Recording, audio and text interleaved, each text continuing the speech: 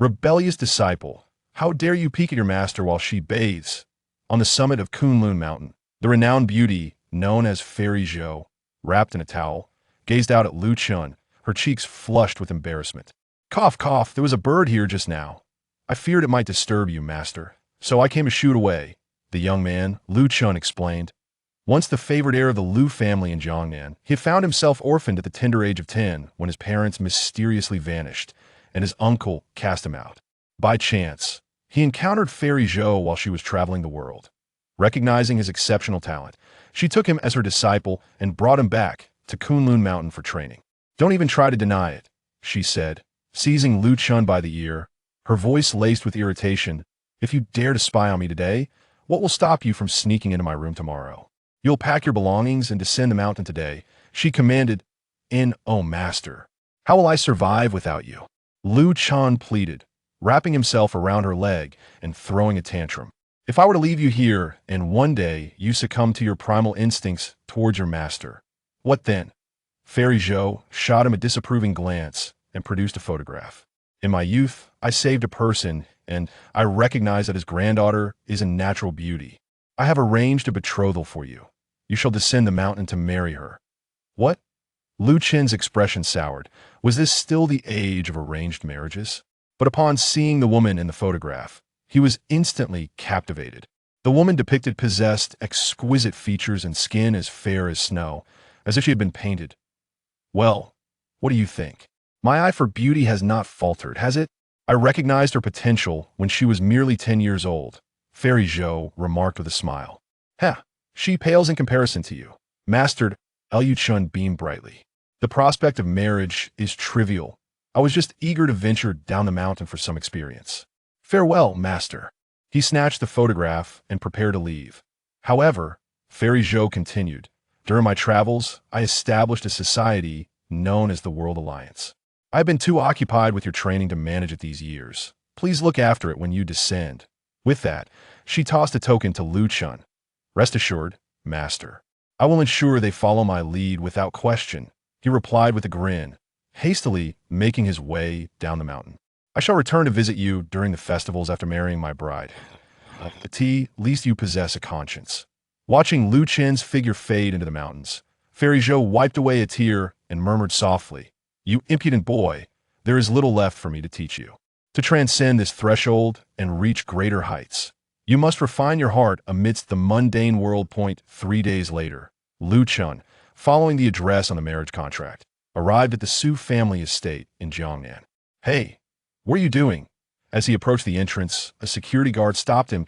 I'm here to see my future wife. Future wife? Who might that be? Su Shuer. The guard burst into laughter. Another toad dreaming of swan meat. Go on in. What do you mean by that? Lu Chun frowned. Seeing his confusion, the guard explained. It turned out that Miss Su Shuer, the eldest daughter of the Su family, had fallen victim to a mysterious illness a year prior, entering a state of excessive sleepiness. Initially, she would sleep over 10 hours daily, but eventually, she was awake for only 2 hours each day. Half a month ago, she had slipped into a complete coma and had yet to awaken. The Su family sought the best doctors, but none could cure her. The guard continued. Recently, the Su family consulted a feng shui master who claimed that Su Shuer suffers from lovesickness, awaiting her future husband to awaken her. Hence, all the unmarried men in the city have come. However, you're the first one who appears so shabby. Lu Chun was taken aback. After years of medical study, this was the first he had heard of lovesickness. Fairy Zhou possessed 3 exceptional skills: medicine, martial arts, and feng shui. He had inherited her true teachings, and his medical prowess was sufficient to revive the deceased. Curing Su Shuer's affliction would be child's play. Upon entering the community, Lu Chun quickly spotted a queue of young men that a group of individuals in their 20s and 30s, some donned in suits, while others sported trendy attire, awaited their turn. The auspicious time has arrived. Open the door. As the villa's door swung open, the crowd surged forward. Lu Chun followed suit, stepping into a spacious living room, approximately 300 square meters, where dozens of people stood without feeling cramped. On the sofa sat an elderly man, his face weary. He was Su Shuer's grandfather, Su Chongfeng. In front of the sofa lay a sickbed, upon which rested a woman whose pallor was as white as paper, a testament to her prolonged illness. Yet her stunning beauty remained undeniable. To the left of the sickbed stood an elderly man clad in a Taoist robe, exuding an aura of ethereal wisdom. To the right stood a young man in a suit. "Master Zhou, please begin the divination for the destined one," Su Changfeng said, dark circles under his eyes, clearly troubled by Su Shui's condition. Master Zhou in the Taoist robe nodded. Casting his gaze over Lu Chun and the others, he then picked up a talisman, igniting it, chanting, "By decree, may the sun rise in the east. I bestow this spirit talisman to dispel misfortune. Everyone, please drop a drop of blood into the bowl." Upon hearing this, the crowd moved forward to comply, for the Su family was a prominent clan in Jiangnan, and Su Shui was a striking beauty. Should the so-called destined one awaken her with their blood, they would ascend to greatness for life. Liu Chun couldn't help but chuckle at the absurdity of the situation. Is this a medical treatment or a bloodline recognition ceremony? It was well known that Master Zhou was a renowned feng shui master Jiangnan, and now someone was speaking so dismissively, drawing the attention of the crowd to Lu Chun. Who is this arrogant young man daring to question Master Zhou's feng shui skills? Before Master Zhou could respond, the young man in the suit stepped forward. His name was Meng Bo, a member of the Meng family from Jiangnan, who had long coveted Su Shui. "I am a doctor. I can cure Miss Su's illness," Lu Chun stated calmly. "You must be joking." Meng Bo's anger flared. Even the esteemed Dr. Wang from Hua Chuntang couldn't heal Miss Su. "Do you really think your skill surpasses? This brat probably doesn't even possess a medical license." The other young men chimed in with ridicule. Su Changfeng's expression darkened. He too doubted that this brash young man could cure his granddaughter. Nonetheless, he did not wish to dismiss any opportunity. "Oh," he inquired, "young man, if you claim you can cure my granddaughter, how would you go about it?" Lu Chun, with an air of tranquility, replied, "It is simple. A few massages will rouse her from her slumber." He had already observed that Su Shui was not ill, but rather had succumbed to a cold poison that induced a state of hibernation. Releasing the cold poison would suffice. "Nonsense!" Meng Bo exploded with rage. "How many renowned doctors has Su grandfather consulted? You think a few massages will suffice? I suspect your true intentions are far from noble. Grandfather Su, this person is utterly ridiculous. I recommend expelling him at once." Master Zhou also snorted disdainfully. "Such absurdity! This impertinent individual has no connection to Miss Su. He should be thrown out." Su Changfeng pondered for a few moments before saying, "Young man, I appreciate your good intentions, but I have already consulted too many esteemed doctors without success. Let Master Zhou handle it." "Wait." Lu Chun raised his hand to interrupt, smiling at Master Zhou. "Old trickster, how do you know that I am fated to be apart from Su Shui?" Upon hearing this, everyone in the living room burst into laughter, realizing that this young man was merely seeking attention and had become flustered enough to resort to insults. "You scoundrel! How dare you disrespect Master Zhou? You are courting death." Meng Bo rolled up his sleeves, preparing to take action. Bold. Su Changfeng was also incensed. Having sought renowned doctors without success, Master Zhou was his granddaughter's last hope and should not be insulted. However, Master Zhou did not respond with anger, but rather with a smile, stating, "I began my apprenticeship at the age of 3 and learned about fate at 5. By the age of 12, I could discern a person's career at a glance. Yin and yang, feng shui, fortune and misfortune, I can see through it all in an instant. By observing your features, I can tell you have no destiny with Miss Su, that I have roamed Jiangnan for over 40 years, earning a stellar reputation. You dare to call me a fraud?" Lu Chun casually produced a marriage certificate and waved it before Master Zhou. "Then open your eyes wide and behold. Does this signify a lack of fate?"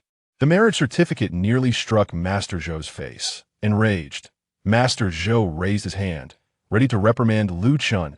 "You foolish clown, how dare you be so brazen?" A marriage certificate? Mid-rant, he suddenly focused on the words on the paper, becoming utterly speechless. A marriage certificate? Meng Bo approached curiously, and upon glancing at it, was left dumbfounded. "From this day forth, we shall unite in a bond of love. The red thread is already tied, and we shall grow old together." Male, Lu Chun. Female, Su Shui. Su Changfeng, seated on the sofa, suddenly sprang to his feet, looking at Lu Chun with excitement. 10 years prior, he had been pursued by enemies, and it was thanks to the assistance of Fairy Zhou that he had escaped danger. He had intended to reward her with wealth, but she had expressed that her granddaughter was a beauty and proposed a betrothal with her disciple. This marriage certificate was penned by his own hand at that time. A stir swept through the living room. Holding the marriage certificate, could it be that he was the ideal partner Su Schwerer had been waiting for? Lu Chun withdrew the marriage certificate and stood with his hands clasped behind his back. Old trickster, now tell me, do I have fate with Su Schwerer or not? Master Zhou's aged face turned crimson. If the marriage certificate did not signify fate, then what did? His earlier proclamations had been so certain, and now he was being swiftly proven wrong. What era are we in? A marriage certificate? This must be a forgery. Meng Bo gritted his teeth, casting a disdainful gaze at Lu Chun. Hurry and throw this little fraud out. Don't delay Su Schwerer's treatment. The marriage certificate is genuine. That Su Changfeng approached, scrutinizing Lu Chun for a moment before speaking softly. Young friend, are you a disciple of Fairy Zhou? Indeed, my name is Lu Chun, and my master instructed me to betroth Su Schwerer. Do you recognize this marriage certificate? Lu Chun replied. I, Su Changfeng, am a man of my word. Of course, I recognize the marriage certificate. Since you're Schwetter's fiancé, you should also drop blood into the bowl. Once Master Zhou cures Schwerer, you two can go register your marriage. To AKT this moment, Su Changfeng harbored doubts about Master Zhou's feng shui techniques. However, as Schwerer's treatment was already underway and Lu Chun had brought forth the marriage contract, it seemed to align with Master Zhou's assertions about destiny, so he decided to let the treatment continue. Moreover, the marriage contract had been established a decade prior, and Lu Chun and Su Schwerer had never met. It was only natural for Master Zhou to make a hasty misjudgment. Alas, being the grandfather of his future wife, Lu Chun could only comply, allowing his blood to drip into the bowl. Master Zhou collected the bowl and began chanting beside Su Schwerer. However, after a full 10 minutes, Su Schwerer remained unresponsive. Master Zhou, could it be that even Lu Xian's blood cannot awaken Schwerer? Su Changfeng looked at Su Schwerer with concern. Master Zhou shook his head, sighing. The young friend with the marriage certificate is not fated with Miss Su. We must continue our search. But my Su family has already gathered all the eligible bachelors in Jiangnan during this time. Who could the fated one be? Su Changfeng inquired. Master Zhou furrowed his brow, raised his hand to calculate, then suddenly looked at Meng Bo. Young Master Meng, have you not yet dripped blood? Why not give it a try? This for Schwener's sake. I shall try. Meng Bo bit his finger, letting blood drip into the bowl. Suddenly, Su Schwerer on the bed coughed once. Upon hearing the sound, both Su Changfeng and Meng Bo displayed expressions of elation. This was the first reaction Su Schwerer had shown since her unconsciousness. However, after a few seconds, Su Schwerer fell back into a deep slumber. Master Zhou immediately declared, Young Master Meng, you are indeed Miss Su's fated one, but this blood is insufficient. You must drip more. Meng Bo, without hesitation, bit deeper into his fingertip, allowing more blood to fall into the bowl. He couldn't resist casting a smug glance at Lu Chun. What does your marriage certificate matter? I'm the true, destined partner of Schwerer. Master Zhou began to weave his spells. Soon enough, half a bowl of fresh blood had dripped into the vessel. Meng Bo's face turned pale from the pain, cold sweat beating on his forehead. Yet Su Schwerer remained unresponsive. Su Changfeng frowned. Schwerer clearly just reacted. Why won't she wake? Could it be that the blood is dripping too slowly? Perhaps we should use a knife to draw more blood. As the words left his mouth, Meng Bo shuddered in fright. If he drew more blood, he might faint himself. Master Zhou wore a perplexed expression. Something was amiss. At that moment, Lu Chun suddenly spoke. Grandfather Su, I've said it before. This old trickster's methods are entirely ineffective. Su Schwerer's cough was merely a reaction to the smell of blood. If you continue, she may end up vomiting. Grandfather Su, allow me to take over. Master Zhou's face flushed with anger. Did he not care for his own dignity? As soon as he finished speaking, the previously unconscious Su Schwerer suddenly trembled, a yellowish fluid spilling from her lips. The expressions of those in the living room changed dramatically, and Master Zhou was left dumbfounded, exclaiming, Impossible! This cannot be! Master Zhou, what on earth is happening? Su Changfeng shouted anxiously. At this moment, Master Zhou was thrown into a state of confusion, completely unaware of what had transpired. Seeing the urgency of the situation, Lu Chun rushed forward, swiftly turning Su Xuer onto her side and patting her back a few times. During this time, she had been consuming nutrient solution, so she merely expelled a few mouthfuls of sour liquid before falling back asleep. She really vomited. Su Chongfeng's eyes widened in disbelief. The others were equally bewildered. It was truly as he had said. Could this young man be a divine physician? Just then, Lu Chen raised his hands and quickly tore open Su Xuer's clothing. His fingers moved deftly, ultimately striking her chest, causing a surge of spiritual energy to flow into her heart, dispelling the chill within her body. What are you doing? Seeing Lu Chen's actions, Mengbo was instantly furious, flames of rage igniting within him. He had known Su Xuer for many years without even holding her hand, yet this young man dared to be so brazen. In a fit of rage, he shouted at the security guards by the door. This little fraud dares to assault Xuer. What are you waiting for? Hurry and apprehend him. Everyone stop. Su Chongfeng shouted loudly. Grandfather Su, even now you still believe this little fraud? Mengbo looked at Su Chongfeng in disbelief.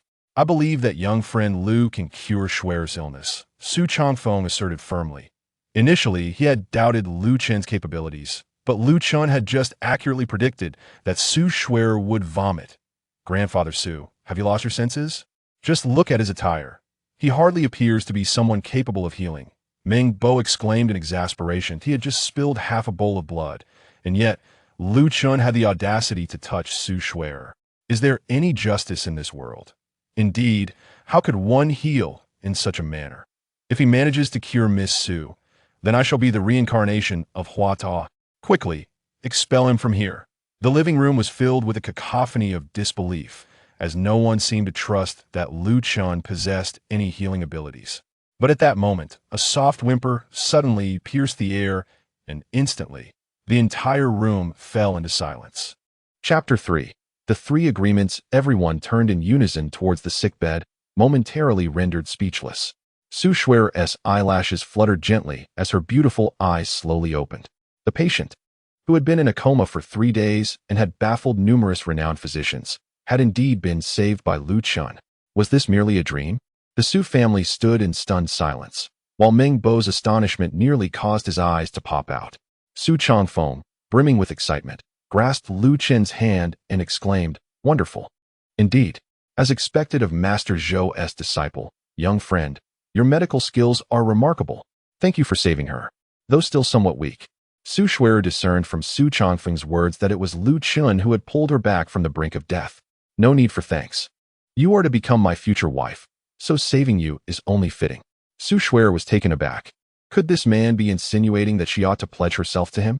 What future wife? And who does he think he is? Meng Bo's expression shifted dramatically. Su Xuer was the girlfriend he had chosen for himself. How could a man like Lu Chen, with his shabby demeanor, dare to compete with him? What business is it of yours? Lu Chen's eyes flickered with annoyance. This individual was exceedingly noisy. Furious, Meng Bo was about to act, but Su Chongfeng interjected, Xuer. 10 years ago, I arranged a betrothal between you and Lu Xiaoyu with his master. Now that he has saved you, it is fate. After you tidy yourself up, accompany Lu Xiaoyu to obtain the marriage certificate. Upon hearing Su Chongfeng's words, the living room erupted in chaos. Meng Bo hastily tried to dissuade him. Grandfather Su, what era is this? Let Xuer decide her own marriage. Grandfather, I refuse. Su Xuer protested, feeling quite wronged. All she knew was that upon awakening, her clothes had been torn in half. Even if it was for medical treatment, how could one go about tearing someone's clothing? It was evident that this man had taken advantage of the situation to sneak a look at her. If she were truly to end up with him, who could predict what he might do next? You are driving me to madness. Su Chongfeng huffed, his eyes wide with indignation. Regardless, this marriage must take place today. Faced with her grandfather's resolute stance, Su Xuer fell silent for a moment. Just recently, her grandfather had undergone a health checkup, and the prognosis was not optimistic. The doctor had warned against stress and agitation. She feared that if she continued to resist, it might provoke a health crisis. Taking a deep breath to steady her emotions, she finally said, Very well, Lu Chen, let us go and obtain the marriage certificate. Xuer. Meng Bo raised his hand, attempting to stop her. But having neglected to bandage his wound earlier, the blood loss, combined with the shock of the situation, caused him to faint. Take young Master Meng to the hospital. Su Changfeng instructed his bodyguards, then dismissed the youth who had come to offer blood donations. As for Master Zhou, he had discreetly slipped away the moment Su Shuer awakened. Once in the car, Su Shuer's expression darkened instantly. Who would feel at ease being coerced into marriage right after awakening from a serious illness? Glancing at Lu Chun in the passenger seat, she wished she could fling open the door and kick him out. Yet, the thought of him being her savior softened her heart. Let us have a conversation, Su Shuer suggested, pulling the vehicle to a halt by the roadside. Darling, are we discussing the betrothal gift? Speak freely, my master possesses ample wealth, Lu Chun boasted, thumping his chest with an air of extravagance, though his shabby attire rendered the display rather comical. Turning to him with utmost seriousness, Su Shuer declared, "You must realize that I was compelled to obtain this certificate with you. Therefore, prior to our union, I must lay down 3 stipulations. First, although we are legally wed, you are prohibited from any intimate gestures towards me unless extraordinary circumstances arise. Second, you are forbidden from entering my room or meddling with my belongings without permission. Third, be assured, I shall not engage in any relations with you. Please do not entertain any notions regarding this matter. Of course, should you have desires, I shall not impede your pursuit of other women, but it must remain discreet. After a year or so, let us find an opportunity to present my grandfather with a request for divorce, at which time I shall provide you with a sum as a parting gift." Su Shuer articulated her 3 conditions, then continued, "To ensure fairness, you may also propose 3 conditions of your own." "I have no conditions." Lu Chun leaned closer, grinning widely. "But what if one day you suddenly fall for my charm? How vain." Su Shuer muttered inwardly. However, she then realized that Lu Chun was indeed quite handsome. With his sharp brows and bright eyes, tall and striking, dressed in formal attire, he could rival television stars. Remembering that he had just saved her life, she softened her tone. "I didn't have the chance to express my gratitude earlier. Thank you for curing my ailment. Don't just express it verbally. Show me some tangible appreciation. What do you desire? Money? Or perhaps a kiss?" Lu Chun gazed at her with eager anticipation, resembling a wolf in sheep's clothing. At that moment, Su Shuer felt a surge of frustration. "To demand a kiss upon our first meeting. What shall we do henceforth? If you do not adhere to the terms we set, I shall reconsider the marriage certificate." She turned away, crossing her arms in a huff, appearing rather endearing in her indignation. Lu Chun was taken aback, but conceded, "Very well, I shall abide by our agreement." Though he spoke those words, he secretly resolved to tame her proud temperament and elicit affection from her in due time. Seeing his compliance, a smile tugged at the corners of Su Shuer's lips. With a swift press on the accelerator, the car sped off. Upon returning home after securing their marriage certificate, it was already 6 in the evening. "Xiaochun, Shuer, come here." Su Changfeng greeted them with a beaming smile as they entered. "Grandfather," Lu Chun approached him. "The certificate?" Su Changfeng inquired eagerly. "Here it is." Su Shuer reluctantly handed over the marriage certificate. "Excellent. How wonderful." Su Changfeng marveled at the photograph on the certificate. "Xiaochun, have you learned about feng shui from your master? Having studied the matter, what does Grandpa Su wish to see?" The enchanting Lady Su possesses 3 exceptional skills: martial arts, feng shui, and medicine, and Lu Chun is proficient in all of them. "Let me calculate an auspicious date for your wedding," Su Changfeng exclaimed with laughter. Upon hearing this, Su Shuer quickly tugged at Lu Chun's sleeve, her expression pleading. Lu Chun responded, "Grandpa Su, there is no need to rush the wedding. As you know, I have grown up alongside my master, but she is currently in seclusion. We shall postpone the wedding until she emerges, as I wish for her to serve as the witness." Su Changfeng paused momentarily, then quickly replied, "I had not considered that. We shall wait for the wedding then." Su Shuer sighed in relief, casting a grateful glance at Lu Chun. Every girl dreams of walking down the aisle with her Prince Charming. She did not wish for a hasty affair. "In the meantime, you two should strive to make an effort, so that before the wedding, I can hold my grandchild." He chuckled. Just then, a gentle voice wafted from the kitchen, "Dad, dinner is ready." Chapter 4. Disrobe and wash your hands. Let us dine. Su Changfeng guided the two to the dining room. After Su Mu brought the dishes to the table, she looked at Lu Chun and said softly, "Xiaochun, as it is your first visit to our home, I wasn't sure of your preferences, so I prepared a few dishes at random. Please see if they suit your taste." "Thank you, Auntie. These dishes look delightful," Lu Chen replied. You still call me auntie? Su Mu placed a piece of meat into Lu Chen's bowl and remarked, now that you and Schwer are officially registered, we are family. You should call me mother. Understood. Lu Chen paused momentarily and then said, Mom. Oh, Su Mu responded, pulling a red envelope from her pocket and handing it to Lu Chen. This is a little token from me for your new address. Use it to buy something you like. Address change fee? Observing the smile on Su Mu's face, Lu Chen was reminded of his own mother, who also enjoyed giving him money to buy toys. Warmth flooded his heart as he said, Thank you, mother. At that moment, Su Changfeng called out to the upper floor. Dalong, hurry down for dinner. Shortly after, a middle-aged man descended the stairs, donned in a suit, exuding an air of authority. He was none other than Su Schwer's father. Su Dalong. Su Mu immediately smiled and introduced, Xiao Chun, this is your father. Be sure to greet him. Lu Chen stood and smiled, Father. Humph, Su Dalong grunted, ignoring Lu Chen. Over the years, Su Dalong had heard his father-in-law speak of the engagement, initially believing that the esteemed individual his father-in-law had chosen would be someone remarkable. However, upon hearing Su Mu describe Lu Chen's life in the mountains, devoid of wealth or influence, he deemed him unworthy, a mere toad. In his view, Ming Bo, the scion of the Meng family, would be the rightful suitor for Su Schwer. At this juncture, Su Changfeng addressed Su Dalong. Dalong. Xiao Chun has just arrived in Jiangnan and has yet to find any employment. Arrange for him to be Schwer's secretary. A monthly salary of 100,000 should suffice. 100,000. My monthly salary is merely 200,000. What right does he have?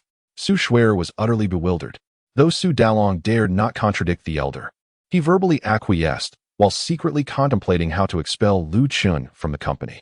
Su Changfeng nodded with satisfaction and served Lu Chen several dishes. Xiao Chun, do indulge. Lu Chen glanced down to find grilled oysters, stir-fried kidney, and a cup of ginseng wine. It seemed they wished to bolster his health. After the meal, the elder remarked, When you went to register your marriage, I had your mother prepare the room. From now on, you shall reside in Schwer's room. Grandfather, we just met today. Isn't it rather hasty to live together? Su Schwer protested with reluctance. Oh dear, my heart aches. Su Changfeng dramatically clutched his chest. All right, Lu Chen, you may sleep in my room tonight. Su Schwer, feeling helpless, recalled their earlier agreement to set rules before the marriage certificate, warning Lu Chen against entering her room. Ironically, she had broken that rule first upon returning home. Lu Chen's face flushed, awkwardly rubbing his nose. On Kunlun Mountain, it was just him and his master, while occasionally, people would come seeking his master's medical expertise. They would leave after a couple of days. Sharing a room with a stunning beauty made him feel both awkward and somewhat expectant. Ultimately, under Su Changfeng's eager gaze, the two returned to their room. During their time spent obtaining the marriage certificate, the elder had arranged for the new home, adorning the bed linens in vibrant red and laying rose petals in a heart shape on the floor. After closing the door, Su Schwer kicked the rose petals aside, casting a cold glance at Lu Chen. Yet before she could speak, Lu Chen preemptively said, Miss Su, rest assured, I shall adhere to our agreement. Thank you for making an excuse to forego the wedding. Su Schwer expressed her gratitude before adding, Now, please remove your clothing. Isn't it a bit too early to sleep? The sun hasn't even set, Lu Chen replied with a cheeky grin. Su Schwer's face flushed crimson, her eyes betraying a mixture of embarrassment and anger. What are you thinking?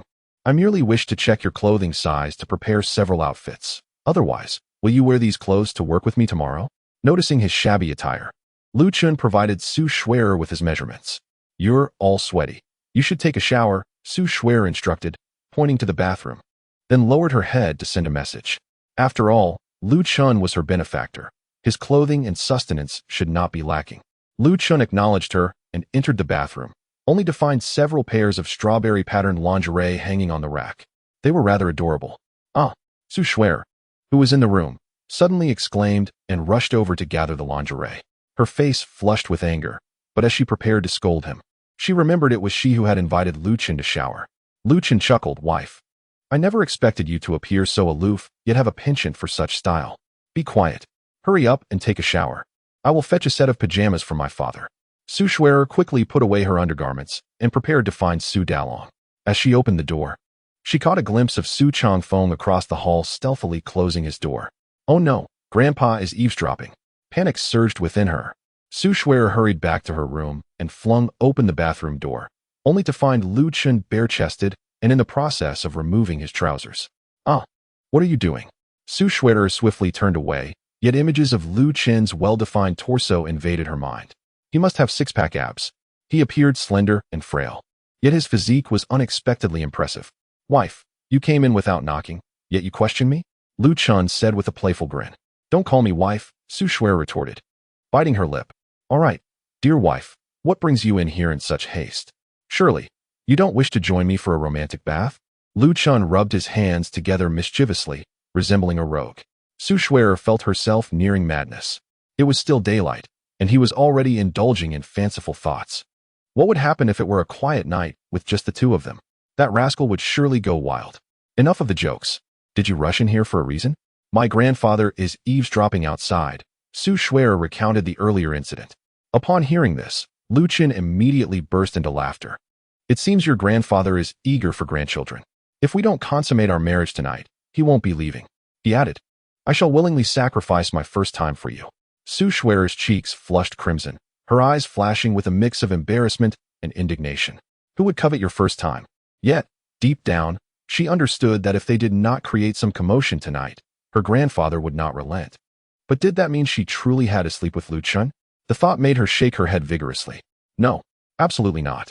She could never entrust her purity to someone she had only known for a day. Sensing her turmoil, Lu Chen swiftly proposed, My dear, there is indeed a way to deceive your grandfather. What method? Su Schwerer inquired eagerly. Lu Chen gazed at her with a playful smile and whispered, You just need to call out. Chapter 5. You call out. Su Schwerer froze for a moment upon hearing this, but she quickly grasped Lu Chen's implication, her face turning a deep shade of crimson. Pervert. Flustered and agitated, how could someone as proud as her ever do such a thing in front of a stranger? Lu Chen shrugged, then there's no other option. If Grandpa hears no sounds, he might even insist on publicly witnessing our kiss to confirm our relationship. Su Schwerer bit her lip in contemplation, before finally huffing, You must not listen.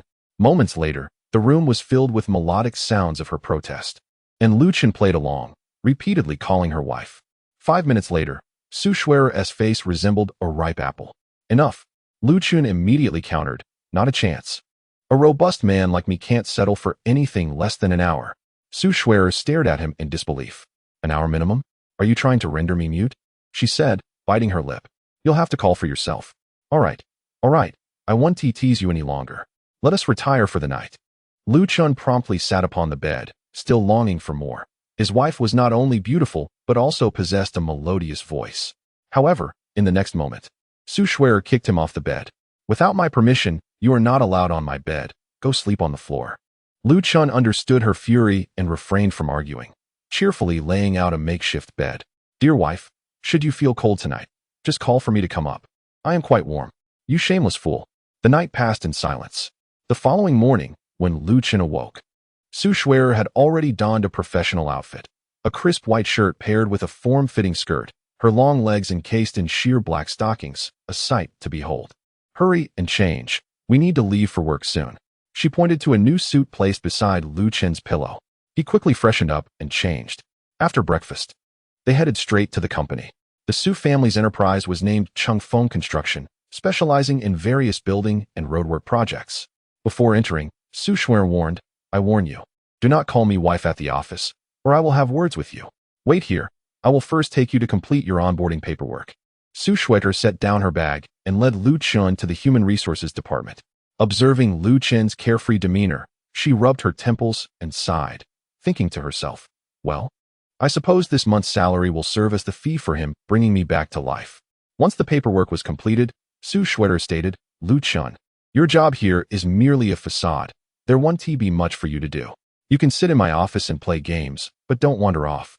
Receiving pay without work, my wife truly is kind to me, Lu Chen sweetly replied. Just then, Su Schwerer's expression suddenly shifted, and she leaned against the wall, visibly in pain. Seeing this, Lu Chen rushed forward, extending his hand towards her abdomen. Although separated by her shirt, he could still feel the warmth emanating from his hand. Su Schwerer instantly tensed up, glaring at him with anger. You lecher! How dare you take advantage of me? She exclaimed, gritting her teeth. Dear wife, please don't misunderstand. I am merely trying to help alleviate your discomfort, Lu Chen explained. If you don't let go, I will call for help. Su Shuer struggled to contain her anger, thinking that had Lu Chen not saved her life, she would have already kicked him away. Noticing her about to erupt, Lu Chen added, "Your menstrual cycle is quite irregular, often arriving twice a month, and when it does, it brings excruciating pain. Am I correct?" Su Shuer was taken aback. She had never shared such matters with anyone. How did Lu Chen know? But at that moment, she suddenly realized that with Lu Chen's touch, her abdominal pain seemed to lessen. His hand was warm, akin to a heated pad.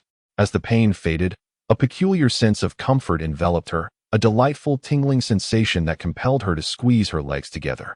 "Dear, take a moment to feel. Does it still hurt?" Lu Chen inquired with a smile as he withdrew his hand. Su Shuer shifted slightly and was astonished to discover that the pain had indeed vanished entirely. She was taken aback. For 5 or 6 years, she had suffered from this ailment, consulting numerous doctors who were at a loss. Yet Lu Chen's mere touch had brought her relief. Moreover, the massage had been exceptionally soothing, leaving her wanting for more. How absurd! Su Shuer admonished herself. How could she become addicted to the ministrations of this incorrigible rogue? It truly doesn't hurt anymore. "Thank you, Lu Chen," she expressed her gratitude. "There's no need for formality among family." Lu Chen chuckled, noting how Su Shuer did not recoil at his repeated endearments, indicating her acceptance of his rhythm. "By the way, Lu Chen, can this ailment be completely cured?" Su Shuer bit her lip, filled with hope. "Absolutely. Your condition is merely a complication of your cold constitution. If I massage you once a month for 6 sessions, you will be completely healed," Lu Chen stated earnestly. "That is wonderful. I can't thank you enough," Su Shuer replied, her face alight with excitement. However, when she caught a glint of mischief in Lu Chen's eyes, she narrowed her gaze. "Lu Chen, you don't intend to take advantage of me under the guise of massage, do you? How could you accuse me, my dear? It's essential to combine medication with massage for a swift recovery. Didn't you just experience it?" Lu Chen hurriedly clarified. "Very well, then I shall trouble you." Su Shuer conceded. "By the way, do you know if there is a Chinese medicine shop nearby?" Lu Chen inquired. Su Shuer, being of a cold constitution, realized that although the chill within her had been alleviated, she still needed medication for a complete cure to prevent recurrence. "Yes, if you exit the building and turn right. Walk a little over 60 meters, you'll find it. It's called Huichuntang," Su Shuer directed. "Excellent. I shall fetch some medicine and return shortly." Watching his retreating figure, Su Shuer felt a swell of gratitude. Despite Lu Chen's teasing demeanor, he treated her quite well. Upon exiting the office building, Lu Chen made his way towards Huichuntang. As he approached an intersection, a sudden cacophony of honking erupted from the left. A sense of unease surged within him. He swiftly turned around, only to see a red BMW barreling towards him like a runaway stallion. Had the brakes failed? Remaining calm, Lu Chen raised his hand and struck the car's front. With a resounding crash, the front of the BMW crumpled, the rear lifted abruptly before crashing back onto the ground, startling its occupants. "Have you lost your mind?" A stunning woman emerged from the vehicle, dressed in a fitted OL outfit that showcased her long, fair legs, surpassing Su Shuer in beauty. Lu Chen feigned innocence. "Madam, your brakes malfunctioned. Had I not intervened, you would have collided with something." The woman glared at him furiously. "You saved me? I had been honking from 800 meters away. You didn't move and instead ran into my car. I suspect you're trying to extort money." "Extort money?" "As I advanced through the green light, you recklessly run the red light and collide with me. Do you still believe you are in the right?" Lu Chen's expression darkened, and in a fit of displeasure, he simply laid down on the ground, glaring at the beautiful woman. In the bustling city center, speeding and disregarding traffic signals. "My dear lady, I cannot rise without a million today." Chapter 6. Relentless Pursuit of Young Master Meng. "A million? Why don't you just rob a bank?" The girl trembled with rage. Moments ago, she was lively, but now she lay on the ground. Was this not a classic case of fraud? "Cinny, do not argue." A middle-aged man stepped out of the car. He appeared to be in his 50s, with thick eyebrows, large eyes, and a square jaw, exuding an aura of authority without anger.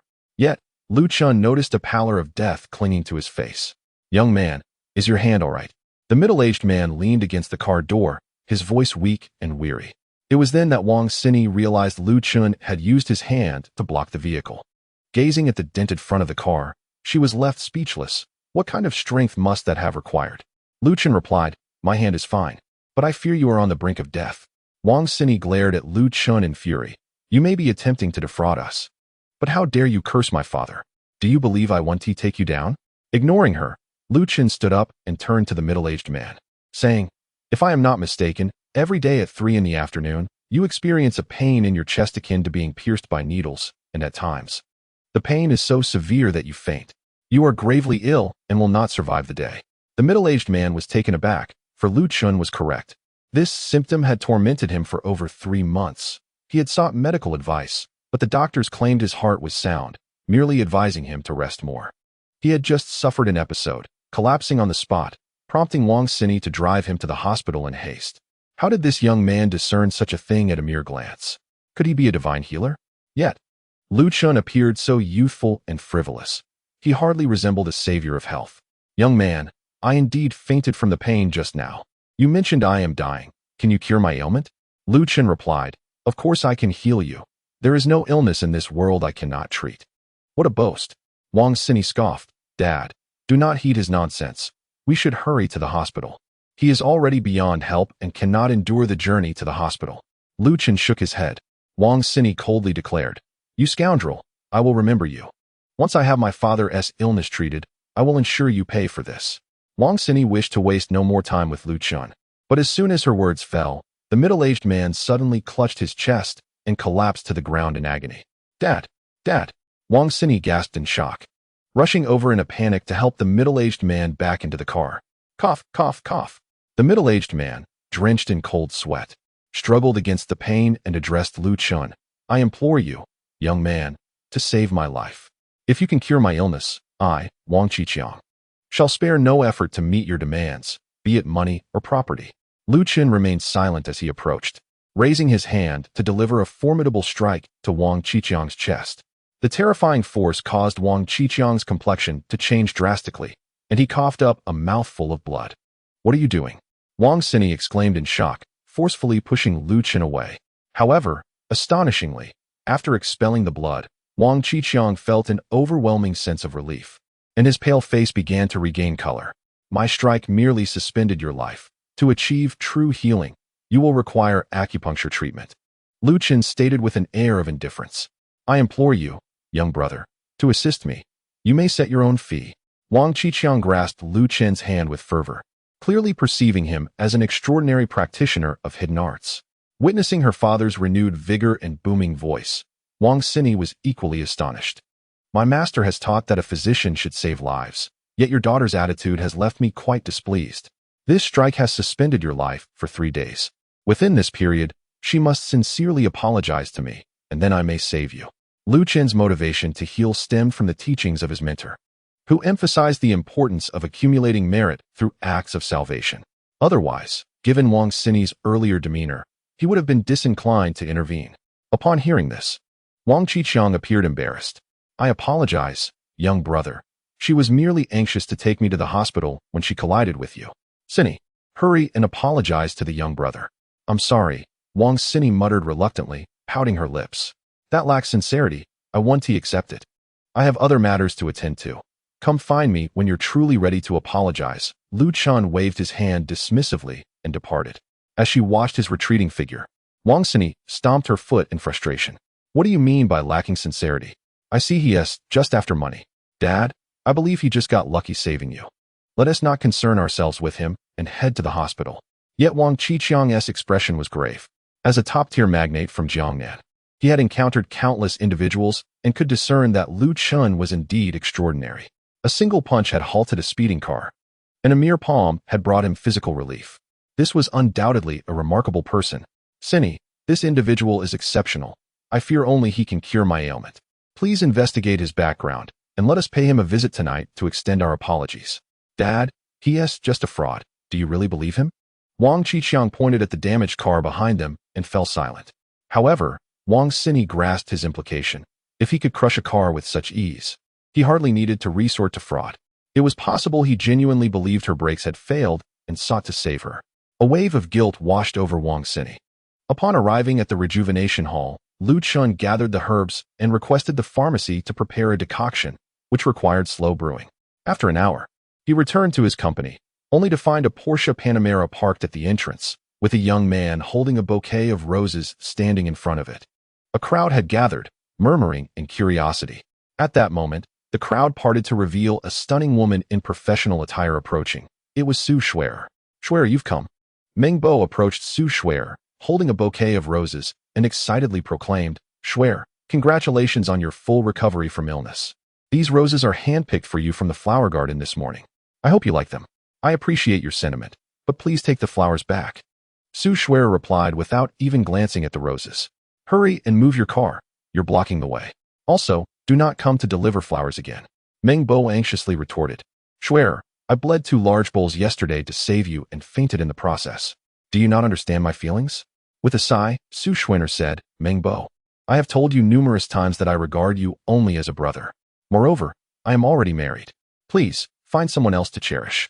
Furious, Meng Bo exclaimed, Shuer, that Lu Chun is merely a country bumpkin from the mountains. He is utterly unworthy of you. We are a match made in heaven, perfectly suited for one another. I have already spoken to Uncle Su. He mentioned he would soon drive that boy away. You need not concern yourself with him.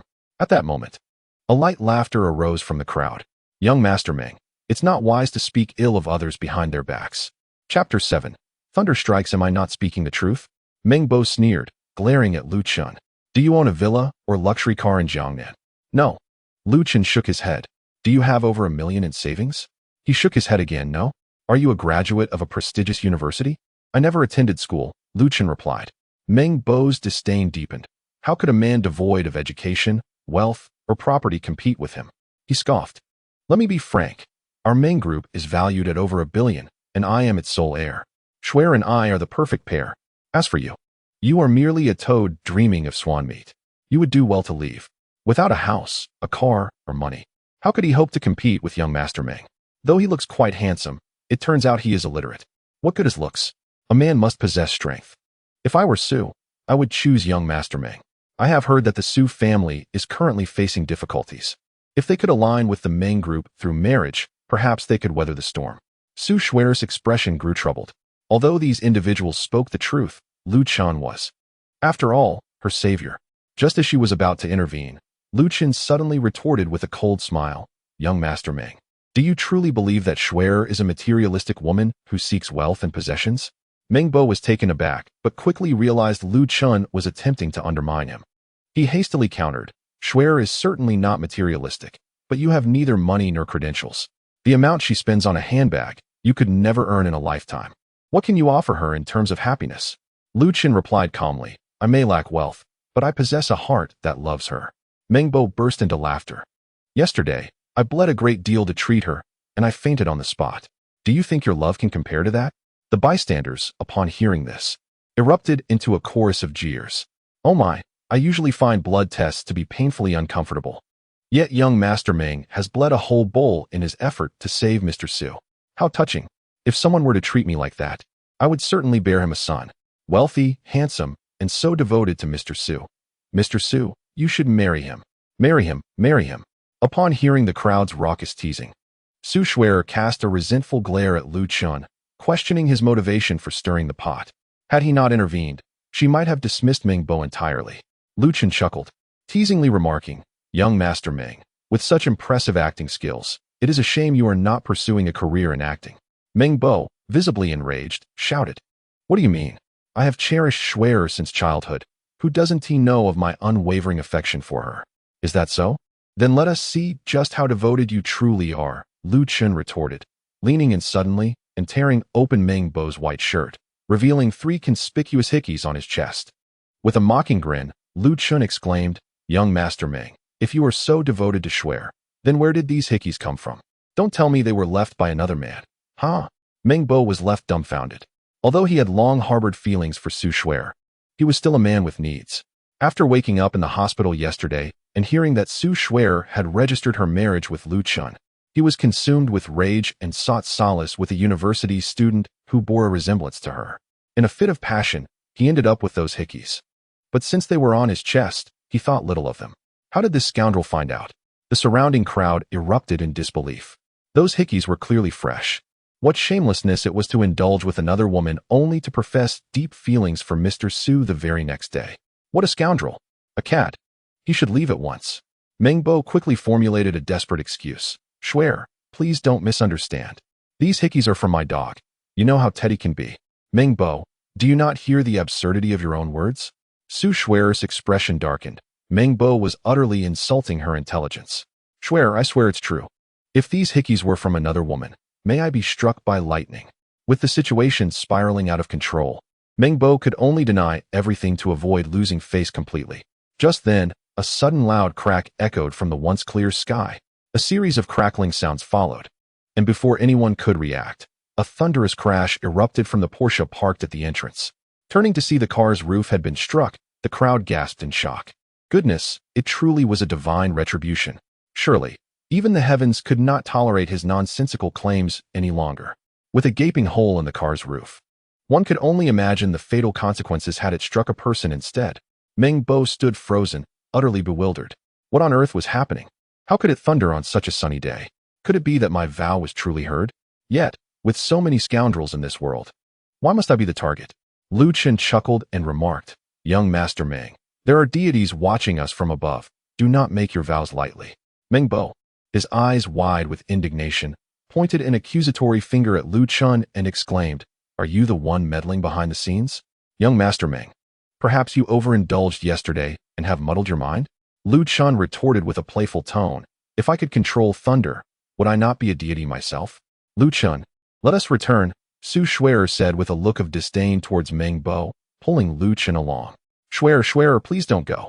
Meng Bo hastily interjected, attempting to stop Su Shuer. Just then, a bolt of lightning struck, leaving the Porsche Panamera utterly wrecked. Stay away from that unfortunate soul. In an instant, chaos ensued. Lu Chen laughed. Young Master Meng, if you wish to avoid further wrath, it would be wise to apologize to the heavens and admit your faults. Enough of this nonsense. Meng Bo snapped, but before he could finish, another bolt of lightning struck. This time, the Panamera was shattered, a wheel soaring through the air and colliding with Meng Bo's leg. Ouch! That hurts. I'm in agony. Meng Bo groaned, clutching his knee in pain. Young Master Meng, will you not concede? Lu Chen continued to jest. Panic engulfed Meng Bo as he shouted towards the sky. Heavenly Lord, I was wrong. I am a scoundrel. I was with another woman last night. How disgusting. Su Shuer shot him a disdainful glance before dragging Lu Chen toward the office building. Shuer, allow me to explain. Meng Bo called out, but the excruciating pain in his knee rendered him immobile. At that moment, he caught sight of Lu Chen turning back, mouthing two words. Though no sound emerged, the message was unmistakable. I will annihilate you. Chapter 8. Collecting Debts. Lu Chen, the Meng Corporation holds significant influence in Jiangnan, and Meng Bo is narrow-minded. He may seek revenge on you. During this period, try not to venture out alone, Su Shuer advised earnestly in the elevator. Unfazed, Lu Chen shook his head and replied with a smile. The Meng family is but a trifling concern. Should he dare to bother you again, I shall deal with him. You. Su Shuer was irked by his nonchalance. Her chest heaved with frustration, swaying in an enticing manner. This arrogant fool will eventually face consequences. Just as she was about to respond, Lu Chen abruptly changed the subject. By the way, my dear, your illness has yet to be cured. I have prepared your medicine. Remember to take it shortly. He handed her the concoction he had brewed. Thank you, I must get to work.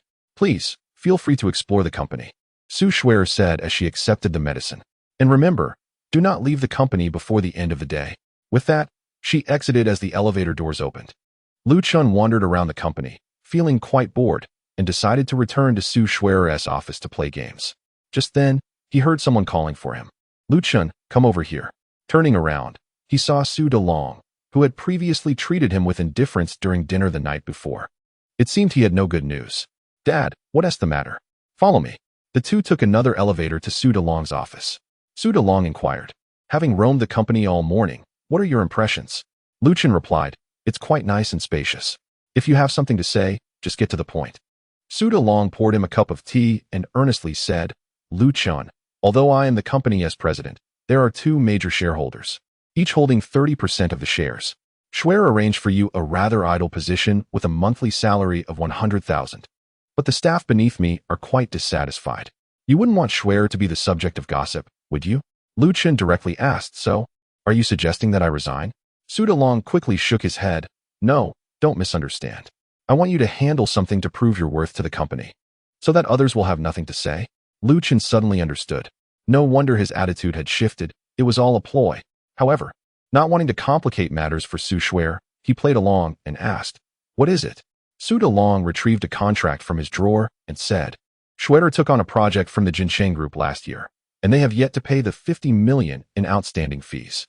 If you can recover the money, it would make sense for you to remain as her secretary. So, I just need to get the money back?" "Exactly. All right, I'll take on this task. If I can't retrieve it, I will leave on my own accord, sparing Schwerer any trouble." Lu Chen agreed and left with the contract. After he departed, a cold smile appeared on Su Dalong's face as he took out his phone and sent a WeChat message. "Meng Xiao, don't worry. I will soon ensure that this brat is expelled from the Su family. The son-in-law of our Su family must be you. I entrust you and Brother Meng with the grand development project in the West District." Holding the contract, Lu Chen prepared to head to the Jincheng Group. Upon reaching the elevator entrance, he was intercepted by Su Schwerer. "Lu Chen, didn't you just return? Where are you off to now?" "I'm going to collect a debt." "A debt? What debt?"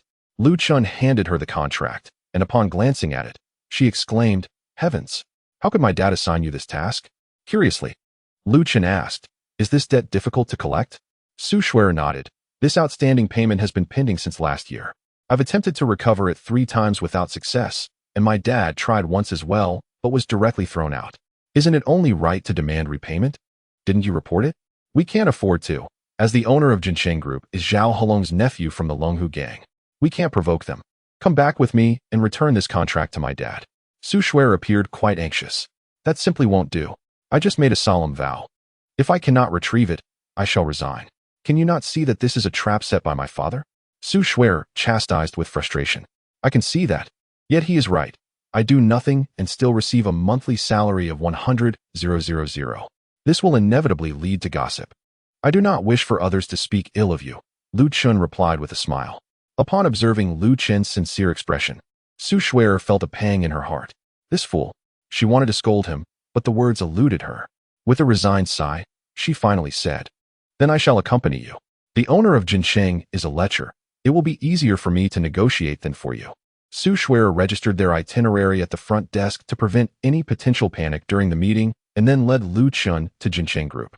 As they departed, a Maybach pulled up at the entrance. The driver alighted and approached the front desk. "Excuse me, I am looking for Secretary Su's assistant, Lu Chen." The receptionist, recognizing the luxury of the car, did not dare to be dismissive. "I apologize, but Lu Chen just left." "Just left? Where did he go?" "Jincheng Group." "Thank you." The driver returned to the car, where a man and a woman were seated in the back, none other than Wang Qiqiang and his daughter, who had encountered Lu Chen earlier that morning. After their parting, they had gone to the hospital for a health checkup, only to discover that Wang Qiqiang's bodily functions were akin to those of a vigorous 30-year-old. The doctor, astonished and puzzled, summoned the vice president of the Traditional Chinese Medicine Association, the renowned Wang Shini. Upon hearing their account, Wang Shini was moved to tears, exclaiming that the palm technique Lu Chen used on him, known as the Nine Heavens life-extending palm, had been lost for over a century. Thus, the father and daughter confirmed that Lu Chen was indeed a miracle worker. They hastily investigated his identity and made their way to visit Su's group. "Sir, Lu Chen has gone to Jincheng Group." "Jincheng Group? Isn't that Zhao Yingju's company? We should go as well." On the way, Su Schwerer informed Lu Chen about Jincheng Group. The owner, Zhao Yingju, had long been arrogant due to his connection as the nephew of Zhao Helong. During Su Schwerer's first attempt to collect debts, Zhao Yingju had brazenly suggested that if she spent the night with him, he would settle the outstanding payment. Infuriated, Su Schwerer had scolded him before leaving. Later, when Su Dalong went to demand payment, he was forcibly ejected by Zhao Yingju, sustaining a broken nose in the process. Lu Chen understood that Su Dalong intended to use Zhao Yingju's hand to teach him a harsh lesson. However, when it came to fighting, Lu Chen had never feared anyone, for he was a cultivator. Before long, they arrived at Jincheng Group. The building was a standalone 5-story office, lavishly decorated on the outside, but upon entering, one was struck by a haze of smoke and chaos. The first floor lacked even a reception desk, and instead featured mahjong tables and billiard tables, making it seem more like a gambling den. Several burly men sat bare-chested playing mahjong. Upon noticing someone entering, they immediately turned their heads, their lecherous gazes seemingly eager to strip Su Schwerer of her clothing. "Oh, isn't this Su Schwerer from the Su Group? You're here to settle the final payment, aren't you? President Zhao has been waiting for you for quite some time. Please, follow me upstairs." Chapter 9. I struck, and then what? In the manager's office, Zhao Yingju, the general manager of Jincheng Group, reclined on the sofa, while a stunning beauty clad in a low-cut outfit squatted beside him, feeding him grapes. His large hand roamed over the smooth skin of her leg, a look of indulgent pleasure on his face. This scene left Lu Chen utterly astonished. City dwellers certainly know how to enjoy themselves. Upon seeing the newcomer, Zhao Yingju instantly sat up, his gaze greedily fixed on Su Shuer. President Su, what brings you here today? Su Shuer replied, Manager Zhao, regarding the final payment for last year's Qingmu community project, you have yet to settle it with us. Might today be a suitable time? Zhao Yingju interrupted her. Ah, so you've come for that 50 million final payment. For me, Zhao Yingju, this amount is but a trifling sum. However, your public rebuke last time left me quite displeased. Su Shuer gritted her teeth and responded, I apologize for that. If it isn't sufficient, you may scold me or even slap me if you wish. Zhao Yingju licked his lips and said, with someone as beautiful as you, how could I bear to strike you? Here's the deal. If you accompany me for a night, I shall ensure the payment is settled. Upon hearing this, Su Shuer's expression darkened. Manager Zhao, I am here to conduct business. Please show some respect. Zhao Yingju retorted, Su Shuer, I've heard that your Su Group is seeking connections to invest in the major development project in the West District. If you spend a night with me, I can have my uncle put in a good word for you. The West District development is a key project for our city. Even a mere 10% stake would sustain your family for a decade. This opportunity is rare. Will you take it? Suppressing her fury, Su Shuer replied, Manager Zhao, you misunderstand. I am not that kind of person. Seeing Su Shuer reject him twice, Zhao Yingju lost his patience. He barked, Su Shuer, what pretense are you putting on as a virtuous woman? Don't forget, my uncle is Zhao Hehu of the Longhu Hall. Do you believe I could bring your Su Group to ruin with a mere word? The entire Jiangnan business community would shun you. Su Shuer's face turned pale. Her right hand raised in defiance, yet she dared not strike back. She knew that, despite the harshness of Zhao Yingju's words, they were rooted in truth. Zhao Hehu was the underground emperor of Jiangnan, ruthless and feared by all in the business realm. Even the wealthiest in Jiangnan dared not cross him. The Su family simply could not afford to offend him. Do you still wish to strike me? Do you dare? Zhao Yingju taunted. Let me make it clear, Su Shuer, today you will either obediently spend the night with me, or I will bring your Su Group to its knees. With that, Zhao Yingju reached for Su Shuer's chest. Su Shuer trembled with fury, her eyes reddened with emotion. Just then, a large hand seized Zhao Yingju's wrist, accompanied by a chilling voice. I've never encountered someone as loquacious as you. Who are you? Release me at once. Zhao Yingju glared at Lu Chen with indignation. I am your grandfather. With those words, Lu Chen delivered a powerful punch to Zhao Yingju's abdomen. Bang! The force was tremendous, sending Zhao Yingju flying, crashing heavily onto the desk, and he spat out a mouthful of blood. Ah! The woman let out a shrill scream and rushed outside, shouting, Manager Zhao has been assaulted. Someone come quickly. Su Shuer was petrified. Lu Chen, why did you hit him? Lu Chen replied, he bullied you, and it angered me. Su Shuer's eyes brimmed with tears. You must flee. Zhao Yingju is the nephew of Zhao Hehu. After you strike him, even my grandfather cannot protect you. Zhao Yingju rose from the desk and seethed. You dare to strike me and think you can leave? To play the hero in front of me. I shall have my fun with this little vixen right before your eyes. His expression was deranged. Meanwhile, a cacophony of footsteps echoed outside. The ruffians who had been playing mahjong and billiards below rushed in, wielding baseball bats. Seeing this, Su Shuer was filled with dread. But she could not bear the thought of Lu Chen being harmed for her sake. Thus, she pleaded, Manager Zhao, I implore you, spare Lu Chen. I am willing. Rest assured, these small-time thugs cannot harm me, Lu Chen reassured her. Zhao Yingju, upon hearing this, let out a derisive laugh. Kid, even at death's door. You still boast? Dispose of him. The ruffians charged at Lu Chen. The burly leader raised his baseball bat to strike Lu Chen's head. Yet Lu Chen did not flinch or evade. Instead, he aimed a punch at the bat. Zhao Yingju smirked, certain that this blow would shatter Lu Chen's arm. However, the next moment unfolded in a most unexpected manner. Crack! The bat snapped cleanly in two, and Lu Chen remained unscathed. He then delivered a swift kick to the burly man's abdomen. With a resounding thud, the man was sent hurtling 3 meters, crashing through the door and landing in the hallway. The office fell into a profound silence. All the ruffians were stunned. To kick a 250-pound man 3 meters away, was this even human? What are you standing around for? Get him! Zhao Yingju shouted, and the group of thugs, despite their trepidation, charged at Lu Chun. Yet, such bullies, who only preyed on the weak, were no match for him. Bang! Bang! Bang! In mere moments, the entire gang lay sprawled on the floor, some cradling their heads, others clutching their stomachs, groaning in agony. You. Zhao Yingju was so frightened that he staggered backward. Typically arrogant and overbearing, often resorting to violence, he had always surrounded himself with formidable henchmen. However, he never anticipated that the seemingly harmless Lu Chun would easily defeat them all. What do you mean by you? Lu Chun charged forward, seizing Zhao Yingju by the collar and lifting him off the ground. Today, let this be a lesson for you. Refrain from using such foul language next time. With a series of resounding slaps, Lu Chun struck Zhao Yingju 4 times, each blow landing with such force that both sides of his face swelled dramatically. Blood spewed from his mouth, mingled with several of his yellowed teeth. Manager Zhao is the nephew of Master Zhao. If you dare to strike him, you will face dire consequences. You shall await your doom. Zhao Yingju's little secretary shouted in protest, blaming the woman for the predicament. Having Manager Zhao sleep with you would be a stroke of luck. How dare you? Upon witnessing Lu Chen's overwhelming dominance, the secretary's voice grew louder. But before she could finish, Su Shui'er abruptly lunged forward, delivering a sharp slap to her face. Silence. Seeing Zhao Yingju in such a pitiful state, Su Shui'er realized that today's events would not end well. So why should she continue to endure? Woe is me. You vile woman dared to strike me. I will have you stripped bare and subjected to their whims. The secretary continued her tirade, but Su Shui'er kicked her, then turned to Lu Chun, saying, You must flee.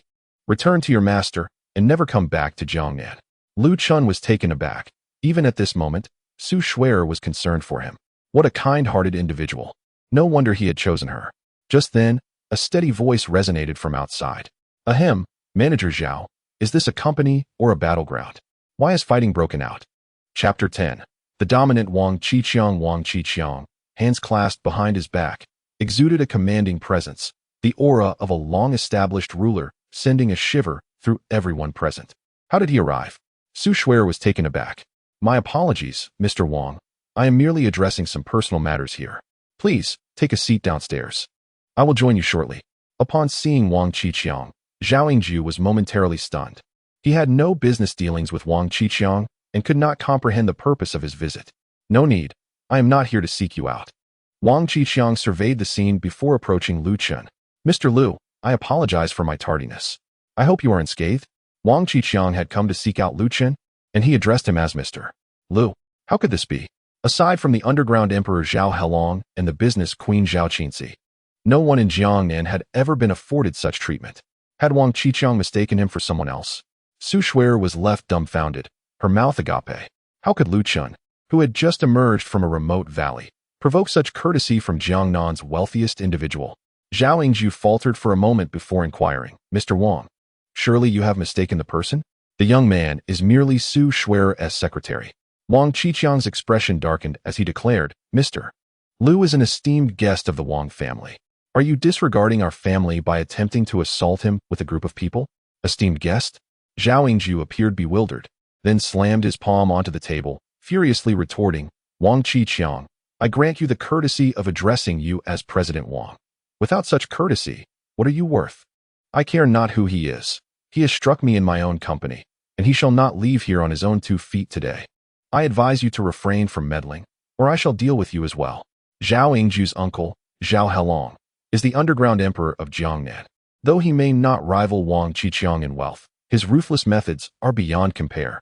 Wang Qiqiang, instead of becoming enraged, chuckled as he approached, picked up the shattered wine glass, and thrust it into Zhao Yingju's hand, saying, Young man, your bravado is impressive. Go ahead, try to harm me. The glass was sharp. With the slightest pressure, it could pierce Wang Qiqiang's neck. Yet Zhao Yingju's hand trembled slightly around the glass. His bravado was merely for show, he dared not strike. With a swift motion, Wang Qiqiang swatted Zhao Yingju's hand away, scoffing, I offered you a chance, yet you proved to be utterly ineffectual. Internally, Zhao Yingju seethed with frustration, cursing under his breath at Wang Qiqiang for regarding Su Shui'er's secretary as a distinguished guest, leading to this confrontation. I shall deal with the Wang family first, then attend to you. Zhao Yingju's thoughts shifted, and he forced a smile, President Wang, please do not take offense. I was merely jesting. Had I known he was an esteemed guest of the Wang family, I would not have dared to trouble him. Wang Qiqiang ignored him and turned to Lu Chun, asking, Mr. Lu, how do you propose we resolve this matter? Enough. A lesson will suffice. Lu Chun gestured dismissively, then added, let him settle the outstanding payment owed to us. Are you not hastening to settle the account? Wang Qiqiang chastised. Very well, I shall arrange the payment. Rising, he grabbed a check and wrote for 6 million, 5 million for the outstanding balance, and the remaining 1 million as interest for the past year. Please accept. Lu Chun accepted the check and said to Su Shuer, let us go, Shuer. Suddenly, Wang Xini rushed to block Lu Chun's path, earnestly stating, you mentioned this morning that if I sincerely apologized, you would assist my father with his illness. I was unreasonable earlier. I am truly sorry. And I ask for your forgiveness. With that, Wang Xini bowed deeply to Lu Chun. The sincerity in her demeanor starkly contrasted with her previous haughty attitude. Very well. Given your sincerity, I shall treat your father's illness. Let us find a quiet room where I can examine him. Lu Chun contemplated before agreeing. Thank you. Thank you so much, Lu Chun. Wang Xini exclaimed, excitedly hugging Lu Chun's arm. As she bounced with joy, her softness brushed against his arm, causing Lu Chun to feel a stir of emotions. This woman, despite her earlier demeanor, proved to be quite captivating. Observing this scene, Su Shuer felt an unsettling sensation in her heart. She is acquainted with Wang Xini, the sole daughter of a wealthy family, who surpasses her in figure, beauty, and family background. Yet, this remarkably accomplished woman has chosen to engage intimately with Lu Chun, a man hailing from the countryside, which she finds difficult to accept. Strangely, a twinge of jealousy stirs within her, as if a precious possession were being taken away. It is no wonder that Zhao Yingju revels in his circumstances. Despite having only a single office in his company, he boasts over a dozen bedrooms, each adorned in diverse styles. Lu Chun selected a room with traditional Chinese decor, instructing Wang Qiqiang to remove his shirt and take a seat on the sofa. The ailment lies within your heart. It likely stems from an old injury that was never properly treated, leaving a lingering root. Healing it is not particularly challenging. As he spoke, Lu Chun extracted 3 silver needles and swiftly pierced Wang Qiqiang's chest. Observing the 5 to 6 centimeter needles embedded in her father's chest, Wang Xini bit her lip in anxiety. Lu Chun concentrated his spiritual energy in his palm and gently stroked the silver needles, which began to oscillate rhythmically. After 10 seconds, he swept his hand and retrieved the needles. There, by the time you return home tonight, your chest will no longer ache. I will prescribe some medication for you shortly. Take it once a day for 7 days, and you shall be cured. Is it truly that simple? Wang Xini's eyes widened in disbelief. They had sought numerous renowned doctors without success, yet Lu Chun had seemingly resolved the issue with just 3 needles. What? Do you doubt my medical skills? Lu Chun regarded her with impatience. No, it's just that I'm so overjoyed. After the events of the morning, Wang Xini had come to understand that Lu Chun possessed a rather formidable temperament. She dared not provoke his displeasure. Wang Qiqiang stood up and stretched, feeling an unprecedented sense of ease in his body. What a relief, he exclaimed, looking at Lu Chun with excitement. Mr. Lu, I am eternally grateful for your generosity in saving my life. It just so happens that we are nearing mealtime. I have prepared a feast and hope you will honor us with your presence. However, Lu Chun intended to return to report to Su Dalong, so he replied, I shall forego the meal. Oh, by the way, I do charge a consultation fee for my services, whether it be 1 yuan or 10,000. It is all the same to me. Please remember to transfer it to my bank card. With that, he produced a business card displaying his bank account number, tossed it down, and hurriedly left with Su Shuer. As for the consultation fee, his master had always asserted that whether undertaking tasks of violence or healing, a fee must be collected. Even a single yuan signifies a transaction. In transactions, there is no cause and effect. This individual certainly knew how to demand payment swiftly. Wang Xini grimaced. Dad, how much should we give him as a consultation fee? Wang Qiqiang pondered for a moment before responding. Offering money feels rather pedestrian. Someone of his caliber must be cultivated as an ally. Xini, as a woman, it would be easier for you to engage with him. Find a way to invite him out, ascertain his preferences, luxury cars, opulent residences. I, Wang Qiqiang, can provide them all. What? Wang Xini gasped, her mouth agape. From the second-floor window, as several cars departed one after another, a flicker of malice glimmered in Zhao Yingju's eyes. The audacity of that despicable creature daring to strike me. This matter is far from over. And as for Su Shuer, that wretched girl, how dare she repeatedly spurn my advances? I shall ensure her downfall. Chapter 11. A resounding slap in the face. Lu Chun and Su Shuer returned to the company, eager to convey good news to Su Dalong. However, upon entering, they were greeted by the receptionist's urgent call. Mr. Su, you have returned. General Manager Su has gathered a group of shareholders to impeach you. Impeach me? Su Shuer was taken aback, quickly checking her phone to find a dozen missed calls. Grabbing Lu Chun's arm, she insisted, "Come with me to the conference room." Lu Chun, seething with anger, thought to himself, who dares to challenge his wife? The conference room was on the 12th floor. As they pushed open the door, they encountered a young man wearing gold-rimmed glasses, launching a verbal assault. How can a fool who hasn't even graduated from elementary school serve as the secretary to the general manager, earning a monthly salary of 20,000? Today, Su Shuer must provide us with a satisfactory explanation. Otherwise, she will have to step down. The man, Su Jiqiang, was the company's vice president. His father, Su Zhenghua, was also a significant shareholder, second only to the elder Su. Recently, due to Su Shuer's prolonged illness and frequent absences from work, Su had entertained the notion of usurping her position. However, Su Shuer's commendable track record had left him without a valid reason for impeachment. Now that she was allegedly indulging a toy boy with the company's funds, he felt it was the perfect moment to act. "Do I need your permission to hire my secretary, Su Jiqiang?" Su Shuer retorted coldly. The moment she stepped into the conference room, she seemed to transform into a different person, capable and aloof. Lu Chun couldn't help but admire her. His wife was indeed both beautiful and formidable.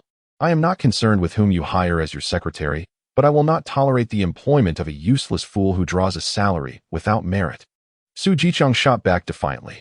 Indeed, how could an illiterate who had not graduated from elementary school justify a salary of 20,000? You are drawing a salary without working. Is this company to continue in such a manner? The room echoed with agreement as a host of company executives voiced their support for Su Jiqiang, as Su Shuer's actions had directly threatened their interests. Among the crowd, Su Dalong watched with glee. Indeed, he had been the mastermind behind this impeachment, eager to expel Lu Chun from the group to prevent any deepening bond between the two. Rising from his seat, he cleared his throat and declared, "Ladies and gentlemen, the Su group values merit above all else. Although Lu Chun's educational background is lacking, his capabilities warrant his salary. Just a moment ago, he pledged to me that he would retrieve the 50 million in outstanding payments from Jincheng Group. If he fails, he will resign. Little Lu, am I not correct?" At this revelation, the room erupted in disbelief. Zhao Yingju of Jincheng Group was notorious for being ruthless, having previously thrown Su Dalong out when he attempted to collect debts. Sending Lu Chun to confront him? Was that not akin to courting disaster?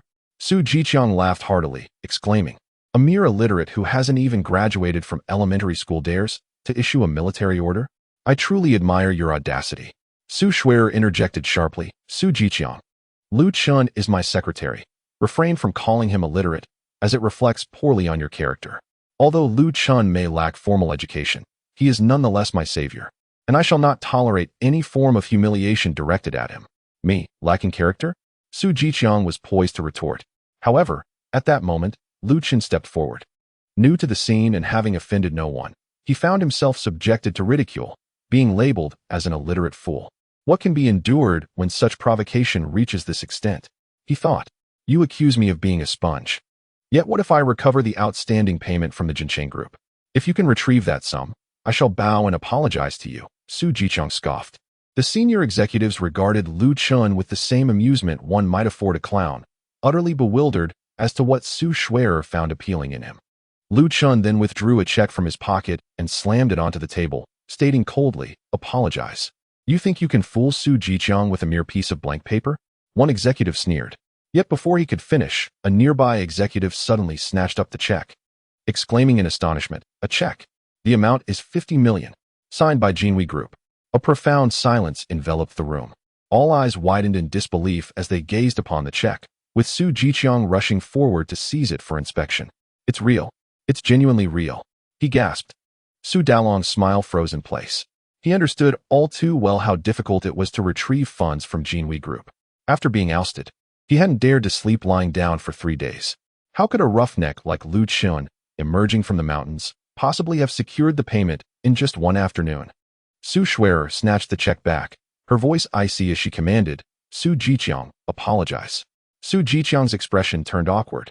He had intended to use Lu Chen's situation to undermine Su Schwerer, only to be taken aback by the capabilities of this so-called illiterate. This payment was once considered a lost cause, beyond hope. Lu Chen's actions had brought in a profit of 50 million on his very first day. A salary of over 20,000 a month hardly seemed excessive. Indeed, Su Schwerer had an eye for talent, discovering someone as remarkable as Secretary Lu. I had previously been narrow-minded, misjudging Su Schwerer. I now apologize to both her and Secretary Lu. A monthly salary of 20,000 is well-deserved for Secretary Lu. The other executives, having shifted their opinions, began to vocally praise him as well. A profit of 50 million on the first day. Secretary Lu is impressive, they exclaimed. Su Zong is absolutely right. We must broaden our criteria for talent recruitment beyond mere academic qualifications. Witnessing the rapid shift in allegiance, Su Schwerer beamed with pride, declaring, since there are no further issues, let us adjourn the meeting. The group breathed a collective sigh of relief, preparing to disperse. Yet at that moment, Lu Chen unexpectedly spoke up. The meeting cannot yet be dismissed. Everyone paused, turning their attention toward him in surprise. Lu Chen fixed his gaze on Su Jiqiang, a mischievous smile gracing his lips as he said, you just called me a fool twice. My master has taught me that those who insult me deserve a beating, and those who harm me deserve death. Given that this is your first offense, I shall only extract one of your teeth today. In the future, for each insult, another tooth will follow. Su Jiqiang's expression darkened immediately, his voice icy as he retorted, Lu Chen, I have already apologized to you. Do not overstep your bounds. Su Schwerer tugged at Lu Chen, admonishing, this is the company, do not make a scene. However, witnessing her attempt to intervene, Su Jiqiang grew emboldened, insisting, Su, do not restrain him. Today, I shall see if this fool has the courage to strike me. With that, he taunted again. Lu Chen merely scoffed. In an instant, he appeared before Su Jiqiang, his right hand raised high. A resounding slap echoed through the room as Su Jiqiang spun 360 degrees, his glasses flying off, along with a tooth. Chapter 12. A high-stakes gamble dare to strike Vice President Su? Are you out of your mind? Su Schwerer, how do you manage your secretary? In the conference room, the brutal beating of the company's vice president was utterly disgraceful. The upper management glared at Lu Chen, their faces flushed with indignation. Su Dalong, observing the scene, smirked internally. Indeed, he was a reckless, foolish, and crude individual, emerging from the countryside. You, with the surname Lu, dare to strike me? Su Jiqiang had never suffered such humiliation before. Enraged, he pointed at Lu Chen and shouted, then immediately pulled out his phone. Calling the security manager, bring all security personnel to the conference room. I will have him dealt with. Su Schwerer's face paled, her eyes wide with shock. How could Lu Chen, after causing a ruckus at Zhao Yingju's, return to the company with such a lack of decorum? What was supposed to be a closure over the final payment from Jinhui Group now spiraled into chaos. Nevertheless, Lu Chen was her husband, and she had to protect him in front of so many witnesses. Taking a deep breath, she maintained her composure and stated, Manager Su, while Lu Chen's actions were indeed inappropriate, you were the one who insulted him first. I will cover your medical expenses. Let us consider this matter settled. Settled? Su Jiqiang glared at Su Schwerer with venomous resentment, exclaiming, as the vice president of the company, I was struck by a mere secretary in front of so many people. And you expect me to let it go? Su Schwerer, do not take this too far. I will take it too far, Lu Chen interjected calmly. However, he was silenced by a fierce glare from Su Schwerer. Gritting her teeth, she asserted, he is not only my secretary, but also my husband. Su Jiqiang, grant me some respect. The room fell into a stunned silence. After a full minute, murmurs erupted. There had been rumors that Su Schwerer suffered from a mysterious illness that could only be cured by the blood of a Prince Charming. Her grandfather had promised that whoever revived her would be granted her hand in marriage. Was it true? An illiterate who barely graduated elementary school could marry our esteemed Su Schwerer? Had this young man simply struck gold? All eyes turned toward Lu Chen. Envy and jealousy danced in their gazes. Su Schwerer, as beautiful as a celestial being and exceptionally capable, was revered as a goddess by the male colleagues of her age within the company. Yet now, this goddess had been beset by a wild boar, causing heartache for all. A flicker of surprise crossed Su Jiqiang's face. It was no wonder Amir's secretary dared to demand a monthly salary of 20,000. It seemed that the remaining payments for the Jean Hui Mall were likely to be reclaimed by Su Shuer, bolstering Lu Chen's standing. He wiped the blood from the corner of his mouth and forced a smile. Regardless of who he was, this slap would not be suffered in vain. However, since he was the husband of President Su, Su decided to afford him an opportunity for redemption. The project for the grand development of the Xiqing district was about to enter the bidding phase. With Lu, the secretary, being so formidable, why not give it a try? If he secured 10% of the quota, he would wield considerable influence within the company. Conversely, if he failed, he would be dismissed. As for President Su, if she continued to indulge her husband in physically assaulting the vice president within the conference room, she would likely be deemed unfit to lead us any longer. I would gladly take on the position of general manager for the next 2 years. Upon hearing this, the expressions of those present shifted dramatically. Last year in mid-June, the municipal government unveiled its annual development plan for the grand development of Xiqing district. This ambitious initiative included the renovation of the old town, the development of scenic spots in Xiqing, and the construction of urban roads, among others, with an anticipated total investment of 100 billion. Wealthy individuals from across the province flocked to Jiangnan, eager to seize this lucrative opportunity, with the most formidable contenders being Wang Qiqiang, the richest man in Jiangnan, and Zhao Helong, the underground emperor. Just then, an outsider named Zhao Qingxi unexpectedly entered Jiangnan and astonishingly secured the project for the grand development of Xiqing district, monopolizing the most delectable piece of the pie. Enraged, Zhao Helong vowed to expel Zhao Qingxi from Jiangnan within a month or see him perish there. Yet, to everyone's astonishment, merely 10 days later, Zhao Helong publicly declared that he and Zhao Qingxi were good friends. Similarly, the affluent Wang Qiqiang proclaimed that Zhao Qingxi's Qingqing Group rightfully deserved the project and that he would fully support the company in executing the grand development of Xiqing district.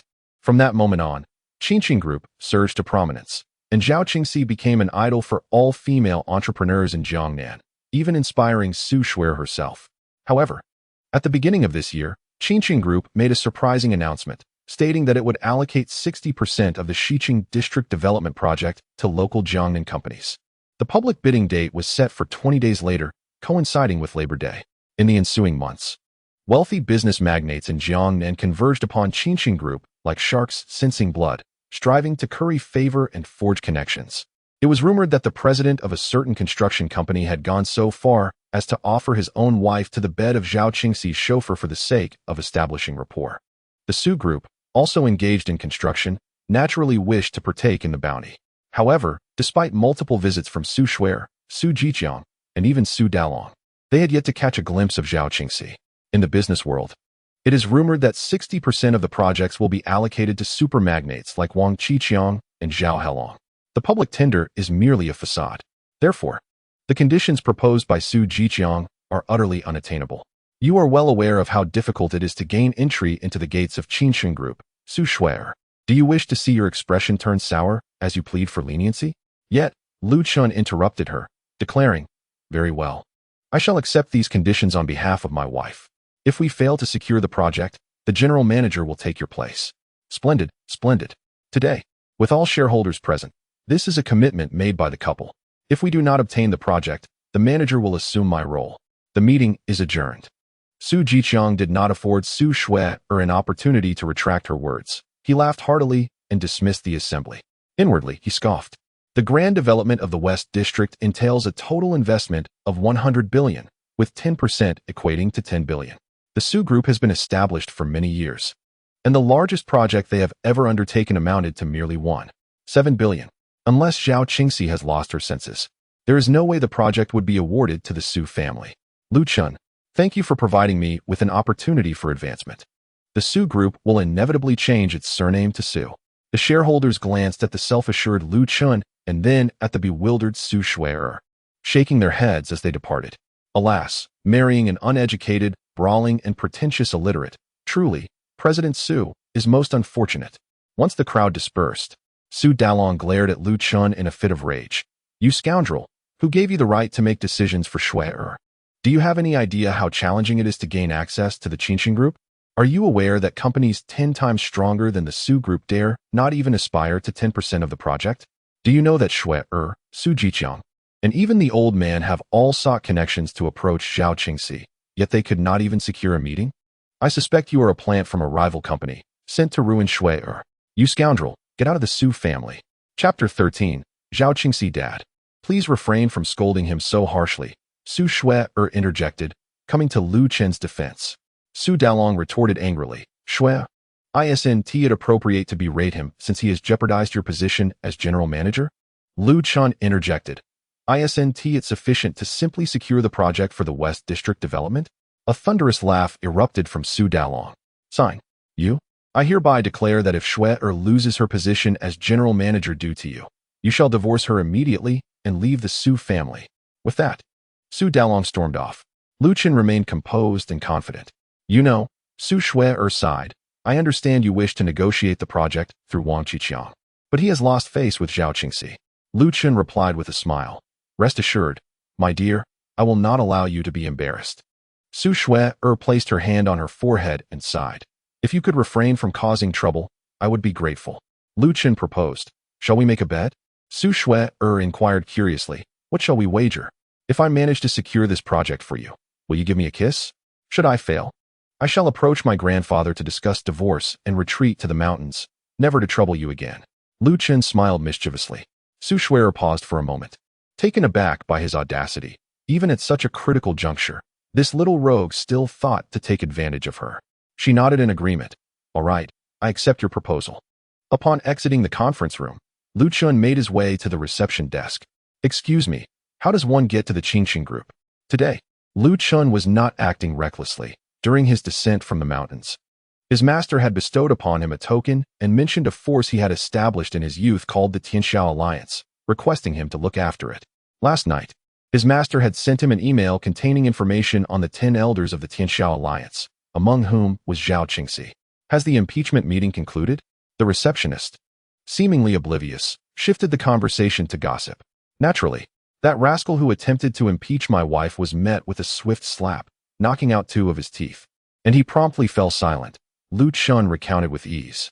Uft, what a braggart. The receptionist rolled her eyes at him before advising. Just step out and look to your left. The tallest building is the headquarters of the Qingqing group. Thank you. Lu Chen expressed his gratitude and exited. Watching his retreating figure, the receptionist remarked, Lu Chen is quite handsome, but his boasting is excessive. He is hardly worthy of President Su.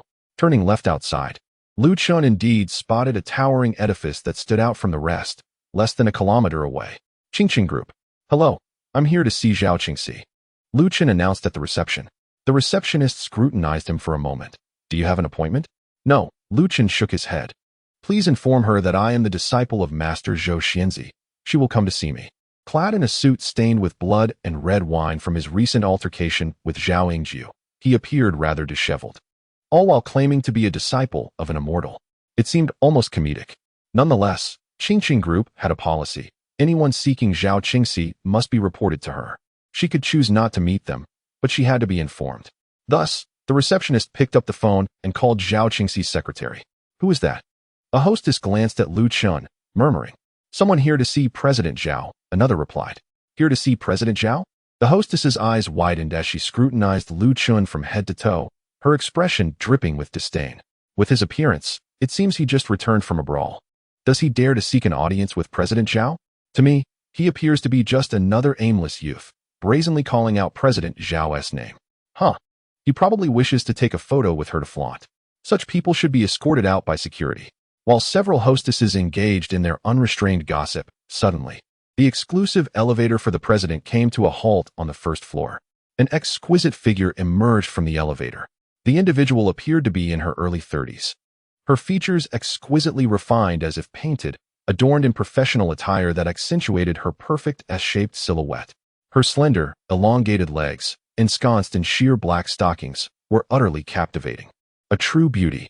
Even the women in the lobby were utterly entranced by her presence, despite the cold, noble air that surrounded her, instilling an unprecedented sense of intimidation that made it difficult for anyone to meet her gaze. She commanded attention. President Zhao, why has she come down? Wasn't she in a meeting? The receptionist was taken aback. Just moments ago, she had contacted Secretary Zhao Qingxi, who had stated that President Zhao was indeed engaged in a meeting. Yet, within mere minutes, Zhao Qingxi had descended. Several receptionists straightened their postures, hoping that a few words of praise from President Zhao might lead to promotions and raises. However, in the next instant, they were struck with a jolt of astonishment. Zhao Qingxi swiftly approached Lu Chun, bending her proud spine in a bow reminiscent of a scene from a film, and respectfully addressed him with a 90-degree bow. Unaware of Mr. Lu's esteemed presence, I apologize for the lack of proper welcome, and I hope for your understanding. Silence enveloped the room. Everyone's eyes widened in disbelief as they witnessed this extraordinary scene. And it was not until the two departed in the elevator that the lobby erupted in a cacophony of astonishment. My heavens, surely my eyes deceive me. President Zhao actually bowed to that young man. Laughter followed. Ah, this dream feels quite vivid. Ladies and gentlemen, that was no dream. President Zhao truly referred to him as Mr. Lu. In the president's office, Lu Chun reclined on an opulent sofa, scrutinizing the enchanting Zhao Qingxi before him. She was stunning, truly breathtaking. If Su Shui'er embodied the innocence and beauty of a delicate flower, then Zhao Qingxi was the mature and alluring peach. Yet, her sensuality was tinged with an air of aloofness that only heightened a man's desire to conquer. Mr. Lu, may I inquire about your alliance leader token? Zhao Qingxi asked softly. With the mysterious disappearance of Zhou Xianzi a decade ago, the 10 elders of the alliance had each established their own companies, and now, with the sudden emergence of someone claiming to be Zhou Xianzi's disciple, she could not help but harbor suspicions. Of course, Lu Chun placed the alliance leader token on the table, prompting Zhao Qingxi to approach and examine it closely. Once she confirmed its authenticity, she promptly knelt on one knee. Her countenance filled with reverence as she greeted him. I, Zhao Qingxi, pay my respects to the alliance leader, the formidable business queen, who had once compelled the underground emperor Zhao Halong to submit, now knelt before a young man. Should this scene become public, it would send tremors throughout the entire Jiangnan business community. What era are we in? There is no need for such a gesture. Please rise. Lu Chun waved his hand gently, and Zhao Qingxi felt a warm force lifting her. Her expression changed dramatically, her heart racing with astonishment. The power emanating from him was formidable. The alliance leader, at such a young age, possessed such profound cultivation. I have just returned from the mountains. Please enlighten me about the matters of the alliance. Chapter 14. The Alliance of the World. Mr. Lu, the matters concerning the Alliance of the World are rather intricate, so I shall be brief. A decade ago, the immortal Zhou withdrew to Kunlun Mountain, ceasing to involve herself in the affairs of the Alliance. Consequently, the Alliance of the World became leaderless, with the 10 elders pursuing their own ventures. There emerged a commercial entity known as the Charming City Group, a medical establishment called Dreamfly Laboratory, and a martial arts club named Fist Club, each delving into diverse industries. Zhao Qingxi spoke with utmost respect. Lu Chun remarked, "It sounds somewhat promising, yet my master mentioned that the Alliance of the World is currently in disarray." A hint of embarrassment crossed Zhao Qingxi's face as she replied, "The leader's prolonged absence has allowed some elders to harbor ulterior motives, aiming to dismiss the leader and ascend as the new head of the Alliance of the World." Oh, who might that be? Lu Chun narrowed his eyes, a glimmer of coldness flickering within.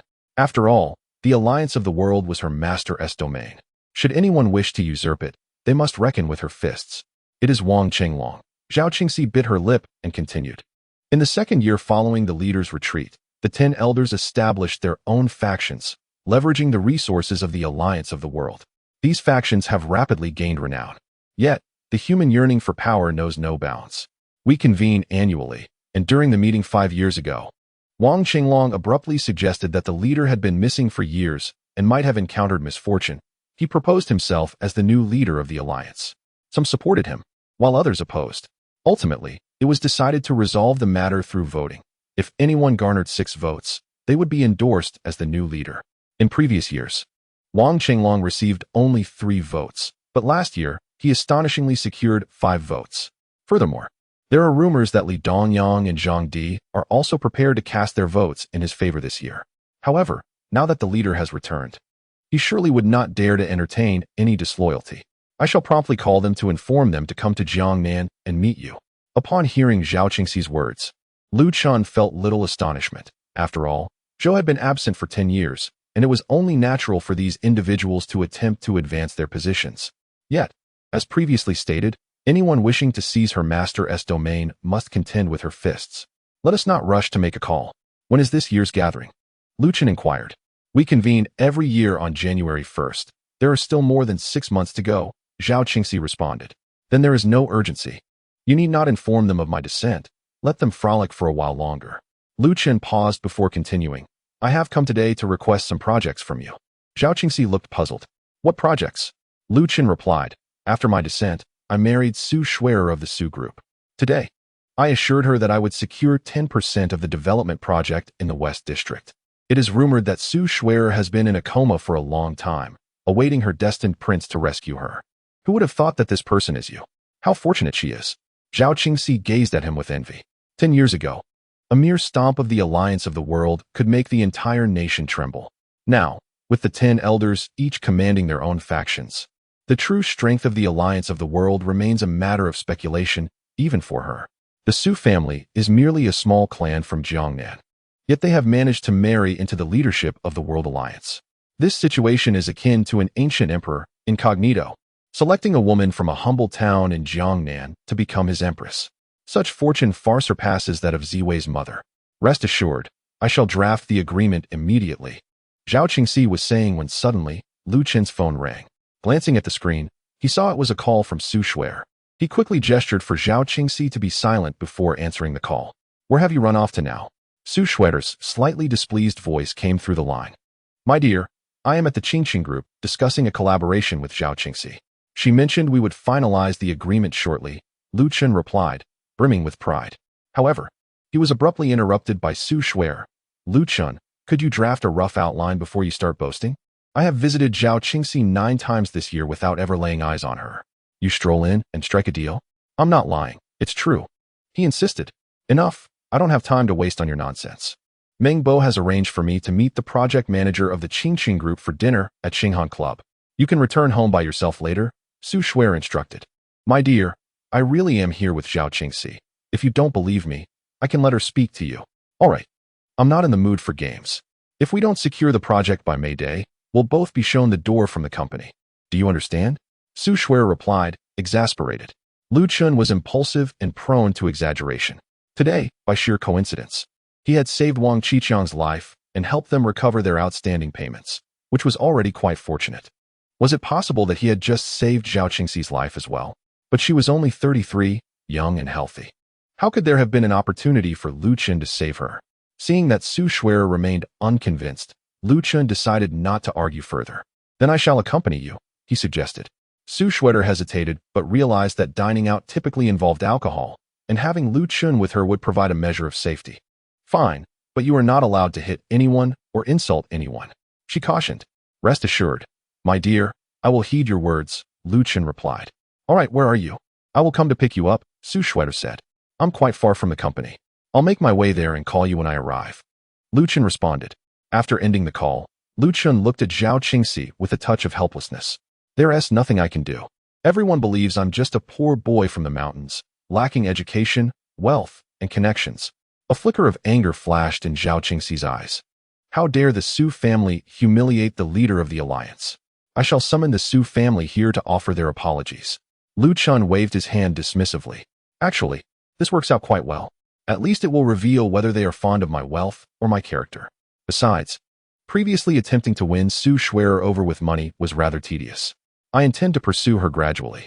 Over the years, amidst practicing martial arts and assisting his master with tasks, Lu Chen had developed a penchant for strategy games, relishing the challenge and the exhilaration that came with overcoming difficult levels. Without my consent, do not disclose my identity to anyone. The shares for the Su family will be announced at the bidding conference, Lu Chen declared. Understood, Alliance leader. Allow me to escort you to the Starry Sky Club, which I own, though its location is somewhat remote. Lu Chen chuckled. As a prominent businessman, you must be quite busy. Have your secretary take me instead. Also, inform your manager not to come over later. Winning my wife's favor is not as simple as one might think. At the entrance of the Starry Sky Club, Su Schwerer had changed into a black strapless evening gown, her fair swan-like neck and delicate collarbone resembling a masterpiece. Beside her, Meng Bo's eyes were nearly glued to her figure. Schwerer, you should not wait for that fool any longer. A person as impolite as him will only hinder our efforts, Meng Bo remarked. Just then, he spotted Lu Chen approaching from a distance. Wife, I have arrived. Chapter 15. The Game of the Elite Lu Chun. Do you have any idea how much effort I exerted to arrange a meeting with Manager Lu? If your tardiness angers him, can you bear the consequences? Meng Bo chastised as soon as Lu Chun arrived. Do not worry.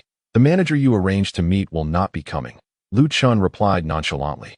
Meng Bo was taken aback and quickly inquired, how do you know he won't come? I just came from the Qingchun group and saw him heading to a meeting. Lu Chun explained. In reality, it was Lu who had instructed Zhao Qingxi to call everyone back. Meng Bo's naive attempt to curry favor with his wife was rather amusing. Ha ha. Meng Bo laughed heartily as if he had heard the most ridiculous joke. Lu Chun, you truly do not bother to prepare when you lie. Do you honestly think a country bumpkin like you can gain entry to Qingqing International? Su Schwerer felt a headache coming on. Must you always boast? When you meet Manager Lu, do not say a word. At that moment, Meng Bo's phone suddenly rang. He glanced at the caller ID, Manager Lu from Qingqing. His heart sank. Could it be that Lu Chun was right? He answered the call with an obsequious tone. Manager Lu? You won't be able to make it today due to a meeting? Very well, we shall reschedule. Thank you, Manager Lu, goodbye. A jolt ran through Meng Bo's heart. Manager Lu really was at a meeting. Could it be that Lu Chun had genuinely just returned from Qingqing Group? No way. He would never believe that someone of Lu Chun's lowly status could have any connection to Qingqing Group. He must have merely walked past the entrance and overheard others discussing it. Su Schwerer gazed at Meng Bo with disappointment. Meng Bo, is Manager Lu really unable to come? Of course, Meng Bo did not want to lose face in front of Su Schwerer. Of course he is coming. He merely has a brief meeting to attend before arriving. A look of hope blossomed on Su Schwerer's face. Really? Absolutely. Meng Bo nodded and proposed, it's rather chilly outside. Let us first take a stroll in the club. Enjoying some games while we await his arrival.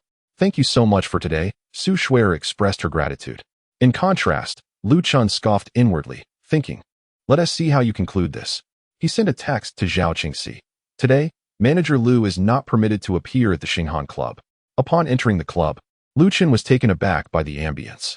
The establishment was perched atop a cliff, with portions of the floor composed of glass, creating the illusion of standing in midair, thrilling and exhilarating. The interior of the club was divided into several areas, including a bar, restaurant, golf course, shooting range, and equestrian facilities. This was Zhao Qingxi's first venture in Jiangnan, and within a mere 6 months of its opening, it had become the most prestigious club in the region, a veritable haven for the wealthy elite and their offspring. As they wandered, they arrived at the archery range.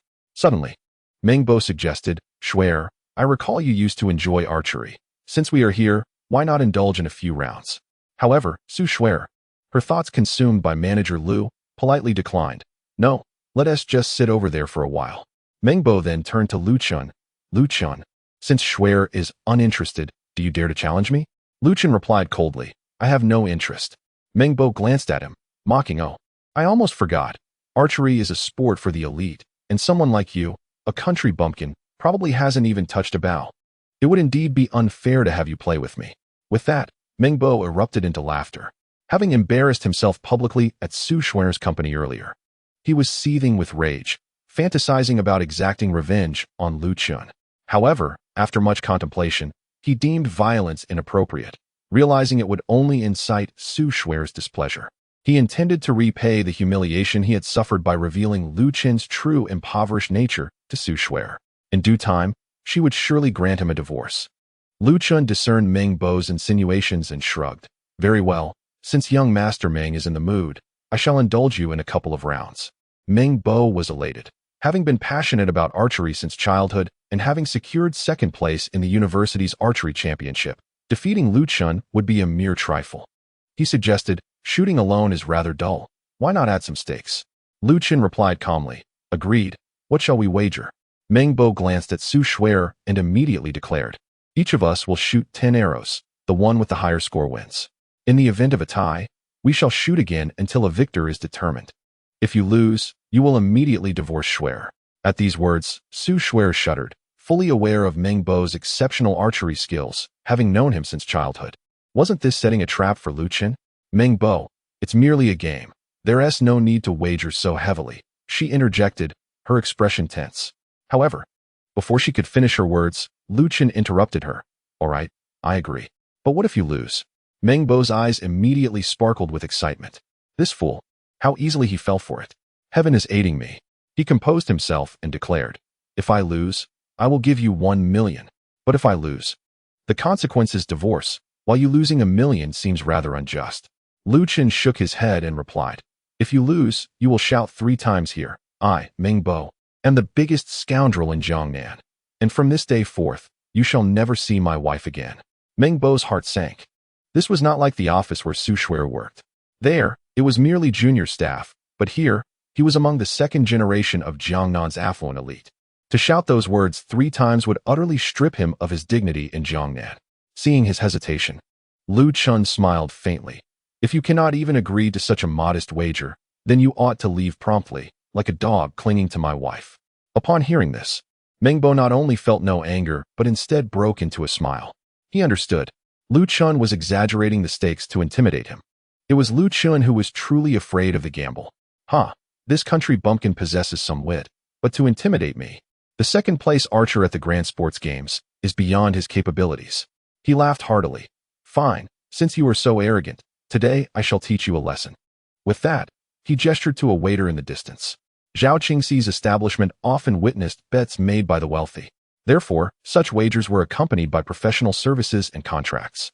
The contracts here held more weight than those of the legal realm, for breaching a legal contract might only earn one the label of a defaulter. Yet to breach a contract here would lead to being mercilessly pursued to the ends of the earth by Zhao Qingxi. Chapter 16. The Wager Before Long. The staff brought forth the contract. After both parties pressed their seals, the wager was set. Should either party default, the personnel of Xinghan Club would be responsible for debt collection. Hearing the commotion, nearby patrons gathered around. For the crux of this wager revolved around the recently sensational Su Shuer. The tale of Snow White had already spread through Jiangnan, and it was said that she was awakened not by a prince on a white steed, but by a humble villager. Everyone was curious how this villager would handle his inevitable defeat. 10 minutes later, Meng Bo reappeared in a sharp outfit, wielding a longbow and carrying a quiver of arrows. Having spent time with a professional team, he exuded an air of charm and elegance. His entrance was met with applause. He glanced at Lu Chun and derisively remarked, Lu Chun, why haven't you changed your clothes? Do you intend to compete in that tattered suit? Oh, I almost forgot. Someone like you, a mere country bumpkin, surely cannot afford a training outfit. Lu Chun, disinterested in further conversation, coldly remarked, I could hit the bullseye of a target 200 meters away, even with my eyes closed. Upon hearing this, Meng Bo immediately ridiculed, such grandiose boasting. I hope you won't find yourself unable to even draw the bow later. That would be quite the spectacle. With that, he strode onto the field. 2 targets were set 200 meters distant. The left one belonged to Meng Bo, while the right was designated for Lu Chun. Meng Bo knocked an arrow. Turning to Su Shuer with a grin, rest assured, Shuer, after today, this country bumpkin will no longer dare to pursue you. Su Shuer, exasperated, rubbed her forehead and shot Lu Chun an irritated glare. Look at you, insisting on this bet. How will you handle it if you lose? I will not lose. Lu Chun replied with a faint smile, stepping onto the field. Su Shuer trembled with frustration, wondering when he would ever rid himself of his tendency to boast. As Lu Chun approached the bow rack, he observed the bow, finding it too light. He had previously performed with the heaviest one, and now he stood alongside Meng Bo.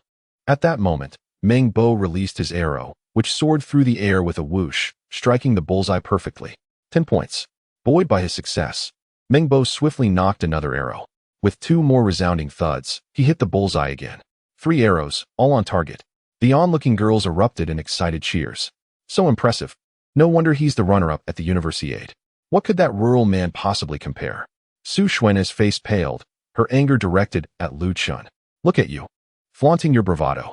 Now it's clear, Meng Bo scored 3 tens in a row. How will you win? Yet, inexplicably, she found herself hoping for Lu Chun's victory at that moment. Hearing the cheers around him, Meng Bo turned to Lu Chun, smugly taunting, Apologies, Lu Chun. But today I'm on fire with 3 consecutive tens. Honestly, you might as well concede to spare yourself the shame of missing all your shots while I score a perfect 100. I must thank you for accepting my wager, otherwise, I wouldn't have had the chance to separate you from Shuer. You could be considered her savior. When Shuer and I hold our wedding, I'll set a table just for you. After all, someone like you, from the countryside, may never get another chance to savor the exquisite cuisine of Jiangnan. Lu Chen smiled lightly. Haven't you heard the saying? Halfway through the celebration, one can meet a grim fate. Meng Bo laughed heartily. Very well. Today I shall ensure you lose convincingly. With that, he knocked his bow once more. Thud, thud, thud. 3 more arrows flew forth. 10, 9, and 7 points. Though not perfect, the scores remained impressive. The next 4 arrows yielded 8, 9, 9, and 7 points, respectively. Meng Bo contentedly set down his longbow, a smile gracing his face as he regarded Lu Chun. Lu Chun, the time has come for you to showcase your prowess as a humble archer hailing from the depths of the mountains.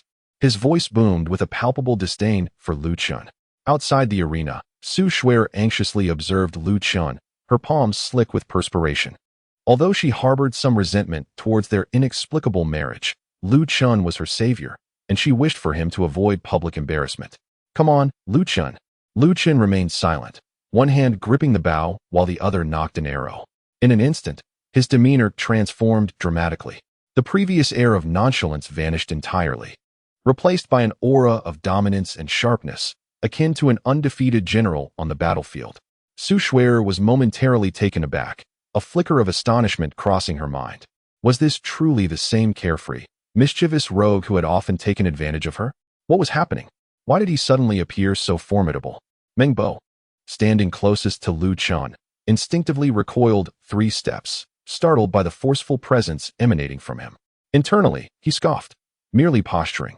Archery is a game for the elite, and this country bumpkin has surely never been acquainted with it. Just wait for him to miss the target. Boom.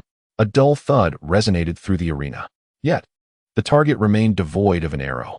The audience was left bewildered, and Meng Bo erupted into boisterous laughter. Huh, you missed the target, Lu Chun. Are you here to entertain us? I suggest you withdraw before you miss all 10 shots and make a fool of yourself. Su Shuer covered her face, her heart sinking in despair. How foolish of me to naively believe that Lu Chun could actually shoot. But just then, a staff member called out, Ladies and gentlemen, this gentleman's arrow has pierced through our target, which is why you did not see it. As the staff member's words hung in the air, silence enveloped the crowd for a full 30 seconds. Wow. Wait, he shot through the target from 100 meters away? This target is crafted from special materials that even bullets cannot penetrate. Is he some sort of strongman? Gasps filled the arena. If that arrow had struck a person, it could have killed them instantly. The atmosphere erupted with excitement. The very spectators who had once belittled Lu Chun now cheered fervently, particularly a group of young girls who shouted his name with enthusiasm. Some bold souls even sought to add him on WeChat for private chats. Su Shuer, who had been engulfed in despair moments ago, suddenly stood tall. Did he really shoot through the target? Am I dreaming? In that moment, she envisioned a gallant general, piercing the enemy commander's head from hundreds of meters away, exuding an aura of heroism and unparalleled charm. Bewildered, utterly bewildered, he exclaimed, Shoot. Keep shooting. I refuse to believe that your luck can hold for another 9 arrows. Chapter 17. The most notorious scoundrel of Jiangnan. As Meng Bo watched his spotlight being seized by Lu Chun, he cried out in desperation, Are you unconvinced? Just watch. With that, Lu Chun drew his bow once more. Bang, bang, bang, bang, bang. Lu Chun released 5 arrows in rapid succession. Astonishingly, each arrow found its mark precisely through the small hole at the center of the target. Wow, gasped the crowd in disbelief. All 6 arrows struck the same point.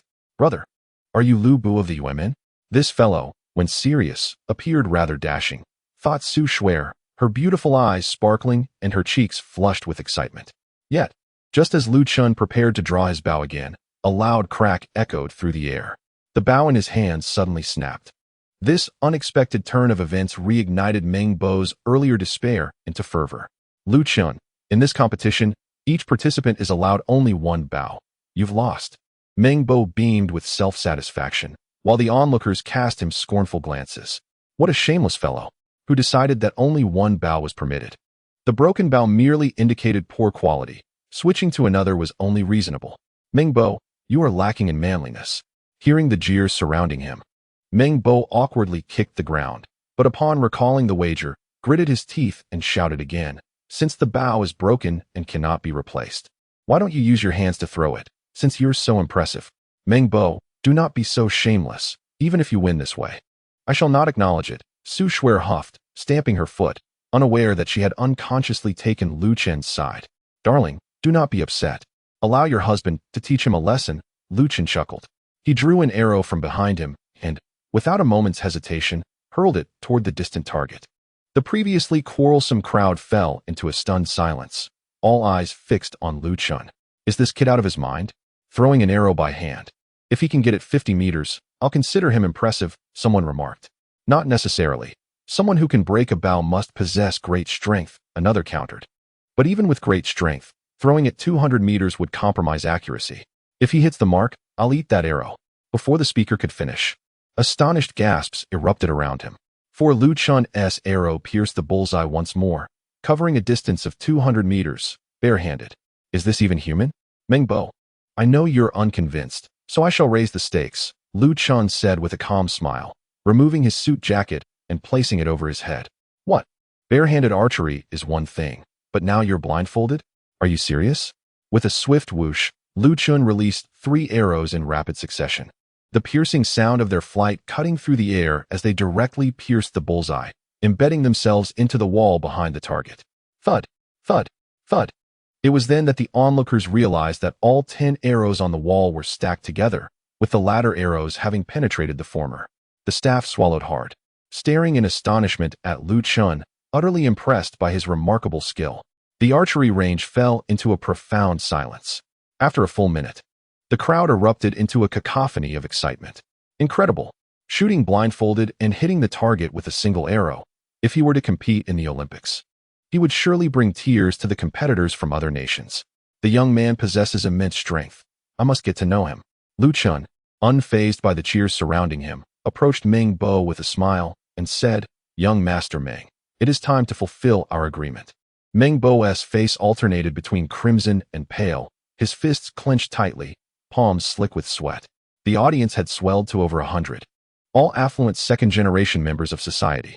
If he were to shout a few words proclaiming himself a scoundrel, he would irreparably tarnish his reputation, relegating himself to the status of Jiangnan's greatest fool.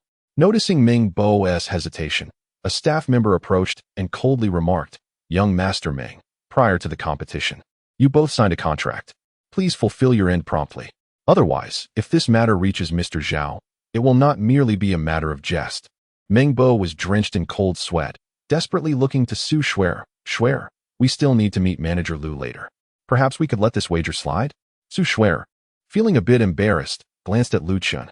Despite Meng Bo's outrageous behavior, meeting Manager Lu was essential. This was her only connection to the Qingqing group, and missing this opportunity would mean certain defeat for both her and Lu Chen. Very well, Lu Chen said with a grin. You call Manager Lu and put him on speaker. If he agrees to come, we can consider the wager null and void. If not, you shall obediently fulfill your end. With a firm resolve, Meng Bo retrieved his phone and dialed Manager Lu. The call connected swiftly. Meng Bo, visibly anxious, began to speak, but before he could finish, Manager Lu's furious voice boomed from the other end. Meng Bo, do not ever call me again. Just leave. The crowd fell into a stunned silence, followed by an uproar of laughter as the second-generation elites found amusement in Meng Bo's plight, regarding him as a mere jester. Lu Chen shrugged and remarked, Meng Bo, it seems you are not very well acquainted with Manager Lu. You wouldn't be using his name to deceive my wife, would you? Su Shuer's expression darkened. Indeed, Meng Bo had initially suggested a meal, which she had declined, only for him to mention that the manager from Qingqing Group would also be present. It was clear that Meng Bo had caught wind of her ambitions and was using this connection to bait her. How despicable. No, how could this be? I hurriedly explained to Lu Mengbo. However, he was interrupted mid-sentence by Su Shuer. Mengbo, I am utterly disappointed in you. Do not contact me again. Mengbo's heart sank. He understood that no matter how he tried to explain, Su Shuer would never believe him again. Witnessing the disdain etched across her face, a surge of anger erupted within him. Why should this be? We have known each other since childhood, over 2 decades of nurturing care, yet now, you wish to sever all ties over a mere rustic newcomer who has only appeared for 3 days? Su Shuer, it is you who has shown ingratitude. Do not blame me for my lack of loyalty. Mengbo clenched his fists tightly, his countenance darkened as he bowed his head, gritting his teeth in a low growl. I, Mengbo, am the foremost scoundrel of Jiangnan. I, Mengbo, am the foremost scoundrel of Jiangnan. I, Mengbo, am the foremost scoundrel of Jiangnan. As he shouted the last phrase, he suddenly lifted his head, glaring at Lu Chun with a face full of resentment, then stormed out of the archery range. Lu Chun, Su swear, I, Mengbua, vow that you shall pay for the humiliation you have inflicted upon me today. Chapter 18. The blockade of a burly man. Meanwhile, outside the archery range, a man with a scarred face stood respectfully before Zhao Yingju. Brother Zhao, I've gathered the information, the scarred man said in a deep voice. Zhao Yingju swirled the red wine in his glass, his gaze icy as it swept over the ostentatious Lu Chun. What is their relationship? The scarred man promptly replied. His name is Lu Chun.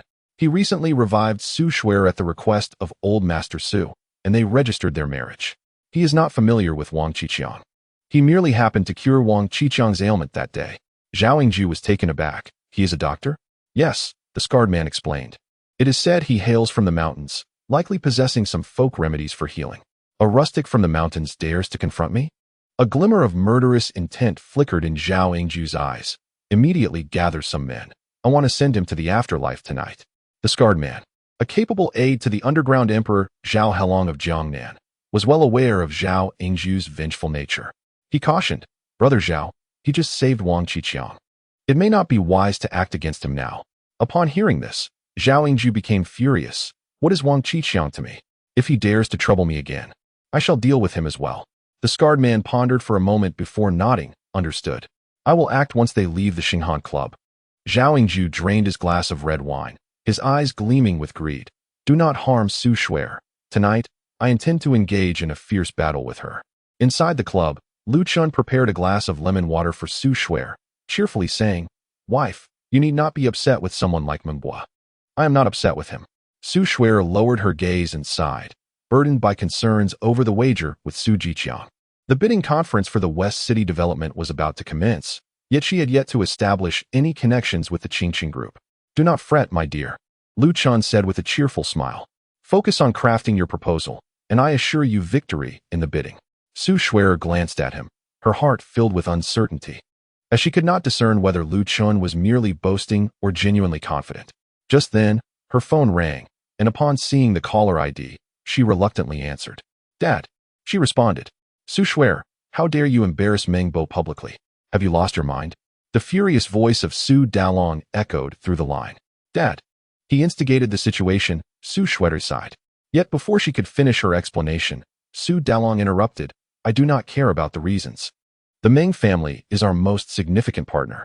I have reserved a table at Baiyanju to apologize to Meng Bo and your uncle. You must go immediately. And do not bring Lu Chun. But Dad, there are no buts. If you do not attend today, I shall sever our father-daughter relationship. With that harsh decree, Su Dalong hung up. Su Shuer held her forehead, a pained expression crossing her features. Emotionally, she felt compelled to avoid the apology banquet, fearing it would only encourage Meng Bo's relentless pursuit. Yet, her filial piety prevailed. The Meng family thrived in real estate, accounting for 30% of the Su group's annual projects, which was why Su Dalong had longed to unite them. Rationally, she understood that attending the banquet was imperative. My dear, is your father upset? Lu Chun inquired softly. It is not your concern, Su Shuer replied with a faint smile. Meng Bo instigated the trouble. He deserves it. However, for the sake of business, I must extend an apology. I'll drive you to Baiyanju first, and then you can return home. I will accompany my father back later. Upon hearing her resolve, Lu Chun felt warmth in his heart. Although Su Shuer had yet to accept him, she remained reasonable in the face of adversity. Unlike the malicious heroines he had encountered in novels, who indiscriminately blamed their male counterparts. After settling their bill, they departed from the Xinghan Club, which was situated atop the dark mountains of Jiangnan, nearly an hour's drive from the city. With time to spare, Su Shuer curiously turned to Lu Chun. How are you so accurate with a bow? Lu Chun smiled at her, replying, In my earlier days on the mountain, when I could not afford vegetables, I often hunted wild chickens and rabbits with arrows. Practice made me proficient. Really? Did you endure such hardships before? Su Shuer asked, astonished. Indeed. I also assisted others with their ailments to earn some consultation fees, but my master took all the money, claiming it was to save for my future bride. Thus, I resorted to hunting for sustenance. By the way, my dear, when shall we return to visit my master? Perhaps we could also negotiate a dowry with her. Lu Chun said playfully, leaning closer to Su Shuer.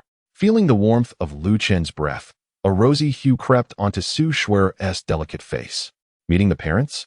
Upon hearing these words, her heart began to race uncontrollably. What was happening to her? Could it be that she felt shy? To her astonishment, after just a day of interaction, she found that she did not despise this inexplicably appearing husband as much as before. Though he was a braggart, he truly stood up for her when it mattered. Perhaps one day they would part ways, and what need would there be for a bride price? Su Shuer masked her inner turmoil with her icy words. Lu Chen chuckled and remarked, "One day, you will take the initiative." Before he could finish, Su Shuer suddenly slammed on the brakes, the tires screeching violently against the ground before coming to a sudden halt. "What is wrong, my dear?" Lu Chen inquired anxiously.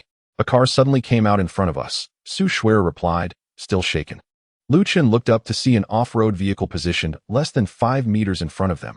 Had Su Shuer reacted any slower, they would have collided. "This is trouble." Lu Chen's expression turned serious. As soon as he spoke, 2 black Autos emerged from behind. With a cliff on the left and dense forest on the right, the 3 vehicles trapped Su Shuer in a corner with no escape.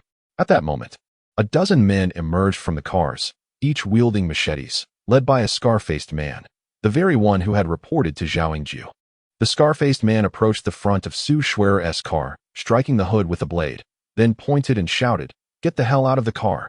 Never having encountered such a scene, Su Shuer turned pale with fright, her mind in disarray.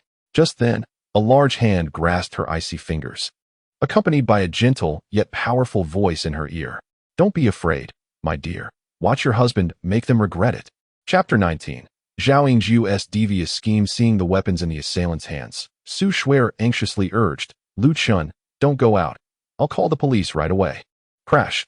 Before Su Shuer could finish her sentence, the scar-faced man smashed the windshield twice, sending shards of glass slicing into her hand, causing her to wince in pain. "Brothers, break open the car, kill the pretty boy, and take this beautiful lady with us," the scar-faced man shouted. The henchmen, noticing Su Shuer's terrified expression, were entranced. A woman of such caliber, even a fleeting encounter would be worth a decade of life.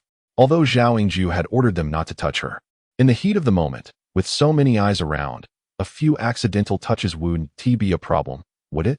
"My dear, you stay in the car. I'll handle this," Lu Chen said, releasing Su Shuer's hand. With her eyes glistening with concern, she replied, "Lu Chun, they are armed. We should really call the police. Rest assured, even if these ruffians were armed not just with knives, but with firearms, they could not inflict harm upon me."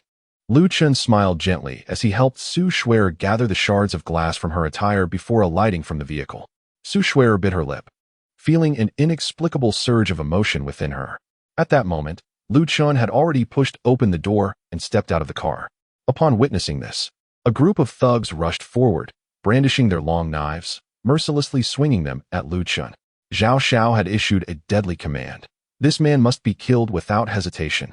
Su Shuer dared not witness the impending scene. She shut her eyes tightly, her hands clasped in prayer, fervently wishing for Lu Chen's safety. In the next instant, she was startled by the sounds of anguished cries and the thud of bodies colliding with the ground from outside the vehicle. Her heart raced with anxiety, her eyelashes fluttering as she gripped her hands so tightly her nails nearly dug into her flesh. After what felt like an eternity of tormenting suspense, a gentle voice reached her ears. "Wife, it's all taken care of." Su Shuer excitedly opened her eyes to peer outside, only to be rendered speechless. The very thugs who had once appeared ferocious, wielding their machetes with menace, now lay scattered on the ground, some clutching their heads, others cradling their stomachs, wailing in pain. "Did you do this?" Su Shuer gazed at Lu Chun in astonishment. Although he had previously dealt a severe blow to Zhao Yingjiu's associates that morning, it was one thing to fight barehanded and quite another to confront those armed with blades. "Well, what do you think? Am I impressive, dear husband?" Lu Chen struck a muscular pose, grinning broadly. Su Shuer remained silent, scanning him from head to toe. Upon confirming he was unscathed, she finally exhaled in relief. At that moment, Su Shuer's phone rang, displaying Dad as the caller. "Shuer, where are you?" came her father Su Dalong's furious voice through the receiver. "Dad, I've encountered a bit of trouble, and I do not care what trouble you found yourself in. Even if you've had your legs broken, you must crawl your way back to me. If I do not see you in 30 minutes, you are no longer a member of the Su family." Su Dalong's tirade was unyielding, and even through the phone, one could envision the ferocity etched on his face. Su Shuer lowered her gaze with a sigh, a trace of sorrow flickering in her eyes. Did her father truly believe that business outweighed everything? Observing her distress, Lu Chen approached and comfortingly wrapped his arm around her shoulders. Wife, perhaps I should call Grandpa to discuss this. No need. Su Shuer shook her head, her tone tinged with resignation. As the general manager of the company, I should prioritize our interests. Let us proceed. Wife, why don't you drive yourself? Lu Chen suggested, gesturing towards the incapacitated thugs on the ground. I will stay behind to report this to the authorities and inquire who sent them. Su Shuer pondered for a moment before nodding in agreement. That works. I will call you after I finish my meal. She tidied up the vehicle and then drove away. Watching her retreating figure, Lu Chen's eyes softened with warmth. His wife was not only beautiful, but also kind-hearted and filial. He cherished her even more. The old father-in-law seems to revel in creating trouble. As he is my wife's father, I cannot retaliate against him. It poses quite a dilemma. My friend, do enlighten me. Who sent you? Lu Chen inquired with a smile, approaching the scarred-faced man. I would never divulge that. You could kill me if you dare. The scarred man retorted through gritted teeth. Ah, you possess quite the bravado. I have a fondness for those with spirit. Lu Chen's voice turned icy as he abruptly placed his foot upon the man's right hand, applying crushing pressure. A scream akin to that of a slaughtered pig erupted from the scarred man's lips, his features contorting in agony as he struggled desperately. Now, tell me who sent you.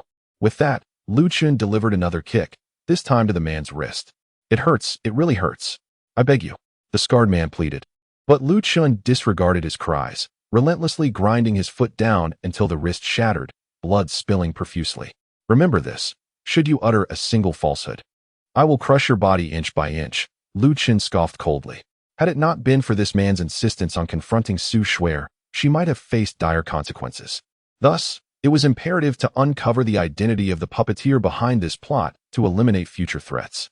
Gazing at his mangled wrist, the scarred man felt a wave of despair wash over him. So ruthless. If I had delayed begging for mercy by even a second, my hand would have been crushed completely. It was Zhao Yingju. He instructed me to eliminate you and bring Su Shuer back, claiming there would be a grand showdown. The scarred man, devoid of dignity, betrayed Zhao Yingju. Zhao Yingju? That insignificant figure from the Jincheng group? Lu Chen paused momentarily, a mocking smile curling at the corners of his mouth. After teaching him a lesson this morning, I never imagined he would lack memory and grow increasingly audacious. Call Zhao Yingju and inform him that we have captured Su Shuer. Ask him where he wants her delivered. Please, don't act rashly. The scarred man sensed Lu Chen's intentions and quickly warned. Zhao Yingju is the nephew of the underground emperor Zhao Haolong. If you provoke him, no one in Jiangnan will dare to intervene. His warning was abruptly cut short by a scream as Lu Chen's foot struck down once more, shattering the scarred man's wrist, leaving only a thin layer of skin tethering it to his hand. Do as I command, or utter another word, and I shall send you to your demise. Lu Chen stated coldly. The dim moonlight illuminated his face, revealing handsome features, yet the icy gaze in his eyes sent chills down the scarred man's spine. It felt as though he stood before not a man, but a specter, a vengeful spirit who had claimed thousands of lives. In a villa within the Dake Mountain, Zhao Yingju lounged on the living room sofa, indulging in the exquisite service of a beautiful woman. Suddenly, his phone rang. He answered immediately. Have you captured her? All right. Deliver it immediately to Villa number 7. Yes, bring that scoundrel's corpse as well. Ha ha ha. Chapter 20. A cold-blooded murder in the imposing Black Mountain at Villa No. 7. Zhao Yingju reclined on the sofa, cradling a glass of red wine, his face glowing with satisfaction. Suddenly, a deafening crash reverberated at the entrance, and Zhao Yingju turned to see the villa door crashing inward. What on earth is happening? Zhao Yingju was taken aback. Lu Chen swaggered in, a cigarette dangling from his lips. I hear you've been looking for me? Zhao Yingju instinctively took 2 steps back, his expression darkening. Where is Scarface? He asked, kneeling at the door. Lu Chen replied, pulling up a chair to sit down. Isn't the lesson I taught you last time sufficient? How dare you come looking for trouble again? With a mocking smile, Zhao Yingju took a sip of his wine. In Jiangnan, no one has ever escaped unscathed after slapping my face. Upon finishing his sentence, he violently smashed the wine glass onto the floor. The sound of hurried footsteps echoed, and soon, a dozen henchmen charged in behind Zhao Yingju, each brandishing a firearm. Oh, illegal possession of firearms, Lu Chen chuckled. Lu Chen, I admit your skills are impressive, but no matter how adept you are, can you outrun a bullet? Zhao Yingju asked with a sly grin. Lu Chen pondered for a moment, narrowing his eyes. Did you already know I dealt with Scarface? Did you think otherwise? Zhao Yingzhu clapped his hands, and Scarface and his men surged in, blocking Lu Chen's escape route. Lu Chen exhaled a smoke ring, grinning widely. You've outsmarted me, I must say. Zhao Yingzhu seized a fruit knife. Stepping forward to tap Lu Chen's face with the blade. You're just a rustic bumpkin. How dare you act tough with me? Lu Chen extinguished his cigarette. I'm asking you a question, stop pretending. Zhao Yingzhu raised his hand and struck Lu Chen sharply on the head. The henchmen behind him had already raised their guns, ready to shoot at the slightest sign of movement from Lu Chen. Don't you fancy saving damsels in distress? Soon, I'll have Su Shuer brought back. And I'll have my fun right in front of you. Let us see what you can do about it. Zhao Yingzhu's face was alight with excitement. Lu Chen remained silent. Cat got your tongue? Whereas that fierce spirit from the company. Zhao Yingzhu punched Lu Chen hard in the chest. Keep it up. Suddenly, Lu Chen raised his hand, gripping Zhao Yingzhu's wrist with immense strength, twisting it painfully. Zhao Yingzhu screamed in agony, dropping the knife. Lu Chen swiftly seized the fruit knife and thrust it back. With a sickening sound, the blade pierced through Zhao Yingzhu's neck, blood gushing forth. Lu Chen withdrew the knife and lunged forward again. With another thrust, the blade emerged from the back of Zhao Yingzhu's neck. His face was a mask of disbelief as he clutched at the gaping wound, his eyes bulging in shock, staggering backward. With a final thrust, Lu Chen crouched down, the fruit knife plunging mercilessly again and again. As he thrust, he chuckled and said, I am quite averse to trouble, so to prevent you from harassing my wife again, I must send you to the great beyond. This transpired in a blink of an eye. By the time the scarred-faced men realized what had occurred, Zhao Yingzhu's neck had been brutally pierced, blood splattering onto Lu Chen. Damn it, I shall avenge Brother Zhao. The scarred man bellowed, seizing a nearby chair and hurling it towards Lu Chen, while the thugs in the living room unleashed a barrage of gunfire. Bang, bang, bang. The bullets flew like a dense net aimed at Lu Chen, yet his figure moved with an ethereal grace, evading the onslaught and materializing within the living room. Those who aided the tyrant had no reason to continue living. A frigid voice, akin to the pronouncement of death, echoed in everyone's ears. In the next moment, the thug in front felt a chill at his throat. As he reached to touch it, his fingers met a sticky warmth. His final thought was one of realization. My throat has been severed. Baiyanju is a renowned, uniquely styled restaurant in Jiangnan City, adorned with an ancient yet elegant decor. Its waitstaff, all tall and exquisitely beautiful, donned kipayos, evoking a sense of stepping back into antiquity. Su Shuer encountered the ashen-faced Su Dalong downstairs. Having also come from the Xinghan Club, he questioned, Why are you later than Meng Bo? Upon meeting, Su Dalong reprimanded her. I was robbed, my windshield was shattered, and I dared not drive too fast, Su Shuer explained. Humph, merely making excuses, Su Dalong glared at her, warning, Let me tell you, Su Shuer, don't think that just because the old man dotes on you, you can do as you please. If you fail to win Meng Bo's forgiveness, I shall sever our father-son relationship. Su Shuer bit her lip, remaining silent. Upon entering the private room, they found Meng Bo conversing with a middle-aged man who bore a striking resemblance to him. Ah, Shuer has arrived. Please sit, Meng Changshan greeted warmly. Hello, Uncle Meng. Su Shuer replied with a smile. The room, designed for four, saw Su Dalong and Meng Changshan seated together, leaving her to sit beside Meng Bo. How is your health recovering, Shuer? Meng Changshan inquired. I am perfectly fine. Thank you for your concern, Uncle Meng, Su Shuer responded. That is good to hear. Meng Changshan smiled, then abruptly shifted the topic. I heard from my son that you are married? It's a sham marriage. Su Dalong quickly interjected. My old man arranged a betrothal for Su Shuer years ago, and now he insists on the engagement. Shuer had no choice but to obtain a marriage certificate. However, that Lu Chen is merely a rustic from the mountains, ugly and unsophisticated, ill-educated and illiterate. I will ensure Shuer divorces him in due time. Upon hearing Su Dalong's words, Meng Bo raised his chin in triumph. Humph, what if Lu Chen won the archery contest against me? The entire Su family supports me. Today, I shall turn the tide and eliminate you from the equation. Haha, upon hearing Brother Su's words, I felt reassured. Bring forth the dishes. Meng Changshan burst into laughter. Soon, a table laden with a sumptuous feast was presented. Meng Changshan specifically ordered 2 bottles of white liquor, a special brew from Baiyanju. Rich in aroma and high in alcohol content, renowned for its restorative properties. The waiter assisted in uncorking the bottles and poured the drinks in succession. I abstained. When it was Su Shuer's turn, she immediately waved her hand in refusal. Shuer, you are here today to apologize to Xiaobo. Why do you refuse to drink? Su Dalong said coldly.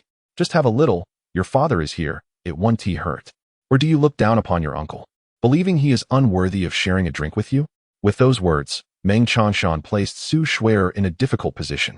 She understood that if she did not partake in the drink today, Su Dashan would certainly find fault. Fortunately, she was accustomed to socializing and could handle half a kilogram of liquor. With this thought, she raised her glass and said, Today's incident was my fault. I will make the first toast. Mingbo, I am sorry. Chapter 21. The betrayal of a father as the wine coursed through her. A rosy hue graced Su Shuer's cheeks. Shuer, we are childhood friends. Saying sorry feels too formal, Mingbo said, rising and lifting his glass with a cheerful smile. I, too, am at fault. This toast is for you. Very well. Su Shuer bit her red lip, clinked her glass with Mingbo's, and drank it down in one go. Shuer, Uncle Ming raises a glass to celebrate your recovery from your illness, Meng Changshan added, lifting his own glass. They were using small cups, each holding half a tael, but the frequency of toasts was relentless. Uncle Ming, I feel quite troubled, Su Shuer expressed. What troubles you, Shuer? Does your uncle not deserve to toast with you? Meng Changshan immediately adopted a serious demeanor. To drink with Uncle Ming is my honor. I shall comply. Su Shuer tilted her head back and downed another glass. Just as she sat down, hoping to take a moment to savor a dish, Su Dalong raised his glass once more. During this time, due to Shuer's matters, Xiaobo has endured much hardship. Today, as we gather, let us put the past behind us. I raise a toast. Everyone feel free to drink. Su Shuer's expression darkened as she clenched her fists tightly. She was no novice to drinking. How could one expect her to down 4 glasses in succession right off the bat? And everyone feel free to drink? As my father, how could I merely take a sip after he had finished his? She regretted coming to apologize, realizing that Su Dalong and the Meng family had ulterior motives. They intended to intoxicate her. Stealthily, she pulled out her phone and sent a message. Just because I glanced at you a little longer in the crowd. On the road, Lu Chun gripped the steering wheel with one hand while holding a cigarette with the other, humming along to teacher Li Jian's legend. The phone on the stand vibrated a few times. He glanced at it and saw a message from Su Shuer. I'm being forced to drink, room 207. Come save me. Oh dear, before descending the mountain, my master cautioned me that once in the city, I must not act as I would during a mission and kill indiscriminately. Yet, how can these people be so oblivious? I am someone who detests trouble. Lu Chun discarded the cigarette, but in his hand, and accelerated towards Baiyun residence. At Baiyun residence, Meng Changshan filled a cup with white liquor once more and pushed it towards Su Shuer. Shuer, in a month's time, our group will commence a project in the Sheikh district. Drink this cup, and I shall hand this project over to you. Uncle Meng, I truly cannot drink anymore. Su Shuer said, her eyes reddened and pleading as she turned to Su Dalong. Dad. Su Dalong's face darkened. Shuer, you certainly cannot secure the project in the West District's grand development. If you do not create some achievements soon, how can you maintain your position as general manager? Are you prepared to hand over the Su Corporation, which your grandfather and I have built over a lifetime, to Su Jiqiang? Hearing his words, Su Shuer felt a pang of sorrow. With great effort, she lifted her cup and said, Dad, this cup of liquor, I toast to you both. After finishing the drink in one swift motion, she swayed slightly and sat down, tears streaming down her cheeks. Dalong, my hand itches a bit. Accompany me for a few rounds of mahjong, Meng Changshan said with a smile as he rose. Su Dalong nodded, linking arms with Meng Changshan as they headed outside. Just before reaching the door, he glanced back at Su Shuer, a flicker of guilt surfacing in his eyes, though it was swiftly replaced by resolve. He understood his daughter, traditional and pure. Once she was with Meng Bo, even if she initially disdained him, she would likely attempt to engage in the relationship. At that point, she could easily cast Lu Chen aside. A country bumpkin, how could he possibly be worthy of being the son-in-law of the Su family? On the first floor of Baiyun residence, Meng Changshan inquired, Dalong, are you not concerned that Shuer might resent you? Shuer is intelligent. She will come to understand that I am doing this for her own good, Su Dalong replied with a smile. That is indeed true, Meng Changshan nodded, suggesting, since our spirits are high today, why not indulge in another drink? With our children marrying, I shall take my in-laws to Xinghan. I hear there is a group of beautiful foreign ladies there. Excellent, excellent. Ha ha. The two laughed heartily as they departed. However, as they entered the vehicle, a figure swiftly darted past in front of the car. Su Dalong rolled down the window, his face etched with confusion as he looked in that direction. What is it? My friend? I just saw someone who seemed vaguely familiar. Never mind, it must have been a mistake. Xiaolu, let us be off. He rubbed his temples, convinced that he had merely drunk too much and was hallucinating. How could Luchan possibly appear here? The driver acknowledged and pressed the accelerator, taking the two gentlemen to the Xinghan Club. I must also take my leave, Su Shui'er said, struggling to stand as she leaned on the table, swaying slightly as she attempted to exit. Unexpectedly, Meng Bo seized her small hand, grinning as he said, Shui'er, do you not comprehend your father's intentions? This box is also our marital chamber. He pulled a camera from his bag, placed it on the dining table, and activated the recording mode. Shui'er, I understand that you may not be fully aware right now, but rest assured, I shall capture our first encounter on film. Tomorrow, we can relive it together, huh? Su Shui'er felt a ringing in her head. She never anticipated that Meng Bo would be so reckless as to commit such an act in a private room. Clinging to her last shred of sanity, she forcefully shoved him aside and made a run for it. However, having consumed too much alcohol, she stumbled and fell to the ground after just a few steps. Sitting up, she gazed at Meng Bo in despair. Meng Bo, I'm married, please don't. Meng Bo caught up with her, grabbing her hair with one hand while delivering a harsh slap to her face with the other. You filthy bitch. I've liked you since I was 12. I've treated you with utmost care over the years, showering you with gifts during every festival. What makes that country bumpkin better than me? Having drunk quite a bit himself, his emotions surged, causing him to unleash the pent-up words he had long held back. Yet, that slap seemed to awaken Su Shui'er to some degree, and she retorted coolly, You've liked me since you were 12? What about Zhao Rui, Bai Ji, Meng Xian, Gu Pei? What do they mean to you? Lu Chun may be less educated and poor, sometimes boastful, but when I was in trouble, he protected me. He is devoted. Unlike you, who has slept with dozens of women yet pretends to be a romantic. Even if it costs me my life, I will not allow you to touch me. Because I find you repulsive. I find you repulsive. Su Shui'er glared fiercely at Meng Bo. Su Shui'er, you vile creature, today I will make you suffer. Meng Bo, enraged, raised his hand to strike her again. Just then, the door to the private room flew open with a loud bang. A chilling voice echoed from outside. How dare you harm my wife? Your audacity knows no bounds. Meng Bo Chapter 22. I detest trouble the most. Meng Bo was taken aback, looking up to see a figure approaching like a fierce tiger, delivering a powerful kick to his face. Bang! Meng Bo fell backward, landing on the ground, his nose broken, blood streaming down his face, his head ringing from the impact. Lu Chun surveyed the scene, lifted Su Shui'er, and seated her in a chair. It's all right, my dear. I've arrived. No one here can harm you. Su Shui'er, her eyes hazy and intoxicated, murmured, Don't hit him. It will affect the company's business. Oh. Even inebriated, you remain so kind. Truly, my wife, Lu Chun remarked, licking his lips, a glint of ruthlessness flashing in his eyes. I detest trouble above all. With that, he gently struck Su Shui'er on the neck, causing her to faint instantly. How dare you hit me?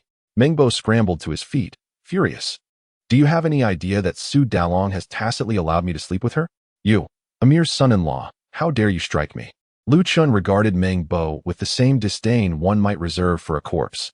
Then summon Su Dalong, and let us see if he dares to utter a single word, urging you to bed my wife. Very well, you possess courage, Meng Bo retorted, retrieving his phone to make a call. In an instant, Lu Chun seized a pair of chopsticks and deftly flicked them towards his wrist. With a sickening sound, the chopsticks pierced through his palm, eliciting a heart-wrenching scream from Meng Bo. In a heartbeat, Lu Chun closed the distance, grasping his neck. Considering you once donated blood for my wife, I have overlooked your harassment of her. Yet, your audacity knows no bounds, resorting to drunken schemes.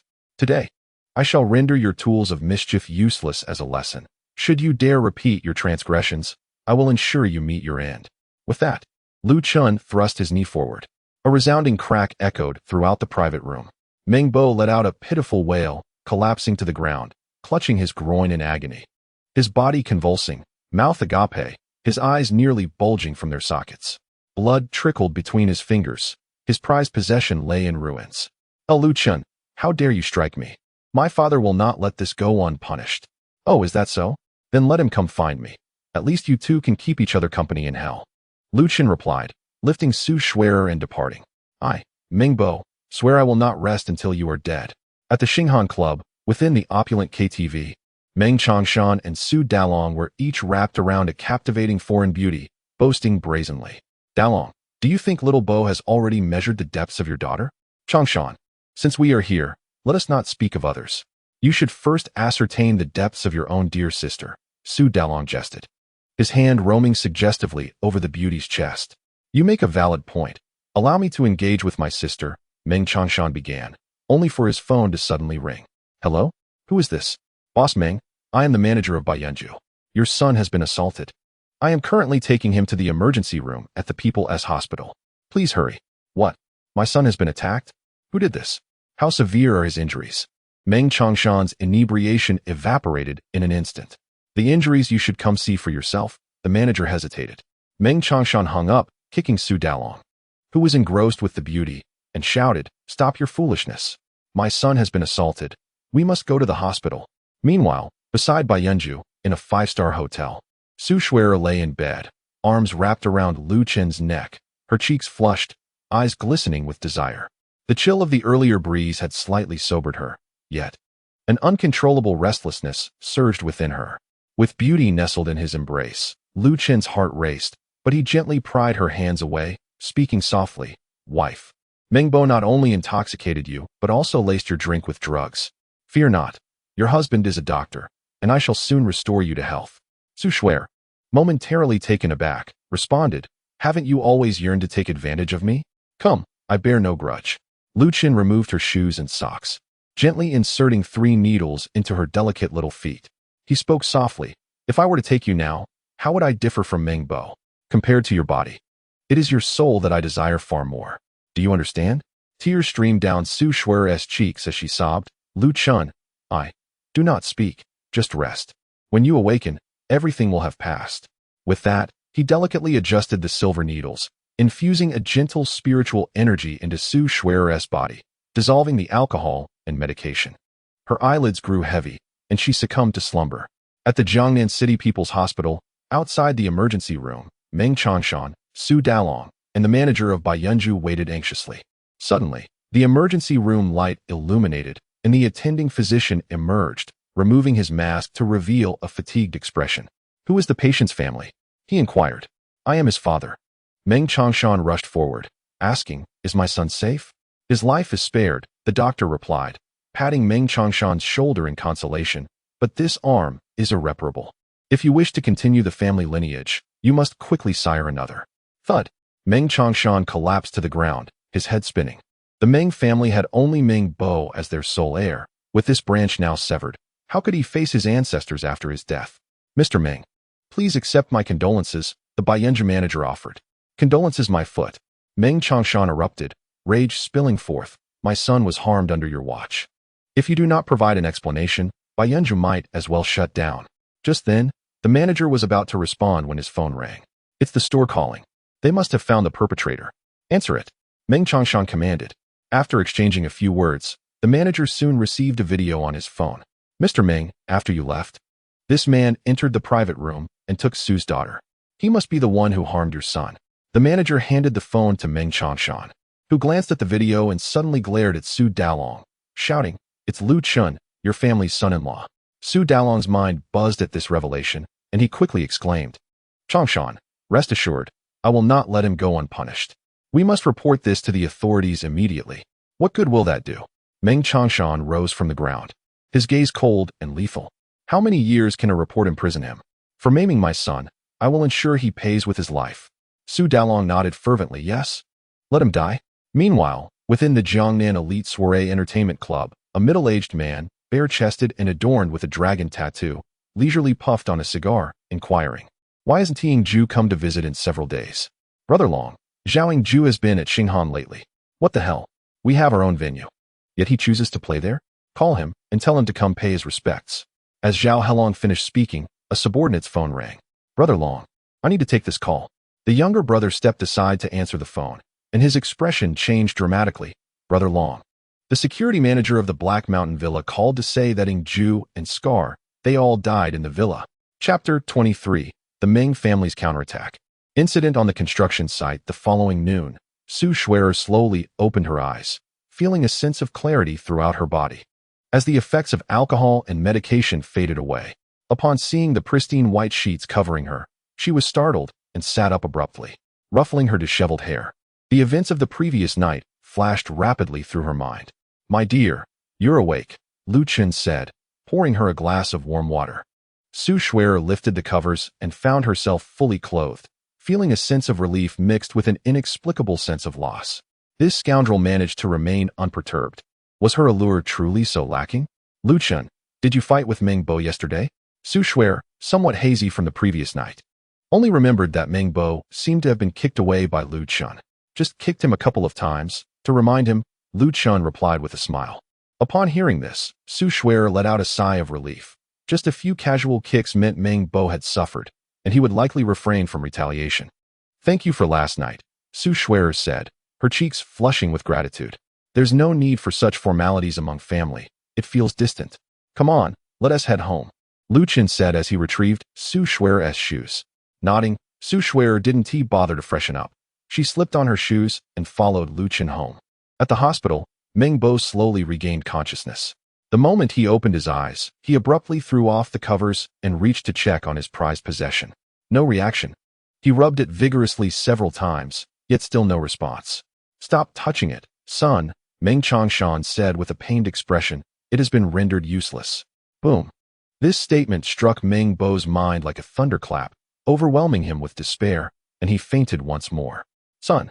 Meng Changshan grasped Meng Bo's hand, his gaze dark as he spoke to his secretary. "Dare to sever the lineage of the Meng family. Lu Chen and the Su family shall not have an easy time. Notify Master Li. Let us take action." At the Su family's residence, Lu Chen held Sue Schwerer's hand as they entered the home, only to find the old master, Su Dalong, and Su Mu seated on the sofa. "Lu Chen, how dare you step into the Su family's door?" Su Dalong, filled with pent-up frustration from the previous night, erupted upon seeing Lu Chen, rushing forward with a swung arm aimed at Lu Chen's face. Lu Chen swiftly raised his hand, his fingers gripping Su Dalong's wrist like a vice, his gaze icy as he questioned, "Though I am your son-in-law, if you wish to strike me, you must have a valid reason." "Do you really need a reason?" Su Dalong struggled against his grip, and seeing he couldn't break free, he spat. "Do you understand that the Meng family is our most important partner? Yet, you had the audacity to sever Meng Bo's lineage last night. For such a grave mistake, is it not justified for me to strike you?" As these words echoed, the room fell into a profound silence. Even Sue Schwerer, who was somewhat privy to the truth, looked at Lu Chen in shock. "Severing a lineage? And you dare say it was merely a couple of casual kicks?" Lu Chen shook off Su Dalong's hand, a smile playing on his lips as he said, "When I entered, I found Schwerer lying on the ground, and Meng Bo was scheming against her. Did I err in kicking him?" Su Dalong, seething with anger, retorted, "Why didn't you just take Schwerer away instead of resorting to violence? Would that have been effective?" Lu Chen narrowed his eyes, laying bare the truth. "You invited Schwerer over yesterday, yet you aided them in getting her intoxicated and even drugged her drink. After she succumbed to drunkenness, you left with Meng Changshan, abandoning Schwerer all alone. Su Dalong, I must inquire, is Schwerer truly your daughter, or merely a pawn for your dealings?" Lu Chen's sudden roar startled Su Dalong, causing him to instinctively retreat 3 steps. "Is what Xiaochen said true?" the elder exclaimed, rising from his seat, his finger accusingly pointed at Su Dalong. "Father." Su Dalong's countenance darkened as he attempted to explain, "I had no knowledge of Meng Bo's drugging. My intention was merely to let the youth." Before he could finish, the elder seized his cane and swung it towards Su Dalong's face, bellowing, "Is this how you fulfill your role as a father? I shall strike you down." The elder took a few steps forward, suddenly clutching his chest in agony. "Grandfather." Both Lu Chen and Su Schwerer gasped, rushing to his side. Lu Chen placed his palm on the elder's chest, channeling gentle spiritual energy into him, alleviating his suffering. "Grandfather, see? Schwerer is fine.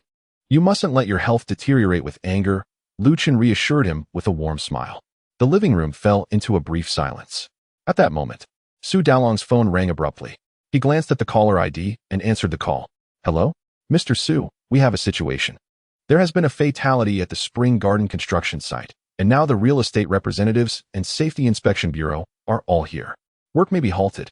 Furthermore, The representatives from Pingqing Real Estate just arrived, stating they will not sign contracts for the Dongfang Courtyard and Pingqing New City projects. The company is in complete disarray, and we can't reach Su Zong. What should we do? Understood, Su Dalong replied, his expression darkening as he turned to the others. This is what comes of your heroics. Now look where we stand. The Meng family has effectively demolished 2 soon-to-begin projects. How will you justify this to the shareholders? Do you even wish to retain your position as general manager? Pingqing Real Estate is Meng Changshan's company, and due to its status as a major client, the contracts heavily favored the Meng family. Should the Meng family breach the agreement, they would not owe a single cent in compensation. Losing these 2 projects means that the Su family will face a barren few months ahead. The Spring Garden situation is also dire, with the project nearing its deadline. Any work stoppage could lead to overdue penalties, meaning they would not only forfeit the final payment, but also incur losses. Upon hearing the details of the call, Su Shuer's expression also turned grim. Just as she was at a loss for what to do, a warm voice reached her ears. What good is shouting? We simply need to resolve the matter. Resolve it. Can you truly resolve this? Su Dalong shouted back. After Labor Day, we will embark on the grand development project in Xiqing District. Given our current shortage of manpower, it is fortuitous that Meng's projects are no longer in progress. As for the matters concerning Chuntian Garden, I shall handle them, Lu Chen declared with a flourish. Ha ha ha. Su Dalong erupted into laughter, as if he had just heard the most ludicrous joke.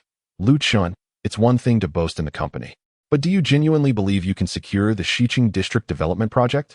Whether or not I can, we shall see, Lu Chen replied nonchalantly, having determined over the past few days that Su Dalong was not worthy of his respect.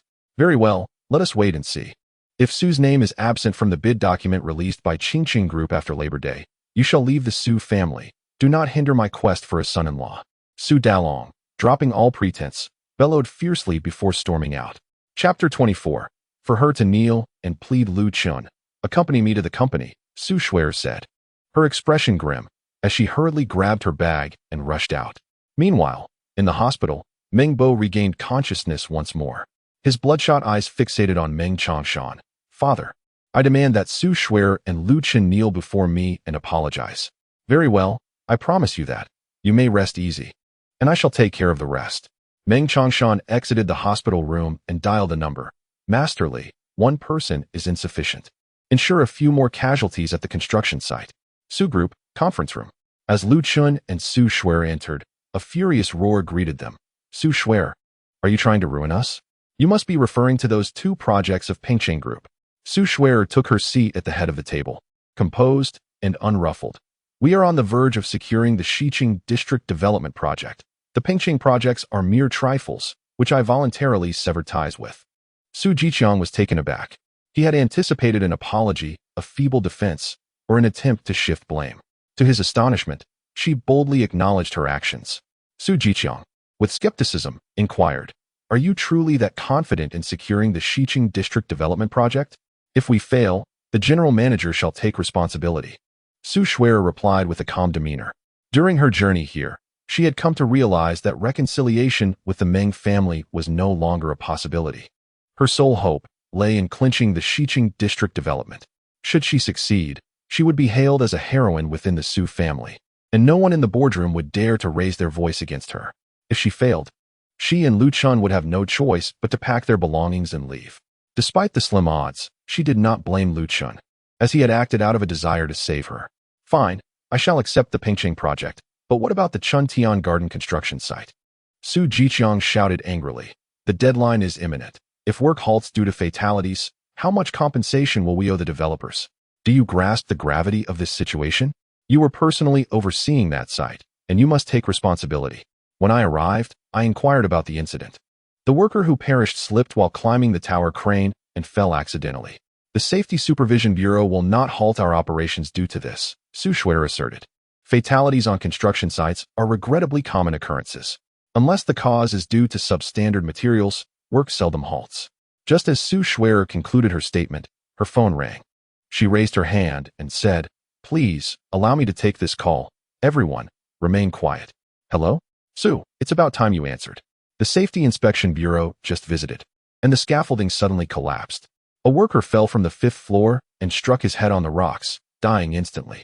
The Safety Bureau has already sealed off our site, and the developers are here as well. You need to come right away." A wave of pallor washed over Su Schwenner's face, her head spinning, and thankfully, Lu Chun was there to steady her, preventing her from collapsing. "Accompany me to Spring Garden," she urged, gripping Lu Chen's arm as she struggled to stand. "Su Schwer, if your negligence leads to a halt in construction at Spring Garden, you can forget about remaining the general manager," Su Jichang shouted from behind. Upon arriving at Spring Garden, Lu Chun and Su Schwer found a crowd of workers gathered. At the center lay a figure covered by a white cloth, the ground stained crimson. A middle-aged man in a hard hat pleaded with the safety inspectors. "Sir, it was due to last night's rain that he slipped and fell. Our tools are not at fault. We are nearing the completion date." The safety inspector retorted sharply. "In less than a day, 2 workers have perished. And you still wish to continue operations? I assure you, without a thorough investigation into the causes of these deaths, this site will remain closed." He then issued a fine. "Effective immediately, construction is halted. Resumption date, to be determined." Su Schwetter stepped forward, forcing a smile as she greeted Vice Director Wang. "We will investigate the cause of death promptly, and compensation will be delivered without delay. Perhaps you could grant us some leniency?" "That's impossible," Vice Director Wang replied curtly. "Please, Wang, we are friends," Su Schwetter implored. "Well then, why don't you call Director Wang? If he says you can resume work, then I will allow it." Vice Director Wang scoffed, clearly disdainful of such connections. Su Schwerer took out her phone and dialed the Safety Bureau's director, Wang Chongsheng. But the line indicated he was already engaged. Meanwhile, in the Safety Bureau, Wang Chongsheng sat comfortably in his office chair, examining local specialties while cheerfully conversing on the phone. "Boss Meng, it's quite timely for you to send these treats right after the incident at the Su family's site. Your relationship is indeed commendable." "Director Wang, you misunderstand. A worker has died at the Su family's site, and the repercussions are severe. Shouldn't we consider pausing their operations?" "Aren't you on good terms with Su Dalong?" Director Wang asked, taken aback. "Times have changed," Meng Chongshan replied coldly. "You should halt their work. And when Su Schwerer comes begging for favors, then you can reconsider." Wang Chongsheng ended the call, glanced at the incoming call notification, and redialed Su Schwerer. The call connected instantly. "Director Wang, I am Su Schwerer from the Su family group. I understand you have a matter to discuss with me?" Wang Chongsheng interrupted her, stating, "I am aware of the situation at the construction site, but you know my principles of impartiality. With 2 fatalities occurring in a single day, I cannot allow the site to remain open. The public must feel secure. However, Director Wang, our deadline is fast approaching. Could you possibly grant us a favor? I would be delighted to treat you to dinner at our usual place tonight," Su Schwerer implored earnestly. "General Su, if I recall correctly, we were introduced through General Meng Chongshan. Is it not a bit irregular for you to bypass him and contact me directly?" Wang Chongsheng remarked. "What do you mean, Director?" she inquired. "General Su, you are an astute individual. I trust you will comprehend my implications. I shall end this conversation," Wang Chongsheng said with a smile before hanging up. In Spring Garden, Su Schwerer clenched her phone tightly, her expression darkening. "What's the matter, dear? Did the discussion not go well?" Su Schwerer bit her lip, her voice low as she replied, "Meng Chongshan is scheming behind the scenes, and Director Wang has instructed me to plead with him. This Meng fellow is quite persistent. Indeed, if he is not eradicated, he will continue to be a nuisance," Lu Chen remarked coldly. He had shown compassion towards Meng Bo after he had previously donated blood for Su Schwerer. Otherwise, he would have met the same fate as Wang Ying. "Stop with the talk of eradication," Su Schwerer shot him a glare before continuing. "If we cannot complete the project on time, we will incur a penalty of 50 million. Thus, we cannot afford any delays. I must approach Meng Chongshan. Dear, you need not plead with him. I will handle this matter for you," Lu Chen insisted. "I would be grateful if you could avoid causing further trouble. Just stay out of it," Su Schwerer retorted sharply before hastily departing. Watching her retreating figure, Lu Chun pulled out his phone and dialed a number, instructing, "Come to Spring Garden to pick me up, then proceed to the Safety Supervision Bureau." After hanging up, he glanced at the body and the scaffolding above, furrowing his brow. The circumstances surrounding the death seemed rather suspicious. Chapter 25. Are you stirring up trouble? At noon, a luxury van stopped at the entrance of the Safety Supervision Bureau. The secretary opened the door, and the business magnate, Zhao Qingxi, stepped out. However, she did not leave immediately, instead turning to look inside the vehicle, seemingly awaiting a more distinguished guest. Moments later, Lu Chen emerged. "Director Zhao, if you wish to speak with me, a simple phone call would suffice," There's no need for you to come in person, he remarked. An urgent voice called from inside the building, and soon Wang Chongsheng rushed out, drenched in sweat. Director Wang's authority is too great. I could not risk allowing you to meet with me, Zhao Qingxi replied coldly. Wang Chongsheng paused in surprise before hastily saying, if my subordinates acted inappropriately and encroached upon Director Zhao's interests, please inform me, and I shall rectify it immediately. Humph, I am not here to address that. Zhao Qingxi scoffed, then turned to Lu Chun and said, Mr. Lu, this is Wang Chongsheng. Wang Chongsheng was taken aback. Mr. Lu? In Jiangnan. It is quite astonishing that there exists an individual capable of commanding such reverence from the business magnate Zhao Qingxi. It must be Director Wang, am I correct? Mr. Lu, I presume. Please, feel free to call me Xiao Wang. Wang Chongsheng hastily extended his hand to shake with Lu Chun, then inquired, what directives do you have for us? Mr. Lu? My wife is Su Shuer, Lu Chun replied succinctly. Upon hearing this, Wang Chongsheng broke into a cold sweat, quickly asserting, rest assured, Mr. Lu. I shall immediately revoke the penalties imposed on the Spring Garden. You have 5 minutes to prepare a written document, ensuring that site will not be inspected until completion. Lu Chun stated calmly. Mr. Lu, we do not possess such a document, Wang Chongsheng said, his expression one of distress. What Mr. Lu says exists. Zhao Qingxi interjected suddenly. In Lu Chen's presence, she was as gentle as a kitten, speaking softly, yet outside, she resembled a sovereign queen. Her formidable aura made Wang Chongsheng's heart race. Yes, I will go prepare it right away. With that, Wang Chongsheng dashed into his office at full speed, retrieving his seal and beginning to draft the document.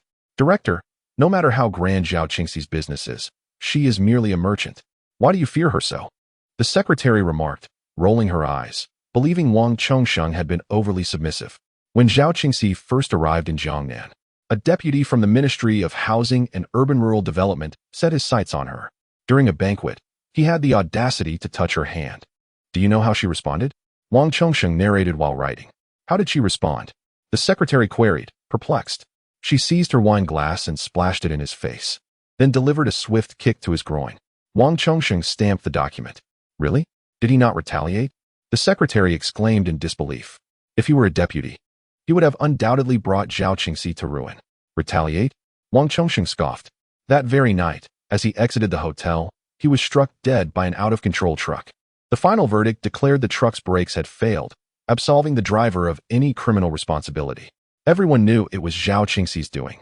Yet the higher-ups ordered that no investigation be conducted. And that Mr. Lu, he is the one who can command such deference from Zhao Qingxi. Do you think I am not fearful?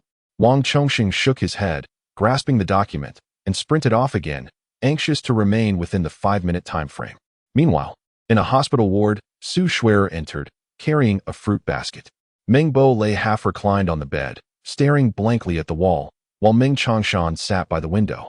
Peeling an apple, Su Shuer placed the fruit basket on the table and, with a look of remorse, said, Uncle Meng, I came to see Meng Bo.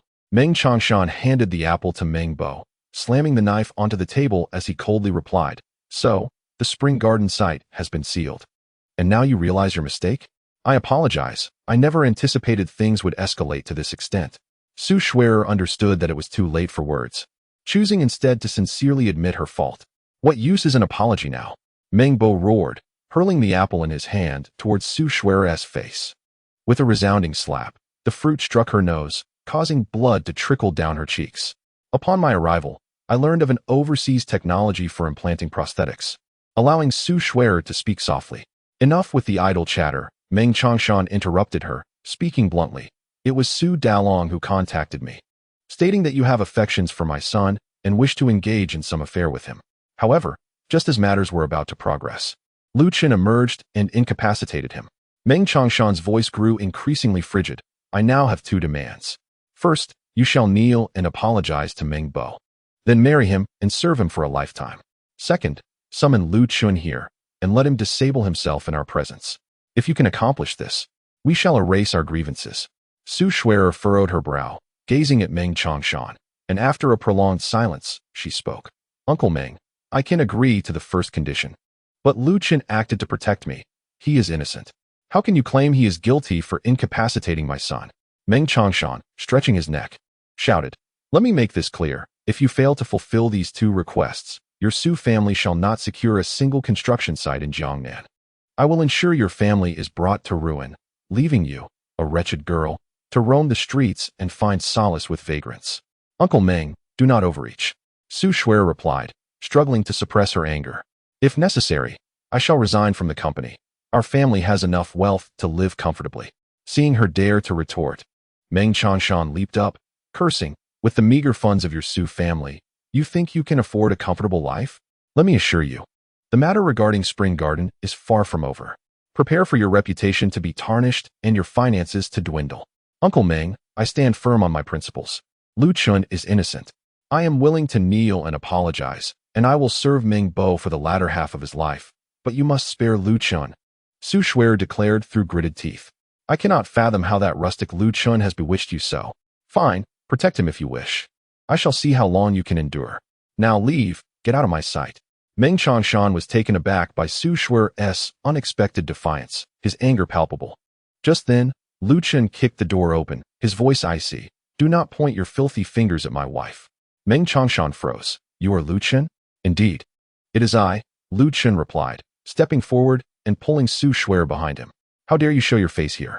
Meng Changshan, realizing the culprit behind his son's plight had arrived, erupted with rage, seizing a fruit knife from the table and lunging at Lu Chun. Lu Chun responded with a swift kick. Bang! Meng Changshan was sent flying, crashing heavily against the edge of the bed. Angrily, he raised his head, his expression grim as he questioned Lu Chun. Do you dare strike me? Damn it, you think I won tea? Lu Chun retorted defiantly. Chapter 26. 3 Lives Lost. Workers in panic, Lu Chun charged forward, delivering 2 powerful kicks to Meng Changshan. Within Meng Changshan's body, a surge of excruciating pain coursed through him, as though his intestines were on the verge of rupture. After a full 10 seconds of composure, he managed to utter a single plea. Stop, please don't hit me. With a swift motion, Lu Chun swung his arm and delivered a resounding slap across Meng Changshan's face, demanding, have you lost your bravado? Do you not wish for me to wield my blade against myself? Meng Changshan's head throbbed, his gaze filled with disbelief as he stared at Lu Chun. Is it not justified for me to incapacitate your son, who first sought to drug and humiliate my wife? Lu Chun, with a dark expression, pointed an accusatory finger at Meng Changshan and reiterated, I shall ask you one last time. Can we let this matter rest? Clenching his fists and gritting his teeth, Meng Changshan retorted with a mocking laugh. Ah, truly a brute from the countryside, resorting to violence to resolve matters.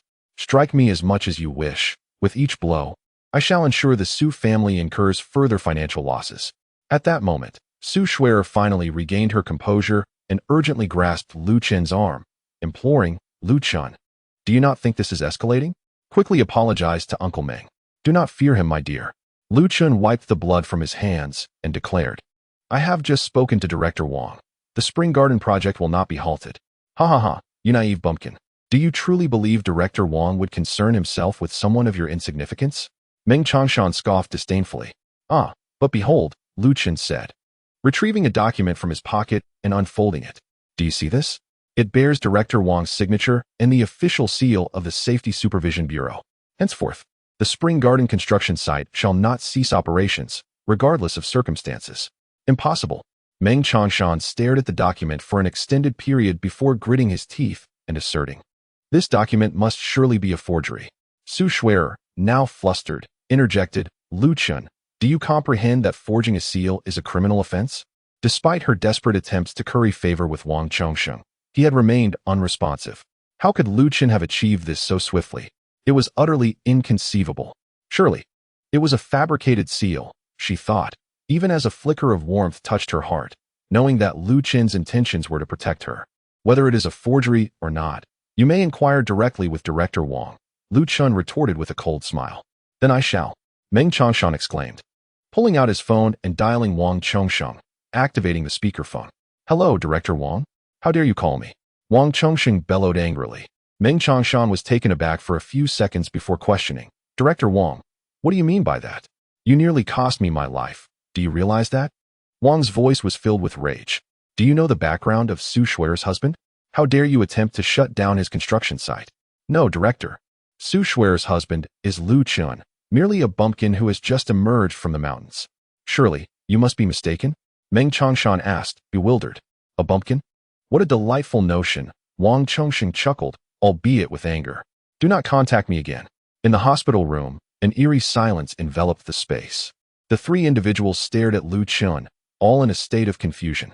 Was he truly not a mere bumpkin, but rather a figure of immense stature? Otherwise, how could Wang Chongsheng harbor such fear towards Lu Chun, even going so far as to sever ties with the wealthy benefactor Meng Chongshan? Meng Chongshan, I implore you to clarify the authenticity of this document. Lu Chen's piercing gaze fixed upon Meng Chongshan. Do you truly believe that with this document, the matters concerning Spring Garden will come to a halt? Meng Chongshan retorted, his eyes wide with fury. Lu Chun, you are still far too inexperienced to engage in this game with me. Just then, the shrill ring of Su Shuer's phone broke the tension. Hello, what is it? President Su, there has been another incident at Spring Garden. The steel plates in the equipment area have suddenly collapsed, injuring several employees who were counting inventory, resulting in immediate fatalities. The workers are terrified, claiming the site is haunted, and they are demanding to be paid so they can return home. Listening to her subordinate's report, Su Shuer's complexion drained of color. She hastily replied, calm the workers down. I will return immediately. Su Shuer, the real show has only just begun, Meng Chongshan said, propping himself against the wall as he rose to his feet. Remember my two demands. Failure to comply will lead to your bankruptcy. Upon hearing this, Lu Chun was poised to retaliate, but Su Shuer firmly restrained him. There are cameras here. Do not act recklessly. Come with me. Reluctantly, Lu Chun followed Su Shuer away, yet in his heart, he had already condemned the relentless father and son duo to their fate. Father, have you seen how detestable Lu Chun is? Meng Bo seethed. Rest assured, my son. Meng Chongshan replied coldly, wiping the blood from the corner of his mouth. The spectacle is just beginning. Within 3 days, they will be on their knees here, pleading for mercy. He then pulled out his phone and sent a text. Investigate Lu Chun's background for me. Meanwhile, in a residential building in Jiangnan, a middle-aged man clad in a Taoist robe wielded a peachwood sword, brandishing it through the air. Before him stood an incense burner with 3 sticks of incense, emitting an eerie purple smoke as it burned. He then set the sword aside and dialed a number on his phone. Meng, the formation is nearly complete. By tonight, 7 more must perish. After a long day of toil, don't you think it's time for me to indulge a bit? Of course, of course. 1 hour from now, let us meet at our usual spot, Meng Chongshan replied with a smile. At Spring Garden, Lu Chun parked his car at the entrance and, before stepping out, was met with a cacophony of angry shouts. Damn it, in less than a day, 3 brothers have met their untimely demise. Whoever wants to work at this site can do so. I'm done. Yes, money is important, but life is even more precious. Pay us, pay us. Hurry up with our owed wages. We want to go home. The site manager, drenched in sweat and having removed his hard hat, desperately called for calm. But his pleas fell on deaf ears. The workers insisted on being paid and demanded to leave. Please, everyone, quiet down. I am Su Shuer, the general manager of Su Group. You may voice your concerns to me. At that moment, a clear and crisp voice emerged from the crowd. Su Shuer, clad in a pristine white suit and wielding a large megaphone, exuded an aura of cold aloofness interspersed with a hint of authority. She had previously made an appearance during the ribbon-cutting ceremony at the construction site, so the workers were familiar with her presence. Upon seeing her, they promptly parted to create a passage. Observing this, Su Shuer felt a wave of relief. As long as these workers were willing to listen to her and engage in conversation, there was still hope for the situation. However, just then, a sudden and piercing explosion echoed from within the site. Death! There has been a death! A scream erupted, startling everyone as they turned to locate the source of the sound. There, lying below, was a person, blood pooling around them. Damn, another death. I told you this site is cursed. Let us get out of here, exclaimed a worker. To hell with this site. Whoever wants to work here can. But I'm done. The workers erupted into chaos, with some, particularly the more timid, already fleeing the confines of the construction site. Su Shuer, witnessing the turmoil, felt a surge of panic. She had barely navigated the safety inspection, and now the workers were ready to abandon ship. With only 20 days left on the project, where would she find replacements? She hurried over to grasp the foreman, exclaiming, fellow workers, these incidents are merely accidents. Accidents, my foot. The foreman interrupted her, shouting, money is important, but lives are even more so. We're done with this cursed site. Everyone, stay put. At that moment, Lu Chen's booming voice cut through the noise like thunder, startling everyone into turning toward him. I am Su Xuere's husband, and I assure you that from this moment on, no one else will die on this construction site. What good is your assurance? The foreman retorted. If another accidental death occurs, we will compensate with 100 million. His words sent shockwaves through the crowd. What? 100 million? It would take me 800 years to earn that. Indeed, that's an unimaginable sum. Even if someone were to die, at least their family would benefit. Right? I might as well work. If misfortune strikes, my family would enjoy the wealth. Seeing the shift in sentiment, Su Xuere breathed a sigh of relief, glancing at Lu Chun with newfound admiration. In this critical moment, he had proven to be quite reliable, stabilizing the situation with a single statement. Yet, her expression turned grave as she turned to Lu Chun and asked, "Do you think this death is connected to Meng Changshan? Most likely, he orchestrated this." Lu Chun nodded in agreement. "What should we do? Perhaps I could invite a few masters to assess the situation," Su Xuere suggested nervously, scanning the surroundings, feeling an inexplicable chill enveloping the site. "I do know a master, though his fee is rather steep," Lu Chun replied. "How much?" Su Xuere inquired. "This individual is not short on money. He simply has never experienced romance and desires a kiss from a beautiful CEO," Lu Chun said with a grin. "Huh?" Su Xuere was taken aback for a few seconds, then glared at Lu Chun indignantly. "Are you saying that master is you? What time is it? And you are still jesting here? I'm not joking.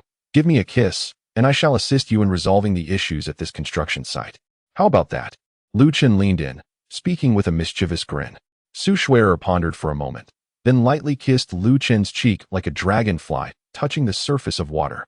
The warm sensation made Lu Chun's heart flutter. Energized, he dashed towards the recently deceased area, grabbing a shovel, and immediately began to dig. The workers all looked bewildered, unsure of his actions. At that moment, a red box emerged from the ground, adorned with several talismans. Su Xuere rushed over, exclaiming, "How could there be a box here? Someone must have intentionally buried it," Lu Chun replied. Su Xuere gazed at the box, feeling a chill run down her spine. What could possibly be inside? "If I am not mistaken, it should contain a piece of white bone," Lu Chun said with a grin. "White bone? Is this the reason behind the deaths at our construction site?" Su Xuere began to comprehend the gravity of the situation. "Indeed," Lu Chun nodded, tearing off the talismans and opening the box. Instantly, a surge of blood energy erupted, splattering all over Lu Chun. "Lu Chun, are you all right?" Su Xuere asked anxiously, her face paling. "I'm fine," Lu Chun said, pointing to the kiss mark on his face and smiling cheerfully. "With the protection of the love deity, no evil can harm me." Su Xuere was rendered speechless. This rascal couldn't be serious for more than 3 minutes. However, observing the situation, she assumed there was no immediate danger and turned her attention back to the box. "My goodness," Su Xuere gasped, retreating 3 steps in fright. The workers gathered around, peering into the box, and they all trembled in fear. Inside lay 2 skeletal hands, stained with blood yet devoid of flesh, as if someone had meticulously stripped the meat from them while they were still alive. "Mr. Su, what on earth is this?" the foreman asked, visibly shaken. "As you can see, these are 2 skeletal hands, and they were stripped of flesh with a knife while the person was still alive. Beneath this construction site, there are likely foot bones and a skull as well. Because the flesh was removed while they were alive, it has accumulated a significant amount of resentment. The deceased workers were affected by this resentment, causing them to see hallucinations that led to their tragic falls." Upon hearing this explanation, the onlookers erupted in chaos. "Yes, I saw my son playing in front of me while I was working this morning. I chased after him, but Oldly woke me up just in time. I nearly fell from the 7th floor window. It seems true. I was working with Wong Long on the scaffolding when he inexplicably wandered to the edge. I called out to him several times, but when I reached for him, he fell. This is too horrifying. I want to go home." Indeed, what if this person's resentment clings to us, and we meet our demise outside the construction site? Wouldn't we receive no compensation? The crowd fell silent. Lu Chun shouted loudly, asserting this individual was murdered by another. The box confined his spirit, causing his resentment to linger and disturb the workers at the site. "Now that I have opened the box, he shall seek vengeance upon his murderer. Moreover, I have opened all the boxes. If he truly intended to harm us, I would be the first to perish. Why are you all so fearful? Come, let us unearth the remaining boxes." With that, he wielded a shovel and began to traverse the construction site. The workers exchanged glances, and eventually, a few brave souls followed Lu Chun. In less than half an hour, Lu Chun unearthed 4 additional boxes, containing 2 feet, 2 segments of leg bones, 2 fragments of arm bones, and a skull. He refrained from allowing the others to see the skull, fearing they would be haunted by nightmares. "Dear wife, may I borrow your vehicle for a moment?" Lu Chun requested, cradling the boxes. "Where are you going?" Su Shuer asked, her voice tinged with anxiety. "I'm off to find a temple, to have a monk perform a rite for him. Otherwise, he will become a wandering spirit," Lu Chun explained. "I'll accompany you," Su Shuer insisted. "No need. You stay here to manage the site. We cannot afford any delays," Lu Chun replied with a grin. After a moment of silence, Su Shuer placed the keys into Lu Chun's pocket, advising, "All right, but please be careful. Call me when you're done. Worry not, my dear." "With the blessing of the goddess of love, all will be well," Lu Chun assured her, showcasing the lipstick mark on his cheek, and departed with a cheerful demeanor. Placing the boxes in the trunk, Lu Chun found a piece of paper and inscribed a few words. "Friend, lead me to the one who ended your life." As he finished writing, the paper suddenly soared toward the west. Chapter 28. The nonsensical master struck down within a private room of a certain club. A middle-aged man lounged on a sofa, while a line of fair-skinned, alluring, and scantily clad beauties stood before him. The club manager remarked, brotherly, "This batch is newly arrived. Do you find any of them appealing?" The man on the left surveyed the group and boldly declared, "Keep them all." "Understood." The manager promptly instructed the young women, "Attend to Mr. Li with utmost care. He is generous." With that, he turned and exited, closing the door behind him. A throng of charming young ladies eagerly flocked to Master Li, vying for his attention. Master Li's left hand grasped one beauty's bosom, while his right hand ventured beneath the skirt of another long-haired enchantress, his lips firmly pressed against those of a blonde. At that moment, his phone rang unexpectedly. He withdrew one hand to answer the call. "Hello? Master Li, my informant at Spring Garden just called. Lu Chun has unearthed several boxes at the construction site and has taken them to a temple," Meng Changshan reported urgently. Master Li paused, then inquired, "Are they red boxes adorned with talismans?" "Yes." Meng Changshan hesitated before adding, "Master Li, could it be that Lu Chun has disrupted your formation? To breach my formation. This boy possesses some intrigue," Master Li mused. Master Li suddenly grasped the beautiful girl's hand with force, causing her to exclaim in pain. "Master Li, what shall we do now? That scoundrel has ruined my son. I must ensure his demise," Meng Changshan declared through gritted teeth. "Rest assured, I shall take matters into my own hands shortly. I guarantee he shall not survive beyond 3 breaths," Master Li responded, brimming with confidence. However, before he could finish his words, the door was violently kicked open. A young man in a suit appeared at the entrance. "Everyone irrelevant, leave at once." With that, he tossed several boxes into the private room. They burst open, revealing fragments of white bones and a bloodied skull, stripped of flesh. The girls, having never encountered such a sight, screamed and fled. Master Li furrowed his brow, fixing his gaze upon the intruder. "You are Lu Chun?" "What? Master Li, has Lu Chun come for you?" Meng Changshan inquired loudly. "Yes, his arrival is fortuitous. It will save me considerable hassle. Later, I shall send you his corpse," Master Li said, ending the call. Lu Chun shut the private room door, turned on the lights, and approached Master Li, pointing at the bones on the floor with a cold voice. "You are the one who killed this person, are you not?" "Indeed," Master Li nodded, then looked at Lu Chun with unwavering confidence. "Young man, although you inadvertently disrupted my formation, you are still far from my level. If you kneel and plead for mercy, I may grant you a swift end. Otherwise, I shall methodically strip the flesh from your body, a sensation I assure you, you do not wish to experience." "At least I have not mistaken you," Lu Chun replied, rolling up his sleeves. "Young man, did you not hear my words? I commanded you to kneel," Master Li snapped, irritation creeping into his voice. Yet, before he could finish, Lu Chun moved suddenly. He stepped forward, mounted the coffee table, and swung his right arm, delivering a resounding slap to Master Li's left cheek. The impact was forceful. Master Li's head spun a full 360 degrees before returning to its original position, blood gushing from his neck, which was evidently severed. His eyes widened in disbelief, as if he could not fathom that he would meet his end at the hands of a nameless individual. But he was supposed to possess the means to kill. He thought, why is this boy not adhering to the rules?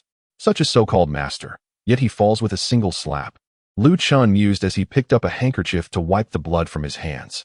He then addressed the skull on the floor, saying, "Brother, Your vengeance has been avenged by me. Do not linger in this realm any longer. Hasten to your next life." Upon his words, the skull remained unchanged. Yet it no longer appeared as fearsome. Lu Chen retrieved Master Li's phone and dialed Meng Changshan's number. "Master Li, has that scoundrel been dispatched?" He, old Meng. Your so-called master is rather inept. With just one slap, I ended him. Await my arrival at the hospital with Meng Bo.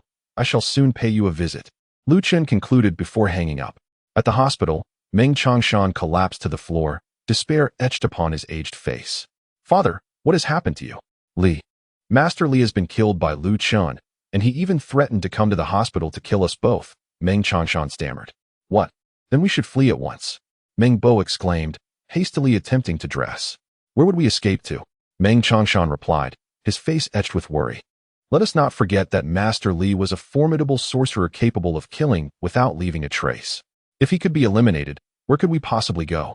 Then should we not call the police and let them apprehend him?" Meng Bo suggested once more. "Do you truly believe the police can capture such a person?" Meng Changshan retorted, pulling out a cigarette. However, his trembling hands prevented him from lighting it, and in frustration, he hurled the lighter to the ground. "Damn it! Even lighting a cigarette is going against me today." After a moment of silence, he suddenly declared, "Let us go to the Su residence and apologize to Su Shuer. If she can forgive us, Lu Chen will not harm us." Meanwhile, Lu Chen was driving to the hospital when he received a call from Su Shuer. "Hello, my dear." He answered. "Lu Chen, have you taken that person to the temple?" She inquired. "Yes, the rites have been completed," he confirmed. "Then please come pick me up. Dad just called, asking me to return home for an important matter." "All right, I'll be there in about 20 minutes. Later, Lu Chen picked up Su Shuer and drove back to the Su family villa. Upon entering, they found Su Shuer's parents and Su Jiqiang in the living room, with Su sitting in the main seat while Su Dalong poured him tea. "Su Jiqiang, what brings you to my home?" Su Shuer asked, astonished. Su Dalong stood up, casting a cold glance at Lu Chen before saying, "Jiqiang is here specifically to help us resolve the Meng family's issues. We have already addressed the situation at Spring Garden, and construction has resumed without delaying the timeline." "Resolved?" Su Shuer remarked instantly. Su Dalong paused for a few seconds before responding.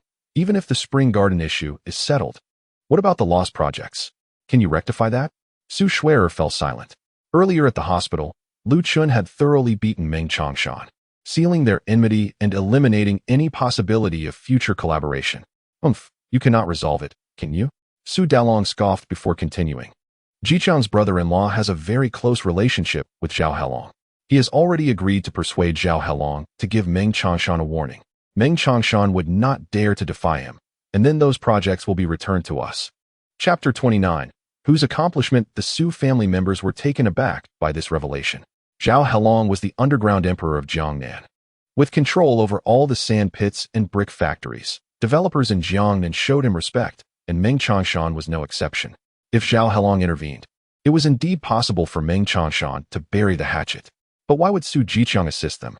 At that moment, Su Jiqiang spoke slowly. "The Meng family is not a small company, so initially, my brother-in-law refused to get involved. However, when I mentioned that Su Zong is my girlfriend, he reluctantly agreed. Therefore, in a few days, Su Zong must accompany me to treat my brother-in-law to dinner." "Absolutely not." Su Shuer immediately rejected the idea. "Su Shuer, do you wish for the Su family to be driven to ruin?" Su Dalong rebuked immediately. Yet, Su Shuer was determined to retort. "There is no but. Jiqiang sacrificed his own reputation to save the Su corporation, and you refuse even a single meal?" Su Dalong exclaimed in anger.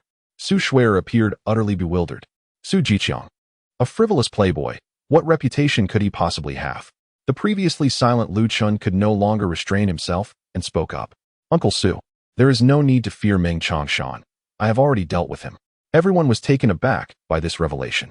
At that moment, a figure hurriedly entered the villa. "Is Shuer home?" Upon seeing the newcomer, everyone was momentarily stunned. The visitor was none other than Meng Changshan's wife, Jiayu. Su Dalong greeted her with a smile. "Sister-in-law, what brings you here? Please have a seat." Jiayu scanned the room, and, upon seeing Su Mu present, sighed in relief. The two families had previously enjoyed a close relationship, and she was a confidant of Su Mu. Moreover, she had not been involved in the matter at hand, so Meng Changshan had sent her to apologize. Attempting to rekindle the bond of friendship with Su Mu, she knelt down. "Brother Meng, Shuer, It was our Changshan's folly that caused offense. If you could overlook past grievances and spare their lives, the Meng family will entrust all future projects to the Su Corporation. The Su family exchanged bewildered glances, all equally perplexed. Just yesterday, the Meng family had been filled with murderous intent, vowing to see the Su Corporation's downfall. Why had they suddenly resorted to begging for mercy? Had Lu Qin truly resolved the matter? Su Shuer cautiously inquired. Aunt Jia, did you not just terminate our project this morning? How is it that this afternoon? Shuer, I am unsure. It was merely that your Uncle Meng called me out of the blue, requesting that I plead for his life. As long as you spare them, all will be well. After saying this, she turned to Su Mu, who was in tears. Yulan, Changshan was merely flustered by the incident with Xiaobo. He did not genuinely wish to harm you. Su Dalong slapped his forehead in realization, exclaiming, I understand now. Jiqiang, thank you. You are truly the benefactor of the Su family. Yu Jiqiang was left bewildered. What on earth? How had he become a benefactor? Su Dalong continued. It must be your brother-in-law who warned the Meng family. Otherwise, how could Meng Changshan dare to plead for mercy? If I am not mistaken, Zhao Halong's exact words were likely, if you touch the Su family again, I shall make you and your son disappear. Yu Jiqiang was confused, as he had yet to call his brother-in-law. However, seizing an opportunity, he quickly asserted, indeed, that must be the case. You all know how domineering General Zhao is. Someone like Meng Changshan would surely be frightened to the core. The Su family slowly began to comprehend. They had not anticipated that Jiqiang's brother-in-law wielded such influence with Zhao Halong. After decades of camaraderie, perhaps it is wise to show mercy where one can. Indeed, Meng Bo has suffered a grievous blow, rendering him incapable of continuing his lineage. It is only natural for Changshan to seek retribution against us in his indignation. Let us refrain from pursuing this matter any further. Jiqiang, please convey to your brother-in-law that we shall consider this affair settled. Within the confines of the room, aside from Su Shuer's family, several siblings of Su Dalong voiced their agreement. Su Dalong cast a disdainful glance at Lu Chun, stating, do you see? It is individuals like Jiqiang who can steer the Su family through perilous waters that embody true manhood. You, on the other hand, resort to violence, akin to a mere rustic dog. Su Shuer retorted, Father, it was Lu Chun who resolved the issues at the Spring Garden construction site. Humph. Shouldn't he be responsible for the mess he created? Su Dalong shot a glare at Su Shuer, then resolutely declared, without Jiqiang today, the Su family would have already met its demise. You must accompany him to see your brother-in-law. This matter is settled. Grandfather Su Shuer glowered at the old patriarch. He sighed softly, feeling a twinge of guilt towards Lu Chun, yet acknowledging that Su Jiqiang had indeed salvaged the Su family from impending doom. Shuer, do bear with it. It is merely a charade for a brief encounter, and it shall not take long. I understand, Su Shuer huffed, grasping Lu Chen's hand as they ascended the stairs. Lu Chen pondered for a moment, but chose not to provide an explanation, as it would only complicate matters. He certainly could not disclose that he had eliminated Master Li. He preferred to keep this side of himself hidden from Su Shuer. Su Mu helped Jiayu sit on the sofa, engaging in light conversation, while Su Dalong and several members of the Su family lavished praise upon Su Jiqiang. The old patriarch, leaning on his cane, ascended to the second floor and entered Su Shuer's room. Shuer, Xiaochen, are you both blaming Grandpa? He inquired. How could that be, Grandpa? This decision was made by my father. It has nothing to do with you, Su Shuer responded. The old patriarch replied, your father is acting in your best interest. Consider it. You have created quite a debacle. If Su Jiqiang were to reclaim the Meng family's project under his own name, he could potentially exert pressure upon you in the boardroom, even compelling you to relinquish the position of general manager. Indeed, this is why I find his intentions perplexing, Su Shuer said, furrowing her brow. We have known each other for 7 or 8 years, and he has never shown any affection towards me. Why would he want me to masquerade as his girlfriend? Perhaps it is merely an excuse to solicit assistance from his brother-in-law, the old patriarch chuckled. In any case, it is just a meal. There is nothing to worry about. You may simply have Xiaochen wait for you downstairs. Very well. Meanwhile, in the depths of Jiangnan, the underground emperor Zhao Halong was seated before his television, scrutinizing the surveillance footage of the Dahe Mountain Villa district. What perplexed him was that, after Zhao Yingjiu and the others entered the villa, no one else had followed, yet all had met their demise. Continue the investigation. Ascertain whom Yingjiu has recently offended. Zhao Halong slammed his palm against the table. In his youth, He had been injured while mingling with the underworld, rendering him unable to share a bed with women, which led him to raise his nephew Wang Ingju as his own son. Now, with Zhao Ingju having been murdered within his own home, he vowed to uncover the perpetrator, swearing that he would not rest until justice was served. Brother Long, I heard from a friend in the community that a miraculous doctor has emerged in Jiangnan, having cured Wang Qiqiang's illness. Do you think we should invite him for a brief conversation? The implication is rather apparent. I recall that Wang Qiqiang's ailment had stumped several renowned physicians. Please inquire about this individual. I wish to learn more. Chapter 30. Embracing Sleep in the Night. Lu Chen lay on the floor, engrossed in his phone. The screen illuminated a chat interface. Night Owl, the surveillance footage has been deleted. Yet I cannot comprehend how a mere ruffian from Jiangnan could compel you to hide. Just say the word, and I shall eliminate that Zhao Helong. Lu Chen, you know nothing. I am currently the ideal boyfriend. Were it not for Zhao Ingju's incessant annoyances, I would not even consider his demise. Night Owl, very well. I am pleased you have re-emerged. If you require assistance, do not hesitate to call. Night Owl, by the way, it seems that members of the Night Envoy have infiltrated Jiangnan, their intentions unclear. Exercise caution. Lu Chen, they are but a horde of scuttling vermin lurking in the shadows. I fear them not. I intend to embrace my lovely wife for the night. That is all. Night Owl, get lost. Setting down his phone, Lu Chen's mind wandered back to a chapter of the past. Over the years, he had not remained secluded on the mountain every day, on average. He descended once a month to carry out a task for his master. These assignments varied widely, from assassinating a wealthy magnate to retrieving an artifact from a museum in a foreign land, and even serving as a bodyguard for a celebrity. During one of these missions, he encountered Night Owl and even saved his life. Since then, Night Owl insisted on forming a brotherly bond with him. Years passed, and Night Owl's organization, Blood Shadow, became one of the two leading assassin factions globally, the other being the Night Envoy he just mentioned. The Night Envoy consisted of ninjas from Sakura Country and elite assassins from the Beautiful Country, serving as Blood Shadow's archrivals. Lu Chen had taken down many of their operatives in the past, which is why Night Owl warned him about their presence in Jiangnan, suspecting they were targeting Lu Chen. However, Lu Chen paid little heed to the warning. Having roamed the martial world for so many years, he had encountered no adversary worthy of his attention, aside from his master. In his own words, I am invincible. Lu Chen, do you not feel cold? Suddenly, Su Schwetter spoke up. Lu Chen looked up to see Su Schwetter wrapped in a blanket, resembling a fuzzy caterpillar. Not at all. Lu Chen sat up, revealing his bare arms clad only in a short-sleeved shirt. Jiangnan is one of the warmest regions in Huaxia, with an average temperature of 30 degrees in April, rendering the notion of cold practically non-existent. Is that so? Yet I feel quite chilly. Could you please turn on the air conditioning for me? Su Schwerer's pale face exhaled frosty breaths. Noticing her condition, Lu Chen sprang to his feet and touched her forehead, his expression shifting dramatically. Did you forget to take your medicine yesterday? Medicine? Su Schwerer suddenly recalled that Lu Chen had prepared medicine for her the previous morning. She had been too busy yesterday to remember this matter. Your illness has yet to be completely cured, and now you've run out of medicine. This is quite dire. Lu Chen remarked. With so many troubles at the company, I cannot afford to faint, Su Schwerer said, her face etched with anxiety as she looked at him. You must help me think of a solution. There is only one method left, Lu Chen replied. What method? Su Schwerer inquired.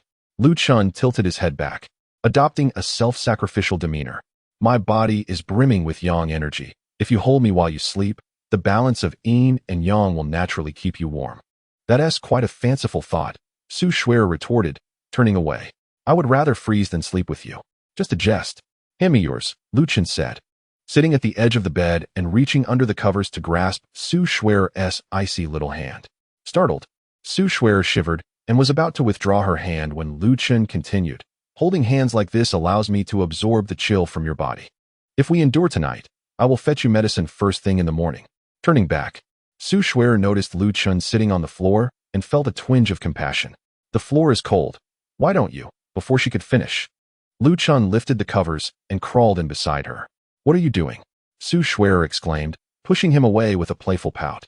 You lecherous man, get out. Lu Chen remained unmoved. My master once said that a woman's words are often contrary. When she says get out, she actually means to stay. Thus, he feigned sleep. Snoring softly, his warm and powerful hand tightly clasped Su Schwerer's delicate one, alleviating much of her icy discomfort. With a sigh, Su Shuer ceased her struggles, reached over to turn off the light, and lay beside Lu Chun. Lu Chun, thank you, she whispered, then closed her eyes. Whether it was the yang energy within Lu Chun that nourished her body, or simply the presence of a man that offered her a sense of security, Su Shuer slept unusually late the following day, awakening to find it was already 10:30. Glancing beside her, she noticed the floor had been neatly arranged, and Lu Chun was no longer in the room. As she rose, she spotted a note on the bedside table. Wife, I've gone to fetch medicine. I will come to the company later. The neat, vigorous handwriting surprised Su Shuer. One might mistake it for the work of a calligraphy master. Skilled in medicine, adept in martial arts, and capable of archery, Lu Chun, despite his limited formal education, seemed quite talented in many respects. Su Shuer threw off the covers, revealing her fair and shapely legs.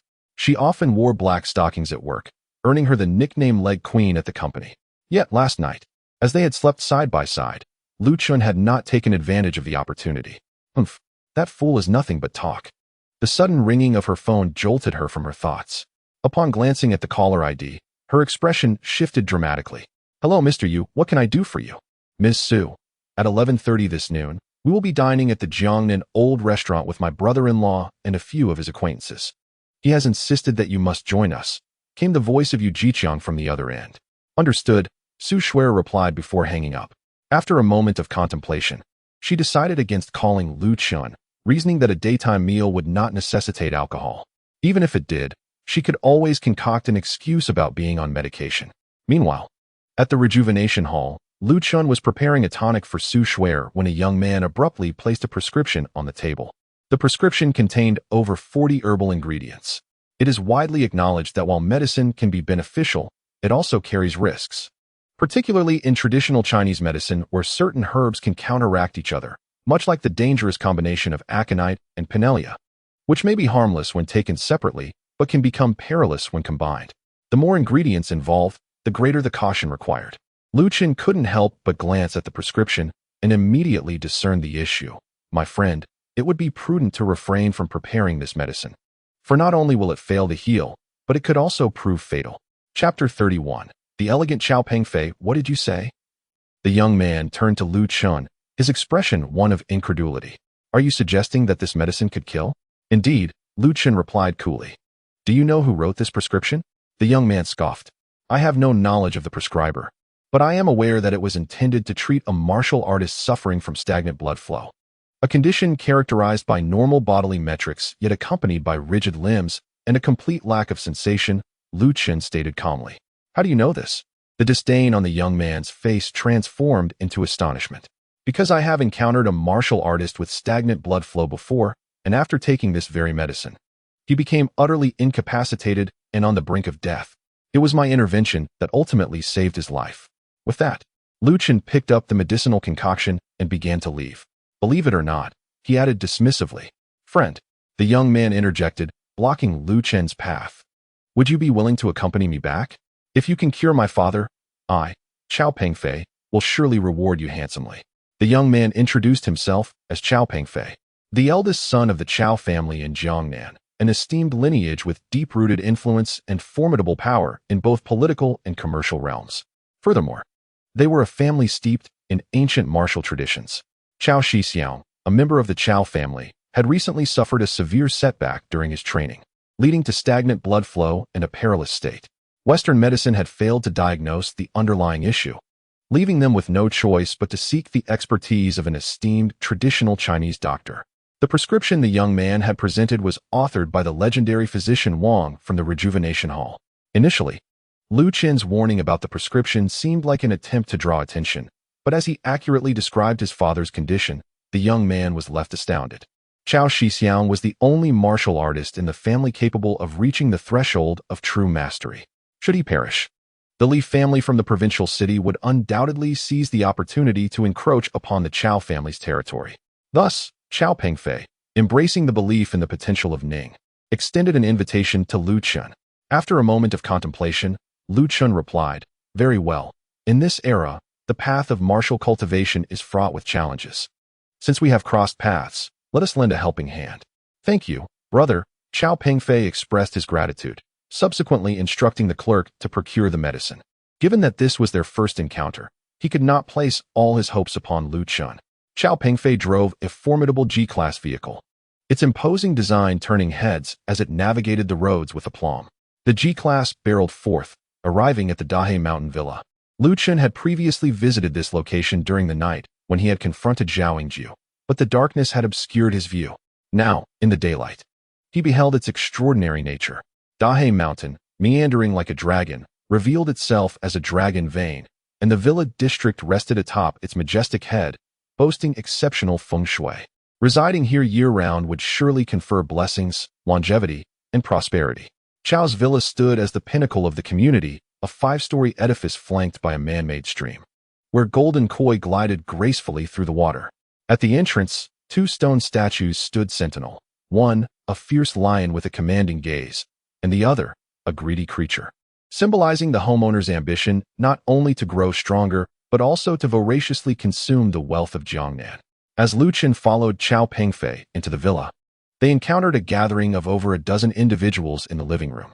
At the center, lounged a middle-aged man with a square face and a crew cut, exuding a fierce demeanor and piercing gaze, unmistakably a seasoned martial artist. Beside the sofa stood an elderly gentleman, appearing to be in his 70s. His face etched with wrinkles, yet possessing an upright posture and bright, spirited eyes. Upon seeing Chao Peng return, the elder inquired, "Mr. Chao, have you brought back the medicine?" "Yes, I have," Chao Pengfei replied, though he hesitated for a moment before gesturing towards Lu Chun. "I encountered this brother at the rejuvenation hall. He claims that your medicine is not to be taken, lest my father perish." "Oh." The renowned Dr. Wang raised his gaze to appraise Lu Chun. "This young brother presumes to discern the efficacy of my prescription without even witnessing the ailment?" "Dr. Wang, he merely examined your medicine and deduced my father's condition," Chao Pengfei asserted earnestly. However, before he could finish, he was interrupted by a middle-aged man. "Pengfei, one must not seek remedies haphazardly. Look at this lad. He is yet to fully mature. What could he possibly know about healing? Quickly, prepare the medicine prescribed by Dr. Wang," insisted Chao Shilong, Chao Pengfei's second uncle and the family's second-in-command, his authoritative tone garnering immediate agreement from those present. Indeed, Dr. Wang is a celebrated healer in Jiangnan. He is not to be compared with any ordinary individual. Since we have summoned Dr. Wang, let him administer the treatment, while the rest should stand aside. Hurry, prepare the medicine. Upon hearing this, Chao Pengfei's expression darkened. Yet, confronted by a gathering of elders, he found himself unable to retort. He could only address Lu Chun, saying, "Brother, my family can be quite harsh in their words. Please do not take it to heart. Kindly wait a little longer. It would be best if my father experiences no further issues after taking the medicine. If anything were to happen, I implore you to lend your assistance, and I, Chao Pengfei, will certainly reward you handsomely." Lu Chun nodded and chose to remain. It was not out of a desire to meddle or a benevolent heart. Rather, he had long been practicing the Misty Dao Sutra imparted by the Fairy of Zhou. A year prior, he had reached an impasse in his cultivation. The fairy had advised that performing good deeds and engaging with the mortal world might allow him to transcend this limitation. Accepting a marriage contract, pursuing romance, and encountering setbacks, these were all part of worldly experiences. Saving Wang Qiqiang and aiding Chao Shixiang were acts of virtue. 20 minutes later, the Chao family had prepared the medicine. Chao Shilong supported Chao Shixiang's body as Wang Shini held the medicine, carefully administering it to Chao Shixiang's lips. As the concoction entered his mouth, mere seconds passed before Chao Shixiang opened his eyes. Elder brother has awakened. The efficacy of Wang Shini was remarkable as he swiftly revived the family head. The Chao family erupted with excitement, praising him while also reproaching Chao Pengfei. "Did you see, Chao Pengfei? This is the power of Wang Shini's medicine. How could you believe a stranger's unfounded claims about its effectiveness? With such a lack of intellect, how could you dare to consider yourself the heir of the Chao family? Fortunately, you did not heed that advice. Otherwise, who knows when our family head would have recovered?" Faced with the crowd's reproaches, Chao Pengfei's face shifted through various shades of anger and embarrassment. However, he did not take out his frustration on Lu Chun. Instead, he spoke earnestly, "Brother, perhaps your previous diagnosis was different from my father's condition. I feel quite apologetic for the trouble you've gone through. Please provide me with your bank account details. I wish to send you 10,000 yuan as a token of my gratitude." Lu Chun was taken aback. This young man had an intriguing side. To be honest, when the group had been hurling insults moments ago, he had been ready to depart, for he, Lu Chun, possessed a rather volatile temperament. Yet, Chao Pengfei's words stirred a sense of compassion within him. Just for that, I shall ensure your father is saved, Lu Chun declared. Chao Pengfei was momentarily bewildered. If he is already well, what is there to save? However, just as he was about to inquire further, Chao Shixiang suddenly sat upright on the sofa, glaring fiercely, and coughed up blood. Wow. Chapter 32. Cleansing the marrow and refining the vessels. Master of internal strength, Chao Shixiang abruptly turned, spitting a mouthful of blood onto the floor. The expressions of those in the room shifted dramatically, and even Wang Shini found himself momentarily stunned, exclaiming incredulously, "My medicine is supposed to help him clear his meridians. How could this happen?" At that moment, Chao Shixiang's complexion shifted from pale to crimson, as if he were struggling to breathe, suffocated. "Wang Shini, what is happening? What is wrong with my elder brother?" Chao Shilong shouted in distress. Wang Shini appeared flustered, at a loss for what to do. Chao Pengfei, sensing a glimmer of hope, grasped Lu Chen's hand and implored, "Brother, please, you must save my father." Lu Chun wasted no time. He swiftly approached, positioned himself flat, and removed his upper garment. It was only then that the Chao family noticed the ghastly sight of purple lines etched across Chao Shixiang's pallid body. With resolute strength, Lu Chun delivered a powerful palm strike to Chao Shixiang's abdomen. A spurt of crimson, tinged with violet, erupted from Chao Shixiang's mouth. "What are you doing? Let go of my brother." Chao Shilong shouted in desperation. "Uncle, he is saving him. Do not interfere." At that moment, Chao Pengfei exhibited the commanding presence befitting a future head of the family, sternly rebuking the disruption. Disregarding the commotion among the Chao family, Lu Chun traced his thumb along Chao Shixiang's meridians. A potent surge of spiritual energy coursed through his skin and into Chao Shixiang's body. Within him, the spiritual energy resembled sheep crowded in a narrow alley, unable to move. Meanwhile, Lu Chen's energy acted as a shepherd, swiftly restoring order to the chaotic herd. As he continued his ministrations, Chao Shixiang's flushed face gradually returned to normal. After a full 10 minutes, Lu Chun withdrew his hand. "Brother, how is my father?" Chao Pengfei inquired with palpable excitement. Before Lu Chun could respond, the previously unconscious Chao Shixiang suddenly opened his eyes and sat cross-legged upon the sofa. A formidable force erupted from within him, stirring the air like a tempest. The vases and paintings in the living room were swept to the floor, shattering into countless pieces. The true energy has been unleashed. He has attained the transformation of strength. Chao Shilong exclaimed with delight, astonished that Chao Shixiang had turned misfortune into fortune and achieved this breakthrough. "Father, you have broken through? Our Chao family now boasts a master of transformation." "Humph. With the head of the family having advanced, our Chao family shall no longer be confined to Jiangnan, but will extend its influence throughout the province." The Chao family rejoiced in their unexpected fortune. In recent years, the Li family in the provincial capital had been expanding its territory, encroaching even into Jiangnan, which had spurred Chao Shixiang's urgent desire to break through, leading to his prior turmoil. "Young brother, please allow me to pay my respects," Chao Shixiang said, descending to kneel before Lu Chun. "I saved your life solely because of your son's sincerity. There is no need for kneeling," Lu Chun replied, waving his hand. And a powerful force lifted Chao Shixiang back to his feet. Chao Shixiang gazed up in astonishment. Though he had just experienced turmoil, he was fully aware of the events unfolding around him. He recognized that it was Lu Chen's courage that had facilitated his breakthrough to transformation and understood the depth of his cultivation. Yet now, witnessing Lu Chen's youthful visage, he was utterly astonished. In his early 20s, possessing such profound abilities, he must surely have a formidable sect behind him. The Chao family had encountered a benefactor of great significance. Chao Pengfei stood by in a daze.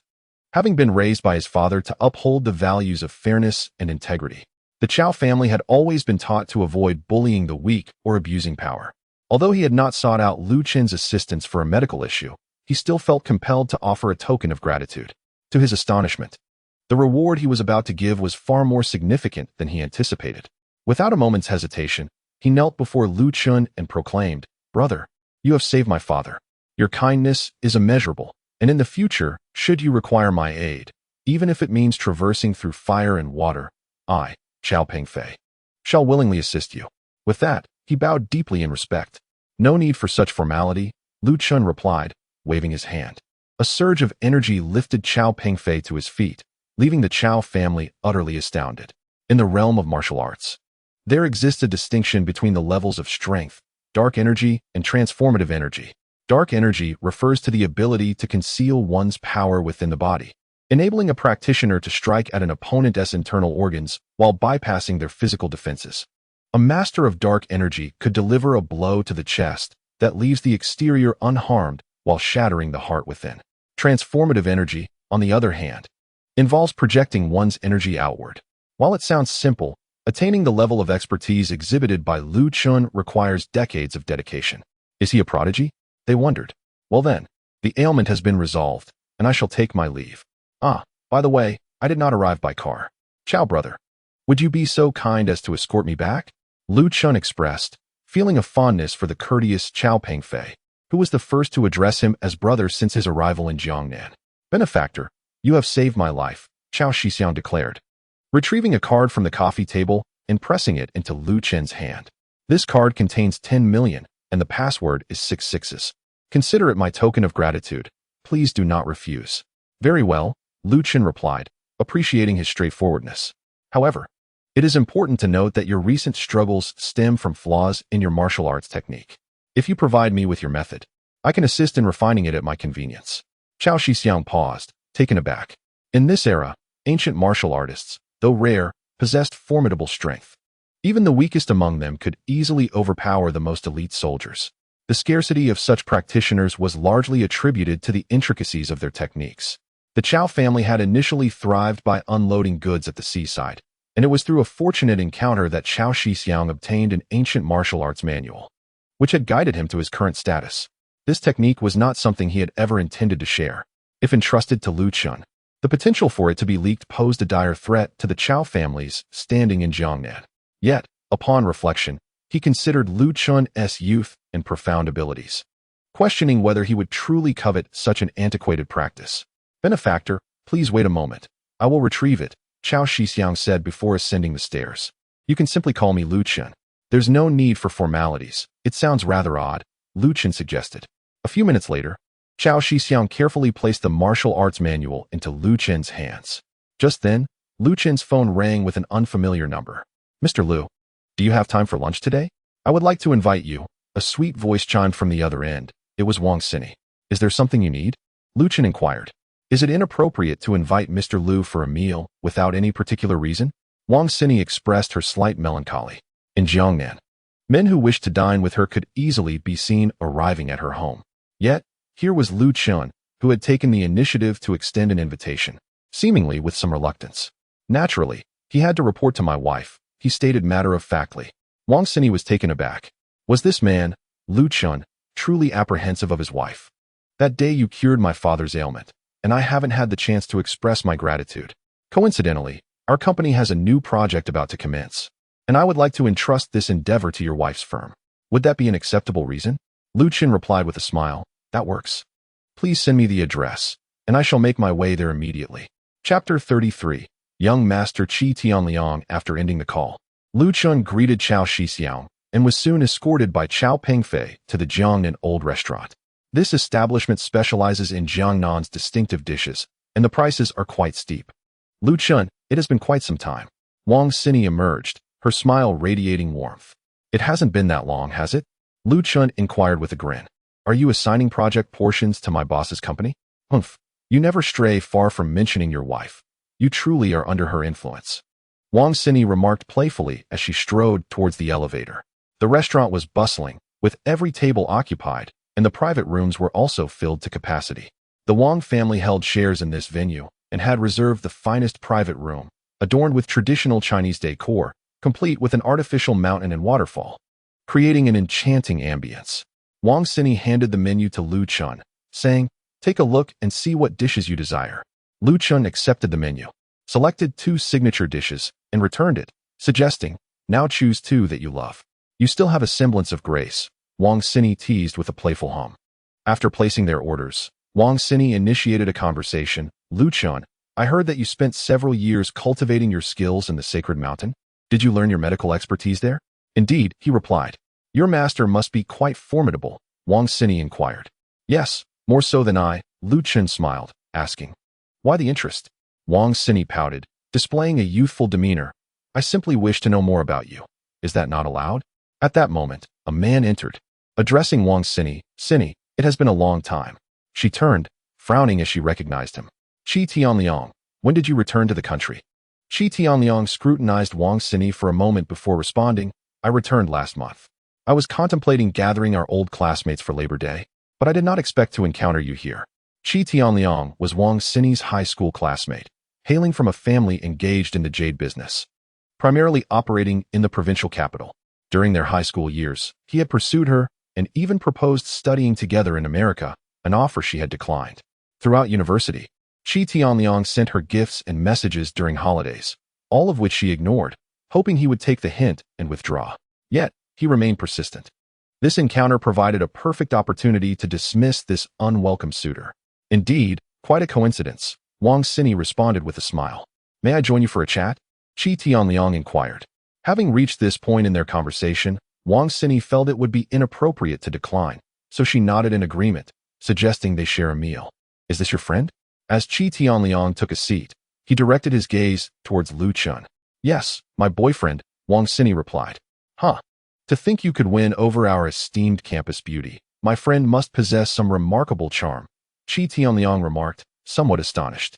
Lu Chun contemplated countering this statement, but Wang Sini persistently gestured to him, mouthing the words, please. Instantly understanding her intent to have him feign the role of her boyfriend to extricate her from Qi Tianliang's clutches, Lu Chun said, she pursued me. Initially, I was reluctant. But a brave man fears not a persistent woman. After months of her tenacity, I reluctantly acquiesced. Wang Sini's eyes widened in disbelief. How dare he label her as infatuated? This was utterly outrageous. Qi Tianliang, equally astonished, turned to Wang Sini and asked, you were the one who pursued him first? Indeed, Wang Sini replied with a charming smile. Qi Tianliang's lips twitched as he inquired of Lu Chun, what business does your family engage in? I am an orphan, Lu Chun replied. Apologies, but I am unaware.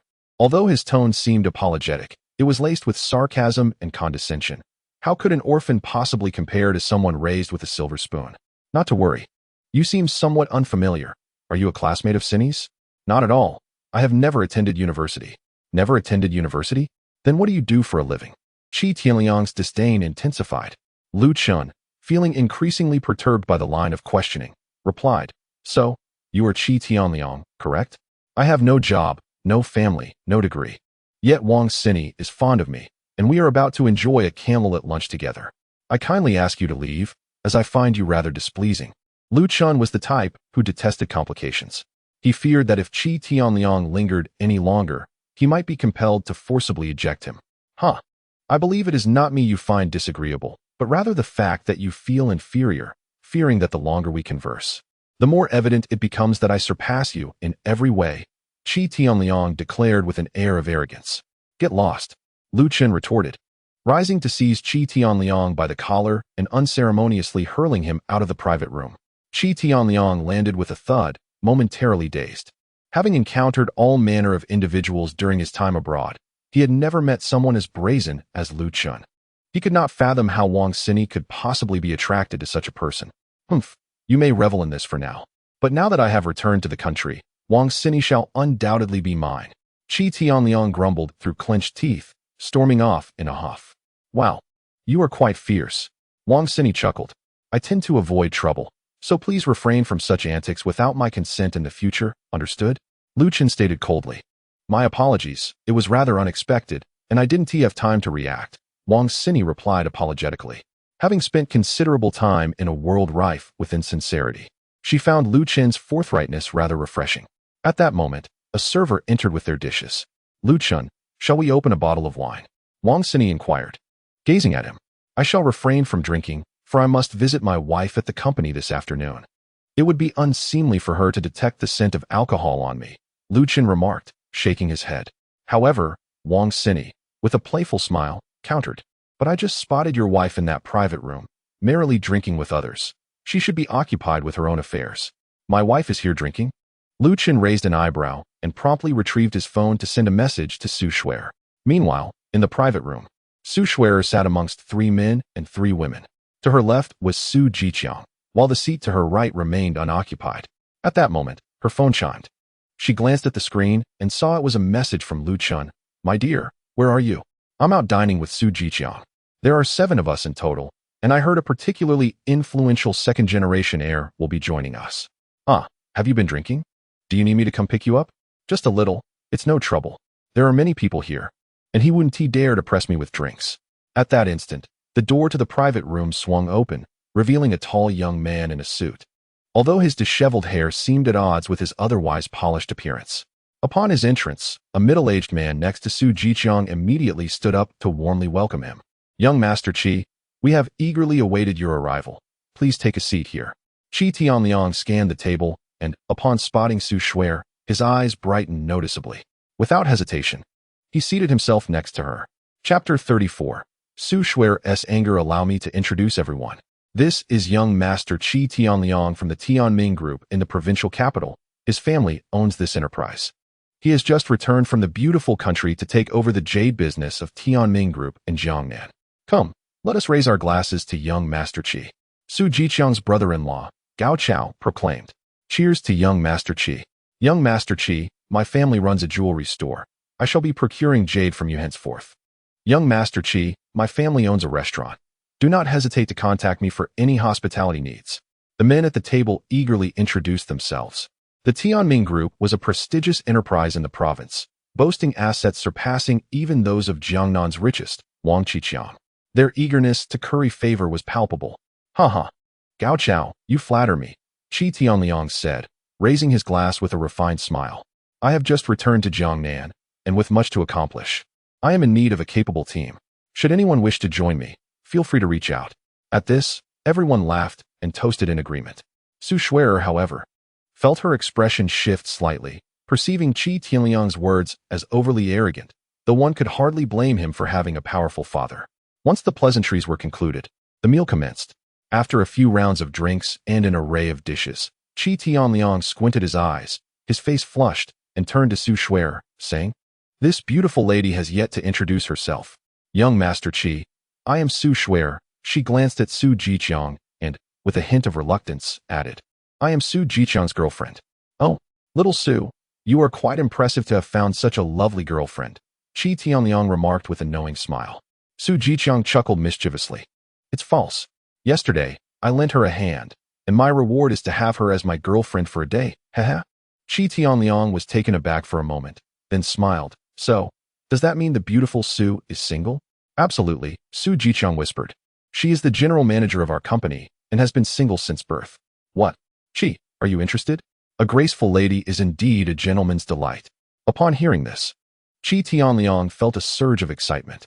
He had experienced the pleasures of wealth and power, having indulged in beauties from Asia and beyond, with exquisite figures and remarkable talents. Yet, he had never encountered a beautiful virgin. After all, in this day and age, such treasures were exceedingly rare. Ha. Su Jiqiang laughed heartily and turned to Su Shuer.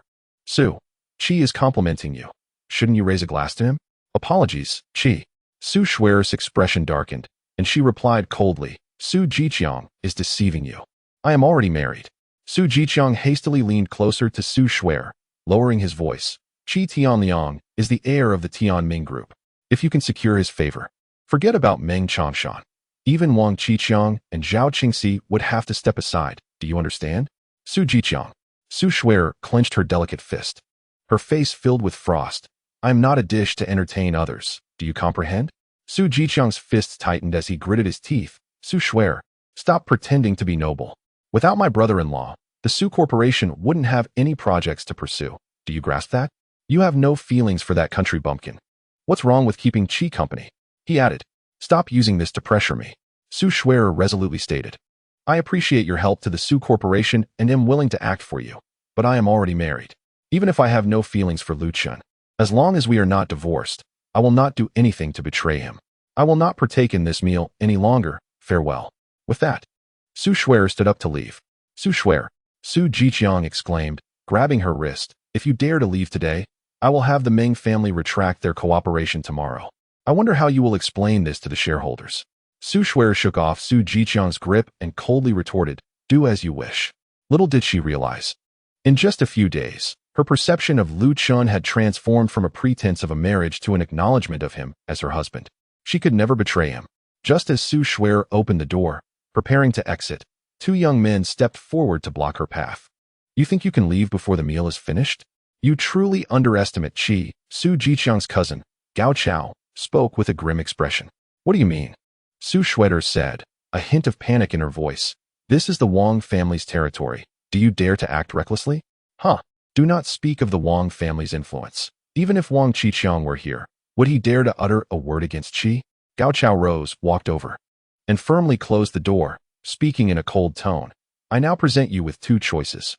First, stay and accompany Qi Xiao in his drinking. Second, I shall have my men watch your family closely, and any who dare to step outside will find themselves with two broken legs. Su Shuer trembled with indignation. Fully aware that Gao Chao was a formidable enforcer for Zhao Hailong, the underground emperor of Jiangnan, known for his ruthless nature, capable of committing heinous acts without remorse.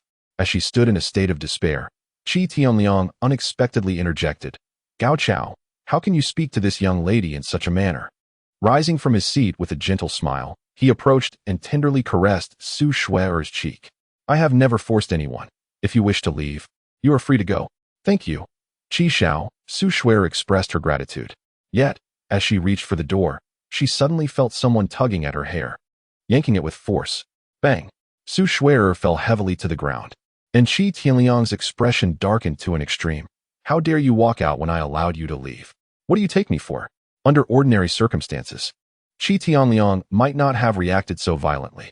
However, having been humiliated earlier by Wang Xini and physically assaulted by Lu Chun, he was already simmering with pent-up frustration.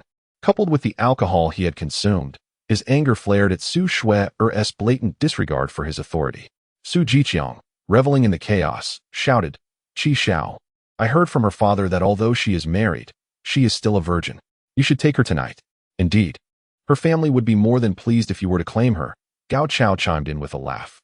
Sitting on the floor, Su Shuer's delicate face and her expression of fear only intensified the desire to dominate her.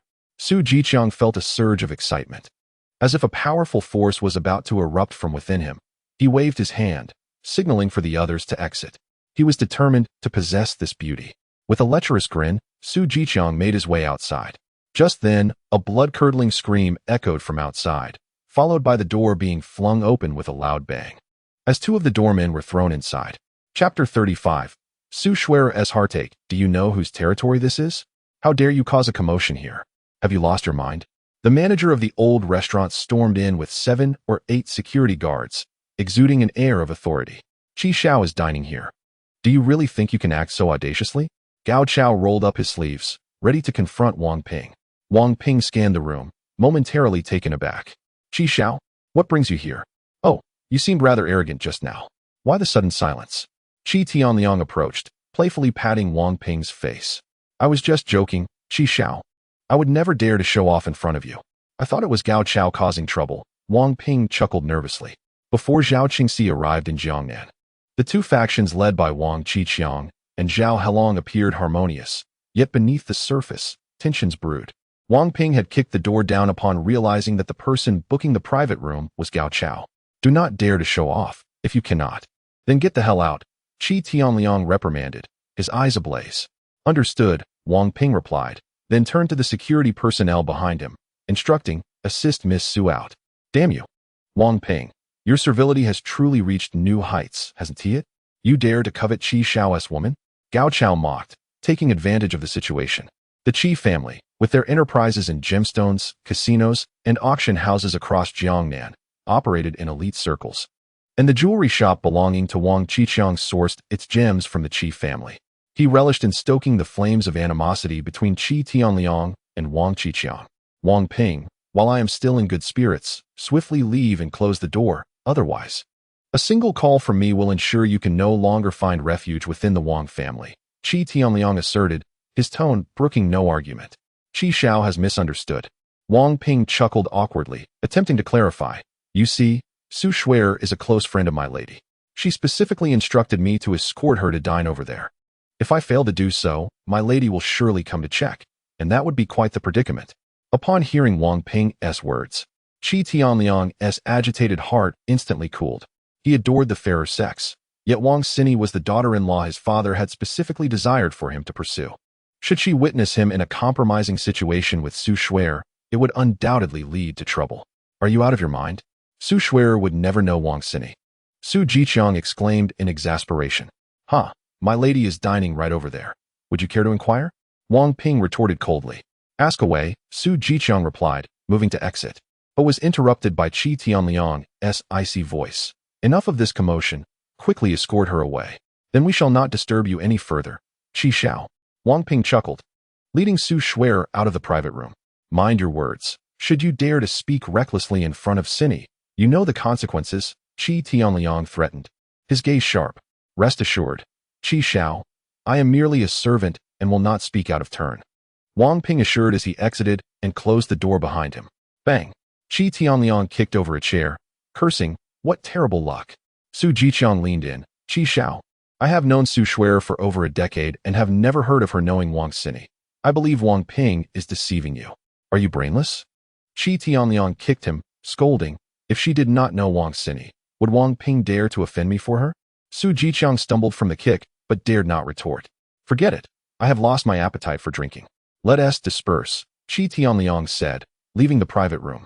Visibly displeased, Gao Chao shot a reproachful look at Su Jiqiang. Didn't you swear you could handle this woman? I had no idea she would react so strongly. Su Jiqiang replied, equally bewildered. Damn it, I don't care what method you use. Get her into Qi Xiao's bed as soon as possible.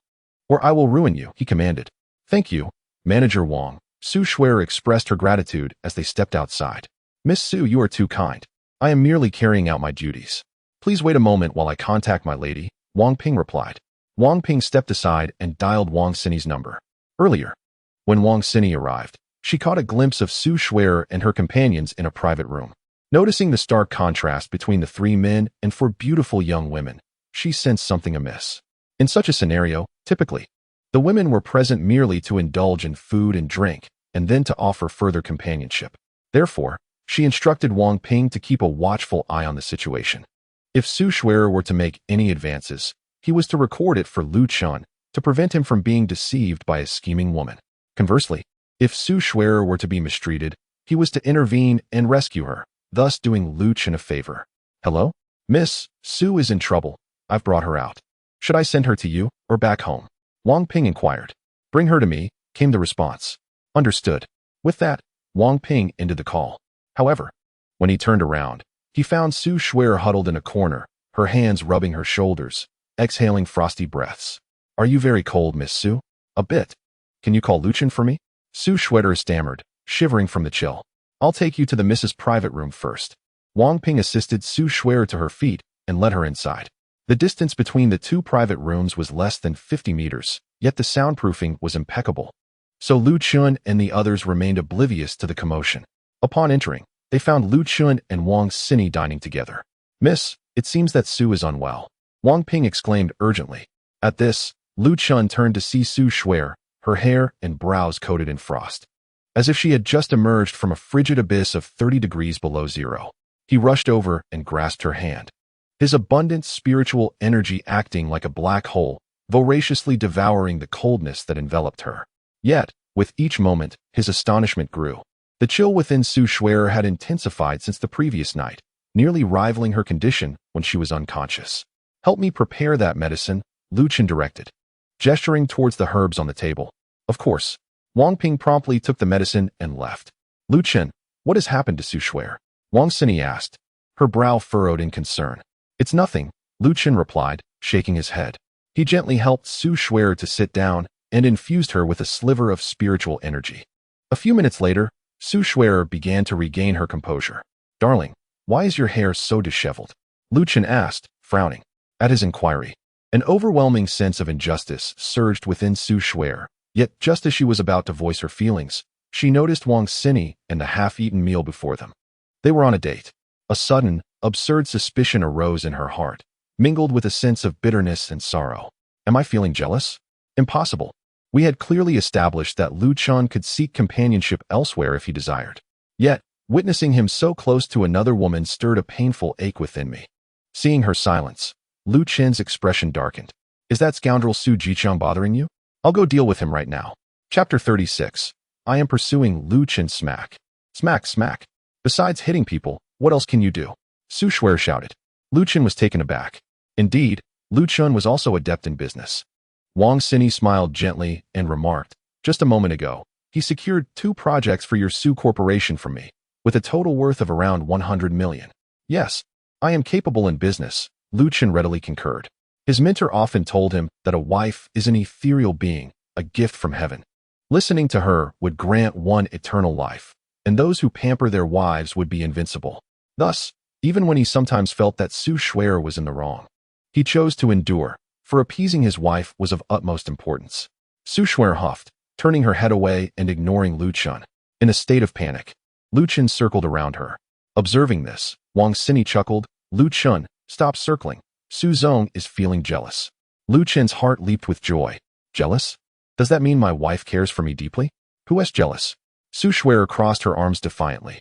Noticing her proud refusal to admit it, Wang Xini suddenly felt a desire to tease her, saying, there is no need for concern, Su Zong. Although I am pursuing Lu Chen, he is yet to accept my advances. You are pursuing him?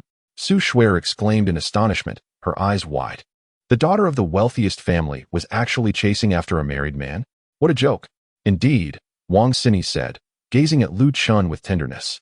Lu Chen is handsome, fit, skilled in medicine, proficient in martial arts, and incredibly considerate. Who wouldn't he be smitten by such a man? But he is married. Su Shuer insisted anxiously. Then I shall wait for him to divorce. Wang Xini replied with a smile, her eyes sparkling as she regarded Su Shuer. I have heard that your marriage was arranged by your grandfather, and you are not particularly fond of Lu Chen. I believe it won't be long before it ends. Will it? Our relationship is quite good. We will not divorce, Su Shuer declared, wrapping her arm around Lu Chen's, casting a challenging glare at Wang Xini. Unbeknownst to her, in that fleeting moment, she felt a profound fear of losing Lu Chen. Then I shall wait patiently, Wang Xini said cheerfully.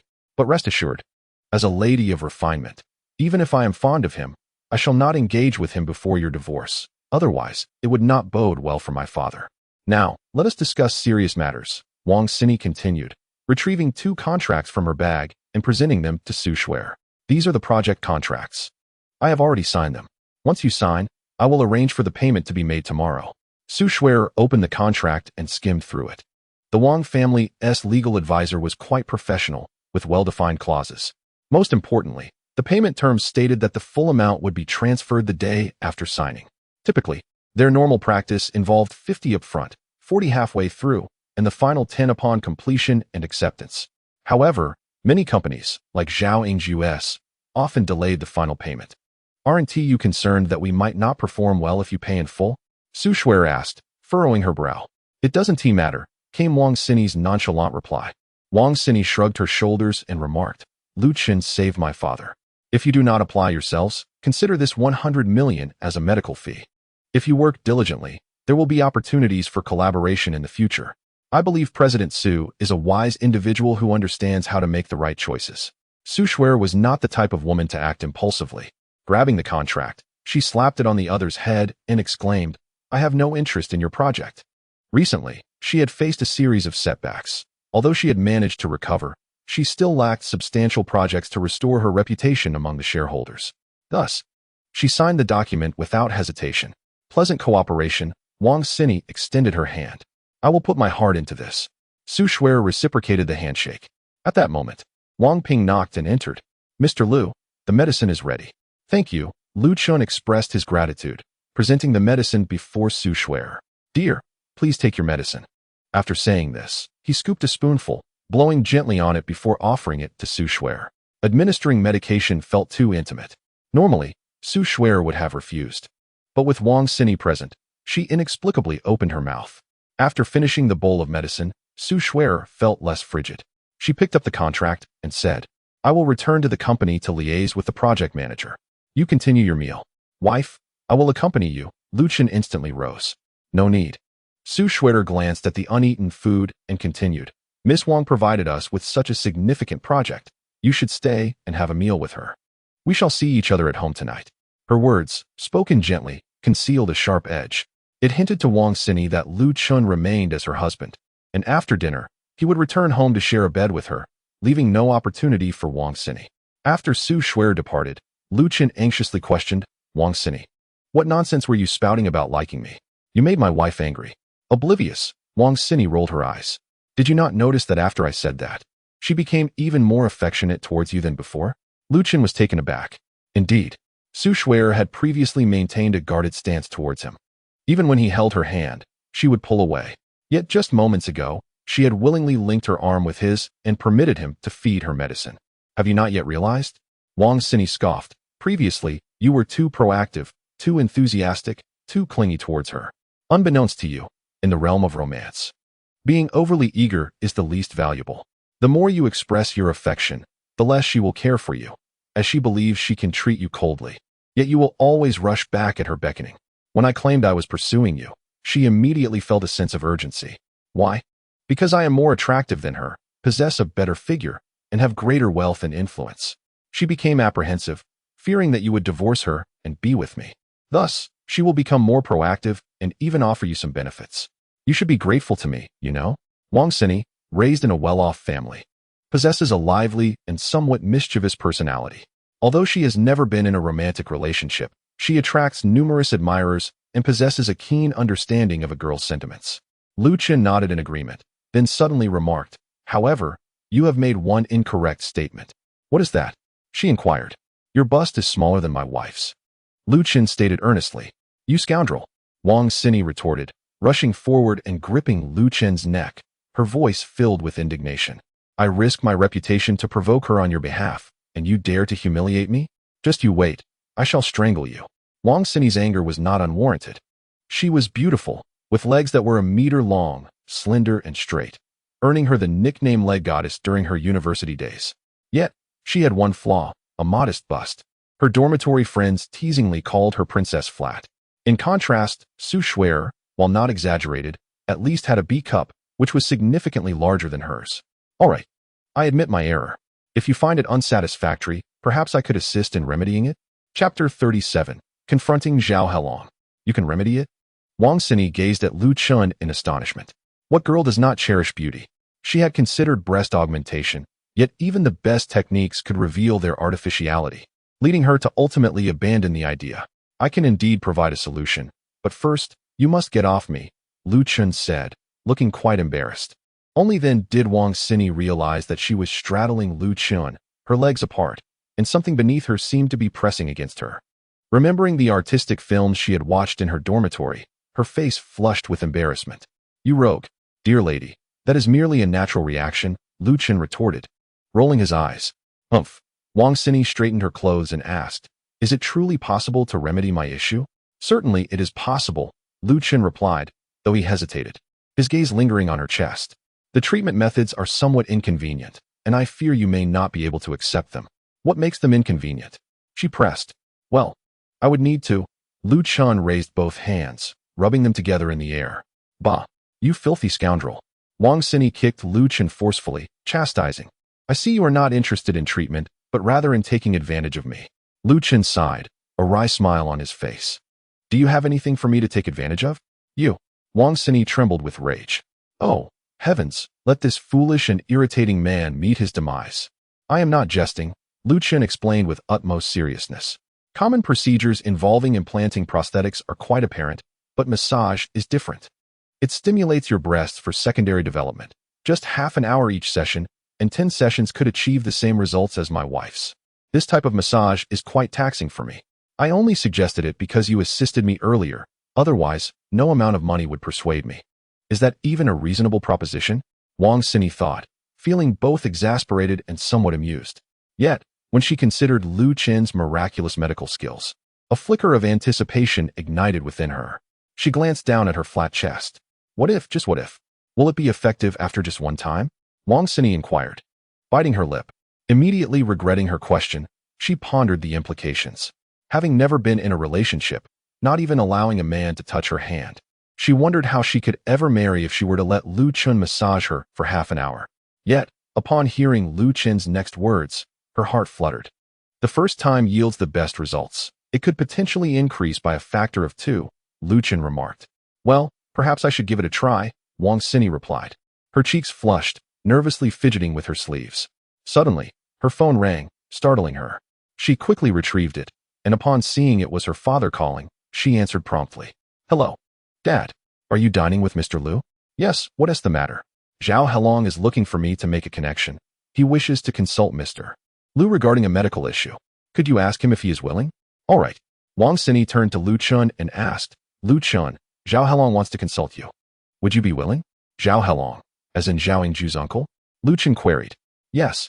I decline, Lu Chun said firmly, waving his hand. Lu Chun, Zhao Helong wields considerable influence in Jiangnan.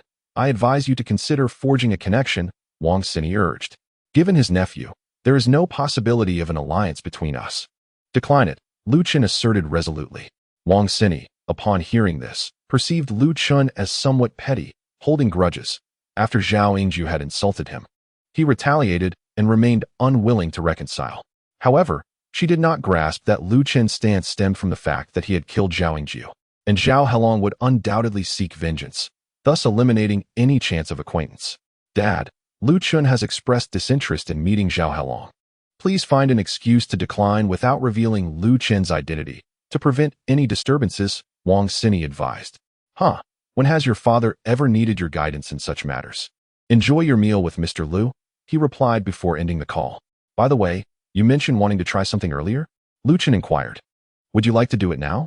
No, Wang Xini shook her head vigorously. Please give me some time to prepare mentally. Understanding her shyness, Lu Chun did not press the matter further. After a moment, he stated, by the way, I have a favor to ask of you. What is it? Your connections are extensive. Could you assist me in locating any fire attribute stones, weapons, or antiques? Lu Chun requested. He had discovered that Su Shui's ailment was far more intricate than he had initially anticipated.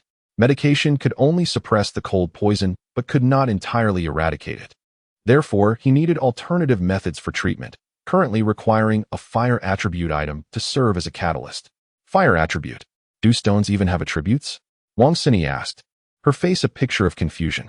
Indeed, Lu Chun nodded, explaining, the simplest way to determine is through touch. Fire attribute items are typically very warm.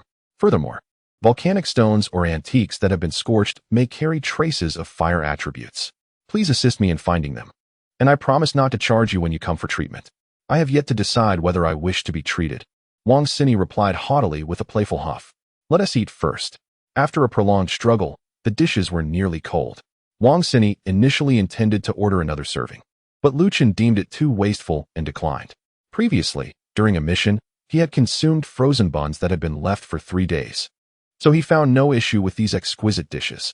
Meanwhile, in Wang Qiqiang's office, he remarked to General Zhao, Mr. Liu has been absent from Jiangnan for a while. Regarding your ailment, I shall inquire upon his return. Across from him sat Zhao Helong, the underground emperor of Jiangnan. Zhao Helong, in his early 50s, was not particularly tall but possessed a robust physique, especially in his upper body, which made his tank top stretch tautly. His arms were thicker than Wang Xini's thighs. A mere punch from him could likely leave an ordinary person unconscious. Why don't you provide me with his number? I shall contact him myself. Zhao Helong suggested with a smile. That is not convenient, Wang Qiqiang replied. Very well, Zhao Helong conceded without pressing further, instead shifting the conversation. I heard that a few days ago, you paid a visit to my nephew's company and had a confrontation with him? Indeed, that is the case, Wang Qiqiang admitted candidly. Zhao Yingju publicly insulted a junior and demanded his wife accompany him. I slapped him a few times. Is that so unreasonable? Slapping him may not be excessive, but why would you wish to kill him? Zhao Helong suddenly slammed the table, his voice rising in fury. What do you mean? Who has been killed? Wang Qiqiang stared blankly at him. Zhao Helong narrowed his eyes, scrutinizing Wang Qiqiang intently. Noticing his apparent ignorance of the situation, he chuckled coldly. My nephew and Daba were found dead at home, and he recently crossed paths with you. So I came to ask, do you truly know nothing? Wang Qiqiang denied it. It was merely a dispute. I gained nothing from it. Why would I want to kill him? Besides, we have known each other for so many years. Have you ever seen me commit murder? Ah, how could I forget? You are a philanthropist and do not take lives. Zhao Helong stood up, leaning over the table, his gaze icy as he bore down on Wang Qiqiang. I have no children of my own and have raised Yingju as my own son. I will continue to investigate. This matter must not involve you. Otherwise, everyone shall face dire consequences. Chapter 38. Public Abduction. Zhao Helong, smoking a cigarette, exited Wang Qiqiang's office. Boss, we have found something. A subordinate approached and whispered in his ear. Before Ingju's death, he instructed Daba to capture Su Schwerer, and coincidentally, it was Su Schwerer's husband who attacked him at the company. So his demise is likely connected to this couple? Most probably. Bring them in. After leaving the restaurant, Lu Qin returned to the company. As it was close to the end of the workday, he chose to remain seated on the sofa in the lobby, engrossed in his phone. At that moment, the security guard's phone rang. Hello, Dad, what's the matter? What did you say? All right, I will be there immediately. After hanging up, the guard rushed to Lu Qin. Boss, my mother has suddenly collapsed at the hospital. Could you cover my shift? Otherwise, I will lose my perfect attendance. Of course. Go ahead, Lu Qin replied. Thank you, boss. The security guard hastily removed his coat and hat before dashing away, leaving Lu Qin to don the uniform and take his place at the entrance. The receptionist, with a disdainful pout, remarked, Lu Qin, you are still the secretary of President Su. Isn't it beneath your dignity to stand guard for a security officer? What is so humiliating about it? Everyone has their urgent matters, Lu Qin replied nonchalantly. Besides, there is only half an hour left until the end of my shift. You're quite a decent person. The receptionist chuckled. At that moment, a BMW pulled up in front of the company. A woman emerged from the vehicle, clad in a form-fitting black dress that accentuated her alluring S-curve, her exquisite makeup rendering her both mature and enchanting. Miss, parking is not permitted here. Lu Qin approached her and stated.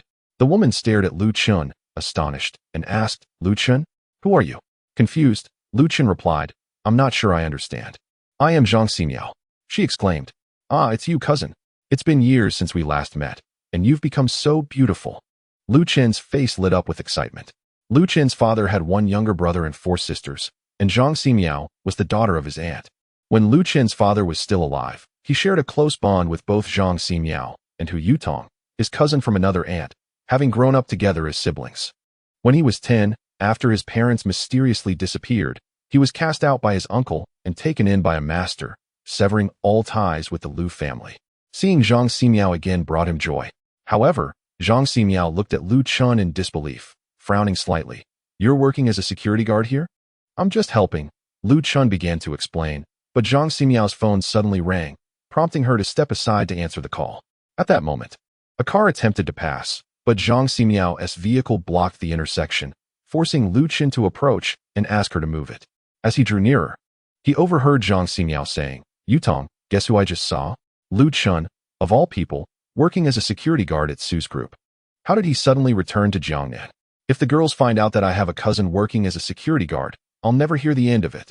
Lu Qin's body stiffened at her words. After being taken back to Kunlun Mountain, his life had been either monotonous training or engaging in violence. The only warmth in his memories was from his childhood, playing in the garden with Zhang Ximiao and Hu Yutong in their carefree days. However, those cherished memories now shattered like fragile bubbles under the wind. Zhang Ximiao, sensing footsteps, turned around in a fluster and, upon seeing Lu Qin's gaze upon her, felt a wave of embarrassment wash over her. Lu Qin, it's nothing, Lu Qin interrupted, you can pretend you don't know me. To be honest, he had contemplated visiting the Lu family when he descended the mountain, but now he felt no interest. Since the departure of his parents, that place had ceased to be his home. Zhang Ximiao, seeing Lu Qin's indifferent demeanor, grew anxious and retorted angrily. If you wish to return to the Lu family, no one there wants you. Your car is blocking the way. Please move it, Lu Qin replied coldly. What's with this arrogant security guard? Zhang Ximiao uttered a curse and drove away, completely forgetting the matter he had intended to address. The receptionist approached and inquired, Lu Qin, who was that person? Why did they insult you? Lu Qin sighed and replied, a former acquaintance. Surely it isn't an ex-girlfriend? Merely a cousin. Have you dated your cousin? Lu Qin was left speechless. The receptionist clearly had indulged in too many romantic novels. As the end of the workday approached, Lu Qin removed his security uniform and hat, placing them at the front desk. At that moment, Su Schwerer descended the stairs. So, did you finish dining with Miss Wang? She teased.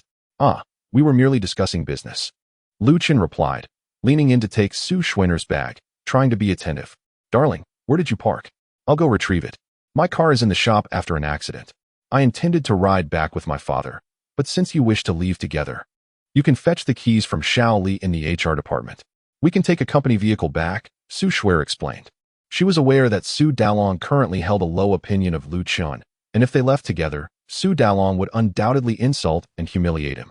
Thus, she thought it best to avoid the situation. All right, I'll go now, Lu Chun said, grabbing the bag and heading upstairs. Outside the Su Group's office building, there was a parking area over 20 meters wide, with the street beyond it. Su Shuer stood by the company car, waiting for Lu Chun to return with the keys. Suddenly, a silver gray van screeched to a halt in front of her, and two individuals erupted from the vehicle, seizing her by the hair and pulling her inside. Startled, Su Shuer shouted, "What do you want? Let me go?" With a loud bang, the door slammed shut, followed by the roar of the engine as the vehicle sped out of the parking lot. Lu Chun exited the elevator in a daze, only to find Su Shuer missing. "Xiaodong, where's my wife?" he asked the receptionist at the front desk. Lu Chun, it's bad. Ms. Su has been abducted." Xiaodong turned, panic evident on his face. "Abducted? What happened? Who took her?" Lu Chun demanded. "A silver gray van, license plate ending in 666, just left, heading west." "We need to call the police," Xiaodong exclaimed, pulling out his phone. "Damn it, who dares to take my wife?" Lu Chun stormed into the parking lot. Pressing the key fob, a Buick minivan beeped in response, and he yanked the door open, leaping inside. With a swift press of the accelerator, the tires screeched as he sped out of the parking area. Driving with one hand, Lu Chun dialed Zhao Qingxi with the other. "Please track down a silver gray van. License plate 666. Whose vehicle is it, and where is it headed?" "Right away." 10 seconds later, Zhao Qingxi replied, "The vehicle belongs to Zhao Helong. It just exited Zhongshan Road and is heading toward Donggang District." "Mr. Lu, should we intercept?" "No need to intercept," Lu Chun replied, ending the call, a glimmer of lethal intent flashing in his eyes. "I despise complications." Chapter 39. The wife is captured. Furious Lu Chun in the living room of a villa in Donggang District. Zhao Helong sat on the sofa, a cigarette dangling from his lips, assessing Su Shuer from head to toe. Her exquisite features resembled those of a painting, and her long, straight legs were truly captivating. Exhaling a puff of smoke, he chuckled. No wonder Yingzhu is utterly enchanted. She possesses a certain allure. Nervously, Su Shuer addressed Zhao Helong. "Our company has already reported this to the police. Please, do not act recklessly." She recognized him as the underground emperor of Jiangnan, and an overwhelming sense of dread consumed her. Zhao Helong extinguished his cigarette, coldly fixing his gaze upon her. "Report to the police? You ought to inquire, in Jiangnan, which officer would dare meddle in the affairs of Zhao Helong." Su Shuer trembled slightly, her heart racing with fear. Just then, a loud crash reverberated through the room. A business vehicle shattered the villa's entrance and barreled into the living room. The door was kicked open, and Lu Chun emerged, his eyes filled with a fierce intent. "Zhao Helong, who gave you the audacity to capture my wife? You are Su Shuer's husband?" Zhao Helong was momentarily taken aback before commanding, "Break his legs. Make him kneel and speak to me." At his command, the thugs in the living room lunged menacingly toward Lu Chun. "Lu Chun, run. Call the police." With a calm demeanor, Lu Chun replied, "Abandoning my wife to escape alone is not my style." As his words fell, he charged forward. With a swift motion, he delivered 2 powerful punches, sending 2 bodyguards crashing to the ground. Seeing his men defeated in an instant, Zhao Helong's expression darkened. Not bad. "So, you must be the one who killed Yingzhu?" "What? Zhao Yingzhu is dead? I had no idea," Lu Chun feigned surprise, not wishing for Su Shuer to learn of his past actions. "No need to deny it." Zhao Helong waved his hand again. "Old Hey, finish him off." "Understood, Dragon Brother." A towering figure, nearly 2 meters tall and heavily muscled, approached Lu Chun. This man, a former mercenary from South Africa, had participated in numerous battles. Last year, during a conflict in Europe, he was reprimanded for assaulting several Ukrainian girls, leading to a violent outburst against his superiors.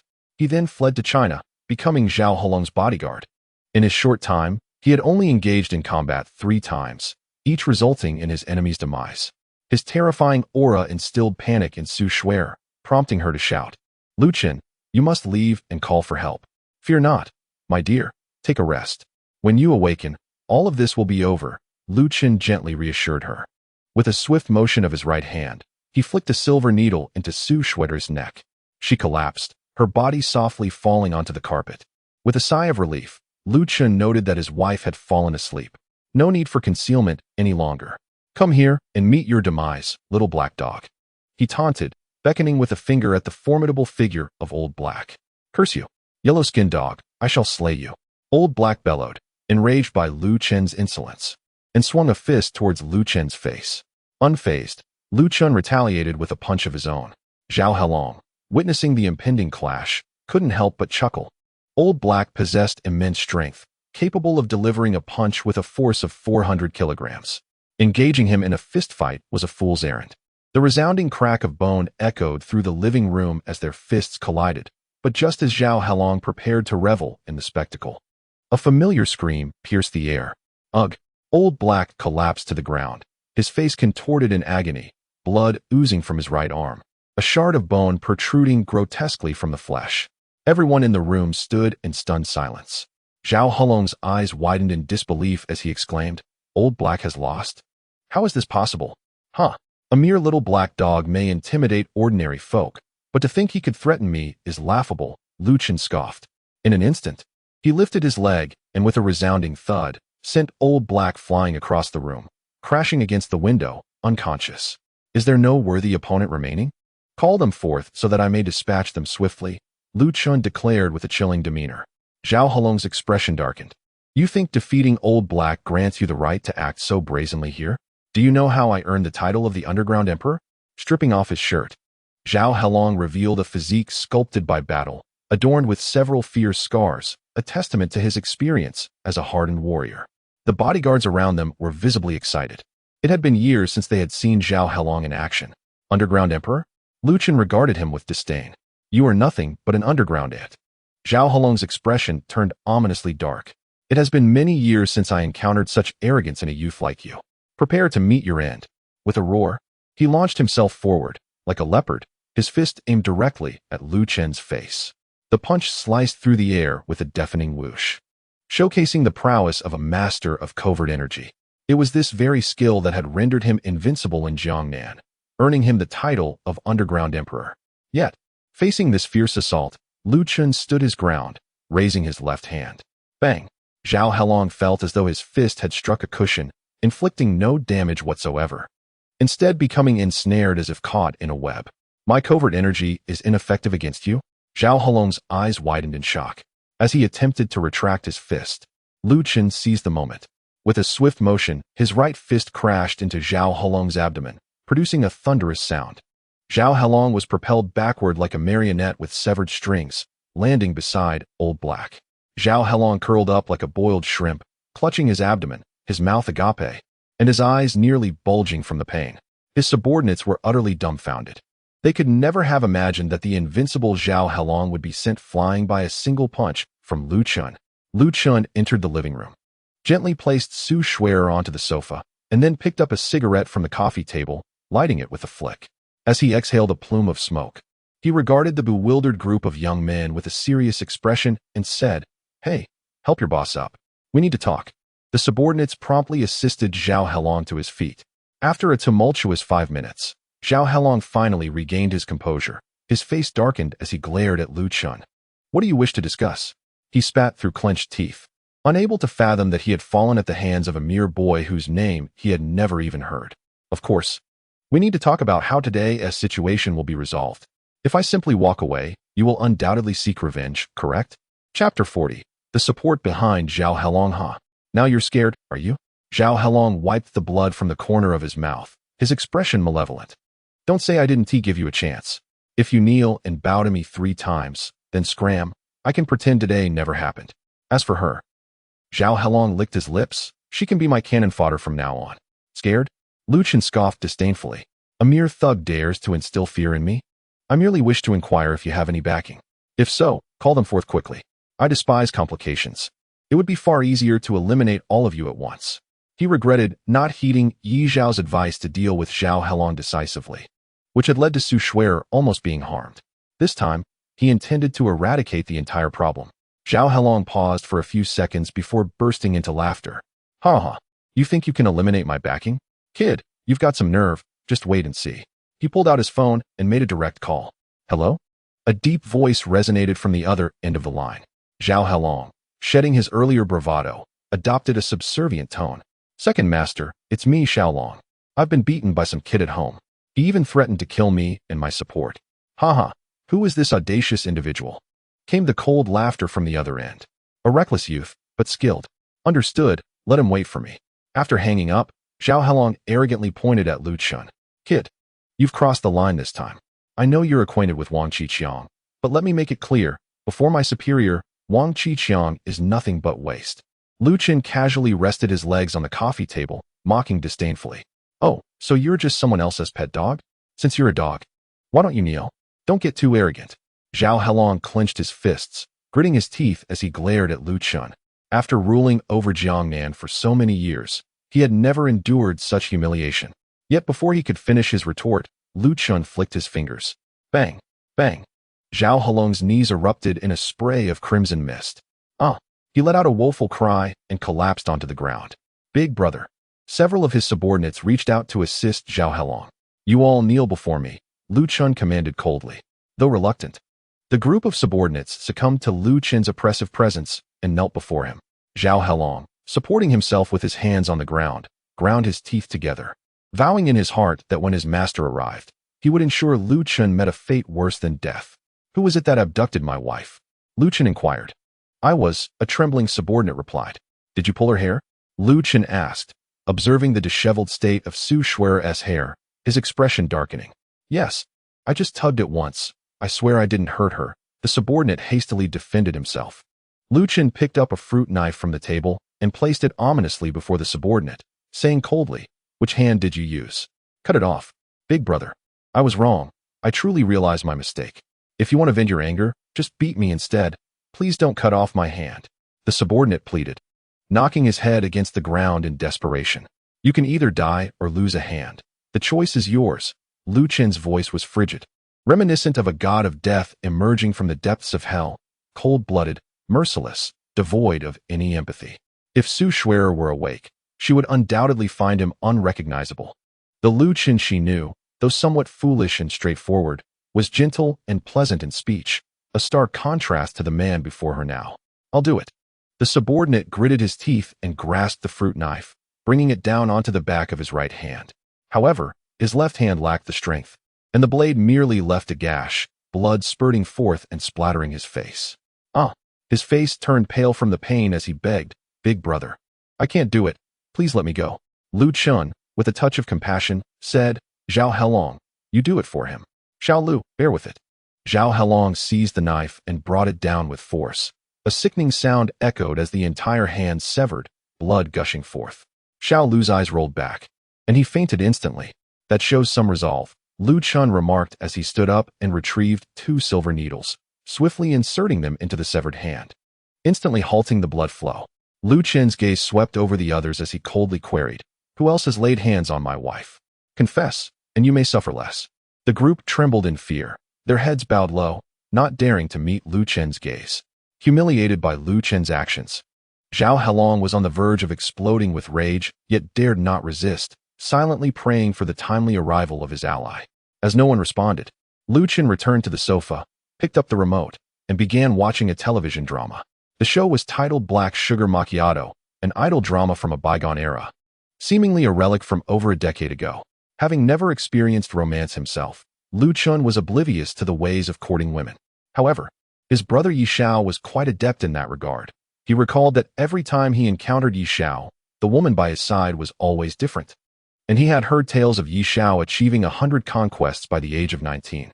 He inquired of the Night Owl regarding techniques for courting women, to which Night Owl provided an extensive list of films, including Black Sugar Macchiato, Meteor Garden, Shan Shan Comes to Eat, You Are My Glory, and Gone with the Wind.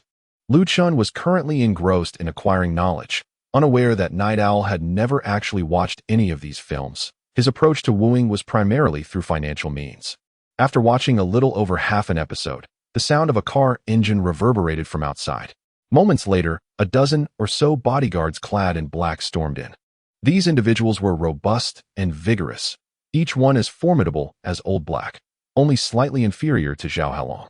As the reinforcements arrived, Zhao Helong, filled with exhilaration, stood up, contemplating whether to sever Lu Chun's fingers first or break his legs. At that moment, the bodyguards formed 2 lines, clearing a path.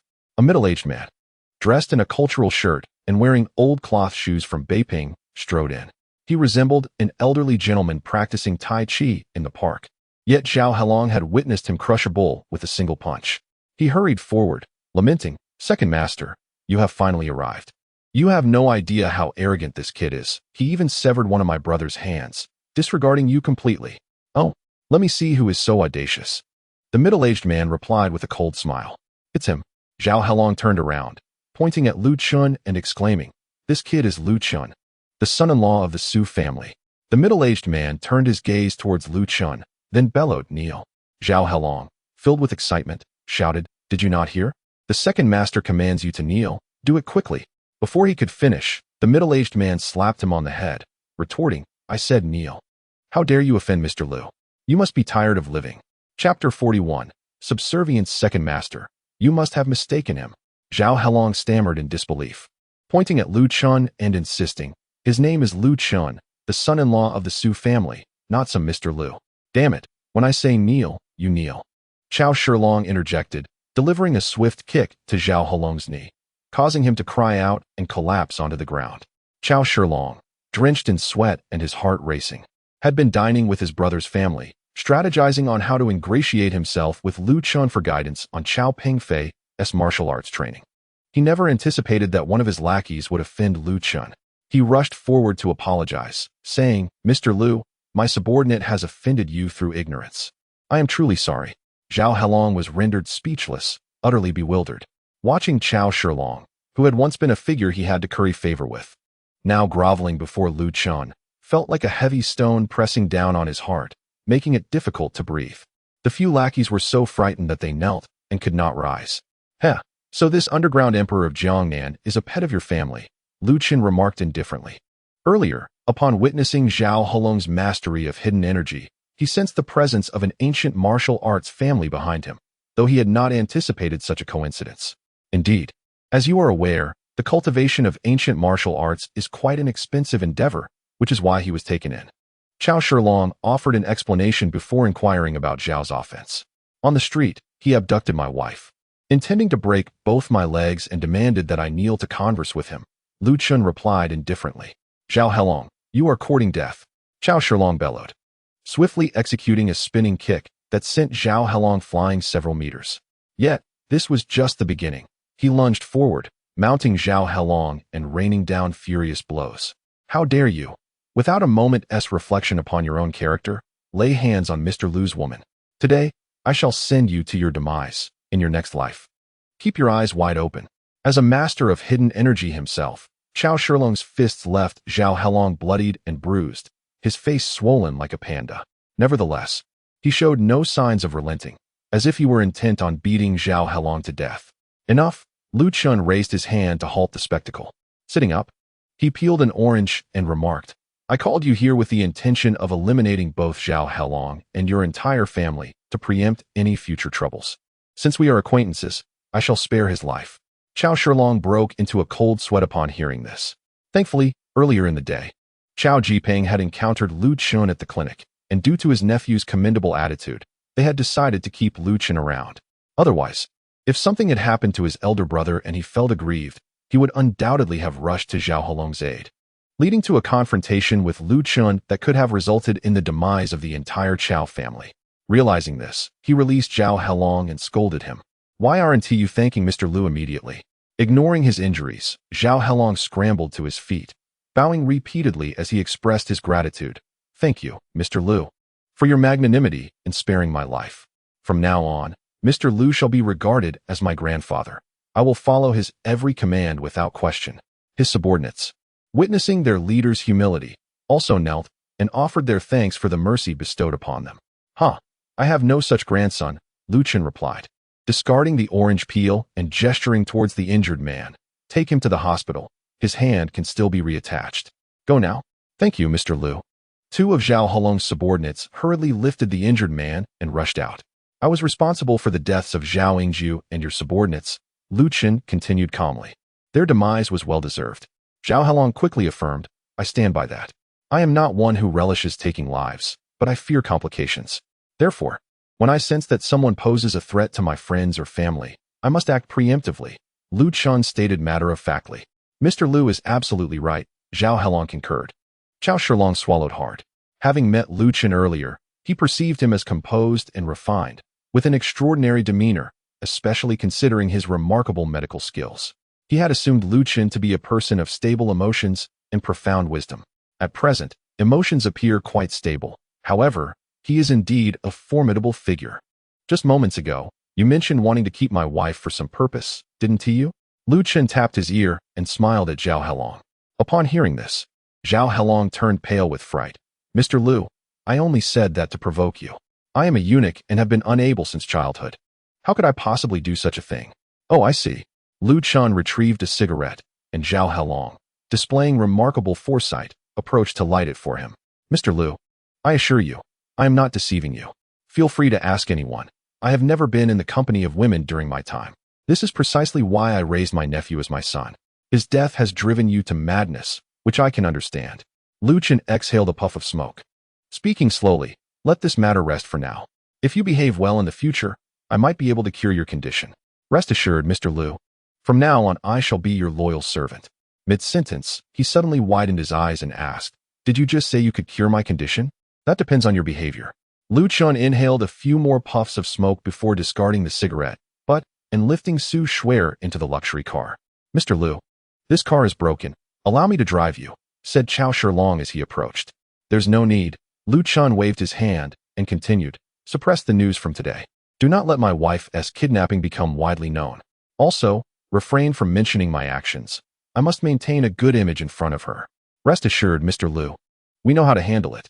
Chao Shilong quickly promised, somewhat astonished that Lu Chun, despite his strength, was under the thumb of his wife. With a resounding thud, Lu Chun closed the car door and reversed out of the villa. Several individuals hurried outside, watching the luxury car disappear. Only then did Zhao Helong, with a pounding heart, ask, Second Master, who exactly is Lu Chun? How should I know? Chao Shilong snapped. Huh, you don't know, yet you're still fearful? Chuckling, Chao Shilong continued. Earlier today, he slightly intervened and helped my elder brother break through to the transformation realm. Moreover, according to my brother, his own level may very well have reached the master realm. How old is he? At most, 24 or 25. Even the prominent families in the provincial capital cannot cultivate a master at such a young age, can they? You should consider yourself fortunate to be a eunuch. If you had done anything to his wife, even my brother wouldn't be able to save you. Upon hearing this, Zhao Helong immediately broke into a cold sweat. A master in his 20s, what kind of power must lie behind him? Chao Shilong continued, Let us keep my brother's breakthrough discreet. Our family may soon undertake significant actions. During this time, try to curry favor with Lu Chun. If you can attach yourself to this powerful ally, you, I, and the Chao family could all ascend to new heights. Zhao Helong quickly nodded. Rest assured, Second Master, when it comes to flattery, I am undoubtedly a master. Chapter 42. The little Lolita in a frilly dress in the car. Su Shuer awakened from her dreams with surprise and instinctively called out, Lu Chun, here I am. My dear wife. Lu Chun turned to glance at her, reassuringly stating, My dear, I've resolved everything concerning Zhao Helong, so you need not worry. How did you manage that? She inquired. Well, you know I treated Wang Qiqiang before, so I asked him to mediate. Oh, Su Shuer lowered her head, choosing not to say more. But within her heart lingered a sense of guilt towards Lu Chun, for the invaluable favor owed by the wealthy benefactor was used to smooth over her troubles. A night passed in silence. The following morning, Lu Chun drove the battered Buick business vehicle, delivering Su Shuer to her company before heading to the front desk to procure some funds for repairs. Lu Chun. At that moment, a timid voice called from the entrance. Turning around, he beheld a young beauty, appearing around 17 or 18, with delicate features adorned in a lovely Lolita dress, complemented by a sweet makeup that rendered her pure and charming. Who are you? Lu Chun asked, puzzled. The receptionist, intrigued, leaned closer, pondering how many women had sought Lu Chun in recent days. The young beauty smiled. Lu Chun Gu, you don't recognize me anymore? After scrutinizing her closely, Lu Chun exclaimed, Tong Tong. Hu Yutong, his childhood cousin, had transformed remarkably. When he left home, she was merely a little girl in shorts. Yet now she had blossomed into a stunning young lady. Humph, it took you so long to recognize me. I'm upset, Hu Yutong pouted, crossing her arms. Yet, her expression bore no trace of genuine anger, instead radiating cuteness. However, recalling the previous encounter with Zhang Ximiao, Lu Qin felt no joy at this reunion and directly inquired, "What brings you here?" With a smile, Hu Yutong replied, "Yesterday, Miao Miao mentioned you returned to Jiangnan and are working as a security guard. So I wanted to come and see you." Upon hearing this, Lu Qin's expression darkened. "Haha, so you came to witness my humiliation," he thought, as he felt detached from his family. "Indeed, I am merely a security guard, not comparable to you young ladies." In truth, Lu Qin felt a pang of sadness, not due to any particular affection for his cousins, but because they represented two of the few rays of light in his dim world. Hu Yutong placed her hands on her hips, laughing exuberantly.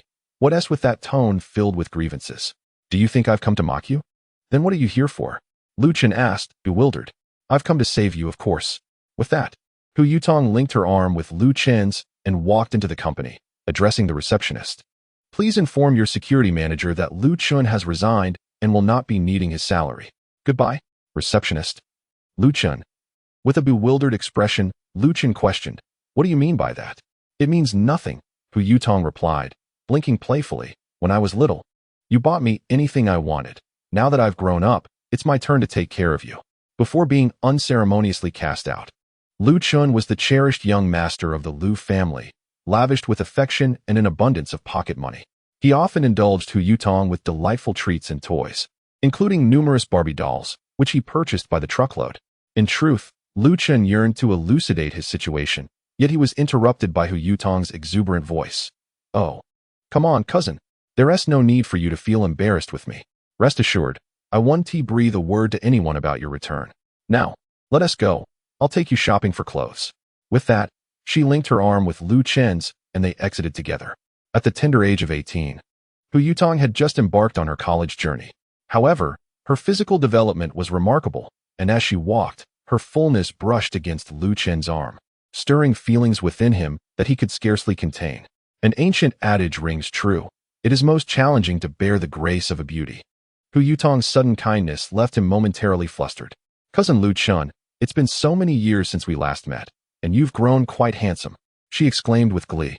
Frankly speaking, her transformation was substantial. Once a delicate creature prone to tears, she now radiated youth and vitality with an effervescent spirit. Lu Qin couldn't help but compliment her. "You've become quite beautiful as well. Of course, I'm now the campus belle, and I have many suitors," Hu Yutong boasted, before inquiring, "By the way, where have you been all these years? I searched for you countless times, but to no avail." After leaving home, "My master took me to Kunlun Mountain for training," he replied. "You've been secluded in the mountains all this time?" she asked, astonished. "Indeed. Oh dear. I've heard that there are many wild animals on Kunlun Mountain. You must have endured quite a bit," Hu Yutong said, her voice tinged with concern, nearly in tears. "Don't worry. I'll take care of you from now on. I have a monthly allowance of 20,000, and I'll set aside 1,000 for myself to eat, leaving the rest for you." Lu Qin chuckled at her earnestness. "Actually, I'm not that destitute." Just then, Hu Yutong's phone rang. "Hello? Baby, what do you need?" "Darling, where are you?" "What do you mean, where?" "Wait, you haven't forgotten today's class reunion, have you?" "Oh no, I completely forgot. Just a moment, I'll be there shortly." With that, she hung up the phone. "Cousin Lu Qin, could you accompany me to a certain place first before we go shopping?" Hu Yutong asked. "But if you're going on a date, wouldn't it be inconvenient for me to tag along?" Lu Qin queried, suspiciously. "A date? Oh no, you must be referring to my baby. That's just a term of endearment I share with my best friend, who is stunningly beautiful. I'll introduce you to her later." Hu Yutong replied with a beaming smile. Lu Qin laughed. "Never mind, I'm already married." Hu Yutong froze for a moment, and then a dreadful thought struck her. She had heard that people in the mountains often married young, at 16 or 17, and that those who were somewhat attractive or academically inclined could marry in the city. Given Lu Qin's circumstances, alone in the mountains without parents, the only women he could likely marry would be those with significant disadvantages, perhaps the elderly or those with children from previous marriages. It seemed he had come to the city to work as a security guard, undoubtedly to provide for himself. Upon contemplating this, Hu Yutong felt an even deeper pang of sympathy for Lu Qin. "Brother, do not be disheartened. If it comes to that, I shall refrain from seeking a partner and will earn a living to support our family," she proclaimed with unexpected fervor. "That may not be necessary," Lu Qin replied, somewhat bewildered. Let us not dwell on sorrowful matters. First, accompany me to a gathering, and then I shall take you to the mall to purchase a few outfits for you and sister-in-law." With that, Hu Yutong took hold of Lu Chen's arm, and they exited the Su group. The duo hailed a cab and arrived at the entrance of the prestigious Jiangnan night banquet. Meanwhile, Su Shuer, carrying her bag, was preparing to step out for errands. As she passed by the front desk, she remarked, "When Lu Chen returns, please inform him that I have gone to the spring garden." "President Su, Lu Chen may not be back," the receptionist replied. "What do you mean?" Su Shuer felt a sudden jolt of anxiety and hastily inquired, "Has Zhao Halong sent someone to retaliate against him?" "Not exactly," the receptionist replied, biting her lip. "He was taken away by a little girl dressed in Lolita fashion, who even resigned on his behalf, claiming she would support him." Chapter 43. Which sister is it again? Your class reunion is at a bar? Lu Chun furrowed his brow as he alighted from the car, gazing at the opulent sign of the night banquet. "Brother, bars don't open this early in the morning. The first floor is a bar, while the upper levels are KTV," Hu Yutong explained, leading him inside. At this hour, only around 10 o'clock, the KTV was relatively empty. "Sisters, I have arrived," Hu Yutong exclaimed as she flung open the door to the private room. Lu Chen followed her in, scanning the surroundings. There were about a dozen individuals inside, predominantly women. "Sister, you finally made it." A girl with a ponytail approached, then looked at Lu Chen in surprise. "Sister, who is he?" "He is my brother," Hu Yutong replied, pulling Lu Chen closer. "Is he your boyfriend?" The ponytailed girl grinned mischievously and pulled Hu Yutong aside for a private inquiry. Lu Chen found a spot to sit. "Bro, are you Hu Yutong's boyfriend?" A short-haired boy seated next to him asked, his face a picture of confusion. "No, I am her brother." "So just relatives then?" "No relatives." Lu Chen shook his head decisively. When he was cast out, Hu Yutong and Zhang Ximiao had attempted to pursue him, but their mother had firmly restrained them. The bond with the Lu family had long since dissipated. He bore no ill will towards Zhang Ximiao for her mockery yesterday. After all, circumstances change, and so do people.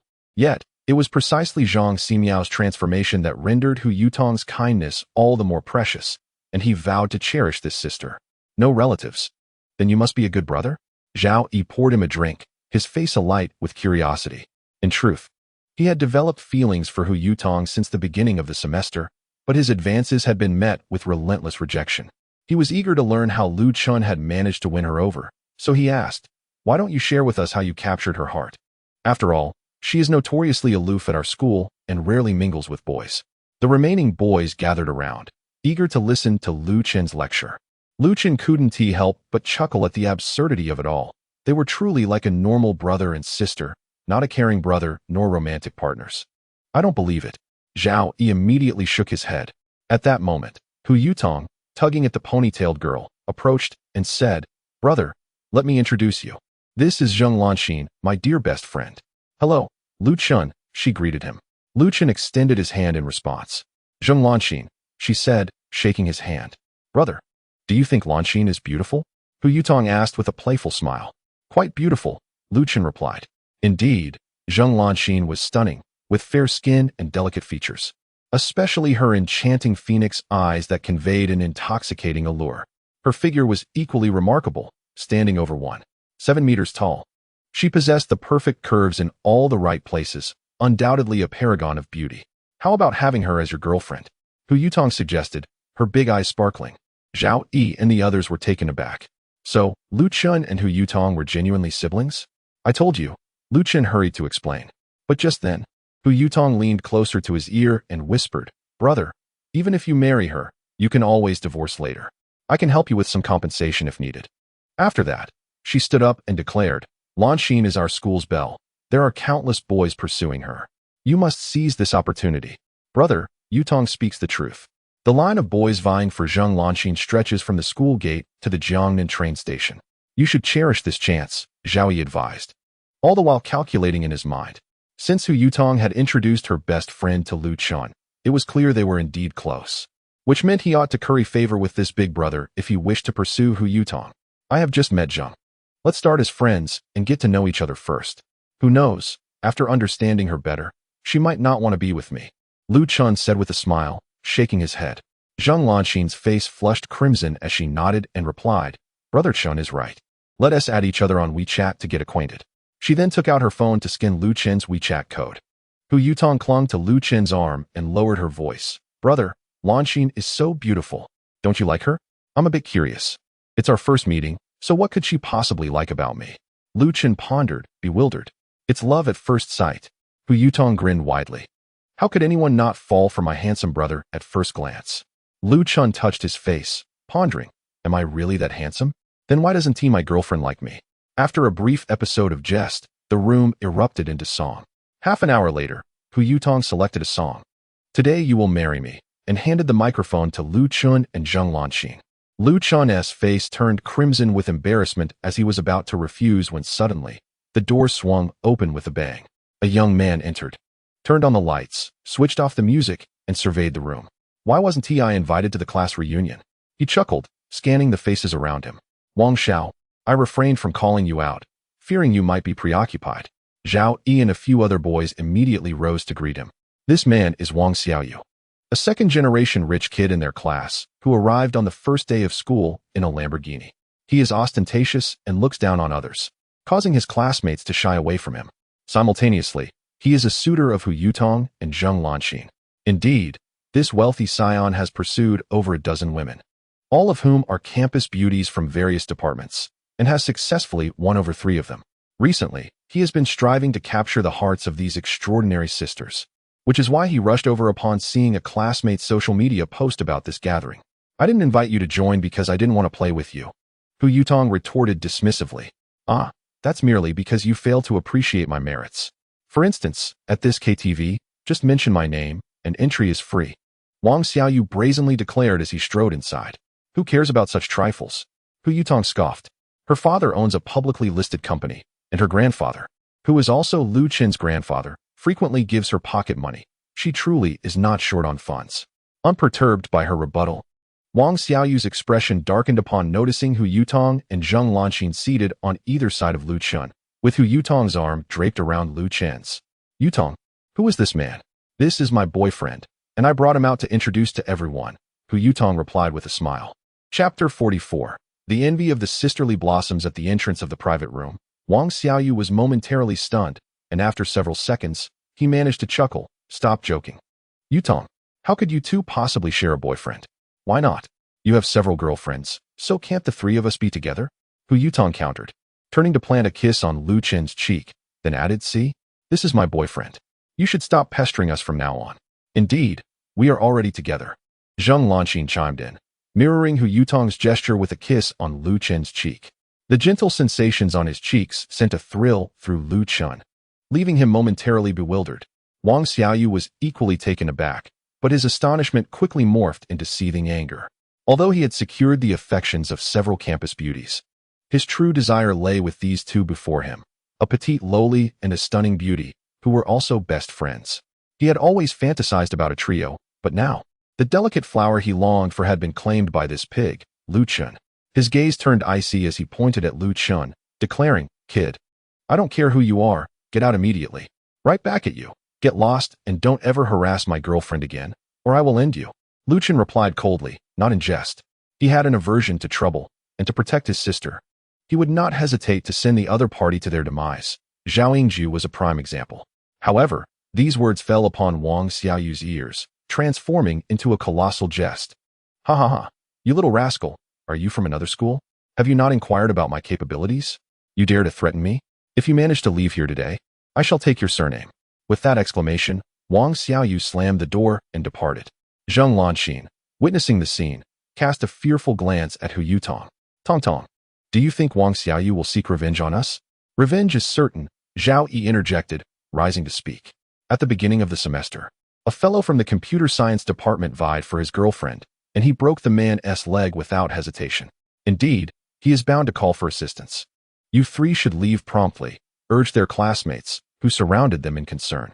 Yet at that moment, Lu Chen chuckled and remarked, if you leave today, he will surely harass you again tomorrow. Let him gather his people. We shall resolve this matter decisively. Hu Yutong's eyes sparkled at his words. As expected of my brother. So formidable. However, Zhao Yi looked at him with disdain. A wise man knows when to act accordingly. Even now, you continue to put on a show? When the blows come raining down, you will learn the meaning of pain. Hu Yutong took out her phone, preparing to call her father. She was not foolish. Lu Chun had just arrived from the mountains to work in Jiangnan, lacking both money and connections, making it unlikely for him to contend with Wang Xiaoyu. Her earlier words had merely been an attempt to bolster Lu Chun's dignity. Just as she was about to dial, Lu Chun pressed his hand over hers. "Do not worry. Tong Tong, your brother can handle this." As she gazed at the gentle smile on Lu Chun's face, her heart fluttered, reminiscent of her childhood. That day, when she shattered her mother's bracelet and sought refuge in Lu Chun's room, he had comforted her with the same words. "Do not fret, Tong Tong. Your brother can resolve it." Bang! Just as the bond between the siblings deepened, the door to the private room was forcefully kicked open once more.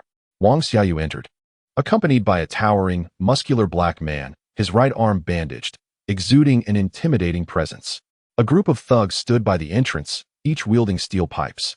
Who the hell has the audacity to put on airs in front of young Master Wang? "Step forward," the black man declared, stepping onto the coffee table and pointing at Hu Yutan's classmates. These students, fresh to university life, had never encountered such a scene and immediately cowered in fear. Hu Yutan and Zheng Lanxin clutched Lu Chen's arm tightly, their anxiety palpable. Seeing their reaction, Wang Xiaoyu's fury intensified. He pointed at Lu Chun and shouted, "Black brother, it's this fool. Break both of his legs. I want him to kneel and speak to me." With that, he folded his arms. A smug expression plastered on his face as he regarded Lu Chun.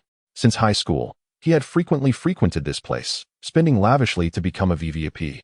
And whenever he faced troubles, the black man was always there to assist him.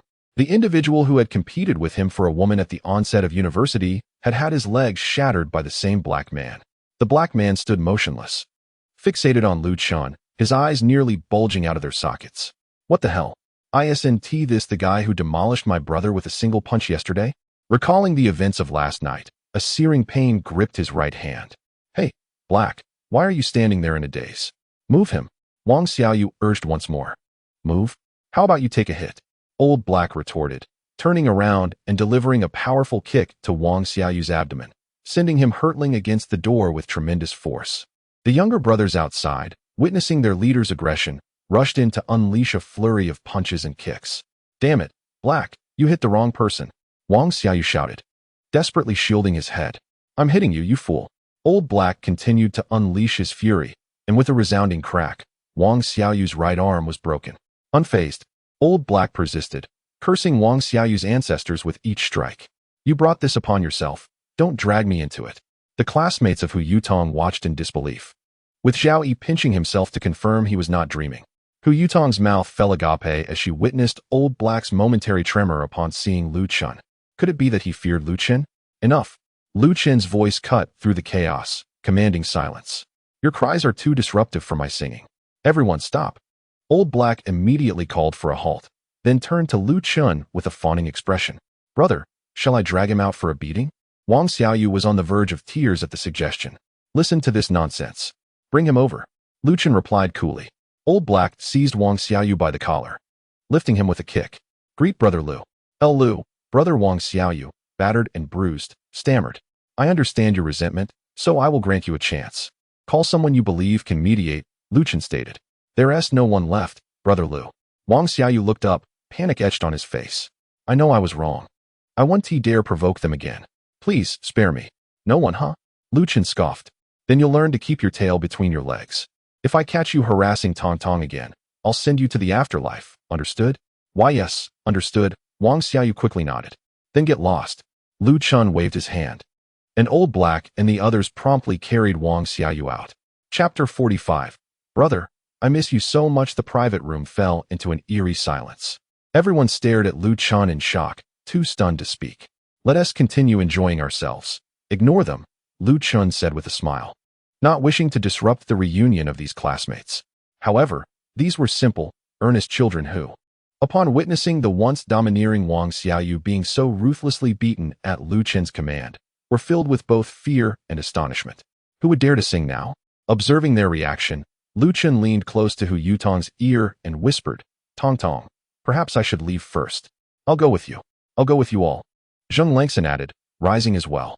In a certain KTV private room, Old He threw Wang Xiaoyu to the ground and spat on him, stating, "Do you have any idea whom you have offended? If you wish to meet your demise, do not involve me." Wang Xiaoyu, trembling, rose from the ground. His face marked with grievance as he inquired, "Who is he? How could I possibly know? All I know is that even Long Go bows to him," Old He retorted. Upon hearing this, Wang Xiaoyu's legs quivered in fear, causing him to fall back to the ground. Zhao Helong. He was a figure even his father dared not provoke. Could it be that such a person feared Lu Chun?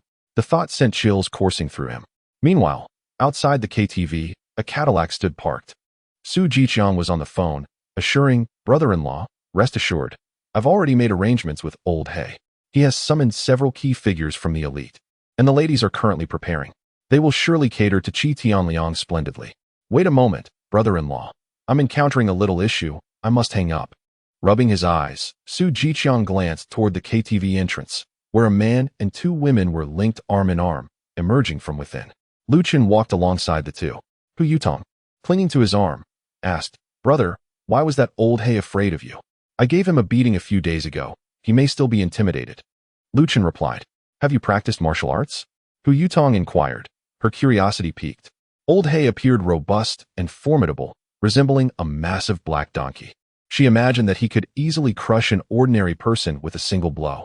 In contrast, Lu Chun's physique seemed well-proportioned, lacking the typical signs of a martial artist. "I haven't trained. I simply have honed my skills through hunting," Lu Chen offered a casual excuse. Upon hearing this, Hu Yutong felt a pang of sympathy, conjuring an image of Lu Chun clad in animal skins, bare-chested, chasing after wild chickens, rabbits, and deer in the forest. "Brother, your clothes are tattered. Let me take you shopping," she suggested. "All right, let Miss Tong Tong treat me," Lu Chen responded with a smile. "No need for formality. I will support you in the future," Hu Yutong declared. As the trio waited for a taxi by the roadside, Lu Chen's gaze lingered on Zheng Lanqin's face. Hu Yutong, grinning, teased, "Oh, smelly brother. You refused Lanqin's advances earlier, yet now you can't take your eyes off her." Lu Chen shook his head. "I was merely observing her features." "You can read faces?" Hu Yutong exclaimed in surprise. "Indeed, there is a shadow of misfortune in her brows. She is likely to encounter bad luck in the coming days." Lu Chen replied solemnly. "Uft."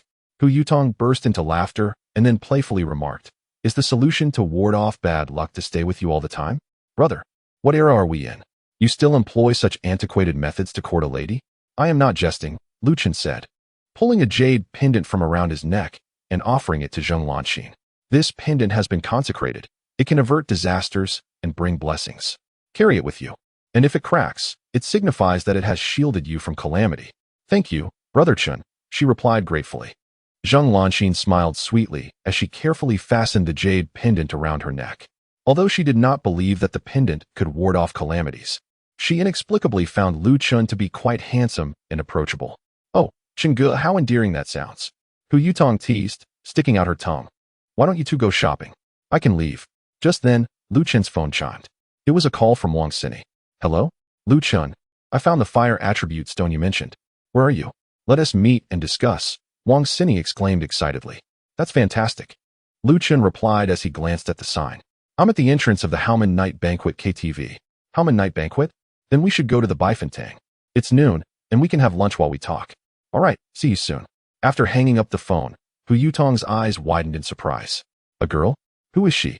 "A friend, just discussing some matters," Lu Chen said, gently ruffling Hu Yutong's hair. "You should play with your classmates. We'll go shopping another day." "Okay." She seemed to remember something and suddenly said, "Brother, I think I overheard Grandpa and Uncle mention our uncle the other day." "My dad?" "Yes," Hu Yutong replied seriously. "They were chatting in the study, and I vaguely heard Grandpa say something about if they didn't drive Uncle and you out of the Lu family, the whole family would be in trouble. But I didn't catch it all. Was my father expelled?" Lu Chen's expression darkened. For years, he had never ceased his inquiries about his parents, but ever since they mysteriously vanished when he was 10, it felt as though they had evaporated from existence. If they were indeed cast out, his grandfather and uncle must know where they had gone. "Brother, next month on the 10th is Grandpa's 80th birthday. Why don't you go back and ask him then? Perhaps if he's in a good mood, he might share some past stories with you," Hu Yutong suggested. Lu Chen nodded and cautioned, "Tong Tong, do not mention that we have met to anyone. Let us wait until Grandpa's birthday to discuss it." "Don't worry.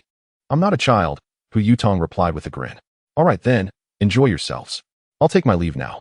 Lu Chen looked at Hu Yutong tenderly. "If you encounter any trouble at school, just call me." With that, He signaled for a taxi. Soon, a cab pulled over. As Lu Chen opened the door, he suddenly heard Hu Yutong's voice behind him. Brother.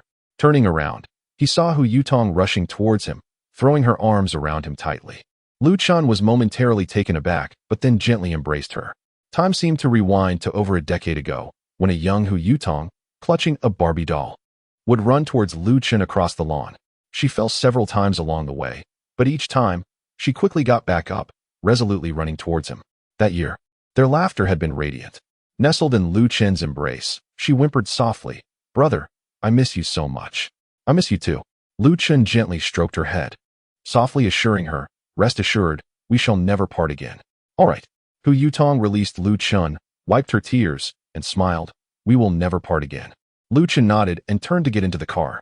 Inside the Cadillac, Su Jiqiang gazed at the photo on his phone, where Lu Chen and Hu Yutong were tightly embraced, a cold smirk playing on his lips.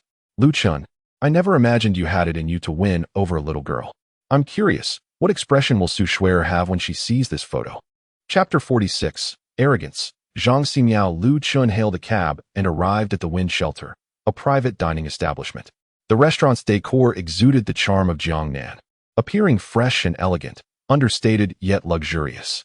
The waitstaff, each possessing exquisite features and tall statures, looked especially alluring in their kipeos, accentuating their curves and long legs.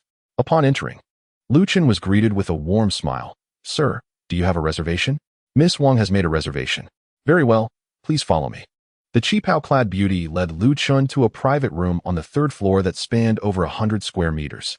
Inside, there were artificial mountains, bamboo groves, a small lake, and koi fish, resembling a paradise. After indulging in rich dishes, this was a place to refine one's taste. Wealthy individuals certainly knew how to savor life. At that moment, his phone rang. It was Su Shuer calling. Hello, my dear. Su Shuer inquired. Are you coming home for lunch? Lu Chen replied, I won't be returning. I'm having lunch with friends. All right. Su Shuer's voice turned somewhat cold. Just enjoy yourself out there, but remember to come home tonight. With that, she abruptly hung up. Lu Chen felt a bit bewildered. Why did it seem as though his wife was upset? The complexities of a woman's heart. Noticing several bamboo leaves floating unsightly in the pond, he walked over with a fish net to scoop them out. Just then, the door to the private room swung open. Lu Chen assumed it was Wang Xini arriving, but upon turning around, he was surprised to see Zhang Ximiao. Zhang Ximiao was dressed provocatively today, wearing a strapless top paired with a sheer overlay and short shorts, complemented by black high heels that accentuated her sultry figure. Lu Chen, what are you doing here? Zhang Ximiao exclaimed, her astonished gaze landing on the fish net in his hands. Observing his actions, she immediately deduced the reason for Lu Chen's presence. After returning home the previous day, Zhang Ximiao recalled how she had been humiliated by Lu Chen, a mere security guard, and had spent the night fuming. She had initially planned to confront him after dinner with her boyfriend, but unexpectedly encountered him here instead. You've come right to my doorstep. Don't blame me for being rude. Zhang Ximiao thought to herself, resolving to take this opportunity to mock her former cousin and relieve her pent-up frustration. She curled her lips into a sardonic smile. Hee, cousin, I never expected you to fall to such depths. Yesterday, I saw you working as a security guard, and today you are here as a cleaner. It truly pains me, your cousin, to witness this.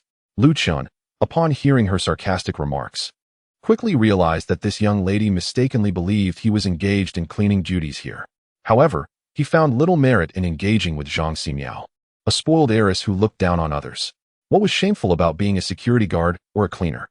Even if you were indeed performing these jobs, earning a living through honest labor was nothing to be embarrassed about.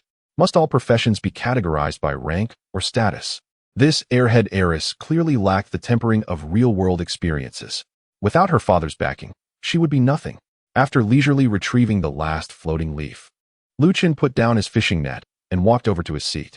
He poured himself a cup of tea and savored it with great contentment. Shortly thereafter, Lu Chen seemed to have a sudden thought and quickly took out his phone to send a WeChat message to Su Shuer. Darling, I still prefer your kind-hearted and beautiful demeanor. Love you. Almost immediately, his phone chimed twice. Upon opening the chat, Lu Chen couldn't help but smile broadly. Su Shuer replied, Crazy. What are you laughing about over there?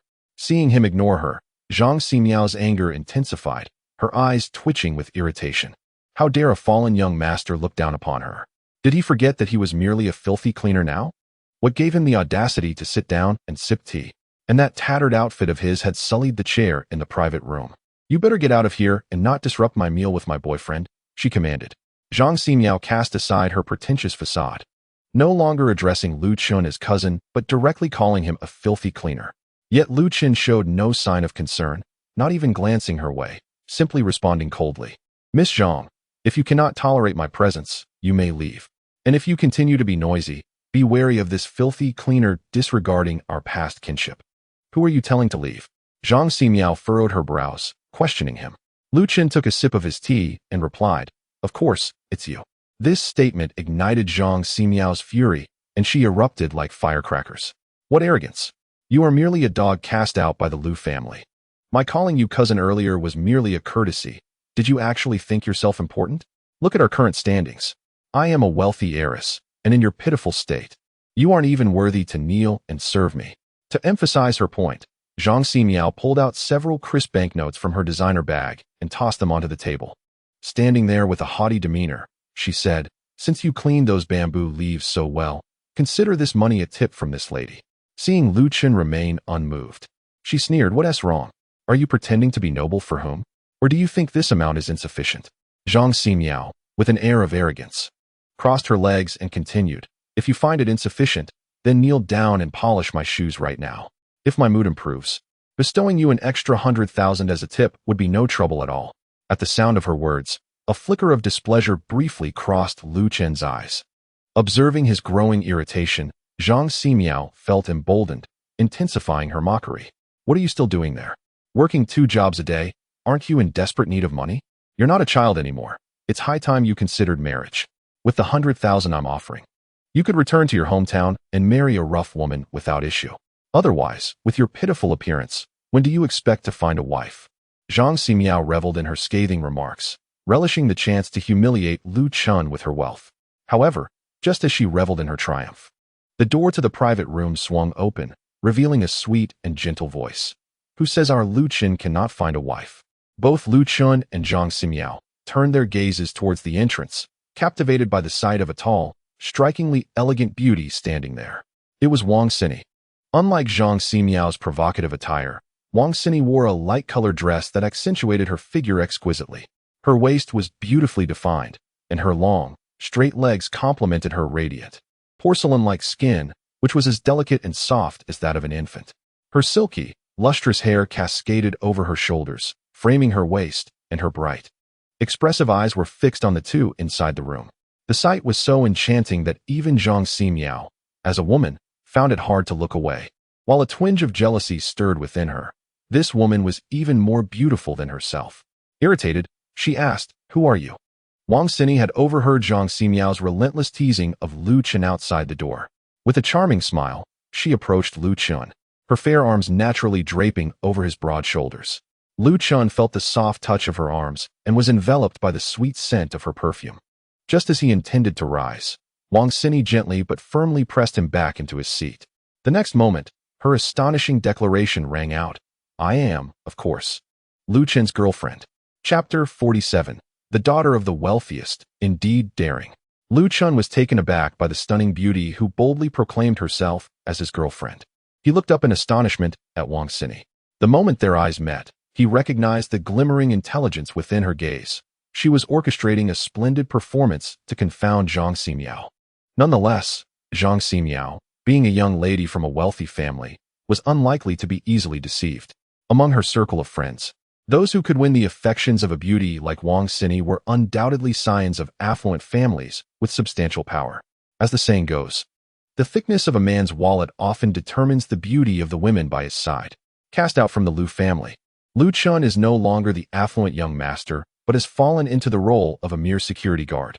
What right does he have to possess such a stunning girlfriend? It is inconceivable that anyone could be more beautiful than her. Zhang Ximiao scoffed at Wang Xini, declaring, Impossible. Unless you've lost your senses, how could you possibly be attracted to Lu Chun, this impoverished security guard? She then turned to Lu Chun, demanding, Confess honestly, is this woman merely a pretend girlfriend you hired? Before Lu Chun could respond to her accusations, Wang Xini exhibited a palpable displeasure. With her delicate brows slightly furrowed, She regarded Zhang Ximiao with an expression of disbelief. Lu Chun, possessing an extraordinary demeanor and unparalleled medical skills, had even eclipsed renowned experts in the field. The girl before them was truly blind to his worth, mistakenly perceiving him as a mere guard. How lacking in discernment. She lifted her exquisite face, haughtily reprimanding Zhang Ximiao. Then, with a sudden shift in demeanor, she affectionately wrapped her arms around Lu Chun's neck, leaning into him. Lu Chun felt a soft warmth against his back, as tender as cotton, yet remarkably resilient. The sensation was delightful, though regrettably not from a spouse. Just as he intended to rise, the delicate arms around his neck tightened. A resounding kiss echoed in the private room. The soft, fragrant lips pressed against his cheek left Lu Chun wide-eyed in astonishment. He had never anticipated such a bold act from Wang Xini. This captivating scene left Zhang Ximiao momentarily speechless, staring at the vivid imprint of lipstick on Lu Chun's face. She was utterly shocked. How much had Lu Chun paid this stunning beauty to elicit such a spontaneous kiss? Wang Xini lifted her head, her eyes sparkling with a challenging glint as she gazed at Zhang Ximiao.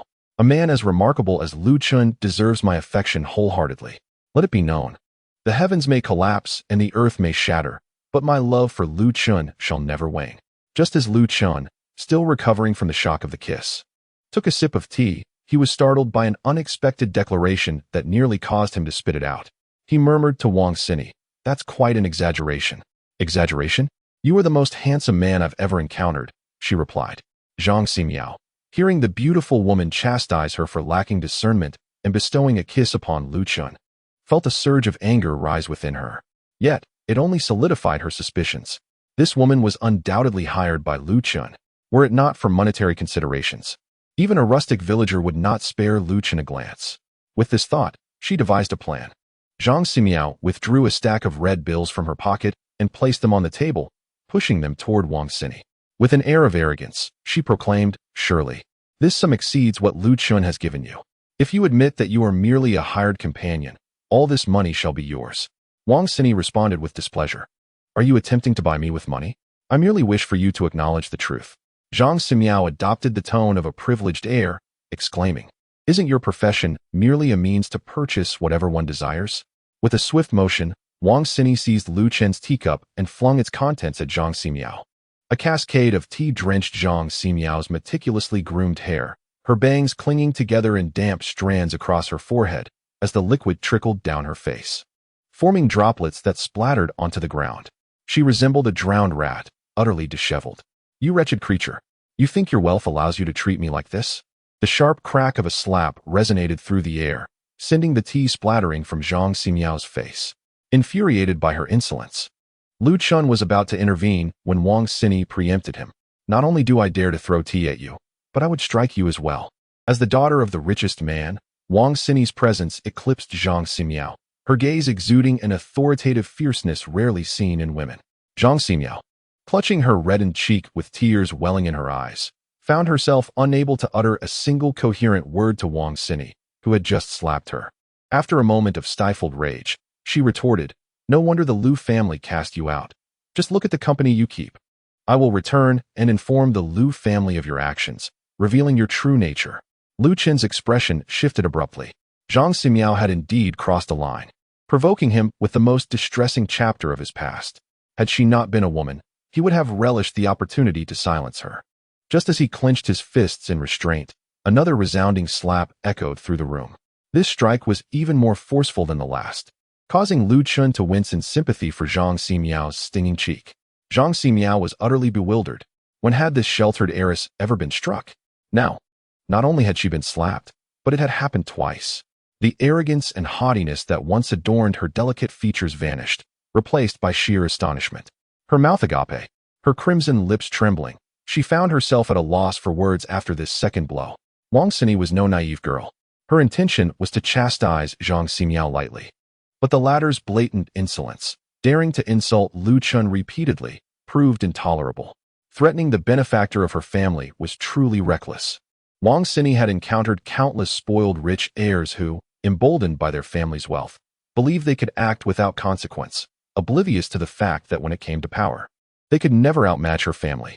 To vindicate Lu Chun, Wang Xini pulled out 2 stacks of cash from her bag and slammed them onto the table, disdainfully declaring, Do you not prefer settling matters with money? Here, allow me to offer you double. Take this and leave. Zhang Ximiao's eyes widened in disbelief. Momentarily stunned by what she had heard, her body trembling slightly from shock. Noticing her silence, a glint of cold light flickered in Wang Xini's gaze. What? Are you dissatisfied with the amount of money? Allow me to reward you further. As she spoke, she once again pulled out 2 stacks of cash from her bag and tossed them towards Zhang Ximiao. The bills cascaded down like maple leaves, showering over Zhang Ximiao's head. Lu Chun poured himself another cup of tea, quietly observing this spectacle. Indeed, the daughter of the wealthiest individual was remarkably bold. Chapter 48. You truly have commendable courage. Wealth grants one the liberty to act as one pleases. This was Zhang Ximiao's philosophy. Little did she expect to find herself humiliated by money one day. In that moment, she ceased to ponder whether the woman beside Lu Chun was merely a hired girlfriend.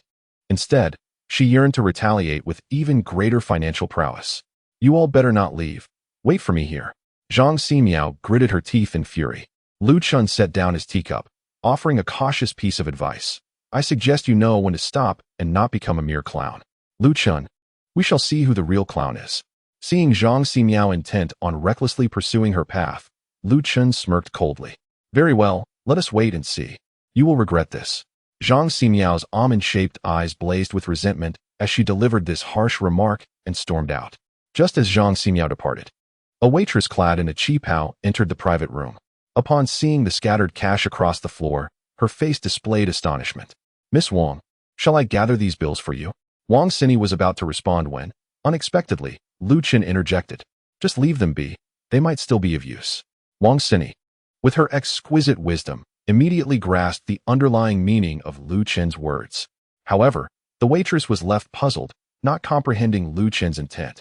She could only reflect inwardly on how the affluent truly lived differently, treating money with such nonchalance.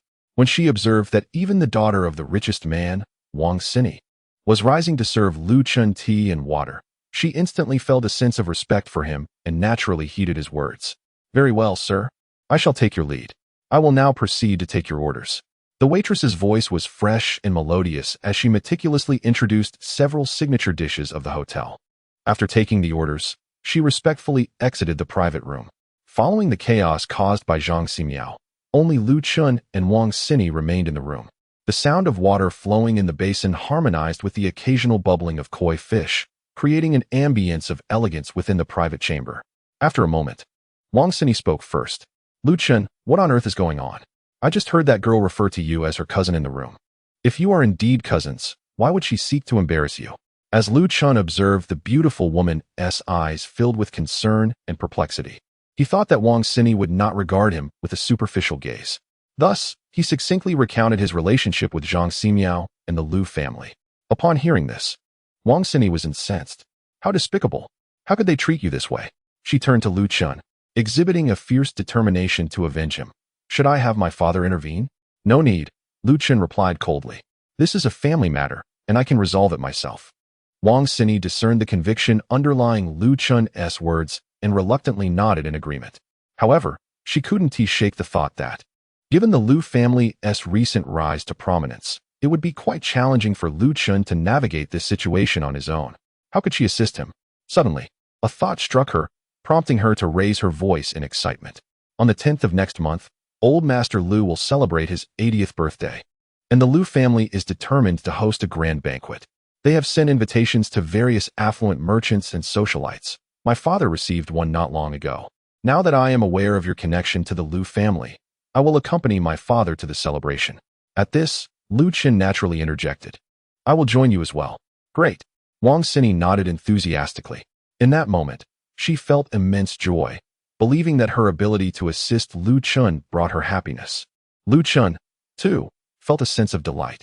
He had intended to discuss this matter with Wang Xini earnestly, but he was pleasantly surprised that she had taken the initiative to plan for him. Reflecting on how she had just defended him against Zhang Ximiao, Lu Chun poured her a cup of tea as a gesture of gratitude. Just as he was about to express his thanks, the door to the private room was abruptly kicked open with a loud bang. Which one of you is Lu Chun? You little brat, get out here. A man's coarse voice thundered. Lu Chun set down the teapot and exchanged a steely glance with Wang Xini as they turned to the doorway. Just as Wang Xini was about to rise, Lu Chun restrained her, saying, "I'll handle this. You stay here and enjoy your tea." In a situation involving women, he could afford to be lenient, but when men were involved, he would employ a man-s approach to resolve it. He bellowed, "Who is looking for me? I'm right here." With an air of calm authority, Lu Chun rose and strode confidently toward the entrance. As she watched him, standing tall like a majestic pine tree, Wang Xinyi's heart raced, and her cheeks flushed with warmth. A man as dashing as Lu Chun was undoubtedly the ideal candidate for her future husband. Upon reaching the doorway, Lu Chun encountered a man in his late 20s or early 30s, who stood there with an imposing demeanor. The man was clad in an expensive designer suit and held a briefcase in his hand. His robust physique suggested a muscular build beneath the tailored fabric.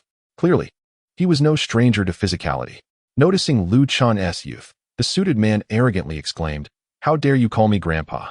You're simply asking for a beating." As the man in the suit raised his fist, poised to strike, a woman's voice emerged from behind him, halting his action. "Darling, do not rush. We shall humiliate him in a more exquisite manner." "Lu Chun, it seems we meet again." Zhang Ximiao stepped out from behind the suited man, a wicked smile adorning her face. Lu Chun cast a cold glance her way, noting her newfound elegance and attire. "Lu Chun, you possess quite the audacity, daring to await my return. However, I assure you, I shall not be merciful henceforth." In the face of her threat, Lu Chun remained unperturbed, not even furrowing his brow. If Zhang Ximiao had merely summoned this suited man, he was hardly a challenge worthy of even Lu Chun's smallest finger. Sensing the disdain emanating from Lu Chun, Zhang Ximiao's ire ignited. She eagerly clung to the suited man's arm, showcasing him as if he were a rare artifact. "This is my boyfriend, Chen Jiawei, an executive at the Wang Group. You are aware of the Wang Group, I presume? The wealthiest family in Jiangnan. Can you rival their fortune? Can you surpass my boyfriend?" Hearing the praise from his beautiful girlfriend, Chen Jiawei lifted his chin, his tone dripping with contempt as he addressed Lu Chun. "You are merely a dog cast out by the Lu family, daring to belittle my beloved with your pitiful wealth. I shall demonstrate to you what true power entails." With that, he opened his suitcase with a resounding click, revealing its contents to all, a chest overflowing with cash. This was his notion of absolute power. Witnessing Lu Chun's stunned silence, Chen Jiawei assumed he had been overwhelmed by the allure of his riches. He laughed triumphantly. "So, you are rendered speechless? You are truly remarkable." Zhang Ximiao cooed, planting a kiss on Chen Jiawei's cheek, seemingly reclaiming her lost dignity from their previous encounter. She provocatively addressed Lu Chun. "I shall now repay the humiliation I suffered, doubled. And that wretched woman, bring her forth immediately." Lu Chun mused to himself about Zhang Ximiao's penchant for self-destruction. He replied coolly, "Are you certain you wish to summon her?"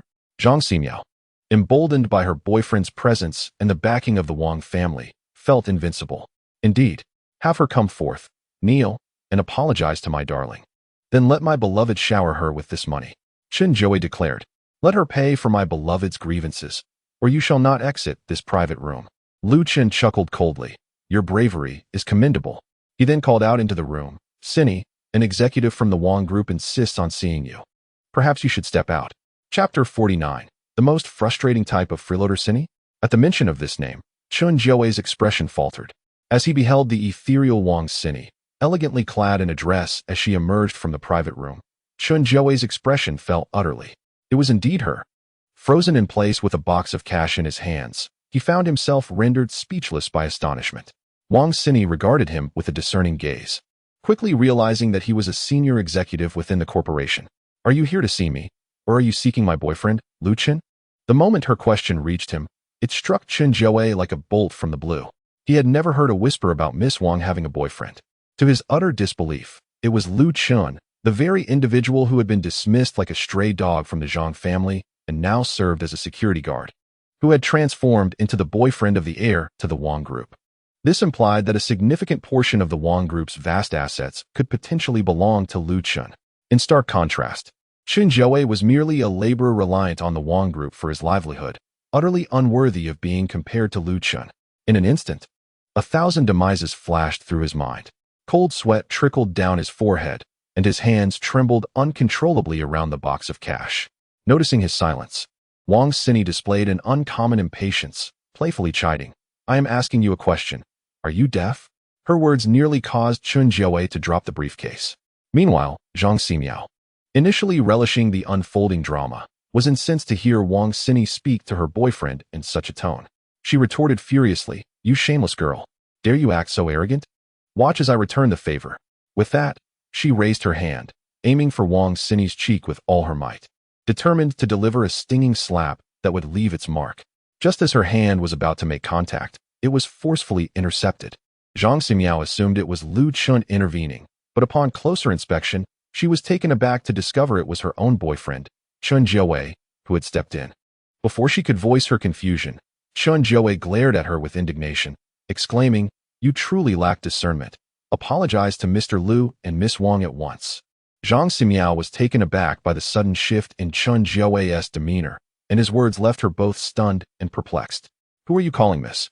In this private room, I am the only one deserving of that title. Hurry up and avenge me, or I will break up with you." Lu Chen observed the scene, contemplating how Zhang Ximiao was indeed acting like a petulant child, oblivious to the gravity of the situation and resorting to threats of ending their relationship. Should Chun Jiawei act out of affection and strike Miss Wang, it would surely jeopardize his future prospects. Initially, Chun Jiawei was drawn to Zhang Ximiao for her family's influence. Although the Zhang family's power paled in comparison to that of the Wang group, they nonetheless held a respectable status. Zhang Ximiao, with her spoiled demeanor, seemed to believe that a little attention would suffice to win over this young heir.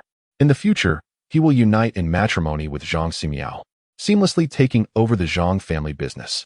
However, in comparison, Zhang Ximiao's family stands dwarfed before the Wang group, akin to a diminutive worm in the presence of a mighty dragon, wholly unworthy of even a single whisker of the latter. The disparity between Zhang Ximiao and Wang Xini is even more pronounced. One is exalted, ethereal as a celestial being, while the other is mere earthy dust. The chasm of power is insurmountable. To offend the daughter of the wealthiest individual for the sake of a mere Zhang Ximiao would be the act of a madman. What folly is this love, when prospects hold greater significance? At this moment, Chun Jiawei exhibited absolute clarity and rationality as he bellowed at Zhang Ximiao, "Silence yourself. In this private room, there exists but one young lady, and that is Miss Wang. What are you even worth?" Zhang Ximiao was rendered speechless by his thunderous outburst, unable to comprehend how her typically compliant boyfriend could raise his voice against her for the sake of another. Chun Jiawei's subsequent words struck her with even greater astonishment. "The young lady before you is the genuine heiress of the Wang group, and the cousin you disdain is none other than Miss Wang's boyfriend. Have you summoned me here to trouble them? Do you wish for your own demise? Fool, what?" Upon hearing this, Zhang Ximiao felt as if struck by a bolt of lightning. Her lips formed a shock dough, exaggerated enough to swallow an egg whole. Impossible. How could she be the daughter of the richest man? I could not possibly mistake the young lady of the Wang family. Chun Jiawei shouted at Zhang Ximiao, "You must promptly apologize to the young lady and Mr. Lu. Perhaps their magnanimity will allow them to forgive you." Disregarding Chun Jiawei's admonition, Zhang Ximiao fixed her gaze upon Lu Chun, her eyes brimming with resentment and confusion. "You've been relegated to the countryside. How could you possibly have any connection to the heiress of the Wang group? Mind your own business," Lu Chun retorted, uninterested in engaging in her trivialities. As Zhang Ximiao obstinately refused to bow her head and admit her fault, Chun Jiawei felt a surge of anxiety. Should Miss Wang truly bear a grudge against him, his prospects within the Wang group would be irrevocably jeopardized. After years of striving to ascend to an executive position, he could not allow it to be ruined in an instant. He hastily set down his briefcase and, with a thud, knelt before Lu Chun and Wang Xini, pleading desperately, "Young lady, Mr. Lu, this incident is solely the doing of Zhang Ximiao and has nothing to do with me." Zhang Ximiao was taken aback to see her idolized boyfriend groveling before others, disassociating himself from her for the sake of his future. In that instant, the pain she felt eclipsed even the sting of a slap from Wang Xini. It was a humiliation beyond measure. She felt her dignity scraping against the ground. Yet, she was ultimately confronted by Lu Chun, whom she had long held in disdain. Even if he had indeed become Wang Xini's boyfriend, Zhang Ximiao still perceived herself as exalted above him. "Lu Chun, I know not what means you have employed to ascend to the bed of the richest man's daughter. But do not forget, even if you become the son-in-law of Jiangnan's wealthiest, the Lu family shall never acknowledge you. On the occasion of grandfather's 80th birthday, you still lack the qualification to attend."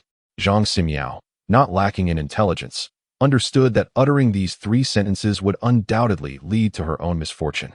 Without waiting for any response, she immediately fled the private room, her tail tucked between her legs, and dashed out of the hotel, leaving Chun Jiawei kneeling alone in place.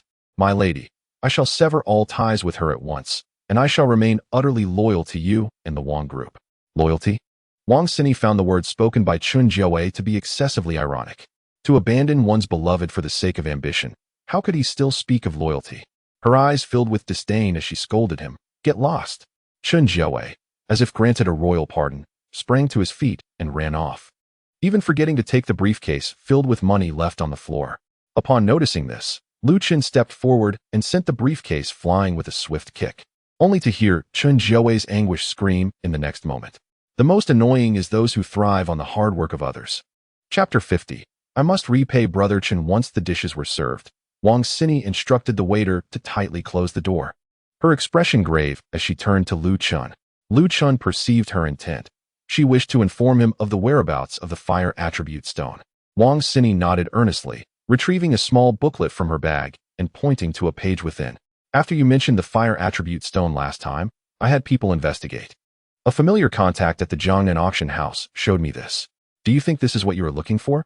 Lu Chen's gaze followed Wang Xini's slender, fair finger, eventually resting upon a stone that emanated a red glow. His expression tightened. It was volcanic rock. A piece of volcanic rock formed after enduring the searing flames of a volcano for thousands of years. The intense heat had rendered the stone still warm to the touch, even after being removed from its fiery birthplace. Just viewing the printed photograph in the booklet, he could feel the heat radiating from the volcanic rock. Joy swelled within Lu Chun. This would surely remedy Su Schwerer's chronic ailment. Indeed, this is it. You truly possess an extensive network. I did not misjudge you. This compliment filled Wang Xini with immense joy, for it was the first time Lu Chun had praised her. Come, take me to the auction house at once. Lu Chun rose, grasping Wang Xini's arm. The warmth of his hand against her skin sent a tingling sensation coursing through her, causing her cheeks to flush crimson. Why the rush? The auction begins tomorrow afternoon, she said shyly. Sit down and enjoy your meal. We can go tomorrow. She pressed her other hand against Lu Chun's arm, inviting him to take a seat. Given that volcanic rock is a rare find and the best catalyst to completely dispel the toxins within Su Schwer, his eagerness to depart was understandable. Once seated, Lu Chun resumed flipping through the booklet, only to be captivated by another artifact that caught his eye. Wang Xini was serving him food when she noticed his contemplative expression, her charming eyes drifting towards the booklet. It turned out that Lu Chun was examining a small tower-shaped collectible. Was there something amiss with this little tower that captivated your attention so? Lu Chun closed the booklet and replied, It's nothing. I merely find this artifact quite remarkable. It must be worth a fortune. Wang Xini was perplexed. The tower seemed rather ordinary to her. However, she had unwavering faith in Lu Chun's judgment. Convinced that someone with his discerning eye would not be mistaken, Wang Xini thoroughly enjoyed this meal, and after indulging in food and drink, she resolved to take Lu Chun for a spin in her new car. To her surprise, he declined. I have to return to the office. See you tomorrow, he said. At Su Group, Su Schwer was seated in her office, perusing the documents related to several of Wang Xini's projects. The construction site of Spring Garden was nearing completion, and she intended to relocate the workers there. Just then, Lu Chun entered the room. Su Schwer was startled, her beautiful eyes darting to him with irritation. You couldn't even knock before entering? Why knock when I'm entering my wife's office? Lu Chun boldly took a seat across from Su Schwer. She rolled her eyes and retorted. I heard from the front desk that your dear sister has asked you to resign. What are you back for? Noticing her glum demeanor, Lu Chun leaned closer and teasingly asked, Are you feeling jealous, my dear wife? Su Schwer was unwilling to let Lu Chun gain the upper hand and promptly countered. I am not jealous. I merely advise you to refrain from flaunting your affections at the office. If it reaches my grandfather's ears, you won't fare well. Oh dear. You've misunderstood. It's just that Lu Chun began to explain, but before he could continue, the secretary knocked and entered.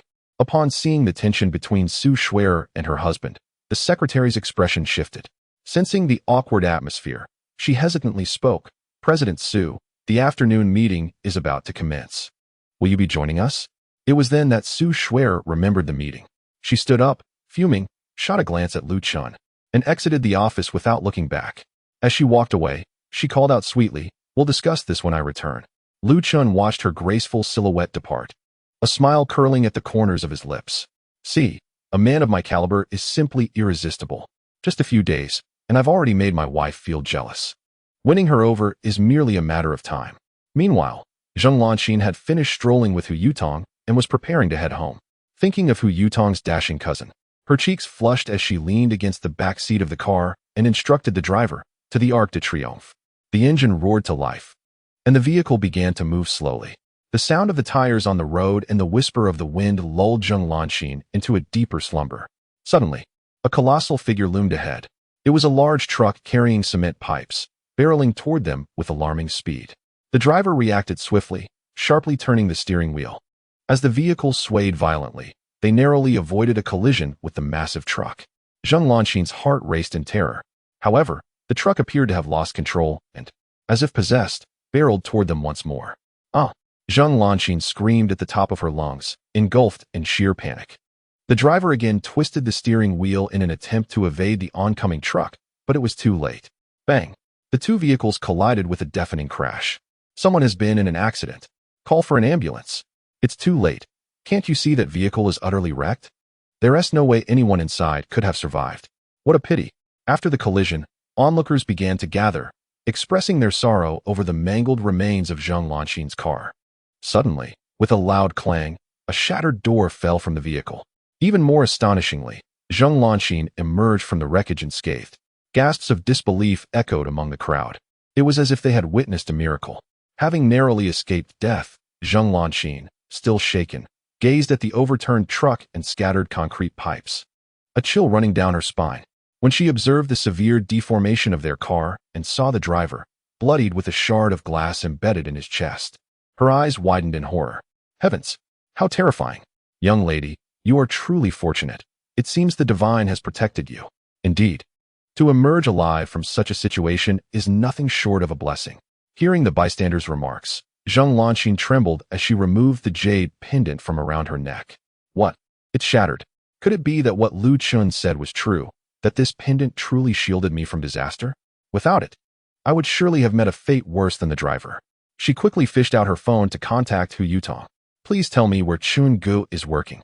I must find him and express my gratitude properly. Chapter 51.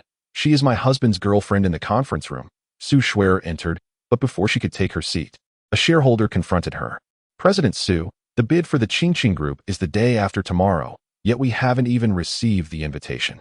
I must ask, how do you plan to handle the West City Development Project? By mere dreams. Su Shuer felt an overwhelming sense of urgency within, yet maintained an air of calm. Yesterday, I signed 2 projects with the Wang Group, and the Ming Group's project is also set to resume construction. The West City development isn't as crucial as it seems. Huh. Su Jiqiang would not let her evade responsibility, pressing on. President Su, don't forget, your husband wagered that if you fail to secure the West City development, you must step down. Exactly, one must honor their word. If you cannot secure it, you must relinquish your position. Don't think that securing the Wang projects allows you to slip through without honoring the agreement. After Su Jiqiang unleashed his tirade, 4 or 5 shareholders promptly rallied to challenge him. They were in their 40s, and Su often treated them to drinks, karaoke, and even arranged for companions, fostering a naturally closer bond. A few elder shareholders, recalling the kindness of the late Su Leoi, stepped forward to support Su Shuer. Young Su, that wager was made with Lu Chun. It doesn't hold water, they asserted. Indeed, it was merely a jest. Taking it so seriously is unwarranted. The accomplishments achieved under President Su's leadership are evident for all to see. Furthermore, the Su family legacy is a testament to her grandfather's toil, making her stewardship wholly appropriate. At this moment, Su Jiqiang rose and proposed, actually, I have a solution that benefits all parties. What solution? Su Shuer inquired, her curiosity piqued. Su replied, we may not possess the invitation, but someone can obtain it. Who? She pressed. Qi Tianyang. Su Jiqiang's demeanor morphed as he revealed his intentions. The Qi family is a prominent name in the provincial capital, with figures like Zhao Qingxi and Wang Qiqiang, who would dare disregard the wishes of young Master Qi. If he speaks up, not only an invitation, but even a project contract would be readily delivered by Zhao Qingxi. However, Su's eyes narrowed shrewdly as he continued. But during dinner that night, if you leave early and leave young Master Qi alone, it would be quite embarrassing for him. If you desire the invitation, an apology is in order. He emphasized the word apology with disdain. Su Shuer, not one to be easily fooled, immediately grasped that he was insinuating something far more distasteful. The thought of the previous night's events made her feel nauseous. I will handle the invitation matter myself. Let us adjourn, she declared, rising with a visibly displeased expression. As for the wager, I, Su Shuer, will hold true to my word. If I fail to secure the West City Development Project, I shall hand over the position of general manager to Su Jiqiang. With that, she gathered her documents and exited the conference room briskly. President Su, wait for me. Su Jiqiang called after her. Su Jiqiang, do not voice your sordid thoughts. Even if I were to be dismissed, I would never entertain the idea of accommodating Qi Tianliang. Su Shuer retorted coldly. Ah, President Su, let us not rush to conclusions. Su Jiqiang smirked as he produced his phone, extending it towards her with ill intentions. President Su, loyal to her marriage, remains unaware that Lu Chun, that so-called Phoenix man, dabbles in affairs more frivolous than anyone else. As Su Shuer glanced down at the phone, a surge of fury ignited within her, her countenance turning icy. The photo displayed a young girl dressed in Lolita fashion, tightly embracing Lu Chun. Earlier that morning, her secretary had mentioned that Lu Chun was taken away by a good sister, which she had dismissed, only to discover them embracing in the street. Oh dear. Su Jiqiang observed with delight at Su Shuer's expression, tauntingly remarking, this Phoenix man spends your money while dallying with others. How pitiable. Not pitiable, Su Shuer returned the phone. Her face impassive. I know this woman. She is my husband's girlfriend. What? Su Jiqiang blinked in disbelief, staring at her. Your husband's girlfriend? Could it be that they guessed correctly? The two were merely deceiving old Su with a contractual marriage, secretly indulging in their own pleasures? Yet, if that were the case, Su Shuer had even less reason to refuse Qi Tianliang. Indeed, how could an exceptional man possibly be content with just one woman? She is the mistress of my wife. Apart from this mistress, I have encountered several others, and we often play mahjong together. Do you understand? Su Shuer fervently suppressed the fury within her, reminding herself that their marriage was merely a facade. Do not be angry, do not be angry. What do you mean he has more mistresses, and they play mahjong together? Su Jiqiang looked at Su Shuer in astonishment. Of course, it is perfectly normal for good friends to gather and play. Is there anything else? If not, I must return. My husband is still waiting for me upstairs. With those words, Su Shuer turned to leave. Watching her retreating figure, Su Jiqiang was left agape, nearly dropping his jaw to the floor. In his circle, it was commonplace for a man to have multiple women. Even he had 3 girlfriends. Yet he could not fathom why Lu Chun, a man of no power or influence, merely a son-in-law, would attract such a goddess as Su Shuer, who was both beautiful and wealthy. Why would she stoop to such compromises? The thought of 4 breathtaking Su Shuers gathered around a mahjong table while Lu Chun flirted and touched this one and that one made Su Jiqiang's chest tighten, nearly robbing him of breath. Lu Chun, you must explain yourself. Su Shuer pushed open the door to the office, demanding answers, only to find that Lu Chun was absent. She promptly pulled out her phone and called him. Where are you? Dear, I'm downstairs at the company. A friend urgently needs my attention. I'll head up as soon as I'm done, replied Lu Chun. No need to come up. I'll come down to find you shortly. Su Shuer's tone softened. As it happens, I have a bit of free time. I finished work early today. I'll take you to the dealership to pick up a car. Otherwise, it'll be inconvenient for you to go anywhere. Ah, you're so wonderful, dear. I'll wait for you downstairs. After hanging up, Su Shuer grabbed her bag and descended the stairs. In the elevator, she reassured herself that her marriage to Lu Chun was merely contractual, even stating in their agreement that he could seek other women, as long as he wasn't caught. Yes, buying a car for Lu Chun was merely to prevent him from being photographed by people like Su Jiqiang when he was out with women. It certainly wasn't because she cared for him in any way. She felt no jealousy. No, not a shred of jealousy. However, when the elevator doors opened and she stepped into the lobby, her carefully constructed mental fortitude crumbled in an instant. At the entrance of the lobby stood a tall girl, clinging to Lu Chun like an octopus, her head nestled against his shoulder, while Lu Chun held her thigh, appearing exceedingly intimate. Lu Chun. Chapter 52.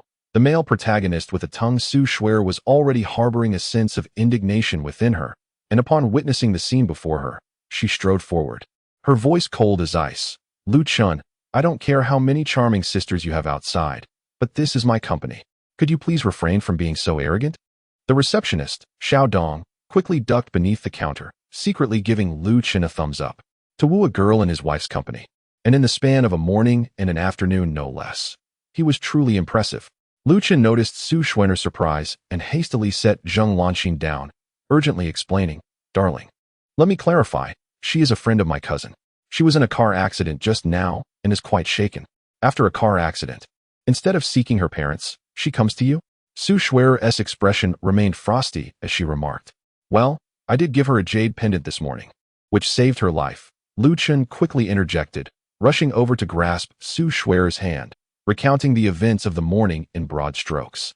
"You can predict fortunes and ward off disasters?" Su Xuan'er's face registered a hint of astonishment as she pondered how many more hidden talents her husband possessed.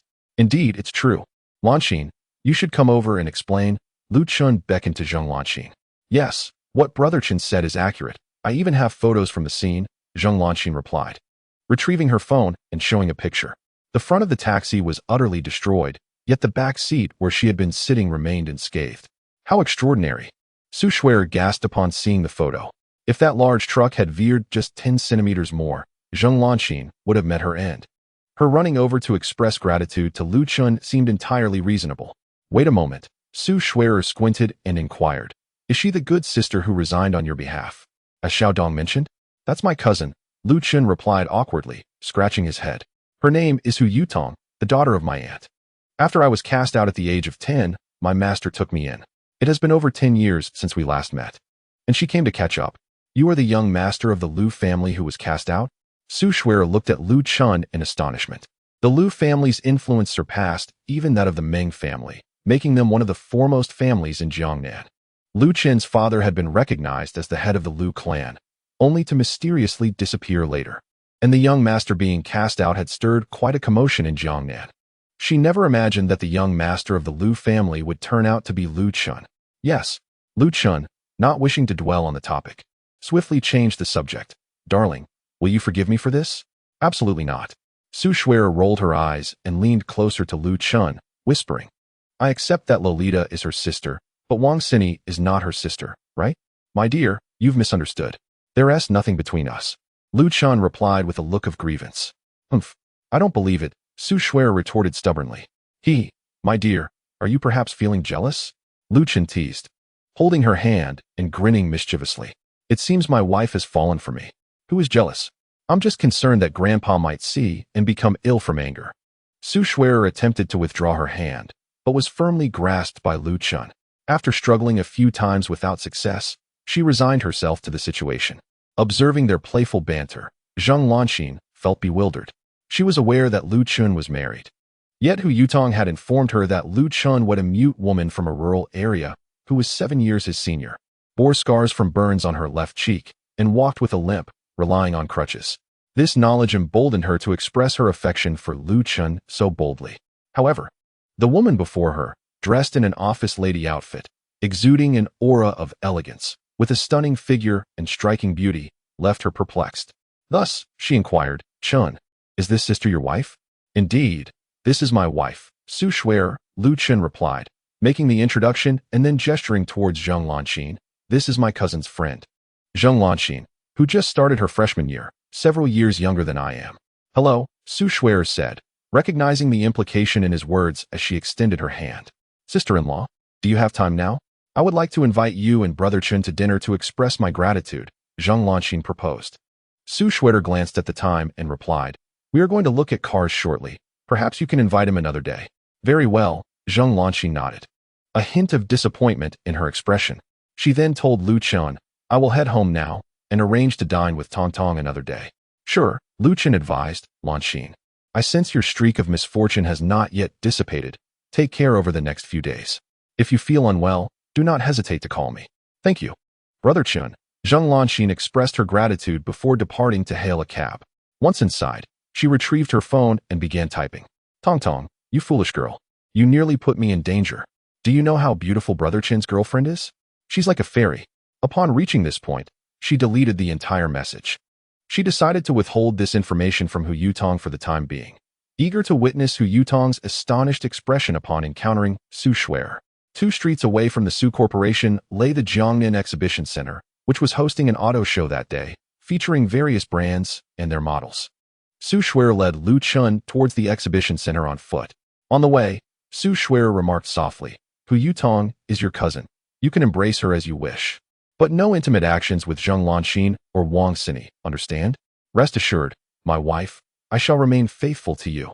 Lu Chun vowed earnestly, seeing his solemn demeanor. Su Shuer felt her irritation dissipate. Do you think I am being overly concerned? What? Lu Chun interjected. Did I not promise you before that if you ever needed anything, you could always seek Su Shuet? He interrupted her, saying, at that time, we hardly knew each other. It was reasonable for you to resist the sudden marriage. However, I have deep affections for you, and I am confident that in time, you will genuinely love and acknowledge me as your husband. Eventually, we will become true partners. So why not embrace your role as my wife sooner rather than later? Lu Chun hurried a few steps, then turned to Su Shuer and said, my dear, if you feel I have erred in any way, please do not hesitate to express your thoughts. Let us not follow the script of melodramas, where silence prevails. Although our differing values and personalities may prevent us from being together, let us not allow misunderstandings to linger as regrets. The sunlight bathed Lu Chen's face, revealing a handsome and radiant visage, his gaze tender yet resolute. Su Shuer's heart trembled, as the ice that had encased her heart for over 2 decades began to thaw quietly. Blushing, she gracefully surpassed Lu Chun and said, enough of this nonsense. Let us go see the cars. Chapter 53. The Privilege of Foreign Gentlemen? The exhibition center was bustling with car showcases. Brands like Wagia, BYD, Mercedes, BMW, Audi, and Porsche offered a comprehensive selection. Su Shuer intended to purchase a vehicle worth $300,000 for Lu Chun. After a brief tour, she was drawn to a BMW X2, a sporty SUV adorned in a striking white, exuding an aura that perfectly matched Lu Chen's demeanor. Glancing at the price, which stood at $270,000, along with various fees and decorations, she found it acceptable, as the total would approximate $300,000. At that moment, the BMW showroom was distributing ice cream. Lu Chun approached the salesperson, stating, hello, could I trouble you for 2 ice creams? The salesperson glanced at Lu Chun and replied, we've run out. Disappointed, Lu Chun was about to return to test drive a vehicle when 2 blonde, blue-eyed foreigners approached, requesting, we'd like 2 ice creams, please. Certainly, the salesperson replied with a sweet smile, promptly producing 2 ice creams, unwrapping them, and handing them over with an obsequious demeanor, as if eager to serve these foreign patrons. Lu Chun raised an eyebrow, questioning, didn't you say they were gone? Indeed, they are gone for you, the salesperson retorted, casting a disdainful glance at Lu Chun. To her, he was merely a poor individual, unworthy of competing for the attention of foreign customers. Lu Chen's expression darkened, and he addressed the salesperson, as customers, why do you discriminate against us locals? The salesperson, Wang Yu, scoffed, oh, with your kind of poverty. Do you really think you can afford a car from our dealership? You're just here to mooch free ice cream. Shameless. Wang Yu had an uncanny ability to discern wealth at a glance. Clad in an old suit with water stains, Lu Chun appeared to her as nothing more than a pretentious pauper seeking to impress at the car exhibition. Upon hearing Wang Yu insult Lu Chun, Su Shuer was incensed. Is this how your BMW sales treat customers? Bring your manager to me. Wang Yu sneered. I am the manager here. This is none of your concern. So mind your own business. Anger surged within Su Shuer as she prepared to retort, but Lu Chun interjected. My dear, let me handle this. My dear? Wang Yu mocked. You're quite good looking, yet you married a poor wretch. It seems you must have sold yourself when you were young and settled for a simple man in your later years. Lu Chun raised his hand and struck Wang Yu sharply across the face, causing her to spin around on the spot, her left cheek swelling instantly. Wang Yu, clutching her face, cried out, he hit me. He struck a woman. Security. Police. Hurry. You can insult me, but how dare you speak ill of my wife? You must be tired of living, Lu Chun retorted. With a swift motion, he delivered another blow, causing Wang Yu's right cheek to swell as well. Damn it. The 2 foreigners, witnessing Lu Chun's aggression, rushed forward to play the gallant heroes. However, Lu Chun deftly kicked them, sending them flying several meters away, clutching their stomachs and howling in pain. Who dares to cause a ruckus here? At that moment, a booming voice echoed from a distance.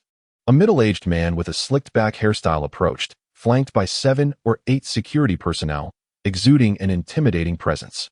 "Boss." Wang Yu rushed towards him as if she had seen a long-lost relative. "This poor loser came to mooch ice cream. When I didn't give him any. He hit me and even assaulted those two foreigners." "Boo-hoo. What?" Xiaolong's face flushed with rage upon hearing this. "How dare you create a disturbance in my establishment? You must be courting death." As the authorized distributor for Baolu in the Jiangnan region and the proprietor of the largest second-hand car trading center in Jiangnan, he was accustomed to dealing with unsavory characters. It was always his employees who did the fixing, yet now one of his own had been dealt with by someone else. And at an exhibition no less. He thought to himself that if he did not break the legs of the other party, people would think he, Xiaolong, was soft. Lu Qin frowned and replied, "We came to buy a car.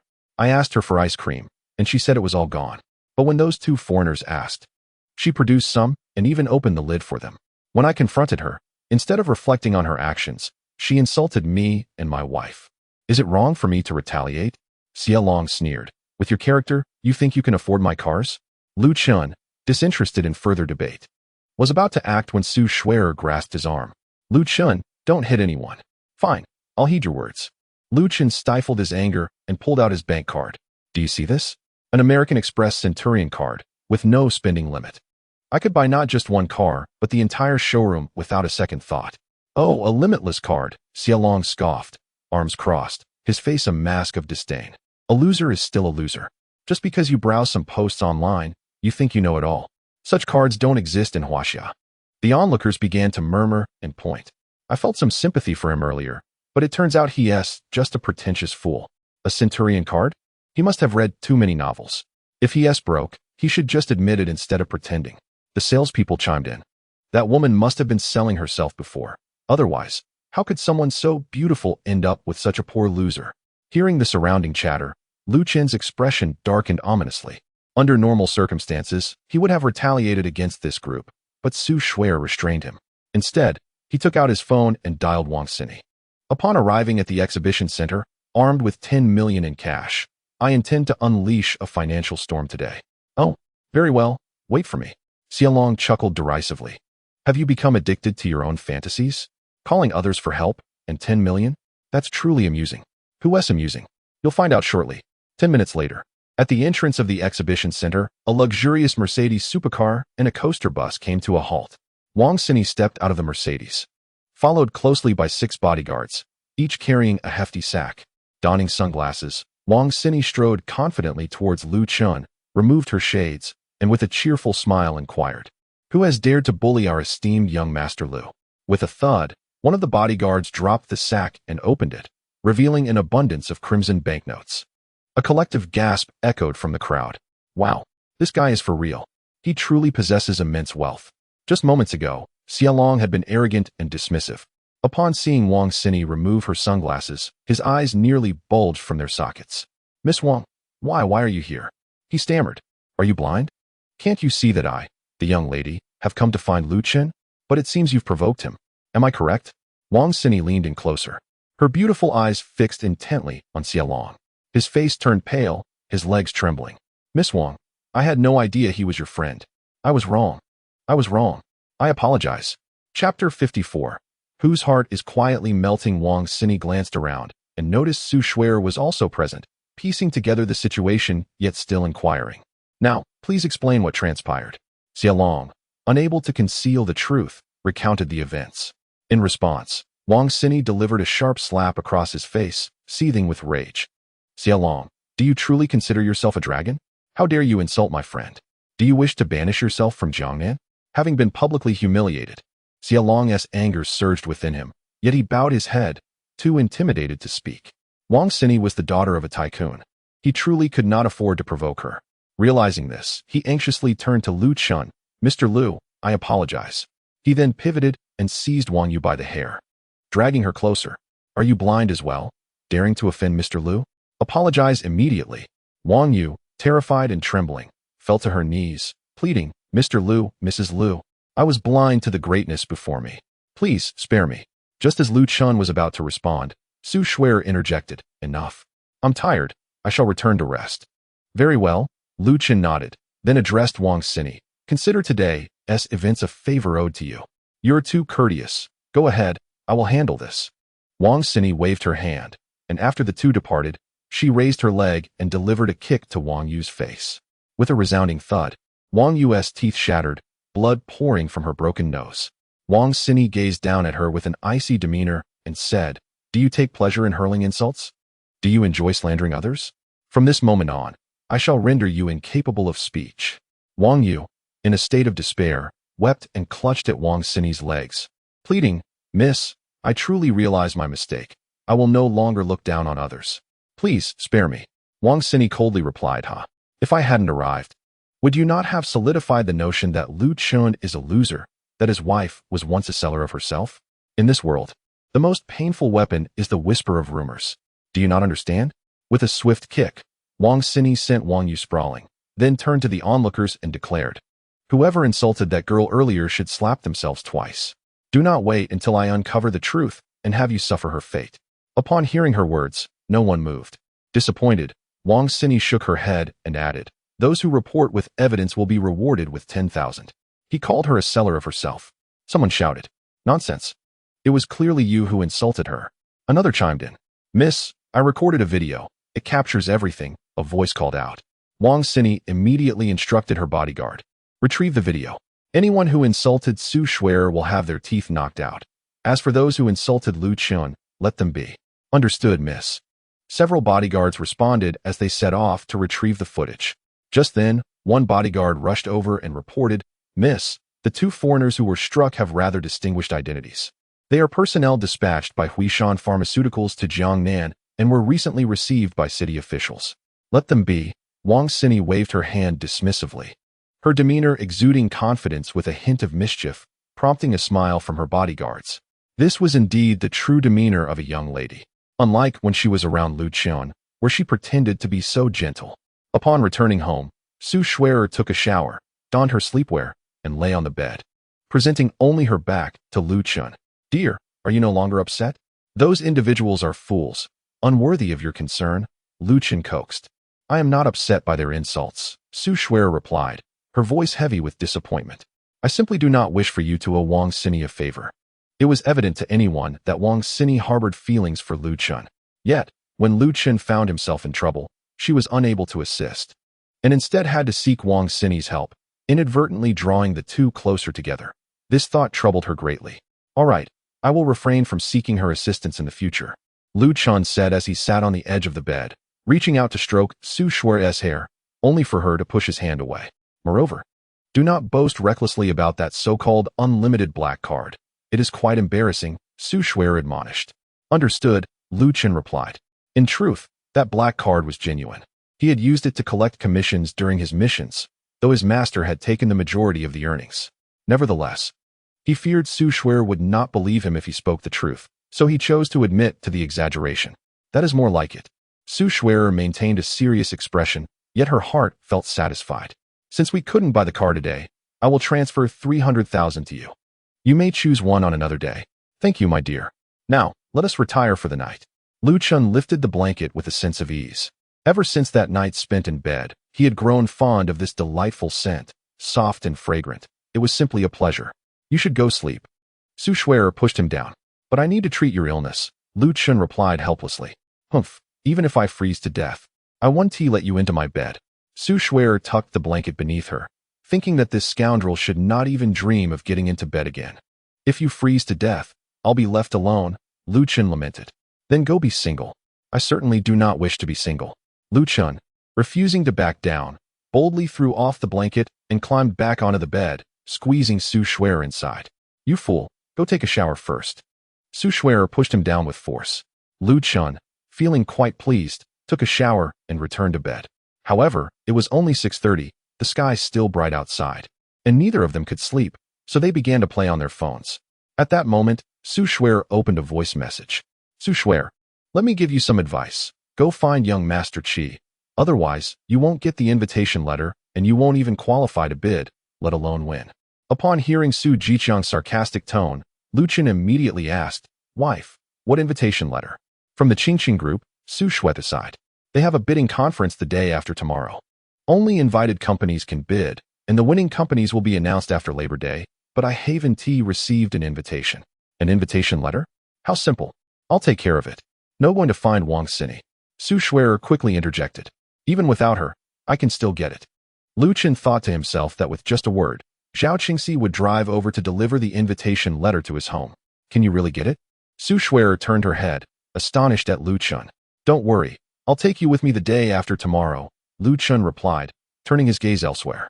At that moment, they both turned to look at each other, their faces merely 10 centimeters apart. Su Shui'er could even feel the warmth of Lu Chen's breath, causing her heart to flutter. Lu Chen actually looks quite handsome. Wife, you are truly beautiful, Lu Chen said gently, making Su Shui'er's heart race. She quickly turned away, mumbling. Of course, I'm beautiful. Lu Chen also turned away, playing on his phone. But after a few seconds, he suddenly felt an arm slip beneath him, followed by another arm draping over him, accompanied by a soft sensation against his back. He was momentarily taken aback. A gentle voice came from behind. Don't move. This is your reward. Chapter 55. Encountering Qi Tianliang again. Come downstairs. I'm at your doorstep. All right. 5 minutes later, Lu Chen, dressed in sportswear, exited the Su family villa. A red Mercedes rolled down its window, revealing Wang Sini's sweet smile. I've come to pick you up. Is your wife going to be jealous? Wang Sini teased with a wink. She has gone to work. Lu Chen replied as he opened the door and got into the passenger seat. When does the auction start? At 2 o'clock. Why did you arrive so early when it's barely past 11? Wang Sini said, slightly annoyed. I helped you a great deal yesterday. Shouldn't you treat me to a meal today? All right. Choose whatever you like. I'll settle the bill, Lu Chen replied with a sense of generosity. At least you have a conscience, Wang Sini remarked as she drove Lu Chen to the Jiangnan Old Restaurant, where they indulged in a hearty meal before heading to the auction house. The auction house was located by the seaside in Donggang District, a region that had experienced significant development over the past decade, characterized by towering skyscrapers, spacious roads, and excellent greenery. The Haiyuntian Auction House, situated in the heart of Donggang, sprawled over an impressive 5 acres and was designed in the shape of a seashell, presenting a striking aesthetic. At the entrance, a dozen security guards stood watch, clad in suits and sunglasses, exuding an imposing presence. After Wang Sini parked the car and presented her invitation, they stepped inside. Almost immediately, they encountered a familiar face. Sini, what a surprise to see you here. It was Qi Tianliang, the heir of the Qi family, dressed in a pristine white suit complemented by a Rolex watch, projecting the aura of a wealthy scion. Upon seeing him, Wang Sini promptly linked her arm with Lu Chen's and cheerfully remarked, I'm here with my boyfriend to explore the auction. She then turned to Lu Chen and added, I forgot to mention, this place is owned by the Qi family. Noticing their affectionate demeanor, a flicker of darkness crossed Qi Tianliang's eyes, but he quickly masked it with a smile. I wonder which item has caught Lu Xiao's eye? He inquired, secretly vowing to escalate the bidding on any piece Lu Chen showed interest in. However, Lu Chen responded nonchalantly, I'm just here to browse. Oh, is that so? Qi Tianliang's gaze shifted. Sini, the auction doesn't start for another hour. Coincidentally, a new batch of raw stones has just arrived. Would you like to take a look? The Haiyuntian Auction House not only conducted auctions for various antiques and artworks, but also dealt in raw stones, serving as the primary supplier for Wang Sini's jewelry store. This was why she had yet to sever ties with him. Checking the time, Wang Sini looked up affectionately and asked, Lu Chen, shall we go see the raw stones? Sure, Lu Chen replied with indifference. I'll take you there, Qi Tianliang offered. The raw stone exhibition was located on the first floor, and after a brief walk, they arrived. It was Lu Chen's first visit to such a venue, where he marveled at the hundreds of booths displaying raw stones of varying sizes.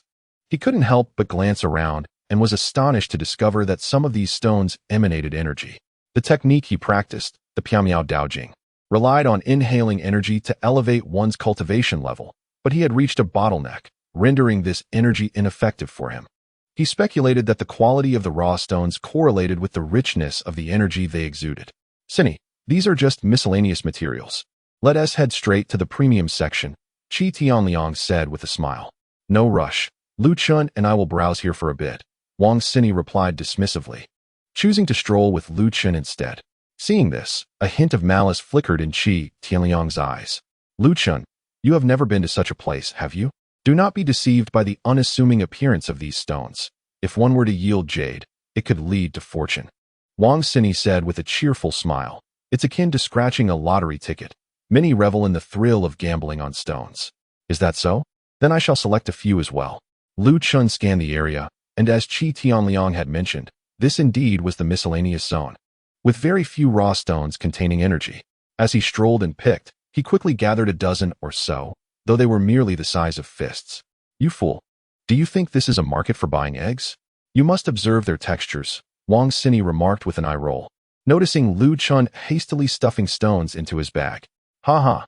Young Master Lu is truly a prodigal. He exclusively picks up worthless stones, Qi Tianliang mockingly taunted. Afterward, he turned back to Wang Sini and said, Sini, the Stone King your father requested has arrived. It's right over there. Would you like to take a look? Is that true? Let us go see it. Soon, the three of them stood before a Stone King. This stone stood 2 meters tall and 1 meter wide, with a window opened at its center, vibrant with green hues. It had just been delivered from Yunhai by the Qi family, intended for an upcoming auction with several jewelers. However, Wang Sini's father had boldly declared that he would acquire this raw stone at any cost. This was largely due to the instability in northern Myanmar in recent years, where major mine owners were at odds, resulting in a significant decline in the availability of raw stones domestically. The Wang family jewelry store had nearly exhausted its stock, and without acquiring a prime raw stone, they would have no jade to sell next year. Lu Qin scrutinized the raw stone, his expression darkening. Sini, you should inform your uncle not to bid on this stone. It is worthless. You claim this stone is worthless? Qi Tianliang glared at Lu Chun, visibly displeased. Yes, worthless. Aside from the minuscule hint of jade, it is primarily composed of stone, Lu Chun replied calmly. He had noticed the price tag hanging beneath the raw stone, starting at 30 million. He could not allow Wang Sini to suffer such a significant loss. Ha ha ha. Qi Tianliang laughed as if he had heard the most absurd joke. Lu Chun, do you understand raw stones? This Stone King was deemed a top-quality jadeite by 10 experts from our Qi family after thorough consideration. You dare to call it worthless? Worthless is worthless, believe it or not. It matters not to me, Lu Chun replied impatiently. Seeing his confident demeanor, Qi Tianliang devised a scheme. Very well. Since you are so certain, would you dare to wager with me on it? Whether the stone is worthless or not has nothing to do with me.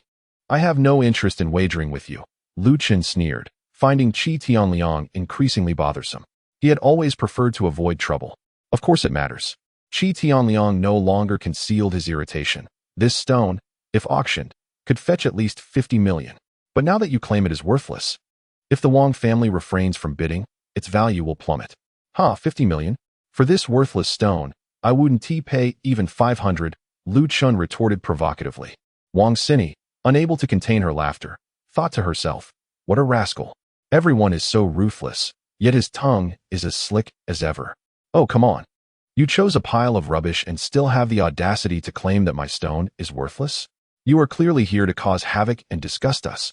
Chapter 56. The bet. 12 consecutive greens that day at the old restaurant. Lu Chun had been brutally beaten, and Qi Tianliang had harbored resentment ever since.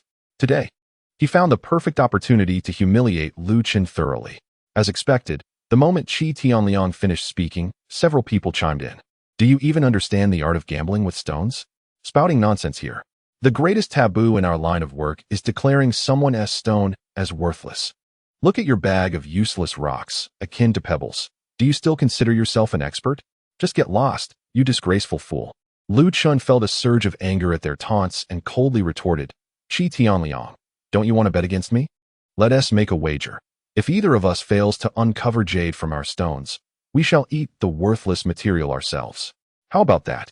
The crowd erupted in astonishment. Ha ha ha, has this kid lost his mind? With that bag of pebbles, if he manages to reveal even a single piece of green, I will wash my hair upside down. This is hilarious. Pretending to know what he doesn't. Seeing Lu Chun truly taking the bait, Qi Tianliang smirked with satisfaction. That is fine, but I want your promise. Regardless of what jade Shi Wanli uncovers, you must pay 50 million to take it away. Their experts had already assessed that the Stone King was guaranteed to be fully green, but the specific type remained uncertain. If it turned out to be ordinary, it wouldn't be worth 50 million, and he would be at a loss. All right, I have a condition too. It must be at least 70 green for it to be considered jade, Lu Chun replied. Not a problem, Qi Tianliang said, brimming with confidence. If you lose, I won't make you eat the stones. Just stay away from Sini. He was determined to demonstrate to Wang Sini that Lu Chun was nothing but a fool. Upon hearing that the agreement was finalized, everyone gathered around to witness the spectacle. Lu Chen, have you lost your mind? The Qi family has been in the raw stone business for decades. Can a worthless stone truly be considered the Stone King? Wang Xini was anxiously stamping her feet. And those few worthless stones of yours?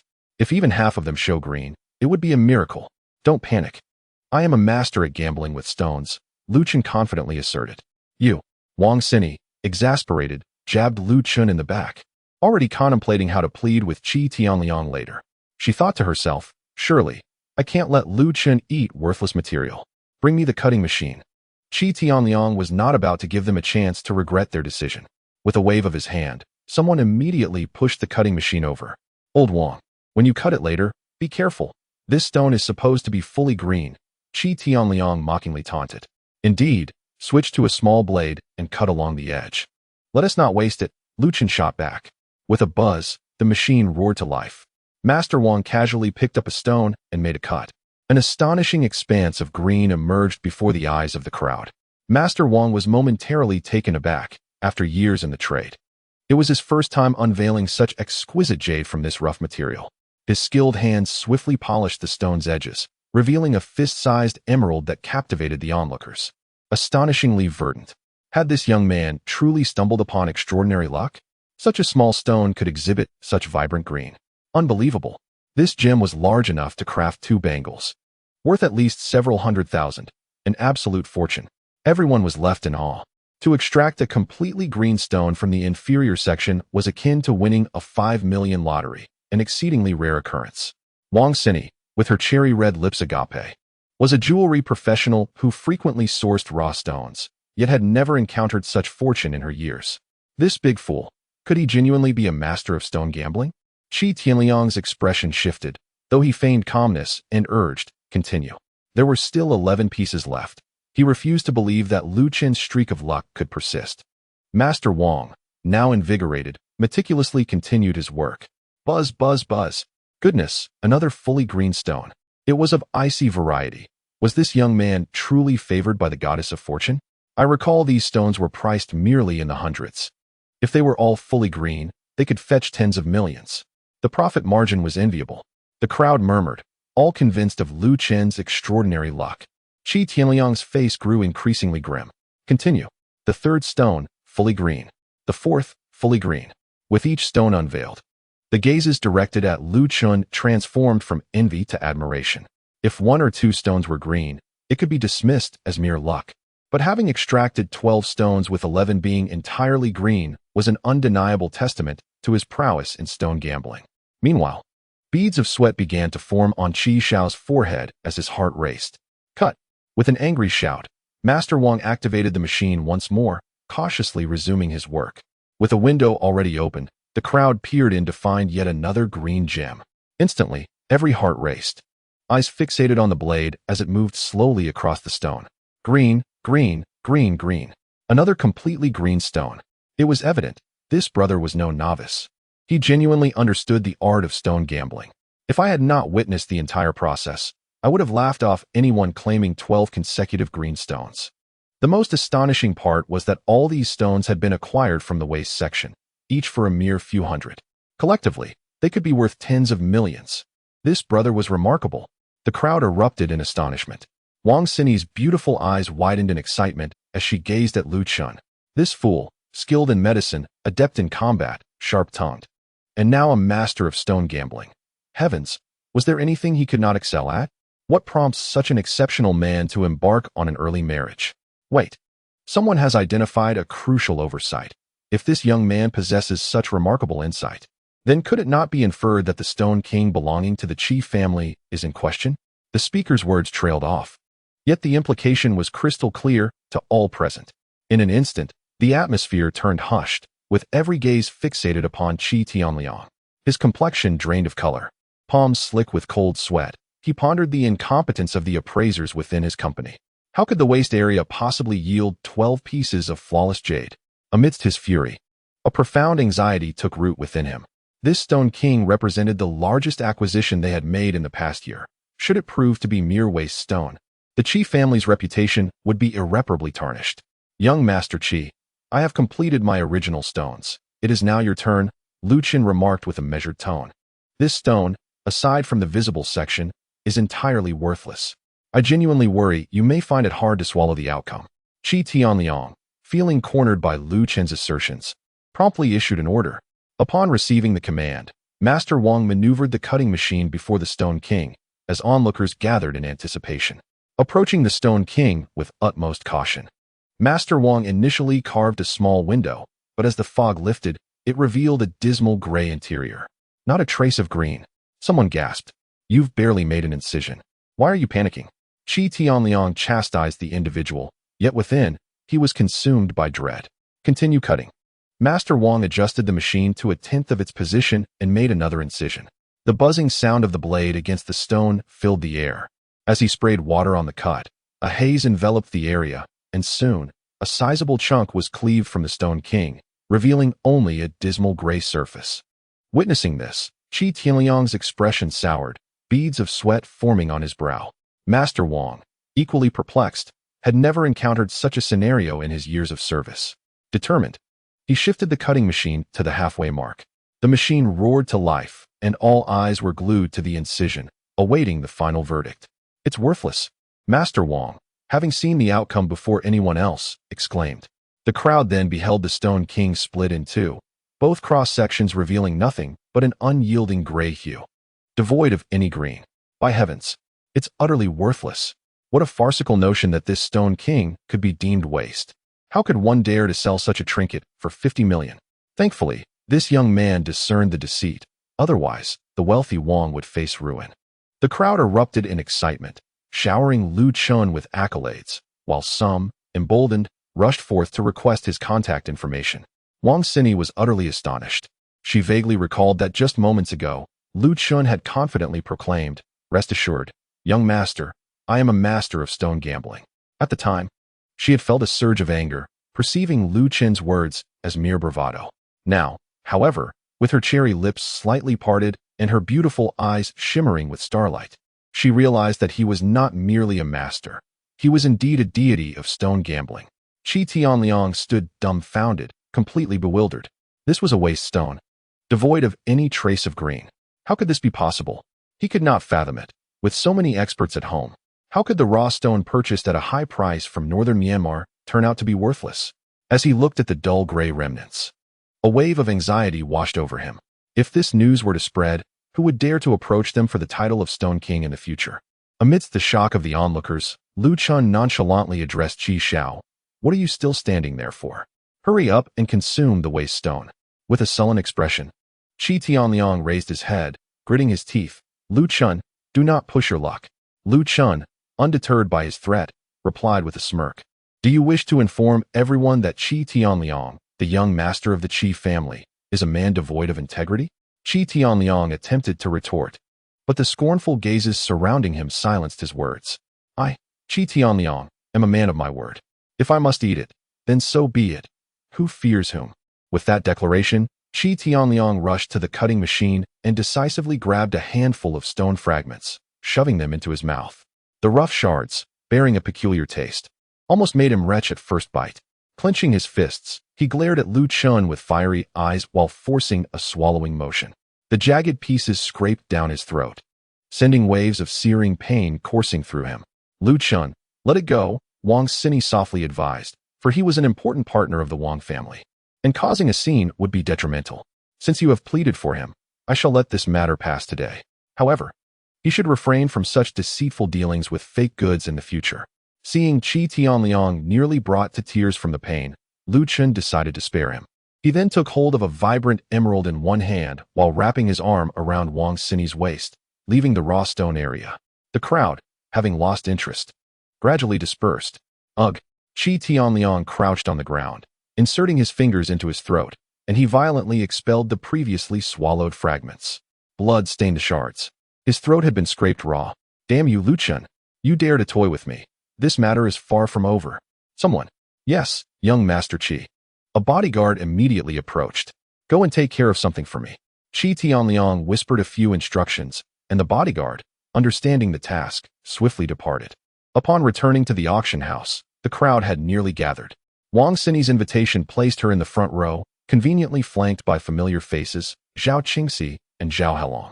As they prepared to greet Lu Chun, he silenced them with a mere glance. Zhao Helong, Wang Xini, Lu Chun, and Zhao Qingxi are arranged in this order. As soon as Wang Xini took her seat, she leaned close to his ear and whispered, Zhao Qingxi, my goddess, I didn't expect her to be here too. She is your goddess?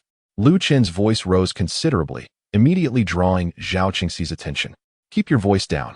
Wang Xini hastily covered Lu Chen's mouth and flashed an apologetic smile towards Zhao Qingxi. She took out her phone and messaged Lu Chen. Are you trying to get me killed? What's wrong? Don't say it out loud. It's quite embarrassing. What's the big deal? I know her. Would you like me to ask her for an autograph? I don't believe you know my goddess. What shall we wager? Very well, let us wager. Wang Xini rapidly typed. If you can get her to sign for me, I will kiss you. Kiss me? Isn't that a reward for you? Lu Chun. Anger. Anger. Anger. Wang Xini was so furious she nearly shattered her screen. This is my first kiss. You can just enjoy it secretly. Fine, just wait.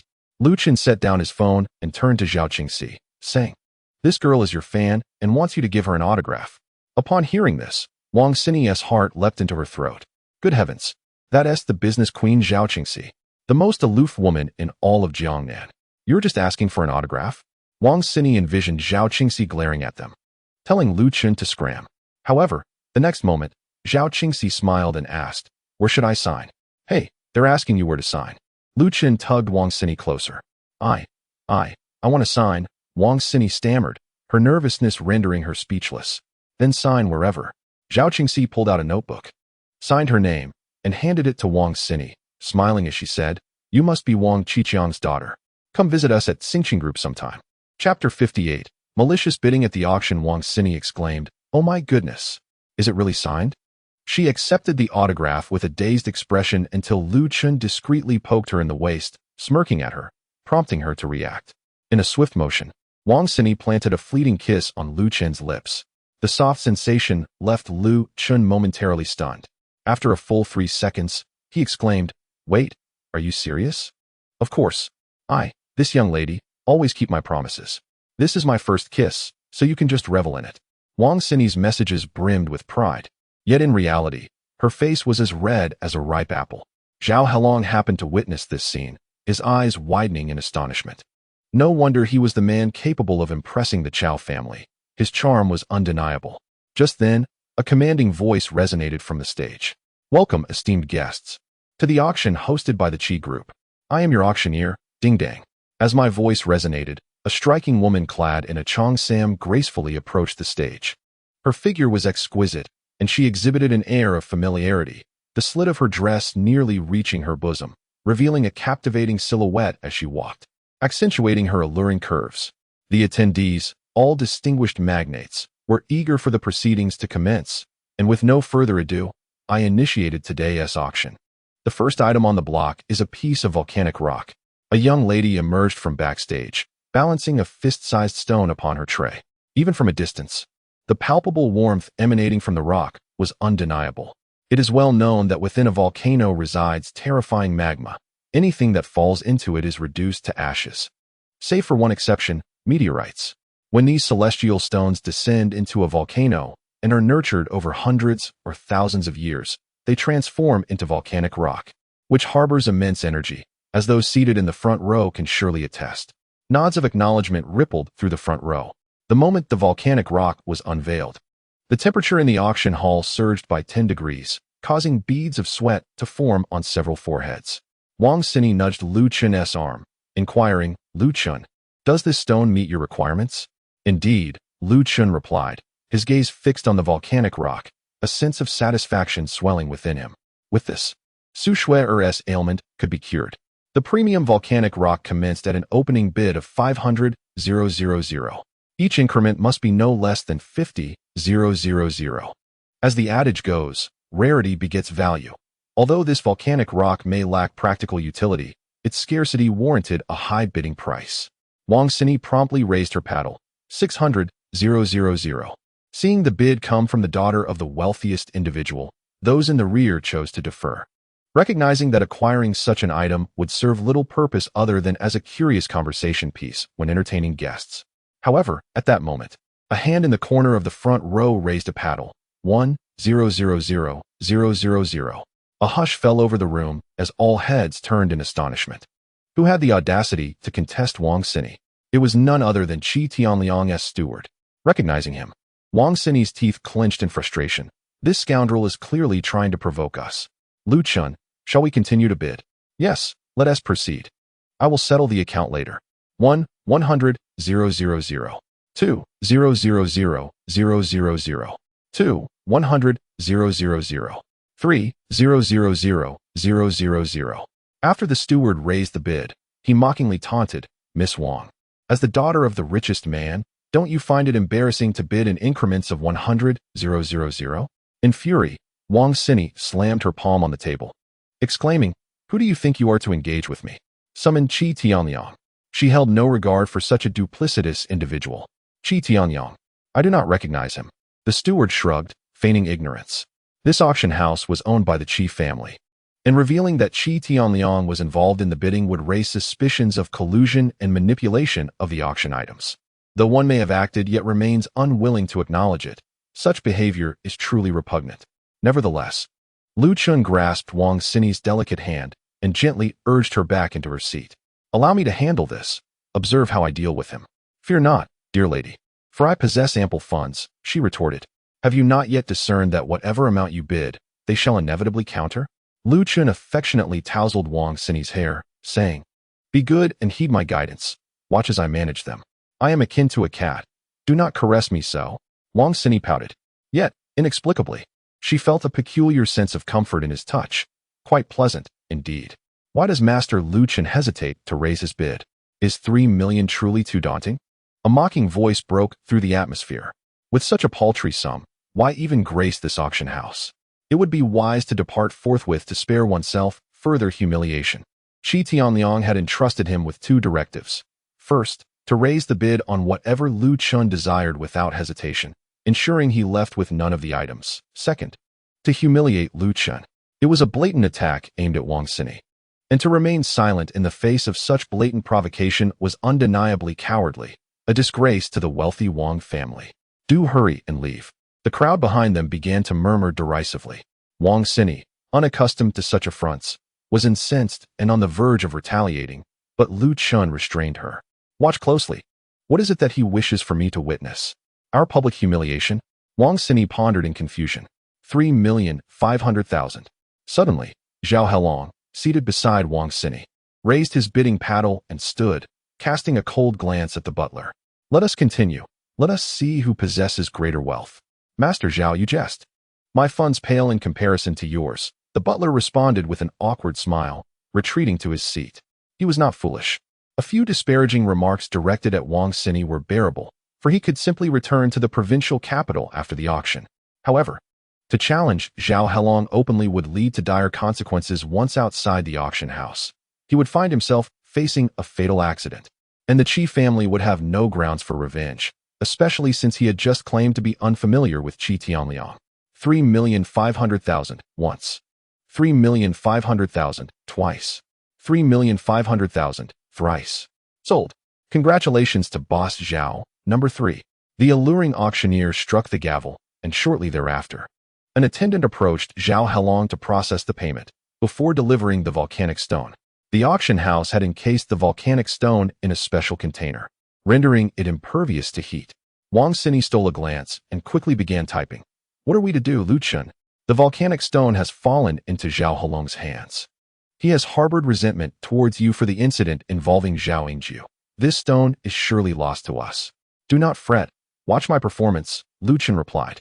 Setting down his phone, he cast a furtive glance at Qi Tianliang's butler, the corners of his mouth curling into a cold smile. You wish to ensnare me, do you? Let us see if you can withstand my counterstrike. Ladies and gentlemen, our next item for bid is a renowned painting by the illustrious scholar Tang Bohu, with a starting price of 5 million. On the grand stage, a painting emerged on the large screen. Before the audience could discern its details, Lu Chun raised a sign. 8 million. Chapter 59. Who is truly playing whom? This man, prone to violence at the slightest provocation, also has an affinity for Tang Bohu's art. Wang Sini appeared bewildered. It seemed that Miss Wang's acquaintance had a particular fondness for this artwork. Bidding 8 million. Are there any further offers? The Qipao-clad beauty began to enliven the atmosphere. 9 million. The steward of Qi Tianliang was equally unwavering. 15 million. 16 million. 20 million. Lu Chun lifted his head, coldly fixing his gaze on his opponent. The painting by Tang Bohu is mine for the taking. If you dare, let us compete. Huh. You are merely a kept man of Miss Wang. Do you really think you can contend with me? 25 million. Witnessing Lu Chen's fervor for the painting, the steward promptly added 5 million. 30 million. 35 million. 40 million. 50 million. The two alternated bids, and within a minute, the price soared to 50 million. The audience was left in shock, particularly for those knowledgeable in art. The market value of this painting was approximately 12 million. The escalation was exorbitantly high. Are these two madmen? Lu Chun was poised to raise his bid further when Wang Xini halted him, her expression pleading. My allowance is only 45 million. I implore you. Do not raise it any further. Lu Chun slammed the table in frustration, clearly agitated and unwilling to relent. Ha ha ha. A kept man is just a kept man. Even when purchasing something he desires, he must heed others' opinions. How disgraceful for a man to live such a life. The steward mockingly gestured a middle finger at Lu Chun, unrestrained in his derision. Look at how boastful he is. One would think he hailed from a prominent family, but alas, he is just a kept man. Truly embarrassing. Miss Wang must be blind to have taken a liking to such a person. Miss Wang, I am far more handsome than he. Why not bestow your favor upon me? A chorus of ridicule erupted from the back, interspersed with the sycophantic remarks of a few lazy souls, all of which were ignored by Wang Xini. Zhao Helong, upon hearing these taunts, felt anger rising but was quelled by a mere glance from Lu Chun. Zhao Qingxi bore a contemplative expression, seemingly discerning Lu Chen's intentions. Congratulations to the gentleman in position 7 for acquiring the second piece of art. Let us now present the third item, starting at a price of 3 million. 10 million. Lu Chen raised his sign immediately.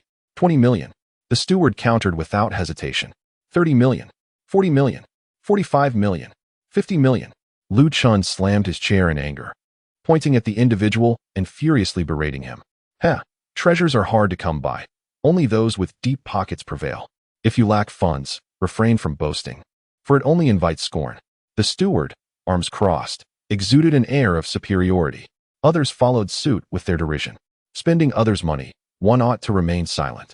Those with wealth bid higher, while the impecunious should swiftly move on. Lu Chun, infuriated, returned to his seat, and with 2 strikes on the armrest, it cracked audibly under his force. Backstage, witnessing Lu Chen's fiery gaze, Qi Tianliang felt an exhilarating thrill. Fool, you jest with me, yet you are but a novice. These collectibles, not a single one shall you claim. Let us present the fourth item for auction. 45 million. 50 million. Congratulations to number 7. Let us proceed with 45 million. 50 million. This auction is set to feature a total of 17 items, and under normal circumstances, each would take at least 10 minutes to conclude. Yet Lu Chen disregarded convention entirely. He cared not for the nature of the items. Upon their reveal, he would promptly announce a staggering bid of 45 million, with the steward immediately countering with 50 million. The actual worth of these collectibles hovered around 10 million. Thus no one in the back dared to raise their bids. Consequently, the first 16 items concluded in merely half an hour. Now, we present the piece de resistance of today's auction, the Ashoka Stupa. This petite tower, standing half a meter high, boasts 3 tiers adorned with Sanskrit carvings. The contrast between this stupa and the first item, the volcanic stone, could not be more stark. As the small tower emerged, the temperature in the auction hall noticeably dropped, leaving many feeling a chill. Lu Chun, is this not the small tower you mentioned that day? Wang Xini inquired, tapping his arm. I can't shake the feeling that this tower exudes an eerie essence, suggesting it is not a benign artifact. Indeed, it is not a benign artifact. Items emerging from Buddhist traditions either possess a serene aura, fostering tranquility and bestowing blessings, or they harbor malevolent energies, bringing misfortune. This small tower belongs to the latter category. If his suspicions are correct, someone must have recognized the tower's dangers and sent it to a temple for exorcism, only for it to be misplaced during the process. The potential harm of this object is substantial. Lu Chen glanced at Zhao Helong, who immediately grasped his meaning. Legend has it that when Shakyamuni passed away, Emperor Ashoka commissioned the creation of 10,000 small stupas to house his relics. Although this tower lacks the fabled relics, its historical significance renders it a rare sacred object in the Buddhist realm. Thus it commenced bidding at 8 million. Upon concluding her statement, she instinctively glanced at Lu Chun. Yet this time, he refrained from raising his bid. Observing this, the steward immediately adopted a mocking tone. Why the silence in bidding? Is it that the wealthy Wang has learned of his daughter's dalliance with you, a mere gigolo, and ceased her allowance? A man of any integrity would never stoop to being a gigolo. Due to embarrassment and disgust, a loud shout erupted from the front row at that moment. Are you going to bid or not? If not, then shut your mouth. Your incessant rambling is tiresome. The steward, taken aback, was about to retort, but upon realizing it was Zhao Halong, he immediately hunched over and said, Lord Zhao is merely jesting. I shall return to my seat. Humph. Zhao Halong shot him a glare and declared, 9 million. 9 million. Is there anyone willing to raise the bid? This is a sacred artifact of the Buddhist faith. If you let this opportunity slip, who knows when it may arise again? A profound silence enveloped the room. Firstly, many felt there was something ominous about the item. Secondly, even if it were indeed a sacred artifact, no one dared to outbid Zhao Halong, a man known for his unscrupulous methods. 9 million, first call. 9 million, second call. 9 million, third call. Congratulations, Mr. Zhao. Today's auction concludes here. Thank you all for attending. I am Ding Dang, and hope to present more treasures to you next time. The woman in a qipao deeply bowed to the audience before retreating backstage. At that moment, Qi Tianliang emerged from behind the scenes, looking down with arrogance at Lu Chun. Lu Chun, do you not fancy paintings and calligraphy? Do you not covet these treasures? Haha. In the end, you have secured none, have you? Haha. Do you think you can compete with me? Qi Tianliang laughed unabashedly, seemingly pleased with the steward's actions today. Lu Chun raised his head, his expression one of disdain, and retorted, Fool. Chapter 60, A Trickster Outwitted. Qi Tianliang, do you believe you have bested me, leaving me without a single cherished item? What else could it be? Lu Chun scoffed. How else could I deem you a fool? From start to finish, all I desired were the volcanic stone and the Ashoka pillar. The other paintings and porcelain were merely bait to ensnare you, intentionally inflating the bids. Boom. Lu Chun's words reverberated through the auction hall like thunder. A chilling silence descended, punctuated only by the sound of a pin dropping. All eyes widened in disbelief, expressions of anticipation transforming into shock. Some were so astonished that their jaws seemed to drop to the floor. Wang Xini was left dumbfounded. Just moments ago, when Lu Chun had asked her to play along, claiming his spending money was only 45 million, she had been bewildered, thinking he was courting humiliation. Now, her beautiful eyes were fixed on Lu Chun, tinged with a newfound admiration. Qi Tianliang's eyes widened in disbelief. He had not anticipated being outwitted by Lu Chun yet again.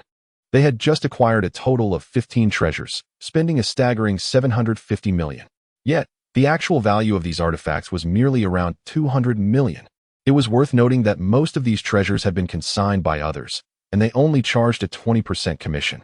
In the end, he had incurred losses amounting to several hundred million.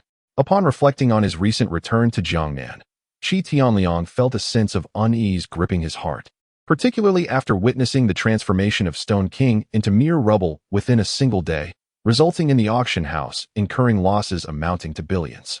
Despite his father's affection, he was well aware that such a debacle would undoubtedly incite his father's wrath. Humph. Qi Tianliang feigned composure, sneering, it's merely a loss of a few billion. I am not lacking in funds. As long as you ultimately fail to acquire those two items, that is sufficient for me, no matter how formidable you are. You played me for a fool. So what? I still thwarted you, preventing you from obtaining the treasures you covet. Qi Tianliang reveled in his thoughts. However, he was gravely mistaken. With a chuckle, Lu Chun turned to Zhao Halong and declared, Zhao Halong, bring me those two items. At this proclamation, the auction house fell into a profound silence. Ha ha ha. Lu Chun, do you even know who he is? The underground emperor of Jiangnan. Do you dare to speak to him with such arrogance? You must be seeking an early demise. Qi Tianliang mocked loudly. Before returning home, his father had specifically warned him to avoid antagonizing two individuals in Jiangnan, the first being Zhao Halong, who enjoyed the backing of the Chao family. The second was Zhao Qingxi, a mysterious figure whose adversaries, regardless of their status, were often found in the depths of the East China Sea the following day. The onlookers joined in the ridicule, deriding Lu Chun's audacity. Wang Xini trembled in fear and quickly interjected, Uncle Zhao, Lu Chun didn't mean it that way. He merely wishes to purchase those 2 items from you. No need for explanations, Xini. Those 2 items were indeed meant for me, Lu Chun said with a smile. At that moment, Zhao Helong slowly rose and approached Lu Chun. Wang Xini, flustered, clutched Lu Chun's hand tightly, whispering, Do not be afraid. Do not be afraid. Zhao Qingxi is here. He wouldn't dare to act recklessly. Even amidst the tension, she remained steadfastly by Lu Chun's side, a commendable gesture. Yet, in the next instant, an unexpected turn of events unfolded. Mr. Lu is correct. I bid on these 2 items solely for him. With that, he turned, narrowing his gaze at Qi Tianliang and added, Someone's plans have backfired. You have merely incurred a loss of a few billion and have failed to prevent Mr. Lu from acquiring what he desires. A twist of fate. Just a moment ago, Lu Chun was perceived as Wang Xini's kept man, yet in the blink of an eye, Zhao Helong addressed him with utmost respect as Mr. Lu. The wealthy patrons present were left utterly bewildered. The most astounded among them was Wang Xini, her heart racing uncontrollably. Just days prior, Zhao Helong had confronted her father regarding the grievances between Zhao Yingju and Lu Chun. How had Zhao Helong now bowed in deference? Gazing at the composed Lu Chun, Wang Xini's exquisite face was etched with disbelief, rendering her utterly charming. Qi Tianliang, in a daze, stammered, Zhao sir, do you know Lu Chun? I do not, Zhao Helong grinned. I simply found you insufferable and wished to vex you. Indeed, Zhao Helong's words rang true. Zhao Qingxi, who had remained silent until now, stood up and declared, It is evident to all discerning individuals that it was your associates who engaged in the bidding war with Lu Chun. Qi Tianliang, as the head of this auction house, you have allowed your own people to maliciously bid, inflating the prices of the collectibles and deceiving us consumers. Such behavior is truly reprehensible. Not only do I, Zhao Qingxi, find it intolerable, but so does Zhao Helong. Henceforth, I shall no longer participate in any auction hosted by the Qi family, for I fear being duped. With that, Zhao Qingxi turned to leave. Her commanding presence was akin to that of a queen. As she walked, not a soul dared to utter a word. It was only after she exited the auction hall that a wave of astonishment swept through the crowd. Zhao Qingxi is right. This is indeed a case of colluding to drive up prices, which is deceitful. Although he may have incurred a loss today, who can guarantee that he hasn't profited from such tactics in the past? If I were to encounter an item I truly desired, I wouldn't hesitate to bid, even if it meant risking hundreds of millions. Once emotions run high, who can maintain composure? Since President Zhao of Xingqing Group is no longer attending, I too shall refrain from coming. Indeed, I shall not return. Amid the uproar, one by one, the wealthy patrons stormed out of the auction hall. It is worth noting that the over 100 affluent individuals present that day were all worth billions. Qi Tianliang's actions had effectively offended a substantial portion of Jiangnan's elite. And coupled with Zhao Qingxi's remarks before her departure, should word spread and gain traction, the reputation of their auction house would be irreparably tarnished. Everyone, please do not leave. We have never engaged in malicious price inflation before. My intention today was solely to outmaneuver Lu Chun, not to deceive you all, Qi Tianliang implored, frantically trying to retain the departing guests, but the wealthy patrons were disinterested in his explanations. Lu Chun approached Qi Tianliang, a smile gracing his lips as he remarked, Did you not previously assert that I was unworthy to contend with you? Now, do you recognize my worth? In the future, refrain from provoking me, for the consequences will not be as trivial as today. Lu Chun, you. Qi Tianliang's face flushed with rage as he raised his fist to strike Lu Chun. Bang! Lu Chun's fist struck first, landing squarely on Qi Tianliang's chest.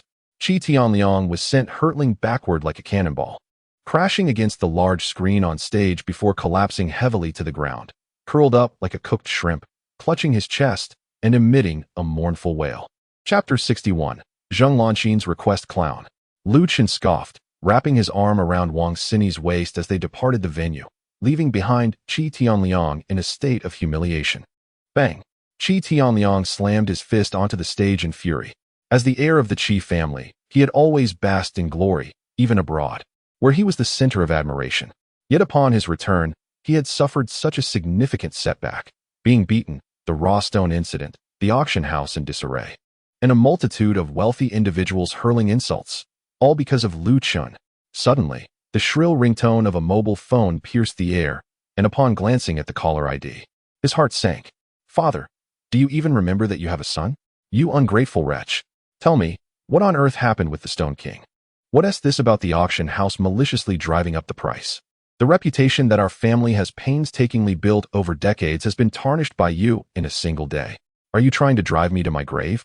As he listened to the furious tirade on the other end of the line, Chi Tianliang felt as though the world was spinning, his head buzzing incessantly. I don't care what means you use. Within a month, you must secure Wang Xini for me. Otherwise, prepare to return to Yunhai and work under my very nose. The call abruptly ended with a harsh beep. Chi Tianliang lay on the ground, his complexion pale, eyes bloodshot, his mind swirling with the mocking expression on Lu Chen's face as he departed. A clown. Huh, am I not a clown myself? Lu Chen, when did you reconcile with Zhao Halong? No, how did you come to know Zhao Qingxi? Once in the car, Wang Xini was like a curious child, eagerly inquiring about the day's auction, which had dramatically altered her perception of Lu Chen. This fellow seemed capable of anything. As Lu Chen drove homeward, he casually remarked, as for Zhao Halong, I gave him a thrashing the other day, and he came to respect me. Regarding Zhao Qingxi, he gestured to his handsome face and added, perhaps she was captivated by my good looks. My idol is not the type to be swayed by mere appearance. And what about you? Are you? Indeed I am. Wang Xini puffed out her chest proudly, declaring, I simply adore handsome men. You infatuated fool. Who are you calling an infatuated fool? Stop it, I'm driving. In a seaside villa in Donggang district, Jiangnan, Zheng Lanqin lay in a pink nightgown, her long legs draped over a stitched plush toy, dozing contentedly. Knock, knock. The door was rapped upon, and Zheng Lanqin, still groggy, mumbled, I'm not eating. Just let me sleep a little longer. Lanqin, your father has fallen. What? Zheng Lanqin was instantly wide awake, springing from her bed and hastily donning her slippers as she hurried downstairs. In the living room, Zheng Jiahao sat on the sofa, clutching his waist with a pained expression. Dad, how are you? I'm fine, Zheng Jiahao replied, not wanting to worry his daughter, forcing a strained smile. I just took a tumble while going downstairs and hurt my back. You really are quite unfortunate to fall going down the stairs, Zheng Lanqin's mother, an exine, remarked, pulling out a medicinal plaster to apply to Zheng Jiahao's back, eliciting a wince of pain from him. Stop whining, just bear with it. I've arranged for Dr. Wang from the rejuvenation clinic to come over and take a look at you. Unfortunate, falling down the stairs. Zheng Lanqin suddenly recalled Lu Chen's words. She quickly pulled out her phone and messaged Lu Chen. Brother Chen, will my misfortune transfer? Today. My father unexpectedly fell down the stairs, which is quite serious. He has never experienced anything like this before. After a brief silence, the response came. Perhaps there is an issue with your house that has brought misfortune upon you and your family. Such a situation is rather complex. Zheng Lanqin was quite alarmed and asked, Chenggu, could you come to my house to take a look? Where do you live? In the Venice Water City of Donggang District. All right, I happen to be nearby. It will take about 10 minutes. Upon seeing the reply, Zheng Lanqin sighed in relief and proudly informed her parents, Dad, your misfortune is due to our home's feng shui problems. I have invited a master to come and assess it, and he will arrive shortly. Zheng Jiahao and his wife exchanged bewildered glances, both wearing expressions of confusion. Meanwhile, as the car exited Donggang District and entered Zhongshan District, Lu Chen turned to Wang Xini and said, Something has come up at my friend's house that I need to handle. Please drop me off, and then you can head home. Those jade pieces will serve as your service fee. Lu Chen pointed to the jade sitting in the back seat. Brother, do you have any idea how much those jades are worth? How much? At least 20 million. Oh, no, I mean 20 million. Your reaction is rather calm. Lu Chen opened the location Zheng Lanqin had sent and activated the navigation before continuing. You've helped me immensely these past few days. Consider this a token of my gratitude. If you feel indebted, just make me a jade bracelet. For your wife, perhaps? What else? Wang Xini scoffed, with a playboy like you. Who knows how many mistresses you might have outside? Who can tell whom you are gifting it to? I am unwaveringly loyal to my wife. Upon hearing this, Wang Xini's expression darkened, exclaiming, What a big fool. She stepped on the gas and sped away, leaving Lu Chen behind. A woman's heart is as deep as the ocean. He mused, before dialing Zheng Lanqin's number. Shortly thereafter, she rushed out. Dressed in athletic attire, her long hair tied back in a ponytail, Zheng Lanqin appeared youthful and radiant. Chenggu, you arrived so quickly. I was just nearby attending to some matters.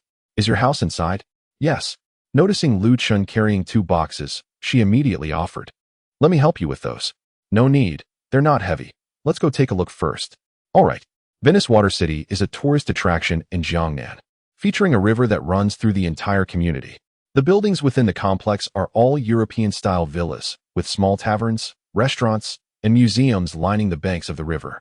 At night, the lights illuminate both sides, and small boats glide gracefully through the town, creating a picturesque and romantic scene.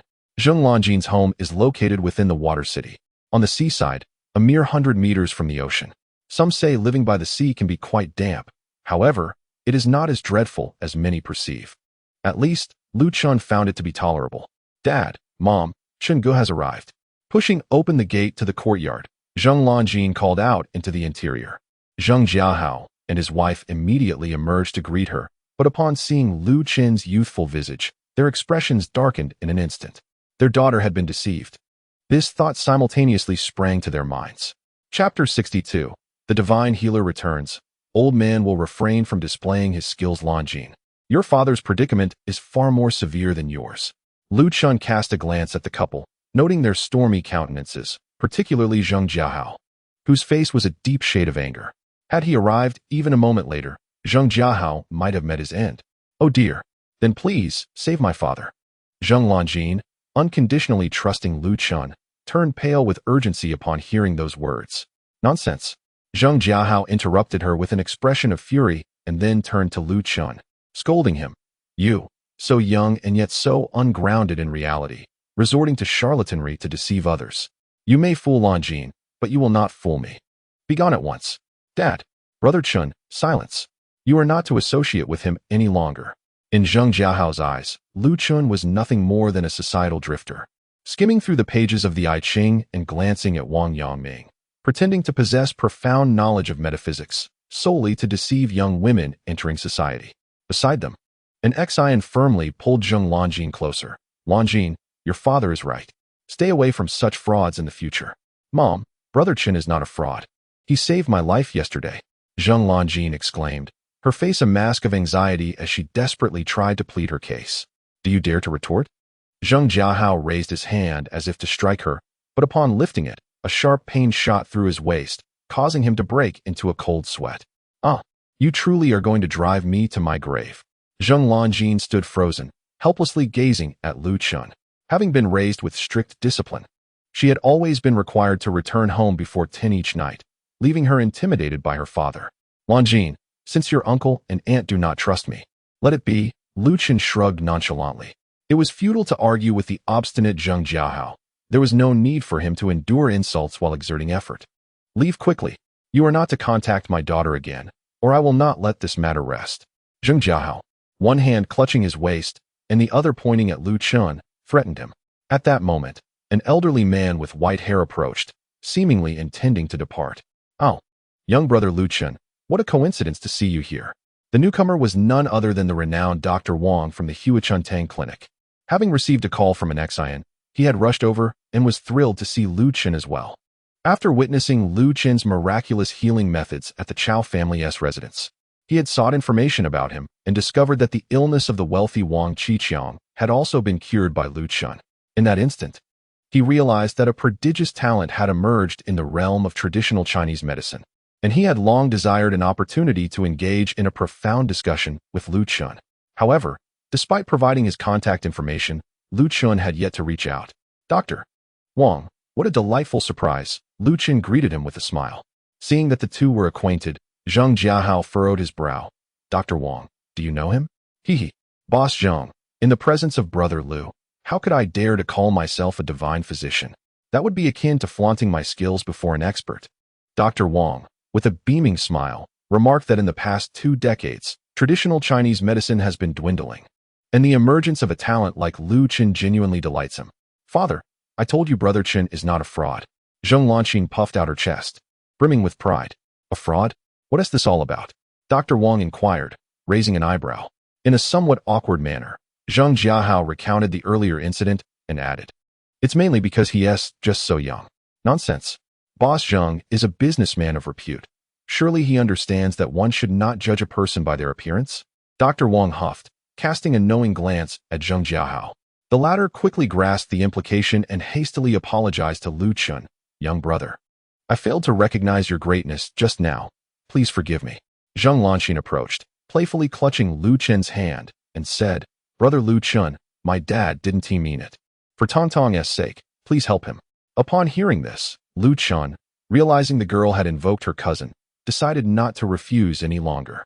He took a few steps back, observing the feng shui of the Zheng residence. The entrance was spacious, with a yard that was square, each corner adorned with a peony, aptly reflecting the saying, for peonies in spring, blooming brightly, the master shall prosper, wealth shall flow. It was evident that skilled hands had guided its renovation. However, the aura of the house was overshadowed by a dark energy reminiscent of the underworld. Turning back, Lu Chun glanced outside the main gate. 3 meters ahead lay a small river, spanned by a 2-meter-wide arch bridge, which the Zheng family must cross when entering or exiting. Mr. Zheng, this river and bridge, they must have been constructed recently? Indeed, it was built 3 months ago. A master advised that seeing water upon departure ensures smooth sailing. So we diverted a branch from the nearby water city to create this small river. Is there an issue? Quite a significant one. Without further ado, Lu Chun leapt into the river, bending down to take 7 or 8 photos beneath the bridge. Having identified the problem, Lu Chun sprang up from the 1-meter-high river. Intrigued, everyone crowded around to view Lu Chun's phone. The photos revealed intricate patterns carved beneath the bridge. Due to the bridge's dark color and the purple hues of the designs, they were nearly invisible unless scrutinized closely. Lu Chun enlarged the photos, gesturing over them. The crowd's expressions shifted dramatically as the enlarged image revealed a ghastly figure, a malevolent ghost with a terrifying visage and outstretched claws. In an instant, the Zheng family felt a chill run down their spines, with Zheng Lanxin clinging tightly to Lu Chun's arm in fright. Dr. Wang, maintaining his composure, asked, Young brother, is there any significance to the ghost carvings on the bridge? Once a bridge is adorned with such carvings, it is no longer meant for the living, Lu Chun explained. The group was momentarily stunned, their gazes returning to the bridge. Dr. Wang's expression changed drastically as he exclaimed, the river of forgetfulness. The bridge of helplessness. This bridge is for the departed. Upon hearing these words, the Zheng family was seized by a chill. If this bridge were indeed the bridge of helplessness, then their home would surely be the underworld. With this thought, Zheng Jiahao felt an icy shiver run down his spine, as if the spectral figures of the enforcers of life and death were poised to claim his soul. The remnants of his earlier arrogance vanished, and he grasped Lu Chun's hand, pleading, Little brother, do you possess a solution? Fear not, it is but a trivial matter. You all step back, Lu Chun instructed, moving to the opposite side of the bridge. Though the others were perplexed, they followed his lead. Once they reached the other bank and stood firm, Lu Chun approached the bridge, raised his right foot, and brought it down with a forceful stomp. With a resounding crash, the stone archway crumbled instantaneously, debris scattering into the river below. Under normal circumstances, the collapse would have sent anyone on the bridge plummeting down, yet Lu Chun miraculously floated back to the opposite shore. Observing the shattered stones in the water, he calmly clapped his hands and declared, Well, now that the bridge is in ruins, your family's misfortunes shall cease. Shortly, gather a few workers to remove the debris and fill in this river. Thus, this malevolent formation shall be dismantled. Chapter 63. The Enchantress of the Republic at the edge of the bridge. Silence enveloped the scene. Zheng Lan's lips parted slightly, her beautiful eyes fixated on Lu Chun, filled with admiration. Brother Chun, you are simply incredible. Zheng Jiahao's eyes widened in disbelief. This stone bridge could bear the weight of vehicles weighing several tons. Yet Lu Chun had shattered it with a single kick. What kind of strength must he possess? No, could he even be considered human? He seemed like a superhero. In that moment, Zheng Jiahao was thoroughly convinced, his face flushed with guilt as he spoke. Little brother, I must apologize for my earlier narrow-mindedness and short-sightedness. Lu Chun shrugged nonchalantly and inquired, Who constructed this bridge? Do you wish to know? I despise those who exploit their arcane skills to endanger lives. Once I uncover the truth, I shall deal with them. Zheng Jiahao sensed a hint of menace in Lu Chun's calm tone, solidifying his belief that this young man was extraordinary. He quickly replied, I will investigate this matter and contact you immediately once I have clarity. Lu Chun did not decline, exchanging contact information with Zheng Jiahao. He then politely declined the invitation to dinner and departed alongside Dr. Wang. Although Dr. Wang was in his 60s, he maintained remarkable vitality, navigating a domestically produced vehicle with exceptional skill, driving swiftly yet steadily. Once they exited the Donggang district, Dr. Wang said, "Little brother, if you have a moment, would you accompany me back to the clinic for a discussion?" Certainly, Lu Chen nodded in agreement. Having acquired volcanic stones, he also intended to gather some medicinal ingredients to prepare a herbal bath for Su Shuer that evening, aiming to thoroughly resolve her cold toxicity. The Rejuvenation Hall was situated in the Zhongshan district, within the Nanshan-style street. Nanshan Fengqing Street, one of the affluent districts in Jiangnan, is characterized by its villas and spacious apartments, adorned with classical architectural styles that create a picturesque setting, attracting numerous visitors who delight in capturing its beauty through photographs. A mere 20 minutes north lies the premier business district of Jiangnan, where Su Shuer and her colleagues are employed. The Rejuvenation Hall, a charming 3-story building steeped in antiquity, exudes an air of grandeur. As the two disembarked from their vehicle, they spotted a large group of young, radiant girls in the distance. Despite the lingering chill of late April in Jiangnan, these young women donned crisp white shirts and short skirts, their long, fair legs forming a stunning tableau. "Are they here for a photo shoot?" Lu Chun inquired with curiosity. "Oh, they are filming a movie. These individuals portray female university students from the Republic of China era," came the reply. Dr. Wang, casting a knowing glance, remarked with gravity, "Those who neglect the care of their legs in youth will surely suffer in old age." Haha. "You needn't worry about others, dear sir. Today's youth prioritize style over comfort, as does Su Shuer," Lu Chen responded. Having visited this place several times, he was quite familiar with the surroundings. Approaching the front desk, he took pen and paper, swiftly jotting down a list of over 10 medicinal herbs, which he then handed to the attendant. Recognizing Lu Chan's association with Dr. Wang, the attendant promptly began preparing the herbs. In the lobby, there was a consultation table where Dr. Wang invited Lu Chen to sit. Pouring him a cup of hot water, he inquired, "Young brother, your medical skills are remarkable. May I ask from whom you learned?" "I am a disciple of Kunlun Mountain," Lu Chen replied. "Kunlun? Is your master surnamed Zhou?" Dr. Wang asked, astonished. "Do you know my master?" Lu Chen was taken aback, for his master maintained a low profile to avoid being overwhelmed by seekers of healing, and few were acquainted with her. Dr. Wang's gaze turned nostalgic as he recalled, "I had the fortune to meet your master once, nearly 60 years ago. When I was about 18, I accompanied my grandfather to Kunlun Mountain to gather herbs, and, unfortunately, drew the attention of a monkey. It was Zhou Xianzi who rescued us, leading us to safety and treatment on the mountain. How time flies. How is your master faring now?" Lu Chen, upon hearing this, inadvertently spat out the water he had just sipped. "Dr. Wang, may I inquire your age?" 72, he replied. "So, you encountered my master 54 years ago. How old was she then?" "Approximately 18. Dr. Wang reminisced about her beauty, unforgettable even after all these years. "That savior could have been my master's mother." "As my master is about the same age as I am," Lu Chen casually mentioned. Although every year on her birthday, Zhou Xianzi had 18 candles on her cake, giving the impression of youth. Lu Chen recalled that she had indeed been 18 when she rescued him. "Ah, I see," Dr. Wang said, choosing not to probe further. Rising, he said, "I shall fetch some tea leaves from upstairs. Please take a moment to rest." Bored, Lu Chen sent a message to his master. "What are you up to?" "Basking in the sun," came the reply. "A moment ago, I encountered an elderly gentleman surnamed Wang, who claimed that your mother had saved his life 54 years ago. It was evident that he harbors a deep obsession for your mother." "Master, I have not seen my mistress for many years. Could it be that this is old man Wang from Jiangnan 54 years ago?" "Indeed, your mistress has ascended to the heavens. If you do not grant me a plump grand disciple soon, I too shall ascend. Farewell." By the edge of the heavenly lake on Kunlun Mountain, Fairy Zhou donned a pale green ancient dress, intricately cut with numerous lines, revealing vast expanses of pristine white beneath the breeze, reminiscent of alluring attire. Her long legs, measuring an impressive 1.20 meters, languidly splashed in the water. Has that brash young lad truly become an old man? How swiftly time passes. I too wish to present you with a grand disciple, yet my wife remains unconvinced. Suddenly, Lu Chen recalled that he had yet to finalize the invitation matter, and hastily retrieved Yi Qingqing's WeChat, preparing to send a message when someone inquired at the door, "Is there a doctor present?" The voice was gentle and melodious, exceptionally pleasing to the ear. Lu Chun instinctively looked up to see a girl dressed in the style of the Republic of China entering.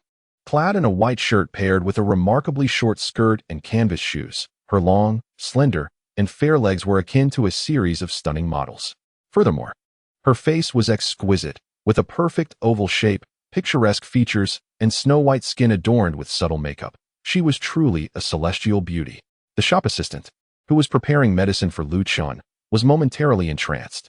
Observing the staircase and noting that Dr. Wang had yet to return, he responded, "I am a doctor. How may I assist you?" Chu Huairou immediately followed the sound, ready to speak, only to find Lu Chun staring intently at her chest. A flicker of coldness crossed her face. It is said that the Rejuvenation Hall is renowned for its physicians in Jiangnan. Yet I did not anticipate that its doctor would be a lecher. Lu Chun offered a slight smile, clarifying, "You have misunderstood. My gaze was drawn to your chest because I discerned an issue with your right lung. You have lung cancer." Upon hearing this, Chu Huairou's expression darkened, and fury ignited within her. "Lecher, even your deceitful excuses lack credibility."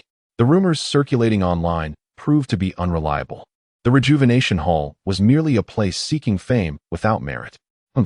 Chapter 64. The Toad and the Swan. A crowd gathered at the entrance of the Rejuvenation Hall. Upon hearing the lady's scolding, they rushed over to witness the scene, quickly realizing that Lu Chen's mischief had been uncovered, and began to chastise him. "How dare you curse Sister Chu with cancer? Despicable. I see you have been caught in your lewdness, searching for excuses. This wretched clinic deserves to close its doors." Unfazed by their vitriol, Lu Chun shrugged nonchalantly and stated, "What I said is true. If you do not believe me, let her undergo a physical examination. It is still in the early stages of lung cancer. There is still hope for treatment." "Is this person out of his mind?" Chu Huairou stomped her foot, returning to the film crew. Initially, she had intended to purchase some healthy and delicious sour plum soup from the clinic for her colleagues, only to encounter such a repugnant affair. At that moment, a staff member hurried over and said, "Teacher Chu, we will not be filming today. The sponsor of this drama, Manian Health, has generously provided each member of the crew with a health check service. Shall we go together?" Chu Huairou initially intended to decline, but recalling Lu Chen's earlier words, she inexplicably agreed. "Young brother, what was the commotion downstairs just now?" Dr. Wang descended from the second floor, holding a piece of tea cake in his hand. "Oh, someone came for a consultation, and I discerned she had lung cancer. But she did not believe me and scolded me instead," Lu Chun replied with a smile. "There's no helping it. You are too young, easily misunderstood." Dr. Wang remarked as he settled down, laid out the tea cake, and boiled water. After 3 infusions, he poured a cup for Lu Chun. Lu Chun took a delicate sip, and an intense flavor of tea burst upon his palate. He gave a thumbs up, exclaiming, "What excellent tea." Dr. Wang chuckled. "It's worth over 100,000 for a set. I usually hesitate to indulge, but today, I've benefited from your presence." "Haha. I appreciate such generosity from Dr. Wang. If I ever encounter an ailment that cannot be cured, I shall not hesitate to call you." "Then I 1 tea hold back," came the reply. The two engaged in conversation while sipping tea. Initially, the bar staff thought Lu Chun was a wealthy young master being entertained by Dr. Wang. But as the dialogue progressed, it became increasingly evident that something was amiss. Throughout their interaction, Dr. Wang posed questions while Lu Chun provided insightful answers, illuminating the topics at hand. As the sun dipped below the horizon, Lu Chun finally took his leave from the Rejuvenation Hall. Before heading home, he called Yi Qingcheng to inquire about the bid invitation. She instructed him to come directly the following day, promising to have her secretary pick him up upon his arrival. An hour later, Lu Chun returned home.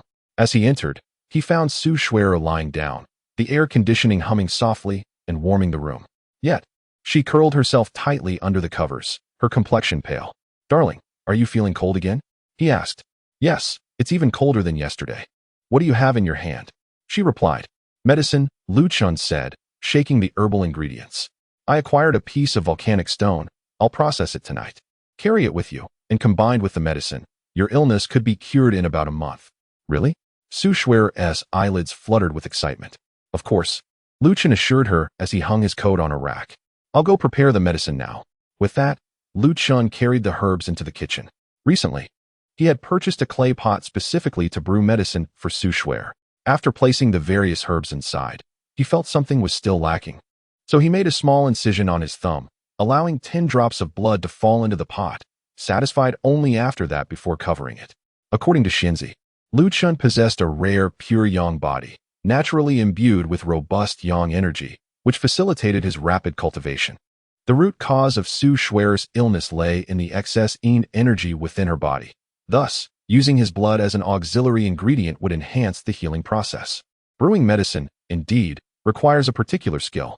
The intensity of the fire, whether too high or too low, significantly impacts the efficacy of the medicine. Lu Chun was intently observing the flames when he heard footsteps approaching from behind. Turning around, he saw Su Dalong and greeted him. "Dad, do not call me that." Su Dalong closed the kitchen door, regarding Lu Chun with disdain. "Today, I accompanied the old man for a medical checkup. His health is commendable. You should divorce Shui tomorrow. Our marriage was a mutual decision. Whether we divorce or not is not solely your prerogative," Lu Chun replied coldly. Feeling that if the other party was unwilling to be courteous, he too need not offer any kindness. "I am her father." "Then you should speak to her directly and see if she agrees to the divorce," Lu Chun retorted. "Do you genuinely believe my daughter would harbor any affection for you?" Su Dalong, infuriated by Lu Chun's resolute stance, erupted. "My daughter is a paragon of grace. You are merely a bumpkin emerging from the mountains. A toad aspiring to feast on swan meat." After hurling his insults, Su Dalong stormed out in a fury. A few minutes later, Su's mother entered, her face etched with concern. "Xiao Chun, your father has been under pressure from his business struggles and took it out on you. Do not take it to heart. Your life with Shui is what truly matters. As long as you both are happy, the opinions of others are inconsequential." Gazing at the gentle expression of Su's mother, the fire within Lu Chun was extinguished. They were all family, yet the disparity was so stark. "Rest assured, mother, I shall not allow his words to upset me." "That is good," Su's mother replied, glancing at the clay pot. "Are you preparing medicine for Shui?" "Yes." "Very well. What would you like to eat for breakfast tomorrow?" "I shall make it for you.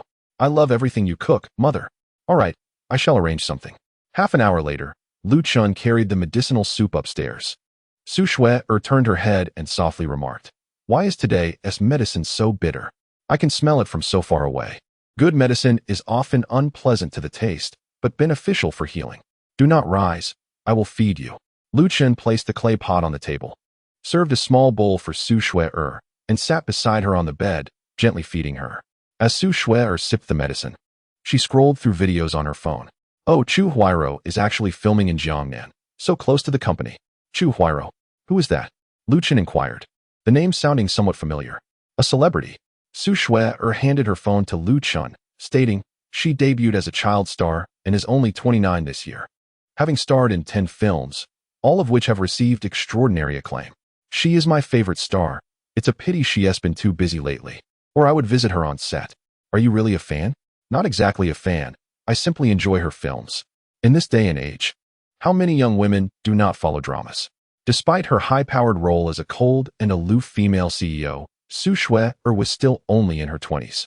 Lu Chun glanced at the photo, immediately recognizing the woman who had criticized him for being a lecher. "I believe I encountered this woman when I was fetching the medicine today." "Really? Is she beautiful in person?" "It is indeed quite beautiful. Yet it pales in comparison to my wife, who is the epitome of beauty." Meanwhile, Mei Nian de Jiankong, Chu Huairo, having completed her physical examination, casually inquired, "When will the results be available?" "Tomorrow afternoon, more or less." "All right." Chapter 65. Nestled in his embrace after Lu Chun administered the medicine and took a shower, he climbed into bed. Su Shui curled up slightly, making room for him. As Lu Chun nestled under the covers, his feet brushed against Su Shui's, sending a chill through him. "It's quite cold. Shall I warm you up?" Su Shui remained silent. Lu Chun took her silence as acquiescence, gently grasping her small hand. Their feet entwined. "Is it better now?" Then let us sleep. I have already taken care of the invitation. We can head to the bidding tomorrow." "Okay." Lu Chun's pure young body radiated warmth, enveloping Su Shui in comfort, and before long, she drifted into a peaceful slumber. She dreamt of reclining on a sofa, basking in the sun, feeling utterly at ease. The next day, sunlight streamed through the window, illuminating the bed. Su Shui slowly opened her eyes and noticed a piece of sleepwear. It dawned on her that she had unwittingly nestled into Lu Chun's embrace the night before, his hand resting gently on her back, akin to a parent soothing a child. At 7:30, they both freshened up and descended for breakfast. The elder gentleman and Sue's mother awaited their arrival in the dining room, while Su DeLong was conspicuously absent, presumably occupied with some early morning endeavor. The elder gentleman queried, "Schwerer, how is your preparation for the bidding meeting with Ching Chung Group?" "Lu Chun has received the invitation. We will head directly there this afternoon." "That is splendid," the elder gentleman replied with a smile. "In crucial moments, my granddaughter's husband proves to be reliable. Little Chun, do eat well." Sue's mother served Lu Chun a bowl of congee and offered him some dishes, her eyes filled with affection. The bidding meeting for Ching Chung Group was scheduled for 1 in the afternoon. After breakfast, Su Schwerer did not proceed to the office. Instead, she took Lu Chun to the mall, as the suits previously purchased for him were now damaged. They made their way directly to the men's clothing section. Entering a renowned menswear store, the sales associate promptly approached them. She had spotted Su Schwerer from afar, her exquisite attire and stunning beauty clearly denoting affluence, while Lu Chun, though dressed modestly, must surely be a wealthy benefactor to attract such a beautiful partner. "Good day. Are you looking for suits or sportswear?" "Suits, please." Su Schwerer scanned the selection, finally fixing her gaze on a white suit, stating, "I would like this one in an XL size." "Certainly." The sales associate promptly retrieved the requested size and handed it to Lu Chun, who took it and headed to the fitting room. Before long, the dressing room door swung open, and Lu Chun emerged, causing the eyes of the sales associate and Su Schwerer to widen in astonishment, swiftly followed by a glimmer of admiration. Standing tall and well-proportioned from years of training, Lu Chun, clad in a striking white suit, exuded the aura of a modern-day Prince Charming. Unquestionably handsome. "Darling, do you think I look handsome?" Lu Chun struck several poses, grinning at Su Schwerer. Feigning composure, Su Schwerer replied, "Quite handsome. How could he not be?" The sales associates were left speechless. After scanning the store, Su Schwerer selected a couple of athletic outfits, declaring, "I'll buy a few sportswear pieces for daily wear." Over the course of the morning, the couple purchased 6 outfits and 3 pairs of shoes, costing Su Schwerer several tens of thousands. "My dear, you buy me cars and clothes. You're truly wonderful to me. The least I can do is offer myself in return," Lu Chun quipped, his tone dripping with sweetness. Su Schwerer found his words overly sentimental and shot him a glare. "Shut up. At your command, my love," he replied, leaving the sales associates bewildered. Was this man truly living off a woman? More importantly, how could such a beautiful woman be enamored with him? Was it merely his prowess in the bedroom? As this thought crossed their minds, a few female associates couldn't help but squeeze their legs together, a wave of excitement coursing through them. The bidding conference for the Qingxing Group was held at the Castle Hotel, a quintessential representation of Jiangnan, nestled between mountains and sea, offering breathtaking views of the entire Shanghai.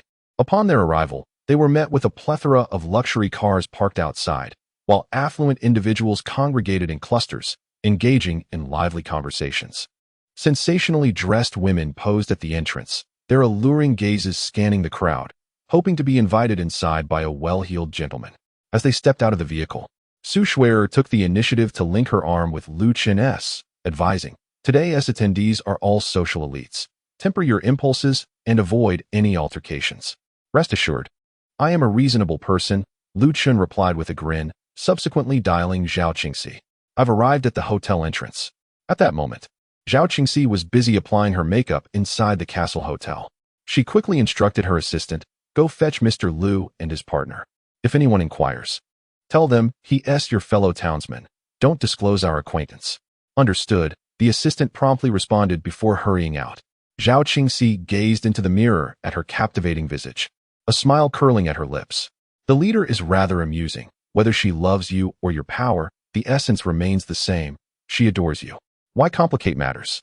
Look, isn't that Sue and her pretty boy? A sarcastic voice suddenly rang out at the hotel entrance.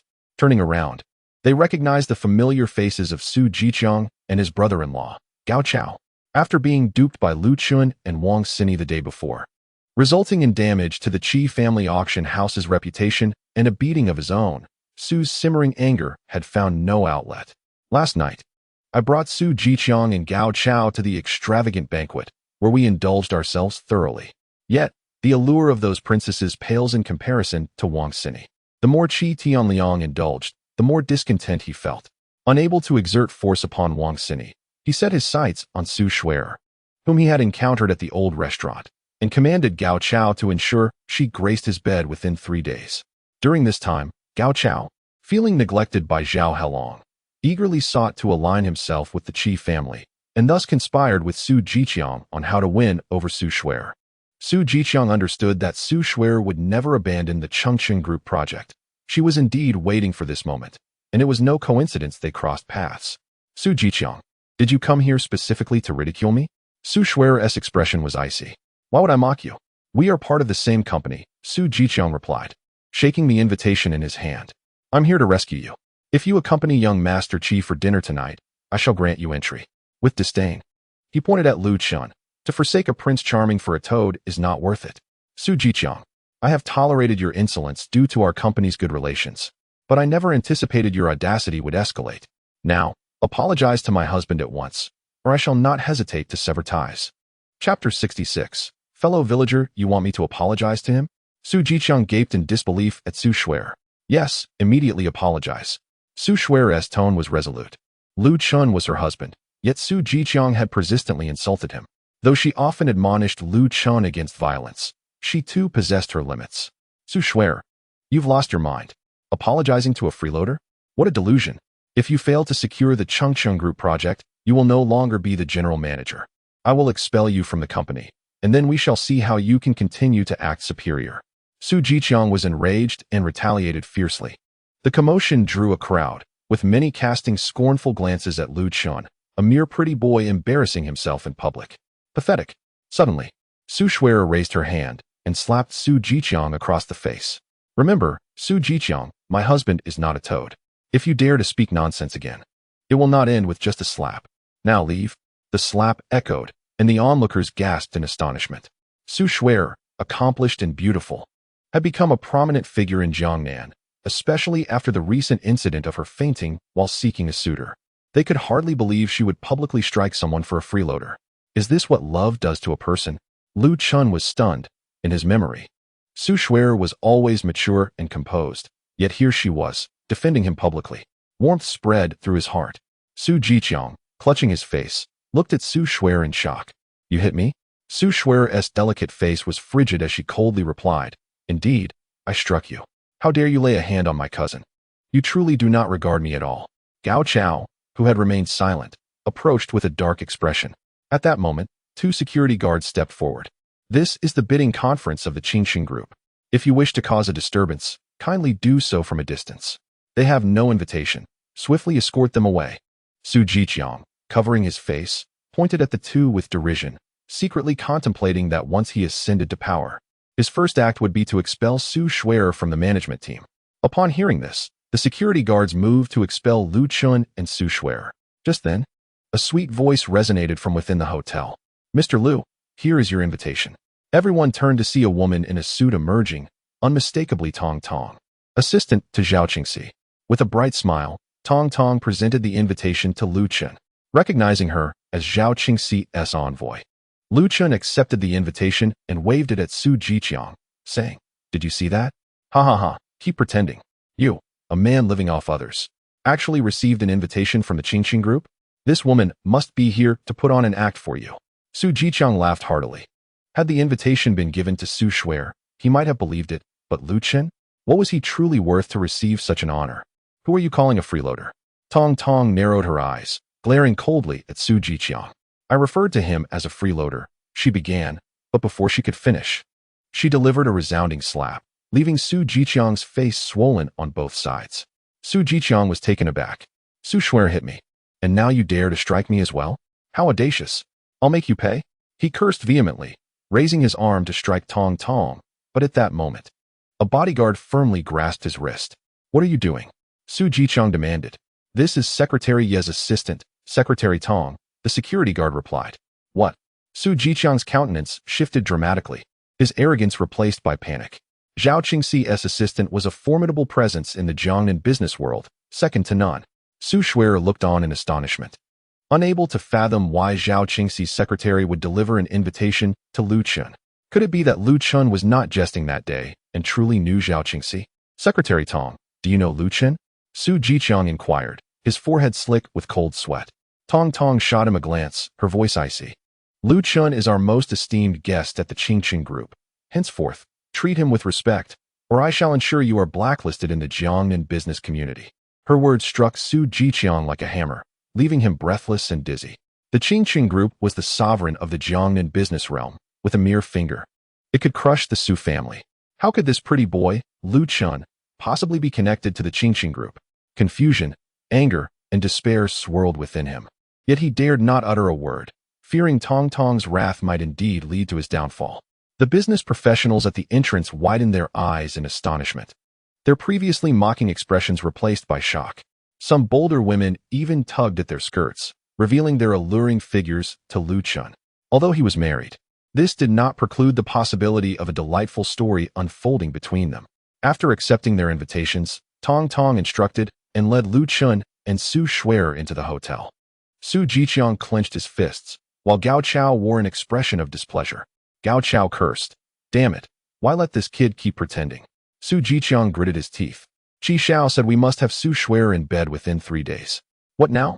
If soft tactics fail, we must resort to hard ones. A shadow flickered in Gao Chao's eyes. I'll gather the brothers and tonight we'll take her by force, while also dealing with this pretentious brat. Upon entering the hotel, Tong Tong took the initiative to speak. Lu Chun, is this your wife? She is quite beautiful. Hello, I am Su Shuer, she introduced herself, extending her hand. Tong Tong shook it briefly and replied, Hello, I'm Tong Tong, secretary to General Manager Yi, and also a fellow villager of Lu Chun. I have some matters to attend to, so call me if you need anything. After Tong Tong departed, Su Shuer, with her mouth slightly agape and her beautiful eyes fixed on Lu Chun, remarked, The secretary to General Manager Yi is from your hometown? Ah, yes. She lives in a village in Kunlun, and we played together as children. Lu Chun scratched his head, aware that this was Zhao Qingxi's arrangement. No wonder you were so confident earlier. Su Shuer chuckled, then added, However, General Manager Yi is a composed and capable woman, very decisive. The words of a secretary hold little weight. Success depends on us. Don't worry, I trust in the proposal my wife has crafted. It will surely win. With so many people around, don't call me wife. As you command, my dear wife. How improper. With many gazes upon them, Su Shuer's cheeks flushed, and she playfully pinched Lu Chun's waist. After observing the surroundings, she said, You explore on your own. I'll go over there to submit the proposal and learn about the projects other companies are vying for. Chapter 67. An invitation from an old classmate. Meeting at the hotel. The bidding conference was essentially a banquet. All companies that received invitations could attend with their proposals. After submitting their bids, they could stay to enjoy some refreshments and converse with peers. Once Su Shuer completed her submission, she prepared to chat with a few industry colleagues. At that moment, a heavily made-up woman in an evening gown approached, excitement radiating from her. Shuer, you really woke up. Tian, what are you doing here? This woman, named Tian, was Su Shuer's university roommate. They had maintained a good relationship during their studies, and she had visited Su Shuer during her coma.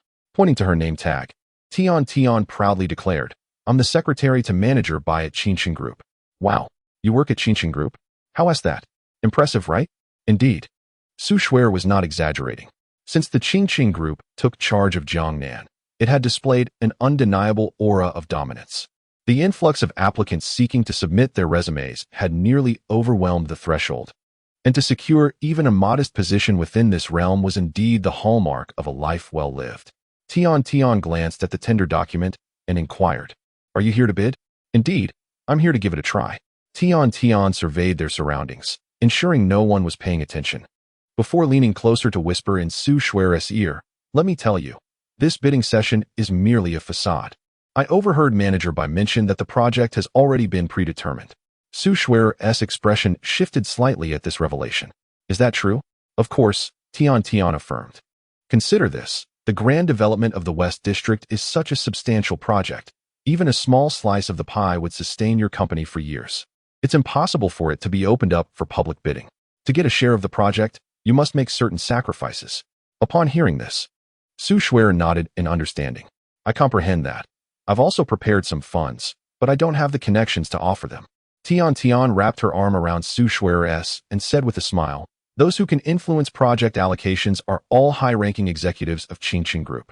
Who would be concerned with your modest sum? Look over there. Su Shuer lifted her gaze in the direction Tian Tian pointed, spotting a middle-aged man in a suit and tie, grinning at her. That's our manager Bai, a cousin of Mr. Zhao. If you spend one evening with him, you're sure to secure the bid. At this, Su Shuer withdrew her arm and shook her head. Tian Tian, I won't engage in such activities. Tian Tian scoffed, her disdain evident. Shuer, do you realize why your company has never thrived? It's precisely because of your antiquated views and failure to leverage the greatest advantages of women. One night of pleasure for both parties could lead to a lucrative deal. Why not seize the opportunity? Tian Tian, I never imagined you would stoop to such depths. Am I lacking in morals? Tian Tian retorted with a scoff before sauntering away. A few minutes later, Tian Tian returned, linking her arm with Manager Bias. Her position as his secretary was a result of her exceptional performance and the ability to navigate complex social dynamics. Noticing that Manager Bai had cast a few glances at Su Shuer during her bid submission, she quickly deduced his interest and decided to bring him over. Upon closer inspection, Manager Bai found himself quite taken with Su Shuer. Her delicate features were 100 times more appealing than the overt advances of others. An encounter with her would undoubtedly be exhilarating. Su Shuer, was it? Tian Tian has informed me about the scale of your company. Logically speaking, a small group like yours should not qualify for this project. However, I happen to be in charge of this matter. If you are willing to accompany me to a hotel for a more in-depth discussion, I might be inclined to share a piece of the cake with you. Manager Bai radiated confidence, reflecting on the numerous company executives who had visited him over the past few days, all eager to curry favor for the West District Development Project. Some had offered money, cars, and even properties, while others had gone so far as to send their wives and mistresses into his room. The woman before them was no exception. Who would have thought that there could be such shameless individuals under Zhao's command? Su Shuer retorted coldly. Tian Tian immediately became enraged. Su Shuer, why do you pretend to be an innocent flower? It's a privilege that Manager Bai has taken an interest in you. Don't be ungrateful, or else a single word from him could spell disaster for the Su family. Ignoring the two, Su Shuer turned to leave. Su Shuer, Bai Xiao suddenly called out, retrieving the tender document from the bidding area, and coldly asked, Are you certain you want to reject me? Get lost. Su Shuer replied with a single word. At that moment, the visage of Lu Chun involuntarily surfaced in her mind. Among the multitude of men in the Jiangnan business world, each more unsatisfactory than the last, Lu Chun stood out as someone who, despite his penchant for humor, possessed principles and responsibility far superior to the rest. I hope you remain this arrogant, Bai Xiao scoffed, seizing the tender document and tearing it to shreds in mere seconds. He then tossed the scraps of paper onto Su Shuer's head. From this day forth, no enterprise in Jiangnan will dare to collaborate with the Su family. And this will be the price you pay for offending me. My goodness, how had Su Shuer angered Bai Xiao? It was rumored that Bai Xiao was a cousin of Zhao Qingxi, and now the Su family was bound to suffer. Offending the Qingqing group meant awaiting bankruptcy. Those around who recognized Bai Xiao's identity began to mock Su Shuer. Her face turned pale. She had not anticipated that merely declining to be manipulated would lead to Bai Xiao publicly tearing up her tender document. Did he not fear that the matter would reach Zhao Qingxi? Or was it that her idol, Zhao Qingxi, was actually no better than Bai Xiao, a loathsome businessman? Otherwise, how could Bai Xiao act so recklessly? As thoughts of the impending repercussions from the Qingqing group swirled in her mind, Su Shuer felt a wave of dizziness wash over her. At that moment, Lu Chen approached and inquired, What's wrong? Is this fellow bullying you? Kid, this is none of your business. Scram, Bai Xiao coldly admonished. Did you throw the paper on my wife's head? Lu Chen raised his gaze, his eyes icy and menacing. I did, so what? Bai Xiao looked down on Lu Chen with disdain. Slap. Lu Chen delivered a resounding slap to Bai Xiao's face, exclaiming, What of it? Meanwhile, on the second floor of the Castle Hotel, in a tea room, Zhao Qingxi had just finished her makeup and was sipping tea while listening to her subordinates report on the situation below. Suddenly, Tong Tong hurried in and said, President Zhao. Bai Xiao publicly tore up Su Shuer's tender document, and it seems Mr. Lu has also gotten into a conflict with him. What did you say? Zhao Qingxi's heart raced as she rose swiftly, declaring, Come with me quickly. This incompetent fool is truly courting disaster. Chapter 68, Queen Zhao Qingxi Hotel Lobby. Bai Xiao clutched her aching cheek, her face ablaze with fury as she glared at Lu Chun. How could she, the esteemed manager of the Qingqing group, be struck at a bidding conference? Most infuriating of all, this young man wore an expression of utter disdain. Damn you! Bai Xiao cursed vehemently, seizing a chair and hurling it at Lu Chen's head. Lu Chen, raising his left hand to catch the chair, simultaneously delivered a powerful punch to Bai Xiao's abdomen. With a resounding thud, she was sent sprawling, crashing into the bidding table, scattering documents in disarray. Lying on the floor, her stomach twisted in agony, she ultimately retched a mouthful of bile, utterly humiliated. Security! Security! There's a disturbance. Tian shrieked, rushing to help Bai Xiao, her concern evident. Manager, are you all right? The commotion drew considerable attention from onlookers. You dare to hit me? You will regret this, both of you. Bai Xiao seethed, her eyes wide with outrage. It was her first time experiencing such humiliation since arriving in Jiangnan. Clean up your language, or I'll knock out all your teeth. Lu Chen coldly threatened. Since childhood, he had been taught by Zhou Xianzi to live freely, to avoid unnecessary trouble, but not to shy away from confrontation. If someone insulted you, retaliate. If someone kicked you, incapacitate them. If someone harmed you, take their life. Enduring only invites further victimization. He had restrained his temper, fearing that Su Shui'er might perceive him as a brute. Yet some individuals simply asked for a beating. Try touching me again, I dare you. Bai Xiao spat defiantly, pointing at Lu Chen. Slap. Lu Chen struck her face with a resounding blow. The force was tremendous, causing Bai Xiao to spin in place. A mouthful of blood mixed with several of her yellowing teeth flying out. Slap. Another strike sent even more teeth tumbling. I promised my wife I wouldn't hit anyone. But you don't even deserve to be called human. Bai Xiao, her mouth now bereft of teeth, her face swollen and bruised, could barely articulate her rage. Merely able to whimper. Su Shui'er, it is a privilege for my manager to notice you. How dare your husband strike him? You are finished. You are all finished. Tian screeched, her voice a piercing shriek, as she viewed Bai Xiao as an invincible figure. Just because you are a shameless fool does not mean everyone else is as easily swayed or bought. Lu Chen was no saint. He delivered a swift kick that sent Tian flying. Several individuals who had contemplated aiding Bai Xiao, eager to curry favor, were left frozen in shock, deterred from moving forward. How dare he strike Bai Xiao? Is he courting death? Murmured the crowd, aware that Bai Xiao was Zhao's cousin. He was Su Shui'er's husband, rumored to have emerged from humble beginnings. If Zhao were to rage, blood could very well spill, and the Su group could be ousted from Jiangnan.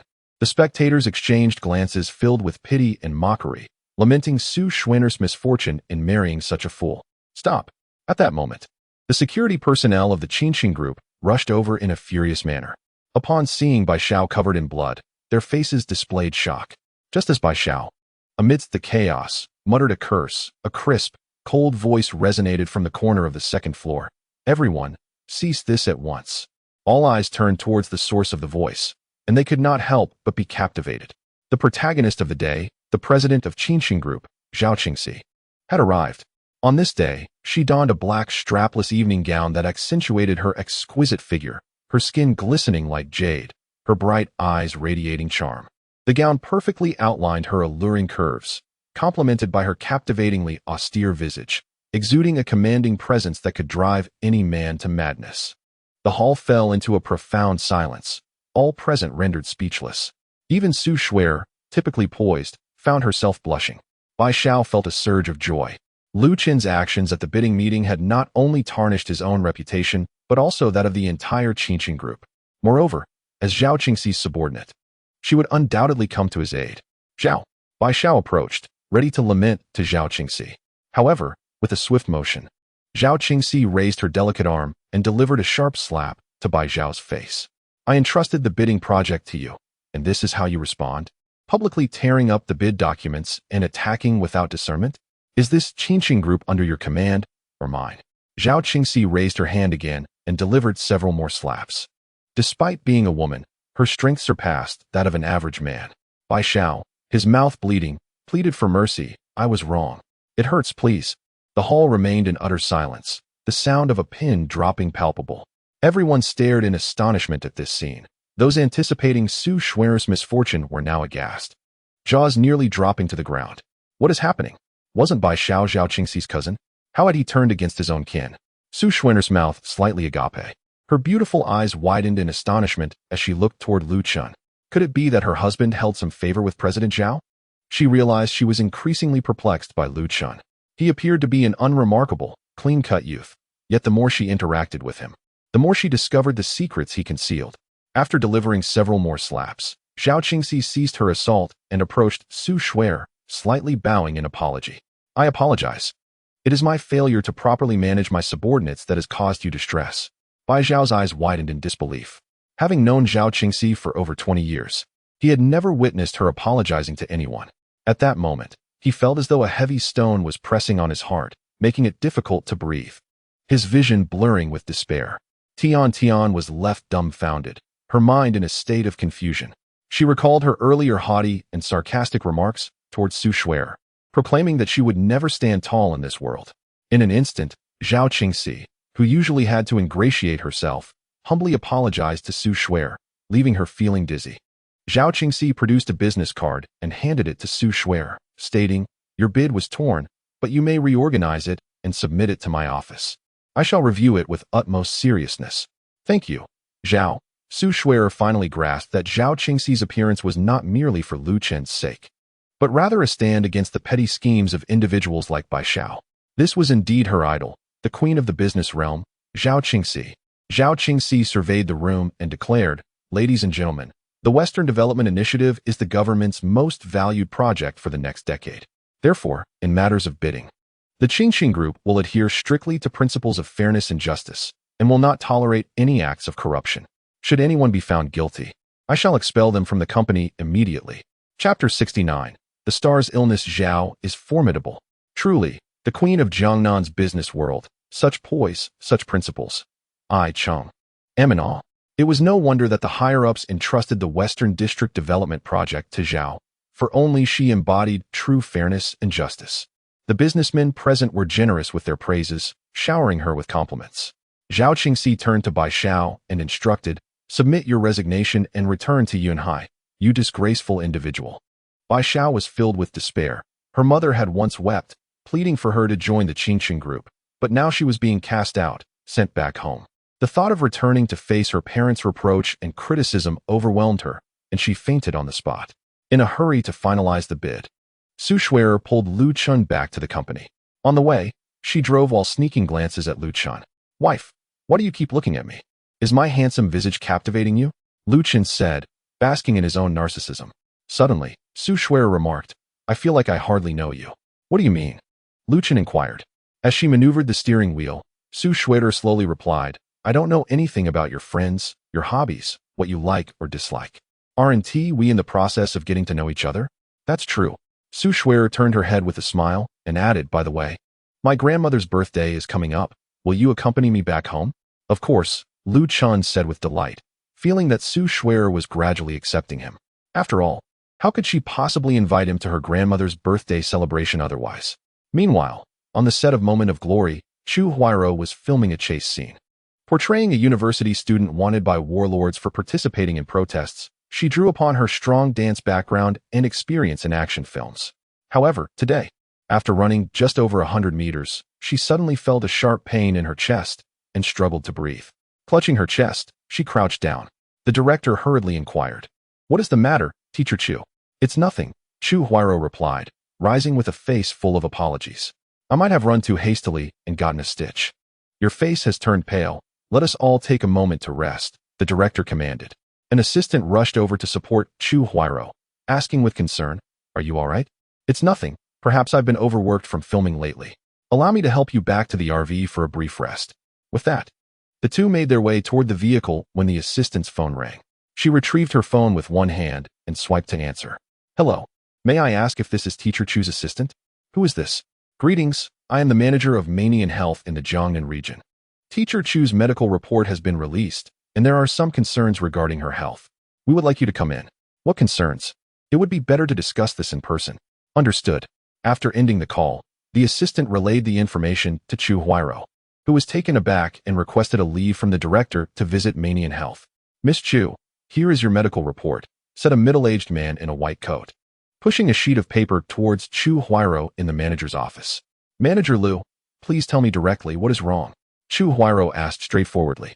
Manager Lu sighed, his heart heavy, and began, "It is concerning your lungs, early-stage lung cancer." Crash. Upon hearing this, the assistant's hand trembled, and the cup she held shattered on the floor. "Manager Lu, Surely there has been a mistake in your diagnosis? Teacher Chu does not smoke. How could she possibly have lung cancer? Please, do not be alarmed. Manager Lu rose to soothe her. It is not solely smoking that leads to lung cancer. Factors such as diet, work environment, and living conditions also play a role. Our diagnostic equipment is the most advanced in the country and is reliable. If you remain unconvinced, you may seek a comprehensive examination at a hospital. Rest assured, we will maintain confidentiality regarding Teacher Chu's medical report. Chu Huairou is among the most beloved and popular of the new generation of stars, with a flourishing career. Should news of her lung cancer emerge, it would have significant repercussions. Teacher Chu, let us go to the hospital for another examination. The assistant remained skeptical of the diagnostic facility's report, yet when she called out to Chu Huairou, there was no response. Chu Huairou stood frozen, her mind in a daze. Lung cancer, early stage. Suddenly, memories of Lu Chen's words flooded her mind. You misunderstood. I was observing your chest because I noticed an issue with your right lung. You have lung cancer. At that moment, she had dismissed Lu Chen as a lecher, accusing him of making excuses for stealing glances at her chest. But if the report were indeed accurate, it would mean Lu Chen was not only not a lecher, but also a sage healer. Seeing her in silence, the assistant assumed she was in shock and hurriedly reassured her. Teacher Chu, please do not worry. I will take you to the hospital for a re-examination.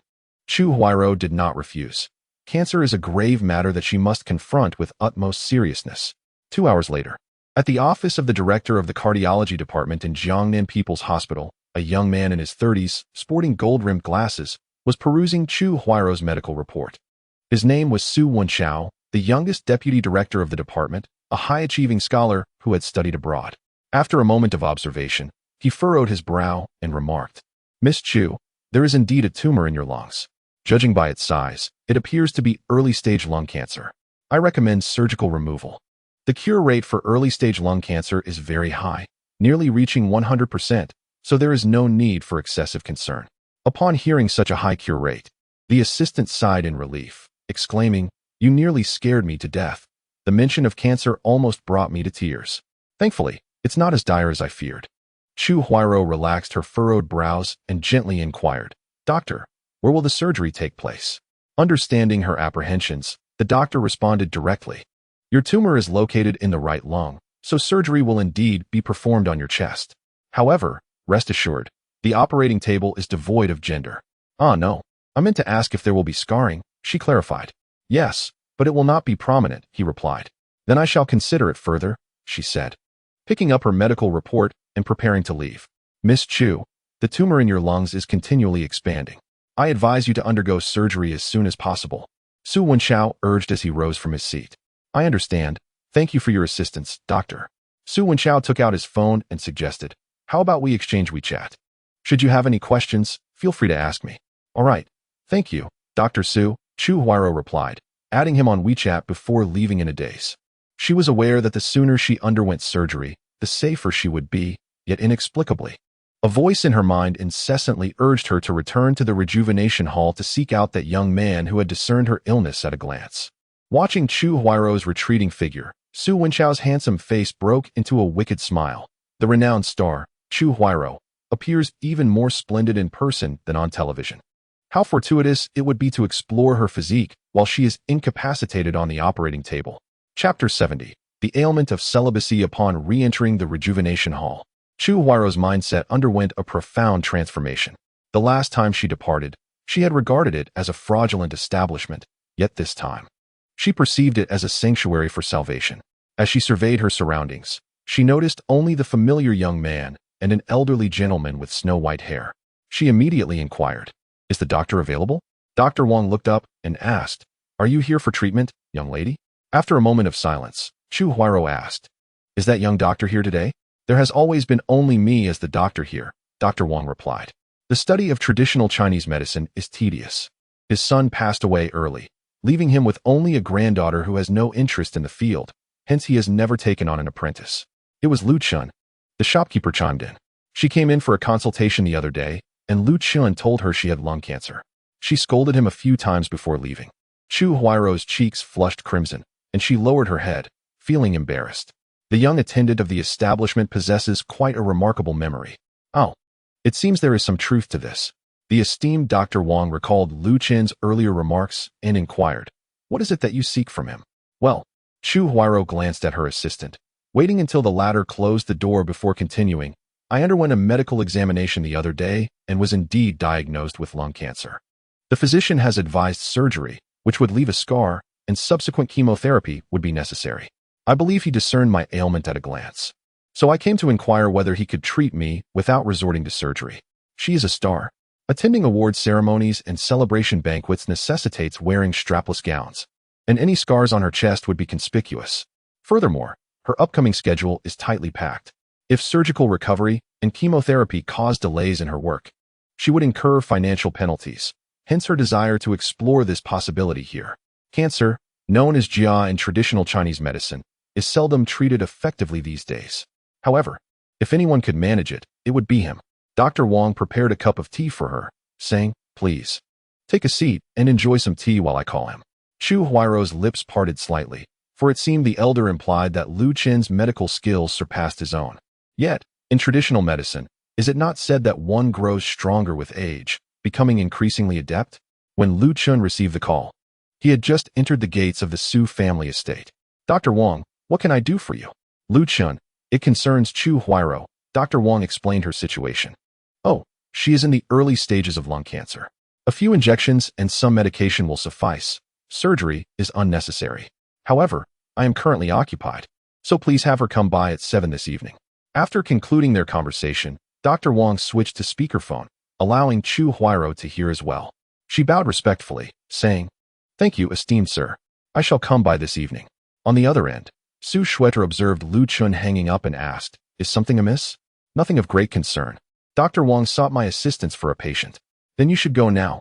I am not busy here. I merely need to finalize the bid proposal and deliver it to the Qingqing Group," Su Shuer replied.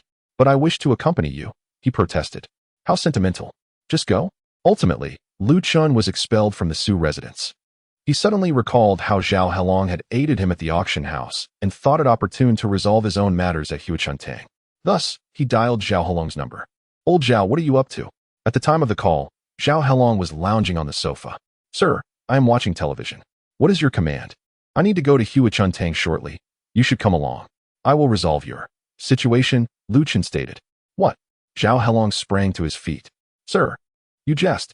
Come or not, I will not wait," Lu Chun retorted before abruptly ending the call. "Dragon brother, whose call was that? Why such excitement?" the blonde beauty inquired, rubbing her backside and gazing at Zhao Helong with feigned innocence. "Ha ha, darling, your dragon brother is about to reclaim his former glory. Stay home and await my triumphant return tonight. I shall elevate you to the heavens."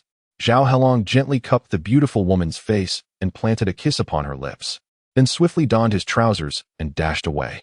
Observing his retreating figure, the golden-haired beauty curled her lips in disdain, murmuring to herself, "Reigniting the old glory? As if you ever possessed any." Meanwhile, within a Buick, Su Jiqiang retrieved his phone to contact his brother-in-law, Gao Chao, brother-in-law. After Lu Chen dropped Su Shuer back at the company, he left alone. "When will your men arrive?" "We are ready to depart as well. You follow closely and report your location at all times." "Rest assured, brother-in-law, I shall keep a vigilant watch. Today, I shall ensure he suffers a broken leg." Su Jiqiang ended the call, his expression dark and menacing as he fixated on the red Audi driven by Lu Chen ahead. Later, Lu Chun arrived at the rejuvenation hall, where Dr. Wang promptly rose to inquire, "Lu Chun, did you not mention you would arrive at 7? What brings you here early?" "I have a friend who requires treatment at your clinic. I hope I am not intruding?" Lu Chen replied. "Huh, you flatter me. It is an honor to have you attend to patients at the rejuvenation hall," Dr. Wang expressed, both admiring and respectful. "What tools do you require?" "None at all. I have my needles with me," Lu Chen smiled. Seated in the hall, Lu Chen sipped tea while scrolling through short videos. To his surprise, he stumbled upon a clip of Chu Huairou. In the video, Chu Huairou donned ancient garb, wielding a sword as she engaged in fierce combat with several burly men amidst a bamboo grove. Her movements were graceful, her strikes swift, and her gaze piercing. In an entertainment industry where beauty reigns supreme, such talent is exceedingly rare. Yet, in terms of beauty alone, Chu Huairou stands as a paragon. She is stunning, so enchanting that she seems to have stepped out from a painting. Surely, many have encountered those artistic depictions of ancient beauties, Chu Huairo, clad in traditional attire, embodies that very essence. Lu Chen opened her short video profile and began to browse through her clips. 20 minutes later, a Maybach, flanked by 4 black Autos, came to a halt before the rejuvenation hall. The car door swung open, and Zhao Helong hurried over, bowing respectfully. Master, I have arrived. Lu Chun scanned the group and remarked, tell your lackeys to park their vehicles down the street. Otherwise, onlookers might think the rejuvenation hall is about to brawl. Zhao Helong swiftly turned and shouted to his subordinates, what are you waiting for? Hurry up. All right, follow me. Lu Chun instructed as he rose and entered the consultation room on the first floor. The first floor housed 3 rooms, one for massage, another for acupuncture, and the last for rest. Zhao Helong trailed eagerly behind Lu Chun, his face alight with excitement. Were he an ordinary man, destined to pursue but a few women throughout his life, the absence of his manhood would hold little consequence. However, as the underground emperor of Jiangnan, surrounded by a plethora of beauties, including even the most illustrious stars, his desires were effortlessly within reach. Yet, the alluring woman stood before him, leaving him utterly flustered. Thus, these years had nearly driven him to despair. In pursuit of a solution, he had consulted numerous esteemed physicians, yet all were rendered powerless. Little did he anticipate the arrival of Lu Chun. Within the acupuncture room, there were only 2 single beds. Lu Chun gestured towards the one inside and said, please lie down. All right, Zhao Helong complied. Once he reclined, Lu Chun began to channel his vital energy and suddenly struck Zhao Helong's lower abdomen with a palm. Zhao Helong was taken aback at first, only to be astonished as a warm current began to flow beneath his abdomen, eventually surging downward. The dormant dragon, which had slumbered for over 40 years, exhibited faint signs of awakening. Chapter 71. I hear you want to kill me? Inside the acupuncture room, Zhao Helong lay on the bed, acutely aware of the warmth circulating in his abdomen, both comforting and invigorating. The condition of your body is due to venous blockage. I have just cleared your meridians. Shortly, I will perform acupuncture, and you shall see results today, Lu Chun stated calmly.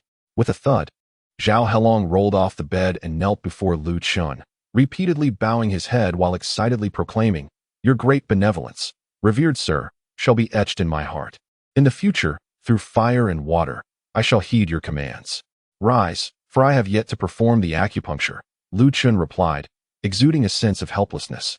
Zhao Helong had a tendency to express such profound gratitude. Thank you, esteemed sir, Zhao Helong replied obediently as he reclined once more. Lu Chun proceeded to remove his trousers, and with a flick of his wrist, a silver needle landed precisely on the acupuncture point of Zhao Helong's lower abdomen. If a camera had been present, slowed down 100-fold, one would have witnessed the needle flying from his fingertips. Meanwhile, 2 Buick vans halted outside the Huichuntang. As the doors swung open, a dozen youths armed with clubs and knives emerged, with Gao Chao leading the charge. Su Jiqiang dashed out from a nearby beverage shop, exclaiming, cousin, the target is inside Huichuntang. What are you waiting for?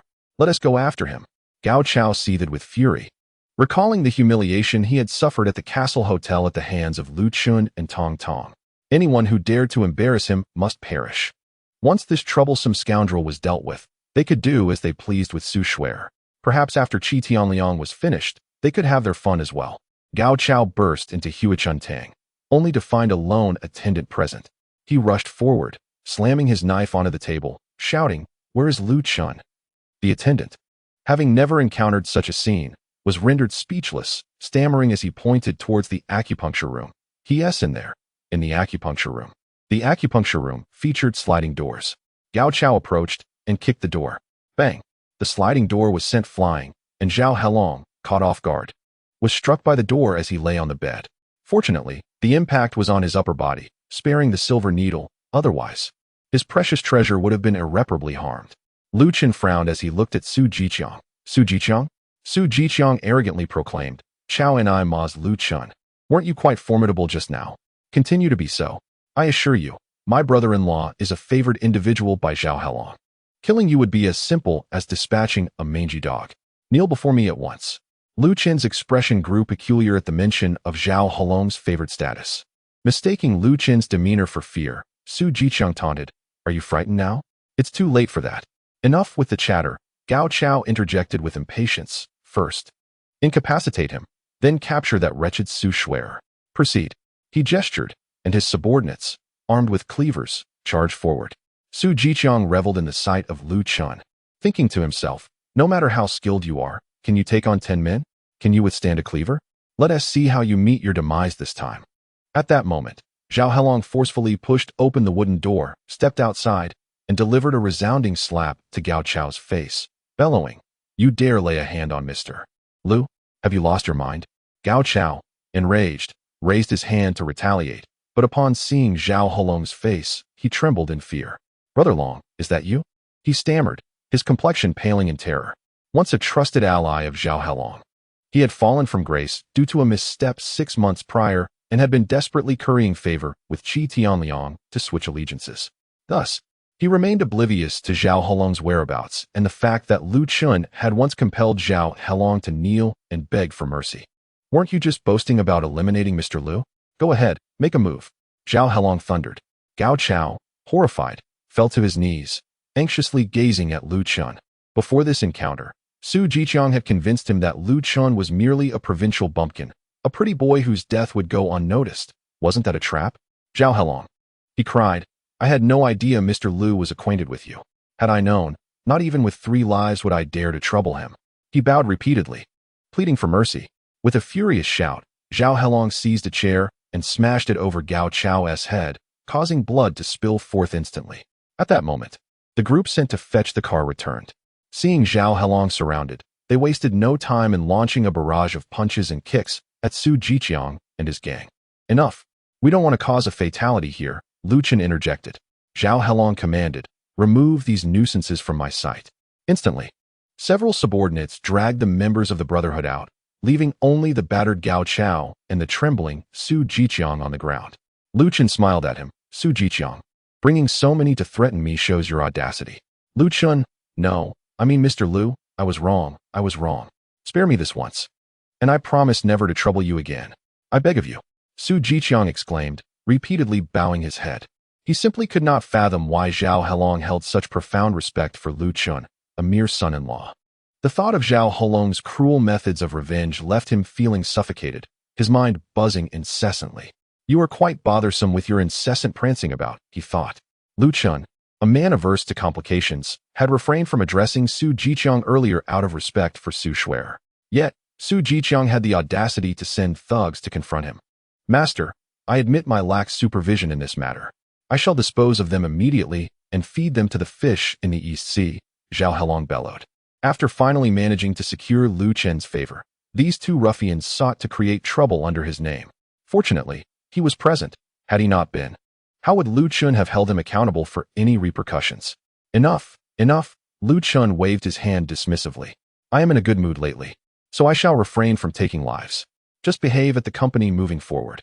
Previously, Lu Chun had resorted to violence out of a desire to avoid future troubles, believing that sparing the wicked would lead to greater consequences. However, he had promised Su Shuer to avoid conflicts and had resolved to minimize bloodshed. His master had once said that one must temper the heart amidst the mundane world. Perhaps merely experiencing love was insufficient. One must also endure the complexities of love and hatred, sorrow and pain, to achieve greater breakthroughs. Nonetheless, when confronted with the truly heinous, one must not hesitate to act. "Thank you, Master Lu. I shall certainly align myself with you and President Su at the company from now on, and I will never dare to oppose you again," Su Jiqiang hastily declared, all the while cursing Su De Long and his entire lineage in his heart. This fool, unaware of his son-in-law's formidable prowess, was still introducing other men to Su Shuer. Was he courting disaster? Chapter 72. The Arrogant Agent. After the farcical episode, Su Jiqiang and Gao Chao left in disgrace. Meanwhile, at the New World Grand Hotel, Chu Huairo's agent, Xiao Mei, rushed over.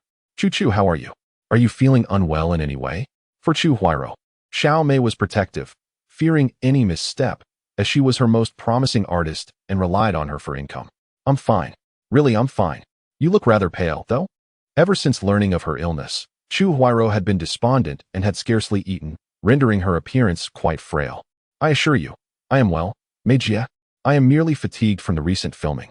Xiao Mei did not press further and immediately inquired, "What did the doctor say?" "The doctor advised immediate surgery. But I encountered an exceptionally skilled traditional Chinese medicine practitioner the other day. I wish to consult him. Can traditional medicine even treat cancer? You must be mistaken. Mei Jie, this doctor is genuinely remarkable. I must have him examine me for my peace of mind. Given Chu Huairou's resolute stance, Xiao Mei reluctantly acquiesced. Very well, have him come. Mei Jie, it is not customary to have someone visit for a consultation. I have scheduled an appointment at his clinic for 7 o'clock. Chu Huairou forced a smile, recalling the misunderstanding when she mistakenly thought Lu Chun was a lecher. She had the chance to apologize, so how could she dare to command Lu Chun imperiously? To go to the medical clinic? That was out of the question. Xiao Mei immediately dismissed Chu Huairou's suggestion, stating that during this period, the casting for director Wang's new film was underway, with the leading role between her and Wang Bingbing. If word got out that she had cancer now, the role would be lost. Instead, you should inform me of the clinic's location, and I shall fetch him. Xiao Mei remarked indifferently. After pondering Xiao Mei's words, Chu Huairou conceded that she made a valid point and instructed her assistant to accompany Xiao Mei to the rejuvenation hall. After treating Zhao Helong, Lu Chun called Su Shuer. Darling, I'll be home a bit late tonight. All right, just remember to eat. You wash up and wait for me in bed. You rogue. Lu Chun teased for a moment before hanging up. Are you Lu Chun? At that moment, a girl wearing a mask entered, scrutinizing Lu Chun from head to toe. It was none other than Chu Huairou's manager, Xiao Mei. Indeed, Lu Chun replied, slightly taken aback, and you are? Xiao Mei cast a cold glance at him. Frowning as she said, don't waste time. Come with me. With that, she turned to leave. Where to? Lu Chun asked, bewildered, suspecting that she might be unwell. To treat Chu Huairou. I have no idea why she would seek a traditional Chinese medicine practitioner for cancer treatment, Xiao Mei replied coldly. Upon entering and seeing Lu Chun, she was convinced that Chu Huairou had been deceived. How could such a young traditional Chinese doctor possess genuine skill? I'm sorry, but if Chu Huairou wishes to be treated, she should come here herself. I do not make house calls. Lu Chun remained seated, continuing to sip his tea, seeking treatment, yet expecting a visit. Are you missing an arm or a leg, unable to move? Do you know who Chu Huairou is? Xiao Mei retorted, her expression quite displeased. I don't care who she is. If she wants to seek my treatment, she must adhere to my rules. I have an appointment at 7 o'clock, and I will wait only until then. If she does not arrive, that is her loss. Lu Chun replied nonchalantly. You. Xiao Mei was infuriated by his indifferent demeanor. Chu Huairou was a rising star, and countless affluent individuals would line up to dine with her. Yet, this mere small-time doctor dared to act so arrogantly? Mei Jie, please don't be angry. The assistant hastily intervened, attempting to placate the furious Xiao Mei while apologizing profusely to Lu Chun. Dr. Lu, you see, Teacher Chu is an actress, and if she leaves to seek treatment, she will be subject to rumors and speculation. So, could you why waste words on a fraud? We're leaving. Xiao Mei interjected and turned to walk away. She had never believed that traditional Chinese medicine could cure cancer. Had it not been for Chu Huairou insisting that she come to request his services, she would never have set foot in a traditional clinic. Mei Jie. The assistant called out a couple of times, but Xiao Mei completely ignored her and got into the car. Dr. Lu, I'm truly sorry. I apologize deeply. The assistant said anxiously to Lu Chun. Seeking treatment with such an attitude? Lu Chun interjected coldly, his expression stern. Dr. Lu, that's enough. Inform the Star Chu that I shall not treat this ailment. The assistant attempted to clarify, but was cut off by Lu Chun. Realizing Lu Chun was genuinely upset, the assistant refrained from further argument and reluctantly entered the car. Upon returning to the hotel, with only the two of them present, Chu Huairou furrowed her brow and inquired, Sister Mei, where is Dr. Lu? Chu, in the future, do not engage with such charlatans. Trust me, once this drama concludes, proceed to the hospital for surgery. As Xiao Mei entered the room, she wore a frosty demeanor and let out a huff before pulling out her phone to research various information. What on earth is going on? Chu Huairou glanced at her assistant. Teacher Chu, it's like this. With a look of helplessness, recounted the events. Upon hearing this, Chu Huairou trembled with anger. Sister Mei, I asked you to invite him. How could you exhibit such an attitude? What attitude? Look at that boy. He hasn't even matured yet. What medical skills could he possibly possess? Xiao Mei retorted dismissively. Even if he does possess medical knowledge, it would be an honor for him to treat you. What right does he have to act so arrogantly? Chu Huairou sighed. She had known Xiao Mei for nearly 3 years and understood her tendency to bully the weak while fawning over influential directors and major investors, yet ridiculing lesser actors. However, Chu Huai-ro was a sentimental person and intended to renew their contract for another 3 years upon its expiration. Yet, Xiao Mei's actions today left her profoundly disappointed. Chu, do not worry. I know a few prominent figures in Jiangnan. In a few days, I will inquire if there are any capable doctors who can assist with your surgery. This drama will conclude in just over a month. For now, focus on your filming. But the doctor advised me to undergo surgery as soon as possible. Oh, you are still in the early stages. A month will not make a difference. Xiao Mei replied dismissively before exiting with her phone in hand. Chu Huai-ro let out a deep sigh, overwhelmed by disappointment. She hastily donned her clothes and rushed to the rejuvenation hall, only to find that Lu Chun had already departed, leaving only the shopkeeper behind. You've arrived.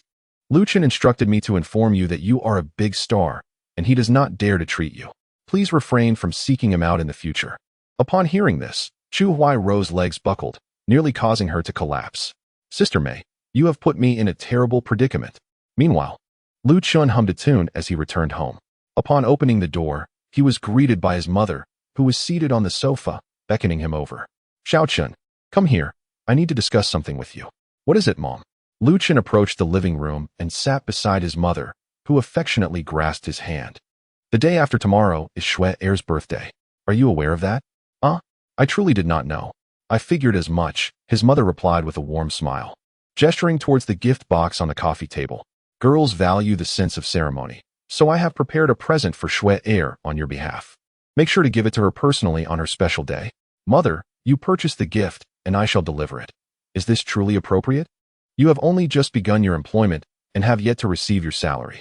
This time, allow me to buy it for you, and next year, when I celebrate my birthday again, you may take charge. Lu Chun was deeply touched by this gesture. Su's mother was gentle, generous, and nurturing, and her culinary skills were exceptional. She embodied the ideal of a devoted wife and mother.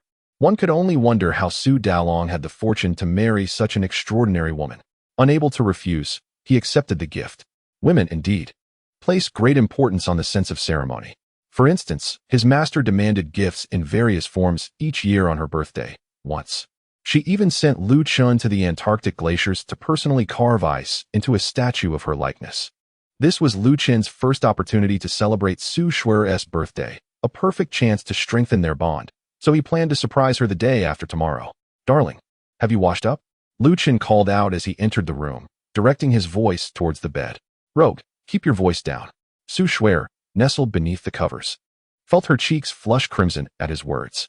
Yet, compared to a few days prior, she had evidently begun to accept Lu Chun's playful teasing.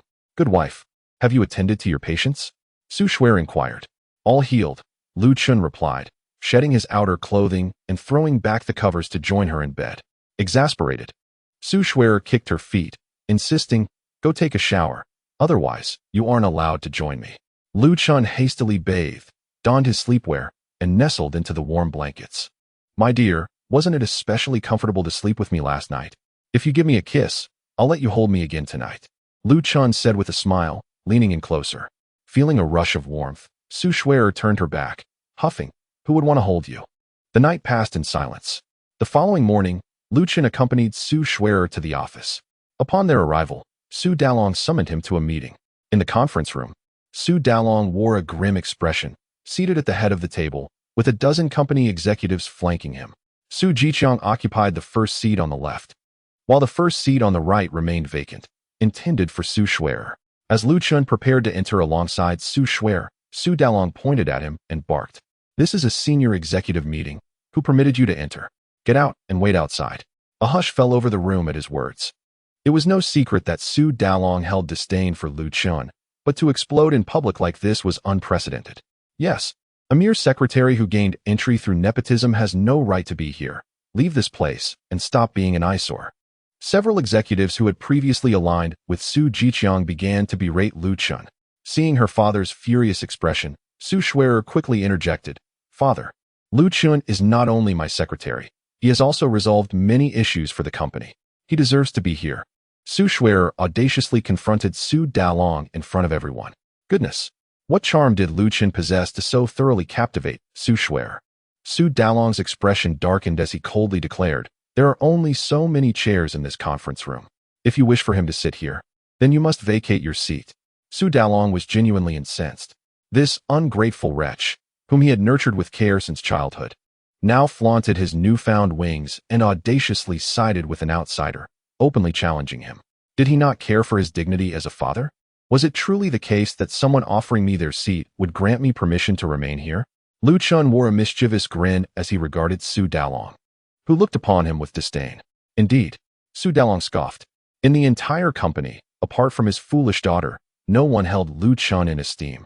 Only someone with a mind befuddled would dare do so. As Su Dalong pondered this, someone suddenly stood up. It was Su Jiqiang. Trembling, Su Jiqiang recalled his escapade at the luxury KTV the previous night, where Old He had spoken of Lu Chen's prowess. Lu Chen, he is utterly formidable, single-handedly incapacitating us all. Do you know about Zhao Yingju? That was Lu Chen's doing, yet our boss dares not retaliate, and even serves as his underling. Upon learning of Zhao Yingju's demise, Su Jiqiang and Gao Chao were utterly terrified. Thus, upon returning home, he vowed never to offend Lu Chen again, but rather to ingratiate himself, like a devoted lapdog. Observing Su Jiqiang's flushed face, Su Dalong mistakenly believed he too was angry, and he chuckled. Jiqiang, there's no need to be upset. I shall expel this brat immediately. Get lost. Su Jiqiang bellowed. Everyone assumed he was directing his ire at Lu Chun. Impatiently, Su Dalong waved his hand and shouted, "Did you hear? Get out at once. Do not delay the meeting. I command you to leave." Su Jiqiang slammed his palm onto the table, glaring fiercely as he exclaimed, "Su Dalong, how long has Lu Chen been with the company?" First, he secured the outstanding payments, then resolved the issue at Spring Garden, and he even signed a project with the Wang family. Such an exemplary individual. And you not only refuse to promote him, but also deny him a place in this meeting. Have you been kicked in the head by a donkey? Silence fell over the conference room, an oppressive stillness enveloping all present. Each individual stared in disbelief, eyes wide with shock, fear, and confusion as they beheld Su Jiqiang's audacity. Su Shui'er was rendered speechless, recalling how just yesterday, outside the Castle Hotel, Su Jiqiang had vehemently insulted Lu Chun. How could he now protect him so fervently? Had he been struck by the secretary of Mr. Zhao, leaving him dazed? Su Dalong was equally bewildered. Just a short time ago, Su Jiqiang had been publicly humiliated by Lu Chun, vowing to annihilate him, and now he stood to defend him, accusing Su Dalong of being the one with a befuddled mind. Those who had previously joined in the mockery of Lu Chun were equally astonished. They had followed Su Jiqiang's lead in seeking retribution, yet never anticipated his abrupt defection. Under the collective gaze of all, Su Jiqiang continued, "Did you not claim there was no place for Lu Chen? Very well, I shall offer my seat to him. From this day forward, his opinions shall be my own." After speaking, he pulled out a chair and gestured for Lu Chen to take a seat. "Mr. Lu, please have a seat." Lu Chen chuckled, "I haven't had breakfast yet, so I will skip this meeting. Who hasn't eaten? Let's head to the cafeteria together." With that, he grasped Su Shui'er's hand and departed. Su Shui'er hesitated for a few seconds, glanced at Su Dalong, but ultimately did not shake off Lu Chun, following him out of the conference room. Su Jiqiang, without a moment's hesitation, snatched up the meeting notes and hurried after them. The individuals left in the conference room exchanged glances and eventually rose to exit one after another. A minute later, the expansive conference room was left with only Su Dalong. Chapter 74. "Brother, I was beaten up, Chen Go. Everyone followed you out," Su Jiqiang declared with conviction. "In times of fortune, one gains allies. In times of adversity, one finds few.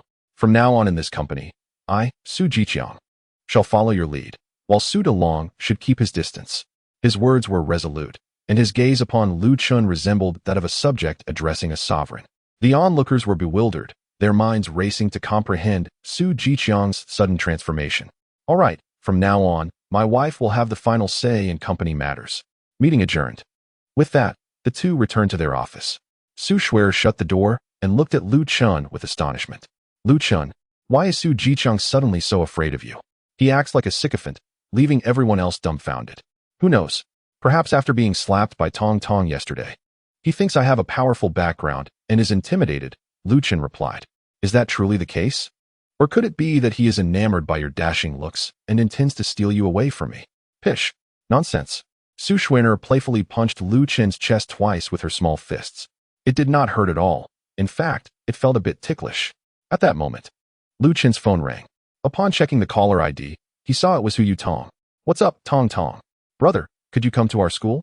The teacher has requested a parent meeting, and I am too scared to tell my dad. A parent meeting? What happened? I got beaten up. What? Lu Chen was taken aback. His bright and cheerful cousin, who adored the world of anime, had actually been bullied? What is the name of your school? Jiangnan University of Science and Technology. All right, wait for me. I'll be there shortly. At Jiangnan University of Science and Technology, in the office of the vice president, Hu Yutong was in tears. Although she had not lost the fight and bore no injuries, she felt entirely wronged. At that moment, she stood in the corner of the office, clutching the hem of her skirt in distress. In front of her stood the vice president, Zhao Hao. On the nearby sofa sat a girl, her classmate Deng Xiaolian, who appeared disheveled with scratches on her face, weeping sorrowfully. Beside Deng Xiaolian stood a burly man. Her father, Deng Dalong, standing at 6 feet tall and weighing nearly 300 pounds. His face was a canvas of excess flesh. Dressed in a tank top, he revealed his tattooed arms, presenting a rather intimidating figure. At this moment, Deng Dalong was vociferously hurling insults at Hu Yutong, while Zhao Hao nonchalantly sipped his tea, displaying no inclination to intervene. She was the one who insulted me first and initiated the altercation. I was merely defending myself. Hu Yutong retorted defiantly, "Humph. What a pretentious fool you are, deserving of a beating." She felt genuinely wronged. Today, the school's anime club was hosting an event, and she had chosen to cosplay as Keqing from Genshin Impact. Naturally attractive, she drew the attention of numerous boys, including Deng Xiaolian's crush. Upon learning this, Deng Xiaolian rushed over, hurling insults at Hu Yutong, calling her shameless and other derogatory terms. Hu Yutong, known for her bold personality, would not back down and fired back a few remarks. This escalated when Deng Xiaolian, unable to verbally retaliate, physically shoved Hu Yutong. True to her nature, Hu Yutong retaliated. Ultimately, Hu Yutong's outfit became soiled. Deng Xiaolian's hair was disheveled, her left cheek was swollen from a slap, and her right cheek bore 3 distinct scratch marks, leaving her in tears. Thus unfolded the current scene. As a university student, is it not inappropriate to flaunt yourself in such a manner? Is it not justified to call you a harlot? I suspect your attendance at university is merely a facade, while your true aim is to attract clients. Surely, the boys in your class must have been with you. Otherwise, why did they come to your aid during the scuffle? Deng Dalong continued. My girlfriend has already caught the attention of an agency and will soon embark on a path as a trainee. Now that you have marred her face, how much will she lose? You better summon your parents. Unless they bring 100,000, you shall not leave today. Deng Dalong continued his tirade, even resorting to personal attacks. Yet, Zhao Hao, the vice president, did nothing to intervene, for Deng Dalong had influential connections. His cousin was a figure in the political realm, respected even by the principal. As for Hu Yutong, it was rumored her family was engaged in small-scale business. They assumed it would be a mere financial loss that could be easily resolved. It was precisely Zhao Hao's tacit approval that emboldened Deng Dalong to behave so brazenly, unleashing a barrage of vitriol. Poor Hu Yutong, overwhelmed by his accusations, found tears streaming down her cheeks. Having been gentle and unassuming since childhood, she had never resorted to insulting others. In this moment of distress, she could hardly muster a retort. It was infuriating, as her cosplay outfit was modest, devoid of any seductive gestures, yet Deng Dalong twisted it into something sordid, tarnishing her character. What is wrong with my love for the anime world and cosplay? She lamented. Hurry up and call your parents to see if they're coming. If not, I shall take you out to sell. With your looks, you could fetch 200,000 a month. Hu Yutong trembled with rage. You're the one who should sell yourself. Your entire family should. Regret began to creep in. Had I known the other party would be so unreasonable, I would have called my father, even at the risk of being scolded. After all, he is a businessman and could have handled the situation. Just then, a knock echoed on the office door. The vice principal, Zhao Hao, spoke for the first time that day. Come in. The door creaked open, and all heads turned in unison. A tall, handsome young man entered the room. Quite striking. It is no wonder they are siblings, Zhao Hao mused inwardly. You must be the guardian of Hu Yutong. She has caused some trouble at school, and it is time we discuss compensation, Zhao Hao remarked, setting down his teacup with a nonchalant air. At that moment, Hu Yutong, who had been huddled in the corner, cried out, "Brother!" Without hesitation, she leaped into Lu Chen's embrace, sobbing uncontrollably. "Fear not, I am here," Lu Chen reassured her, gently stroking her head while surveying the 3 individuals in the office, a teacher, a student, and presumably a guardian. The moment their eyes met, Deng Dalong's heart raced.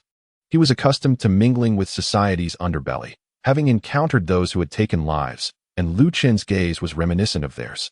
However, he quickly regained his composure. How audacious. This is a school. Does he dare to act violently? He thought. If he truly strikes me, that little wretch will never return to school. Yutong, stop crying for a moment and explain to your brother what transpired, he instructed, gently pushing Hu Yutong away to inspect her for injuries, relieved to find none. Brother, today at the anime club event, I was cosplaying, and then Hu Yutong recounted the entire incident in a flurry. Upon hearing that Deng Dalong intended to take her away for unsavory purposes, a flicker of murderous intent flashed in Lu Chen's eyes. He raised his head, his gaze fierce. What did you just say? You intended to take my sister where? I said I would take her out to sell. Dressed so provocatively. Isn't she just asking to entice men? My daughter is right. She is nothing but a filthy whore, Deng Dalong spat. But before he could finish, Lu Chen lunged toward him. With a resounding thud, Lu Chen's fist connected with Deng Dalong's nose, sending the 300-pound man crashing backward. The office desk shattered upon impact, and scalding tea splashed across Deng Dalong's face. Then, Lu Chen stepped onto Deng Dalong's face, coldly demanding, what did you just say? The entire event unfolded too swiftly for the other three to comprehend. Zhao Hao stood frozen in shock. A 300-pound man sent flying with a single punch? What kind of unparalleled brute was this? Hu Yutong was utterly stunned. She was aware of her cousin's prowess in combat, yet she never anticipated it to be this formidable. However, in the next moment, fear gripped her again. This was school. What if Deng Dalong called the police? Would her cousin end up in jail? Just then, Lu Chen forcefully stomped on Deng Dalong's face, exclaiming, who gave you the right to speak? A sharp crack echoed, and Deng Dalong lost half of his teeth. Zhao Hao, regaining his senses, hurriedly reached out to grab Lu Chen, shouting, kid, you've gotten yourself into trouble. Deng Dalong has connections. No wonder your students are so humiliated. You don't even dare to utter a sound, Lu Chen retorted, stepping back a few paces before tossing Deng Xiaolian aside and sitting down with Hu Yutong. He has connections, does he? Let him call them. Deng Dalong, rising from the ground, his face smeared with blood, cursed with malice, you better wait, kid. After saying that, he pulled out his phone and called for reinforcements. As soon as the call connected, he shouted, cousin, I'm at the Polytechnic University. I've been beaten. Hurry. The voice on the other end replied, just wait. After hanging up, Deng Dalong pointed at Lu Chen, yelling, you better wait. Today, I will ensure that this little brat gets expelled. I'll be waiting, Lu Chen replied nonchalantly. In his life, having lost his parents at 10 and being cast out by his uncle, he lacked familial bonds, and Hu Yutong filled that void for him. He cared not for who stood before him. Even if it were the mightiest of beings, anyone who dared to bully Hu Yutong would kneel before him. Hu Yutong, trembling in fear, clutched Lu Chen's sleeve and said, brother, should I call my dad? No need, I can handle this. Observing Lu Chen's calm demeanor, Vice Principal Zhao Hao wore a look of disdain. Handle this? Deng Dalong's cousin is a person even the principal must appease. Do you think you can manage? He had just suggested paying compensation to salvage the situation. To dare strike someone, he is simply courting death. Just wait. Soon you will be begging for mercy. 20 minutes later, a group of individuals approached with an intimidating air. Leading them was a stern-faced man exuding the aura of a person of authority, accompanied by several portly individuals, all exuding an imposing presence. Among them was the principal of the Polytechnic University.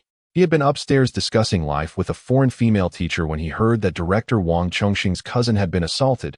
He immediately rushed down with Wang Chongxing. Upon entering the room and witnessing Deng Dalong's bloodied visage, the principal was filled with uncontainable rage. To dare commit violence within the school was utterly outrageous. He immediately pointed at Hu Yutong, rebuking, I don't care which class you belong to. You are expelled effective immediately. And you, he directed at Lu Chen, prepare to spend time in jail. Upon hearing this, Hu Yutong nearly burst into tears. Expelled.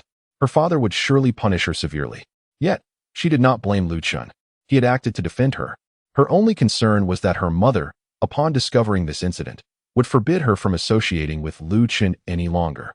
Wang Chongsheng, witnessing the brutal beating inflicted upon his cousin, was consumed by a surge of rage. Yet, as he turned to face the man seated upon the sofa, a profound sense of despair enveloped him. Was this not the formidable figure behind Zhao Qingxi? Wang Chongxing's heart sank.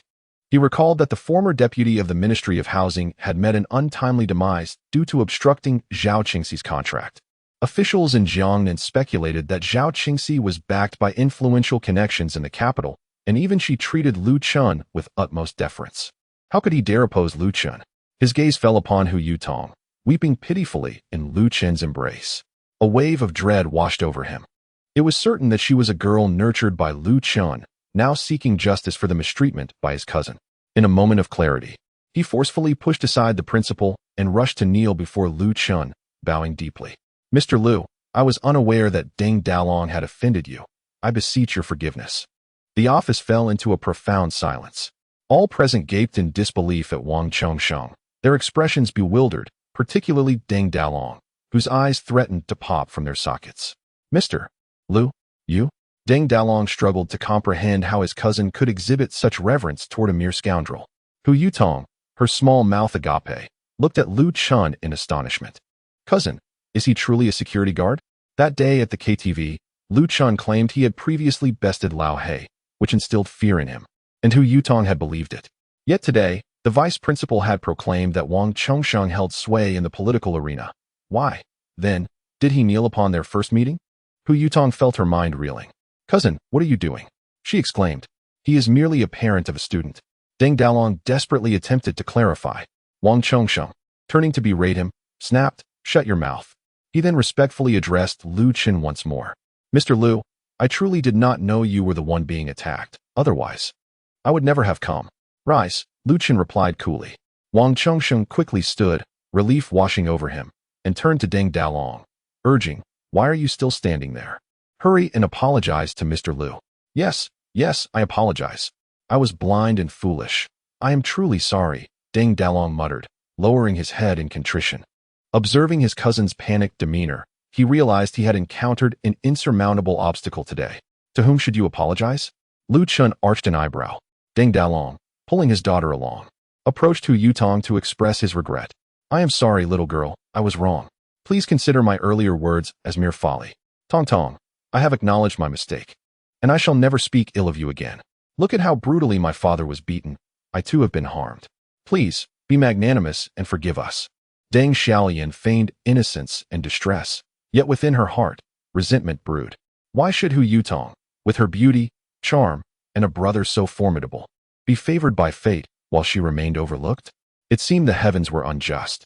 Hu Yutong, beautiful and kind-hearted, observed that both the father and daughter had been injured but did not confront them aggressively. Instead, she calmly stated, I forgive you, but cosplay is our freedom. If you dislike it, you need not watch. Please refrain from insulting others in the future. Hearing this, the father and daughter hastily promised not to offend again and attempted to leave. However, at that moment, Lu Chun suddenly interjected, Very well, since Tong Tong has forgiven you, I shall not make things difficult. Each of you must slap yourselves 100 times, and this matter will be considered resolved. Make sure you give it your all, otherwise, for every slap you miss, you will owe 10 more. Chapter 76. Driven away by my scolding, what are you standing there for? Get on with it. Wang Chongqing shouted as he noticed the two were motionless. Startled, the father and daughter suppressed their anger and began to slap themselves. Hu Yutong felt a pang of compassion and tugged at Lu Chen's arm, saying, Cousin, why not let it go? They realized their mistakes. Tong Tong, you are still young. They do not truly understand their errors. Rather, they know that I am stronger than they are. If someone more formidable than me were to confront them, do you think they would spare you? Being expelled would be a mild consequence. Lu Chen explained. People only recognize their wrongdoings when they experience pain. By forcing them to slap themselves, I am, in fact, saving them from becoming arrogant and disdainful, from slandering others without consequence. Hu Yutong, having grown up without want, was unaware of the harsh realities of society. Lu Chun was imparting a lesson, teaching her that not everyone in the world is benevolent, and that one must not show mercy when dealing with the wicked. The term saint is not always a compliment. I understand now, Hu Yutong nodded, her mind flashing with memories of Deng Dalong's scorn towards her. It serves them right to be punished. Are you the principal? Yes, sir. How may I assist you? The principal replied, bowing respectfully. Your vice principal allows students to be bullied and insulted while remaining silent, thus fostering a culture of arrogance. Do you believe he is fit for this position to safeguard the students' well-being? Lu Chen coldly inquired.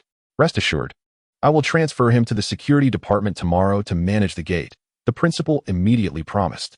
Upon hearing this, Zhao Hao felt as though a heavy stone had fallen upon him, causing him to feel dizzy. Lu Chen surveyed the surroundings and instructed Wang Chongsheng. Keep an eye on them as they strike themselves. If one slap is missed, I will hold you accountable. After saying this, he took Hu Yutong's hand and turned to leave. Understood, Mr. Lu, Wang Chongsheng quickly responded. Cousin Ding Dalong looked at Wang Chongsheng with a pleading expression. Don't look at me. If you don't appease that gentleman, we will both be fed to the fish tomorrow. Do you understand? Ding Dalong, upon hearing this, trembled in fear. Who on earth is he? Is that what you should be asking? Hurry up and slap. Ding Dalong's words ring true. This is precisely why Lu Chun has recently altered his demeanor. In the past, he would have sent this father-daughter duo to their demise without a second thought. Cousin, are you truly a security guard? Hu Yutong looked up timidly at Lu Chun. I am your gallant hero, sent by the heavens to protect you. Lu Chun replied with a grin, jesting. I scarcely believe that. Nevertheless, thank you for earlier. No need for such formality with me. Just call if you need anything. He reassured her. Understood. After escorting Hu Yutong back to the anime club, he returned to the company. Su Schwenner sat in the boss's chair. Glancing at Lu Chen, busy man, are you done? Lu Chen approached and began to massage her shoulders. Tuntong had a minor altercation at school, so I want to handle it. Tuntong, your cousin? Su Schwenner inquired curiously. Yes. Since she's your cousin, why not invite her out for a meal this weekend? Su Schwenner suggested. Sure. My cousin is particularly charming. You will undoubtedly adore her, Lu Chen replied joyfully. She was his only relative, and he naturally hoped she and Su Schwenner could become wonderful friends. Do you know what she likes? There's no need to buy her a gift. How could I not? After all, I am her cousin-in-law. It would be rather inappropriate to arrive empty-handed for our first meeting. Hearing the term cousin-in-law, Lu Chun felt a warmth in his heart. His wife was acknowledging her role. Meanwhile, Chu Huairou was urged by her agent, Xiao Mei, to attend a dinner gathering. The host of this gathering was none other than Wang Xini. Wang Xini's jewelry store was in search of a new spokesperson. And given Chu Huairou's recent rise to fame in the industry, she had invited her to discuss potential collaboration. After a fruitful exchange, both parties were pleased, and only the contract remained to be signed. At this moment, Xiao Mei suddenly inquired, Ms. Wang, as a native of Jiangnan, do you know of any esteemed doctors? Are you unwell? Wang Xini asked. Not me. It's Chu, who has been diagnosed with early-stage lung cancer. We plan to undergo surgery after finishing this project and are looking for a skilled doctor for a safer approach, Xiao Mei replied with a wry smile. Wang Xini looked up and noticed that despite Chu Huairou's makeup, her pallor was unmistakable, clearly a sign of recent exhaustion. Such youth, yet afflicted with lung cancer. It was truly lamentable. She suddenly thought of Lu Chun and remarked, given how busy Teacher Chu is with work, surgery and recovery will hinder many opportunities. I know a miraculous doctor who may be able to cure your cancer without surgery. Xiao Mei was elated, eagerly asking, That's wonderful, Ms. Wang. Thank you so much. Don't be too hasty in your gratitude. I can only provide you with the name and number of the miraculous doctor. It is up to you to seek him out and see if he will take on your case, Wang Xini clarified. People like Lu Chun, with such extraordinary abilities, are not easily indebted. She was not intimately acquainted with Chu Huairou, and it was unlikely she would leverage a personal favor for her sake. Xiao Mei nodded repeatedly, expressing her gratitude. If you can provide a phone number, I am already thankful, Mr. Wang. Please recite it. I shall take note. His name is Lu Chun, and his mobile number is 155. He is around my age, but do not underestimate him due to his youth, Wang Xini remarked. Xiao Mei was momentarily taken aback. Lu Chun, young. This seemed to coincide with the swindler she encountered yesterday at the Rejuvenation Hall. Mr. Wang, is this esteemed doctor quite tall? With a buzz cut and a somewhat irritable temperament? Xiao Mei inquired, her expression laden with complexity, her voice trembling. Oh, you know him? Wang Xini was startled. My goodness. Xiao Mei slammed her palm on the table, exclaiming, We met yesterday and had quite an unpleasant encounter. What transpired? Wang Xini asked. Xiao Mei hurriedly recounted the events of the previous day. Upon hearing her account, Wang Xini's countenance darkened, and she shook her head. That is disastrous. Lu Chun has a notoriously peculiar temperament. When I sought his assistance for my father's illness, I nearly knelt before him. Now, you've irked him. Chu Huairou's ailment is beyond remedy. Realizing her grave mistake, Xiao Mei anxiously pleaded, Mr. Wang, since you know him, could you possibly intercede on her behalf? That request is beyond my reach, Wang Xini replied, shaking her head. Lu Chun is as stubborn as they come. Once he has made up his mind, not even 10 stubborn donkeys could sway him. Humph. Chu Huairou trembled with fury, slamming her hand on the table before storming out. Chu. Xiao Mei's expression was one of anguish, filled with regret. It was she who had insisted on seeking Lu Chun, provoking his ire. Now, with the treatment for Chu Huairou's condition thwarted, she feared the blame would fall squarely upon her. The chances of renewing that contract seemed bleak. What shall I do? Chapter 77. What an unfortunate coincidence. Upon exiting the restaurant, Chu Huairou purchased a gift and made her way back to the rejuvenation hall, fortuitously encountering the esteemed Dr. Wang enjoying tea. She presented the tea leaves to him, pleading, "Old sir, please assist me in contacting Dr. Liu. I did not intend for last night's events to unfold as they did. I implore you to ask him not to hold a grudge." Dr. Wang had heard from the waiter about Xiao Mei's visit the previous night and dismissed the tea leaves. "Young lady, despite being a few years older than Lu Chun, I hold no sway over him. If you wish to seek his favor, you must do so on your own." "But, Dr. Wang, I do not possess his number," Chu Huairou responded, somewhat embarrassed. Seeing your youthful demeanor, it would be unkind of me to refuse. I shall provide you with his number. You may call him," Dr. Wang sighed, handing her the contact. "Thank you, esteemed sir." Chu Huairou expressed her gratitude, then retrieved her phone to dial. 3 minutes earlier, at Su's group, Lu Chun, holding a box of pastries, handed it to Xiao Dong before leaning on the bar, gazing at her. "What do you intend to do? Are you trying to bribe me?" Xiao Dong observed Lu Chun with suspicion. "I wish to ask you something." "What do you want to know? Do you know what my wife likes?" Lu Chun chuckled. Although Su's mother had prepared a gift for him, she still wished to indulge him by presenting something herself to delight Su Shuer. "Oh, I see. You intend to prepare a birthday surprise for President Su," Xiao Dong remarked with a smile as she gazed at Lu Chun, who quickly placed a finger over her lips and urged, "Lower your voice. If she finds out, the surprise will be ruined." Xiao Dong rolled her eyes at him and added, "President Su is unlike those frivolous women out there. She has no interest in handbags, clothes, or diamond rings. But she has a fondness for ancient calligraphy and paintings. She even once took a picture of Tang Bohu's calligraphy. Oh, by the way," Xiao Dong exclaimed with renewed excitement, "President Su also enjoys listening to Chu Huairou's songs. Coincidentally, she is filming in Jiangnan. Perhaps you could take President Su to visit the set. She would undoubtedly be thrilled." Chu Huairou. Lu Chun paused at the mention of the name, surprised. "She can sing? Brother, have you been living under a rock?" Xiao Dong retorted with disdain. Chu Huairou debuted as a singer before transitioning to acting. The ringtone for President Su's WeChat calls is one of her songs. "Haven't you heard it?" Just then, Lu Chun's phone rang, displaying an unfamiliar number. Upon answering, a voice filled with apology greeted him. "Mr. Lu, I must apologize for my manager's rudeness yesterday. I came to the clinic last night, but you had already left." As Lu Chun listened to Chu Huairou's voice, a spark of interest flickered in his eyes. "Where are you now?" he inquired. "Where are you?" "I'm at the Huachuntang." "All right. Wait for me there. I'll come to treat you now, but I have one condition." "Rest assured, Mr. Lu, as long as you can cure my ailment, we can negotiate the fee." Chu Huairou instinctively assumed Lu Chun was referring to money, taking it lightly. She had debuted as a singer at the age of 15, and although her earnings mostly went to her management company, she was still quite well off. "Let us discuss the details when we meet." With that, Lu Chun ended the call. "Please inform my wife that I want to be returning home tonight." "Hey, who's the lucky girl you've arranged to meet?" Xiao Dong teased with a grin, though she hadn't quite caught what Chu Huairou had said. She could tell it was a lovely voice. "Chu Huairou." "Who?" "Chu Huairou. She needs to discuss something with me. Save the pastries for later, I'm off." After saying this, Lu Chun waved goodbye and departed. In the reception area, Xiao Dong stood in stunned silence.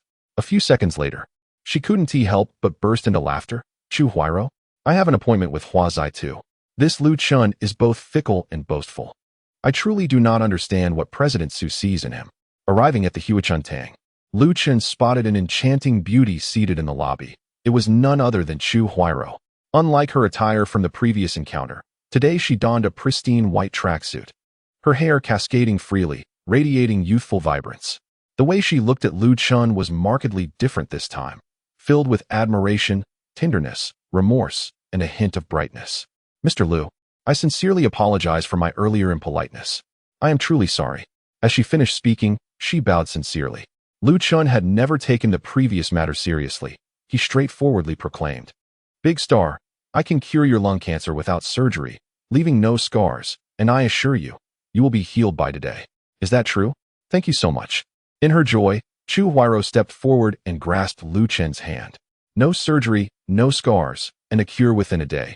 This could resolve her significant troubles. "Before we discuss treatment, let us first address the matter of compensation," she said, momentarily taken aback. "I am uncertain about your consultation fee.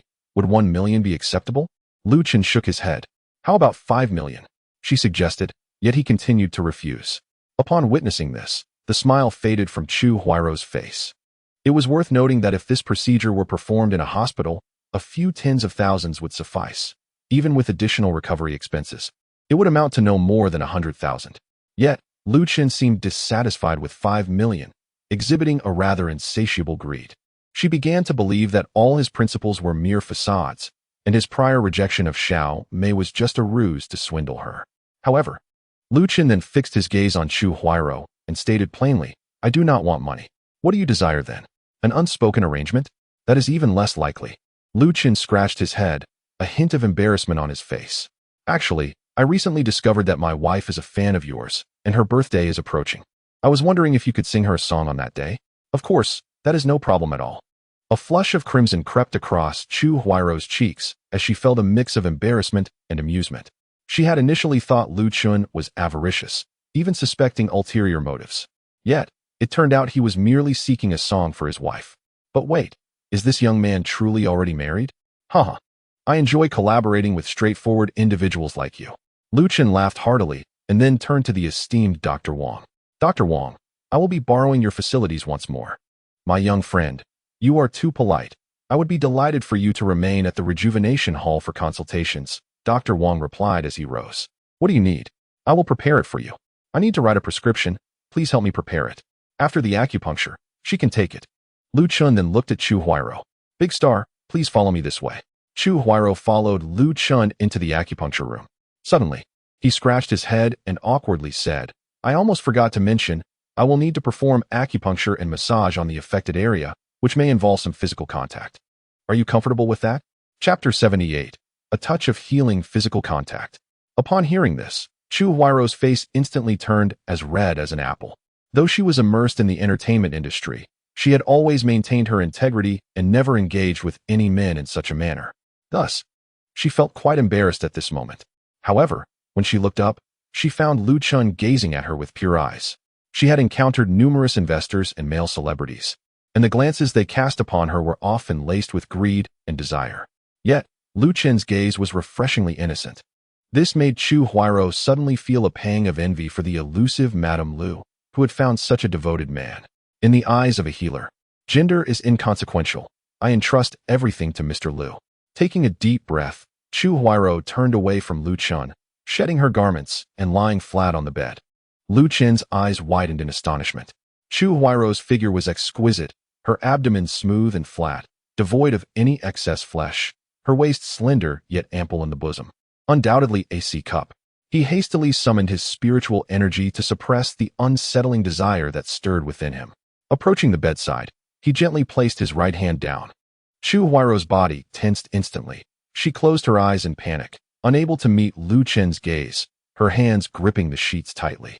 This was Lu Chen's first intimate encounter with a beautiful woman, causing his heart to flutter. Chu Huairou felt similarly.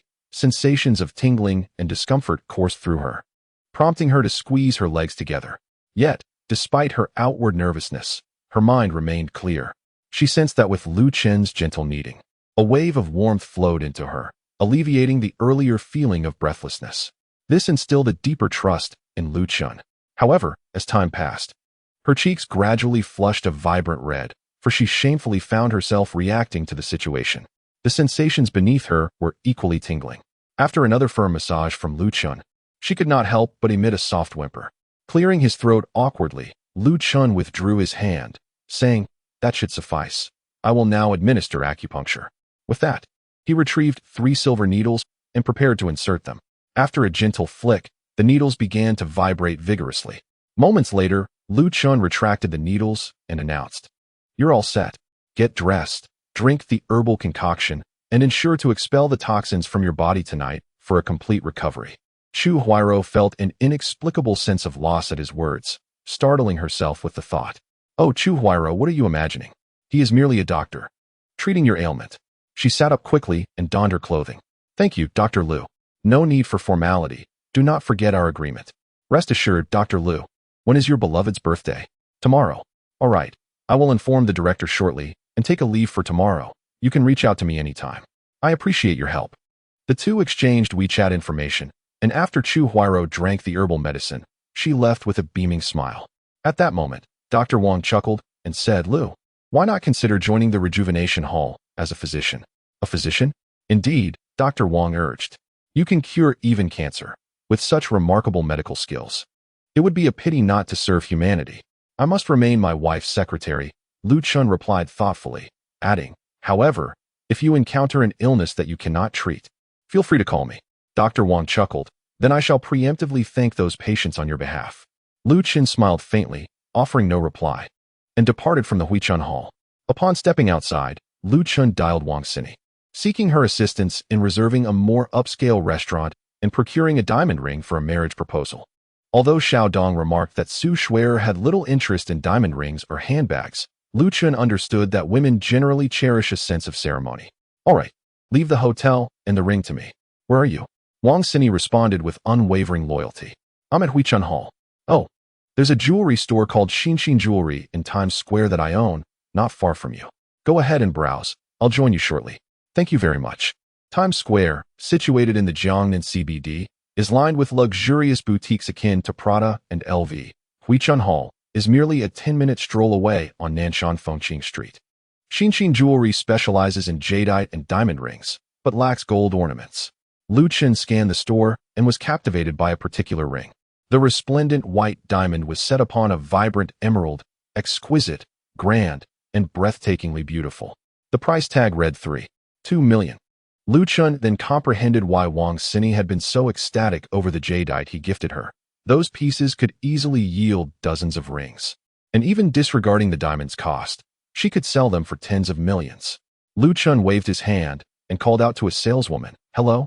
I would like to see this diamond ring. For items exceeding 1 million, one could not peruse without an intention to purchase. The saleswoman cast a disdainful glance at Lu Chun and replied curtly, How do you know I lack the intent to buy?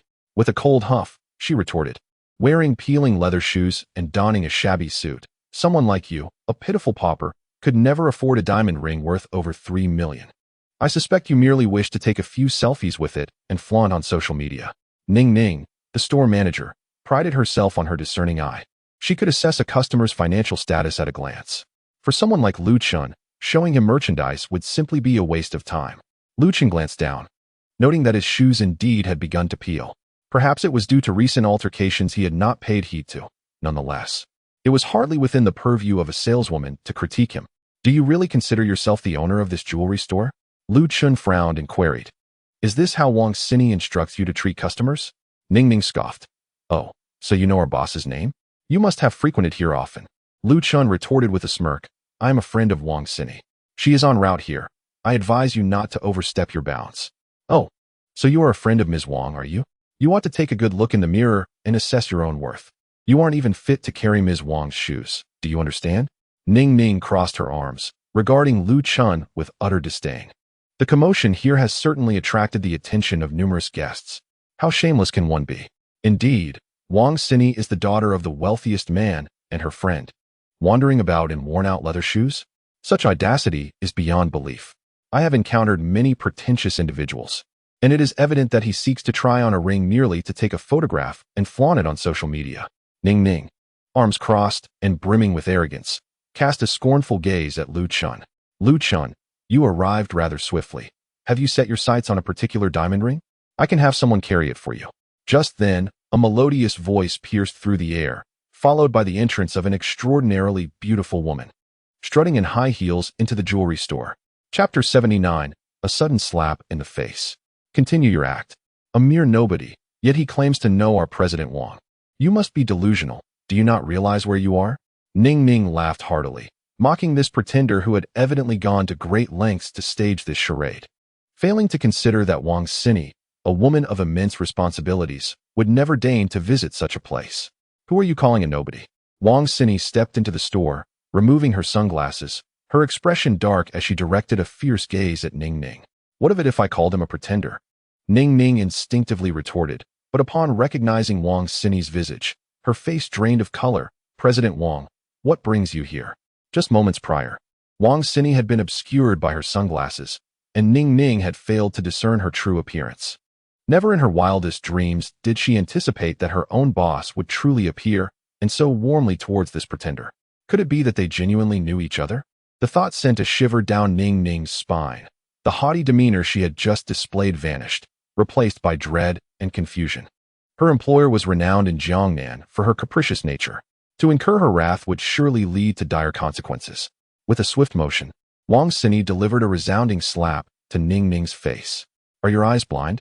How could you possibly consider Lu Chen a pretender when he is undeniably handsome? Furthermore, has your store manager not instructed you that all customers entering the store deserve equal treatment and respect? Wang Xini demanded, shouting for the manager to come forth. On that day at the auction house, she had witnessed Zhao Qingxi conversing amiably with Lu Chun, and Zhao Helong had been exceedingly deferential. She was certain that Lu Chun possessed not only remarkable medical skills, but also an extraordinary identity. Such a person was worth clinging to, yet her underlings dared to offend him. Why yes, I am truly sorry, I failed to see clearly. Boss, I beg you to forgive me this once. I shall never dare to repeat my mistake, Ning Ning pleaded. Next time, if you offend me again, I may not be so lenient. But Lu Chun is my dearest friend. If you dare to insult him, consider your employment here finished. Wang Xini's tone was unwavering, leaving Ning Ning trembling in fear. She simply could not comprehend why someone like Lu Chun, whom she deemed a poor pretender, would be held in such high regard by Wang Xini. At this moment, gazing upon her boss, whom she usually appeases with subservient nods, treating Lu Chun with such regard, she felt as though a colossal stone had struck her heart, rendering her breath laborious. Boss, what brings you here? Just then, the store manager rushed in, drenched in sweat. Wang Xini, with an air of indifference, waved her hand dismissively. You, who have failed to manage your subordinates, pack your things and leave with her. The manager, utterly bewildered and unaware of the unfolding situation, was about to inquire further when Wang Xini impatiently shouted, Hurry up and get out. If you linger a moment longer, I shall ensure you are ostracized from the entire Jiangnan business community. The manager, upon hearing this, immediately fell silent, dragging Ning Ning out with him. He understood that losing a job was preferable to facing social banishment. As the two departed in disgrace, the onlookers in the store were left astounded, speculating about Lu Chen's true identity. Some single women couldn't help but cast flirtatious glances his way, eager to learn more about him. The men, however, felt a sense of satisfaction. Although Lu Chen's attire was modest, Ning Ning's earlier disdainful demeanor had repulsed them. You, a mere vendor, truly believe these goods belong to you?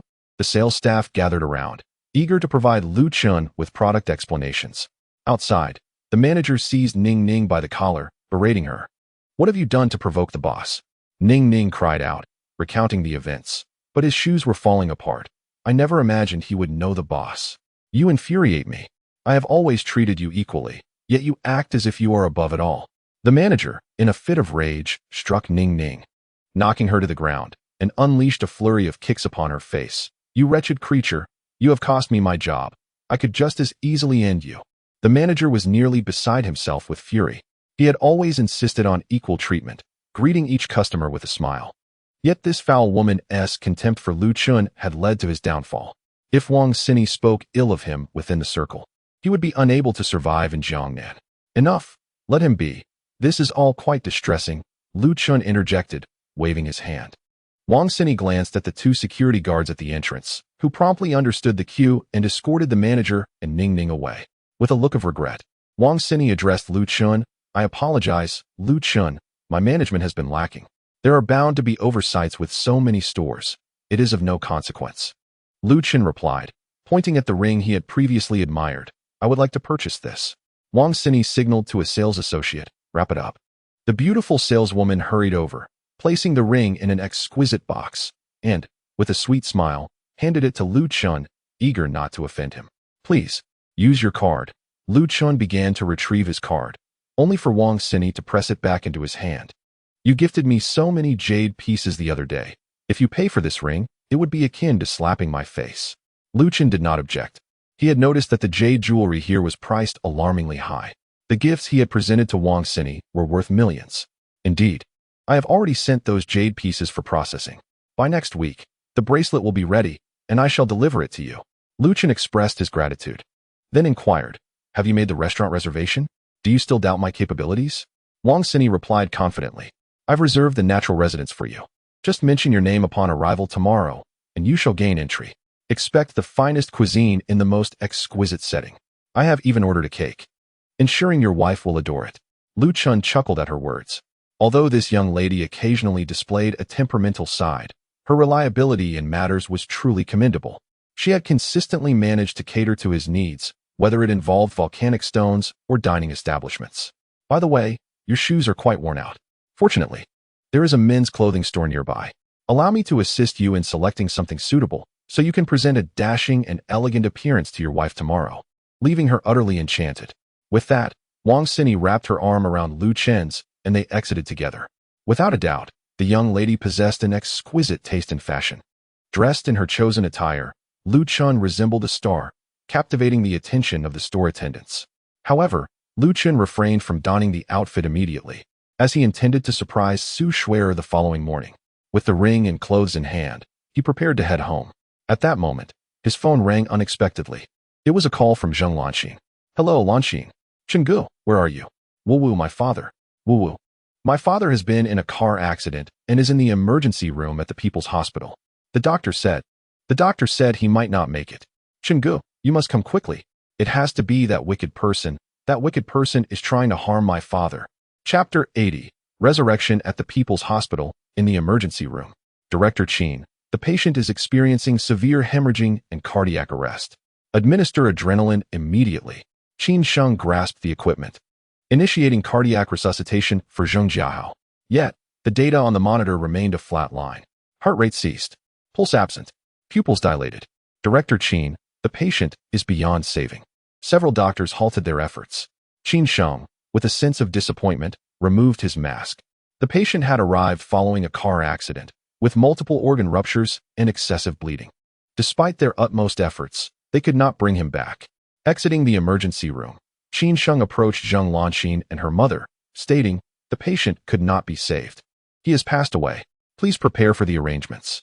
Upon hearing this, the mother and daughter were struck as if by a thunderclap, their minds reeling. Lanxin trembled and collapsed onto the floor. At that moment, Lu Chen rushed in. Seeing him, Zheng Lanxin leapt into his arms, weeping uncontrollably. "Chenggu, I no longer have a father. I no longer have a father." Lu Chen gently patted Zheng Lanxin's head, offering a reassuring smile. "Do not cry, Lanxin. Go sit over there for now. I am also a doctor. I shall help bring your father back." With that, he strode towards the emergency room. "Sir, the patient is already deceased. Please do not act recklessly," Qin Sheng admonished sternly. Lu Chen paid no heed to Qin Sheng, directly entering the emergency room. He promptly disconnected Zheng Jiahao's respirator, retrieving several silver needles and inserting them into his acupoints. Following this, he placed a firm hand upon Zheng Jiahao's heart. "What are you doing? The man is already dead. Why do you continue to torment him? It seems you are merely here to cause a stir." Several doctors involved in the resuscitation chastised Lu Chen for his reckless handling of the lifeless body. Qin Sheng shook his head.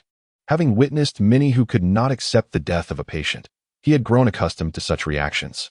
However, noticing Lu Chen's use of silver needles, he surmised that he was likely a practitioner of traditional Chinese medicine.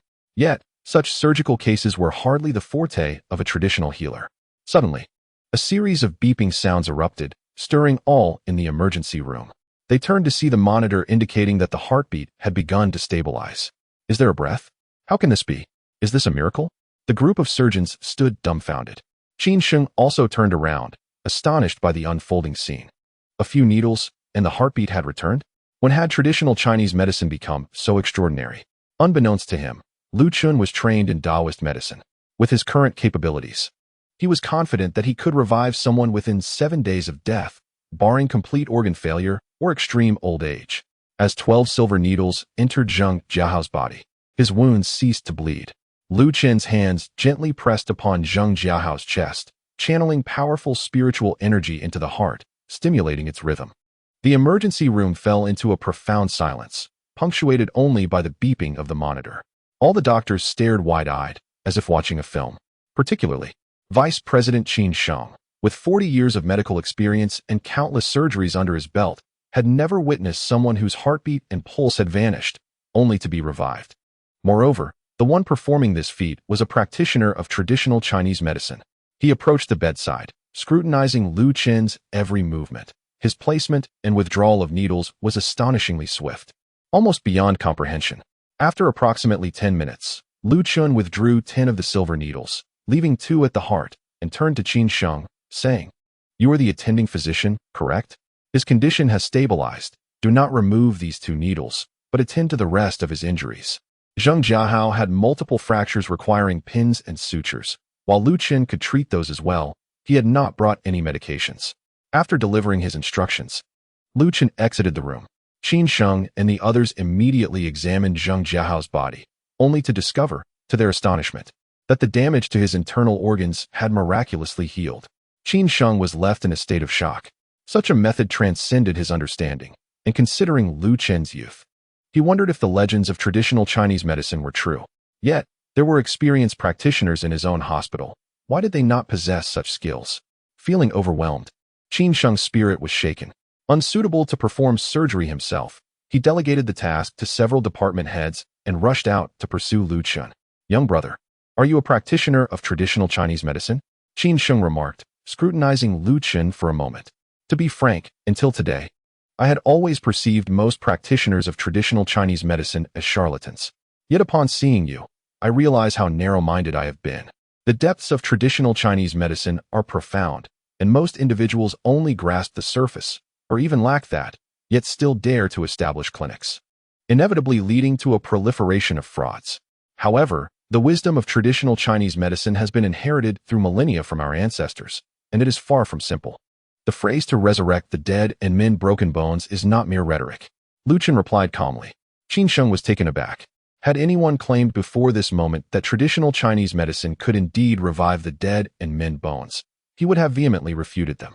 Yet, at this moment, he found himself without a counterargument. Lu Qin had pulled back a patient he had declared dead from the brink of the afterlife. Such a capability was indeed beyond his ability to contest. Qin Sheng produced a business card and approached Lu Qin, inquiring, "Young brother, would you be interested in working at the People's Hospital? I am the deputy director here, and I can establish a department of traditional Chinese medicine specifically for you, appointing you as its head." Currently, the People's Hospital, despite having a few seasoned practitioners of traditional Chinese medicine, lacked a dedicated department for it. The fact that he would create a department for one individual underscored Qin Sheng's high regard for Lu Qin. Observing the card in his hand, Lu Qin waved his hand dismissively. "I appreciate the offer, but I am not interested. You possess such remarkable medical skills, and if you were to consult here, how many families would be spared from suffering? Please reconsider," Qin Sheng implored earnestly. Lu Qin recognized the sincerity in his desire to heal and save lives. Yet he truly did not wish to be a doctor. To avoid dampening Qin Sheng's good intentions, Lu Qin devised an excuse. "It's not that I refuse, but I have promised Divine Physician Wang to consult at the Rejuvenation Hall." Qin Sheng was familiar with the Rejuvenation Hall, and upon hearing this, he ceased his persuasion, simply stating that the doors of the People's Hospital would always remain open for Lu Qin. "Brother Qin, is my father well?" Zheng Lanxin, emerging from despair, asked Lu Qin with fervent hope. "Yes, he is no longer in life-threatening danger. Once the surgery is complete, he will need a period of recuperation in the hospital." Lu Qin smiled reassuringly. "That's wonderful news. Thank you so much, Brother Qin. You are a great benefactor to my family," Zheng Lanxin exclaimed, tears streaming down her face. "Mr. Lu, we are profoundly grateful to you. We will remember your kindness and repay you in the future," an Exine added, her eyes glistening with tears. "You are far too kind," Lu Qin said, gently wiping Zheng Lanxin's tears before asking, "Lanxin, when you called me, you mentioned that a villain was trying to harm your father. What transpired?" Chapter 81. Are practitioners of traditional Chinese medicine charlatans? It must be him. Zheng Lanxin clenched her small fists in fury, gritting her teeth. "The police reviewed the surveillance footage. It was my father who, while descending from the Black Mountain, made a sharp turn without reducing speed, crashing through the guardrail and plummeting into the ravine. The car was utterly destroyed. My father is typically very cautious. It must be that scoundrel who used sinister methods against him. That despicable wretch. First, he endangers himself, then he harms my father. Zheng Lanqin was nearly beside herself with rage. Lu Qin pondered for a moment before stating, "This suggests that someone is orchestrating events behind the scenes. Rest assured, I shall investigate this matter." Having spoken, he proceeded into the emergency room, retrieved a piece of Zheng Jiahao's clothing, and exited the hospital. Observing his retreating figure, Zheng Lan felt her heart flutter. Whenever she found herself in peril, Lu Qin invariably came to her rescue, like an angel bestowed upon her by the heavens. However, Lu Qin was already married. Upon returning home, Lu Qin placed the blood-stained garment upon his vanity. He then made a few gestures in the air, causing a golden symbol to merge into the fabric of the bloodied clothing. The garment stirred briefly before settling into silence again. "Oh, it seems you managed to evade my tracking. Intriguing indeed. Yet, you cannot escape." With a flick of his finger, the blood-stained clothing ignited spontaneously, leaving not a trace of ash behind, as though it had never existed. Nevertheless, he had inscribed a mark within the adversary's spiritual essence. Unless that individual refrained from utilizing their spiritual powers for life, he would always be able to pinpoint their location. At that moment, Lu Qin's phone rang. It was a call from Chao Pengfei. Having a favorable impression of the genteel young master, he answered the call. "Hello? Mr. Lu, this is Pengfei." "Yes, what is it?" "Thanks to your assistance, my father has broken through to a new realm. Our family is hosting a celebratory banquet this evening. Would you care to join us?" Chao Pengfei inquired cautiously. "I was planning to decline this evening," Lu Qin began, but then recalled that he had yet to modify the cultivation technique he had taken from the Chao family. Thus, he replied, "Very well. Send me the location for 10 o'clock. I will bring the revised technique with me." Having concluded the conversation, they both hung up. At the Chao residence, several high-ranking members were anxiously focused on Chao Pengfei. As soon as the call ended, Chao Shixiang eagerly asked, "What did he say?" Chao Pengfei smiled. "Mr. Lu confirmed he will attend, and that he has completed the modifications to the technique." "Excellent," Chao Shixiang exclaimed. "If Mr. Lu demonstrates even a fraction of his skill, it will help my elder brother break through his bottleneck. The improved technique will undoubtedly elevate our Chao family to new heights.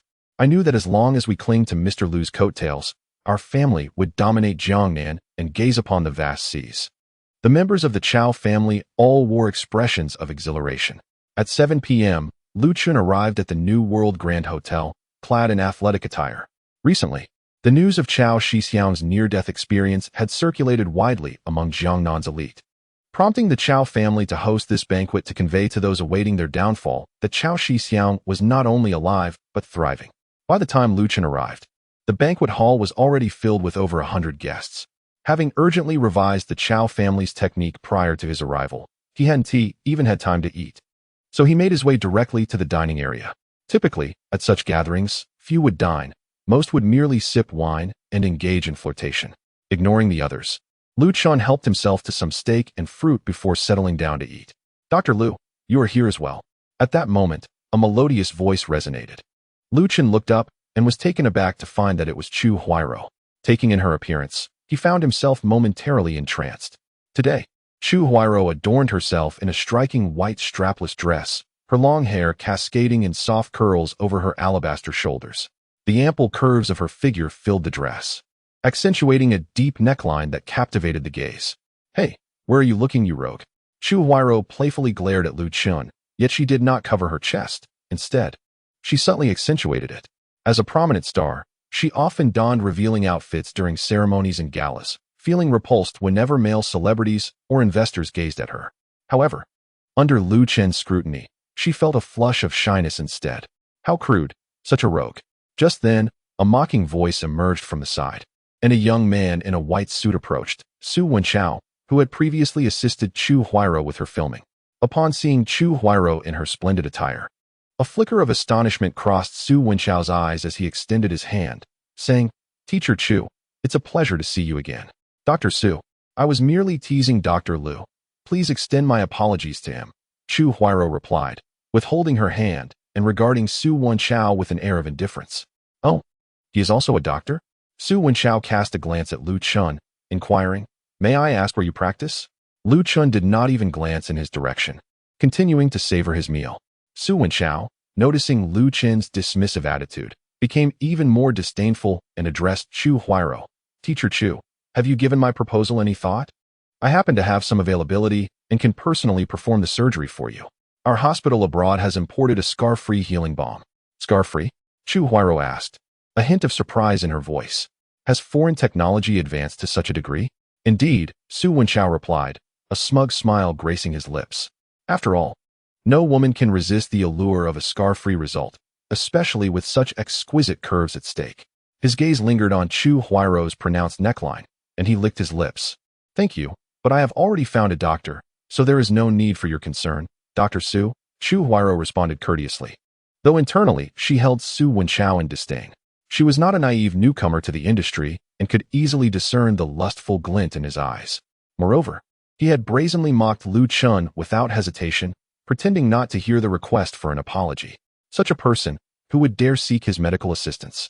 Lu Chun, on the other hand, was commendable. Even during their daytime massage sessions, when his hands roamed over her body, his gaze remained pure and untainted. You have already found a doctor? Su Wenchao expressed his bewilderment. Teacher Chu, our oncology department at the People's Hospital is the finest in Jiangnan. Undergoing surgery here is the safest option. I shall not undergo surgery, Chu Huairou stated firmly, pointing to Lu Chun as she declared. Dr. Lu is a traditional Chinese medicine practitioner, and I have decided to entrust my treatment to him. Uft. Su Wenchao could not contain himself and erupted in laughter. Haha. Traditional Chinese medicine? Teacher Chu, have you been deceived? Traditional Chinese medicine is often perceived as a collection of charlatans, effective only for minor ailments like colds and fevers, but utterly inadequate for serious conditions such as cancer. How can they possibly treat such a disease? They prescribe an array of medications, suggesting a regimen of rest while one waits for results. This approach may only exacerbate the illness. Once a condition progresses to mid-stage, it is no longer as simple as surgery.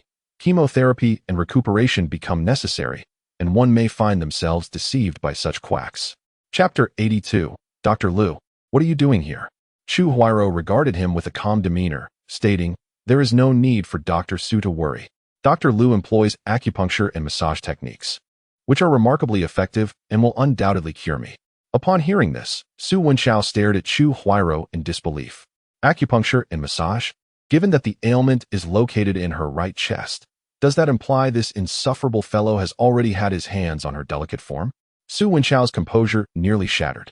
Since their last encounter, he had been utterly captivated by Chu Huairou, planning to exploit the opportunity of her surgery to explore her depths and capture a discreet video to make her his private treasure.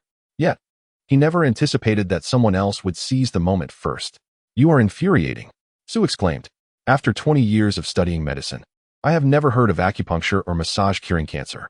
You, my friend, must enlighten me regarding your hospital affiliation, for I intend to file a complaint against you.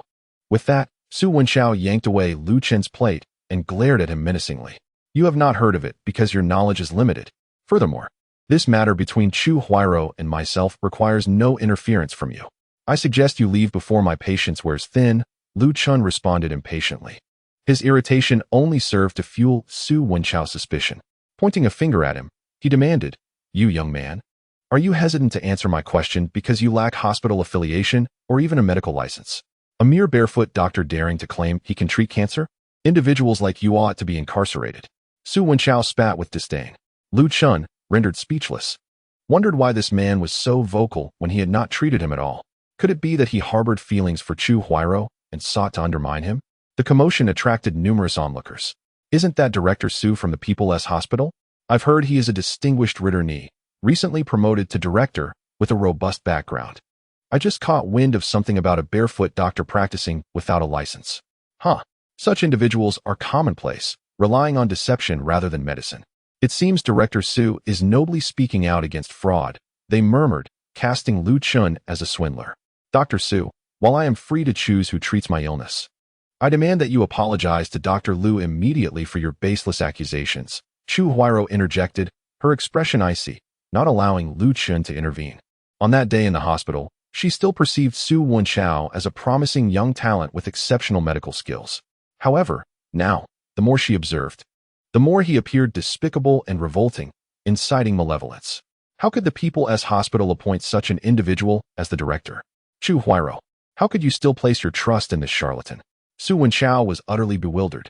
He could hardly fathom that a prominent celebrity, having navigated the entertainment industry for so long, could be so utterly beguiled by a quack. Was it that I am not handsome enough? Or perhaps not tall enough? Dr. Liu is treating me. Am I not capable of discerning whether he is a fraud? Chu Huairou spoke in a calm tone. She had taken her medication today, yet had also undergone a health examination at Manian Health. The responsible party had confirmed that her tumor had shrunk by half. Could this be a deception? Healing? Absurd. Do you even comprehend the nature of your affliction? Lung cancer. This is a malignancy. It is a tumor in the lung. If a few needles or some pressing could resolve it, then why would the Western medical community invest billions in researching anti-cancer drugs? I concede that some traditional medicine practitioners are indeed competent. Yet look at this boy, barely out of his youth. Does he possess the knowledge of the compendium of materia medica? Does he recognize the herbal classics? Such a person, what else could he be but a fraud? Su Wenchao articulated his thoughts with conviction, directly attributing the title of charlatan to Lu Chun. He then added, Teacher Chu, you are a notable figure in society. You must believe in science. Do you understand?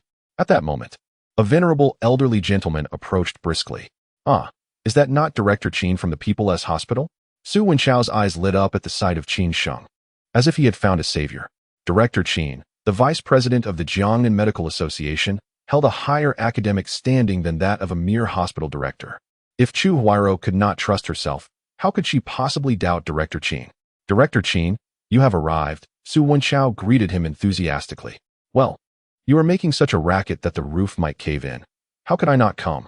Qin Sheng, ever serious, harbored no fondness for the ostentatious Su Wenchao, who had made a scene at the banquet hosted by the Chao family, attended by luminaries from various fields in Jiangnan. Thus, he admonished him, Director Qin, do not blame me.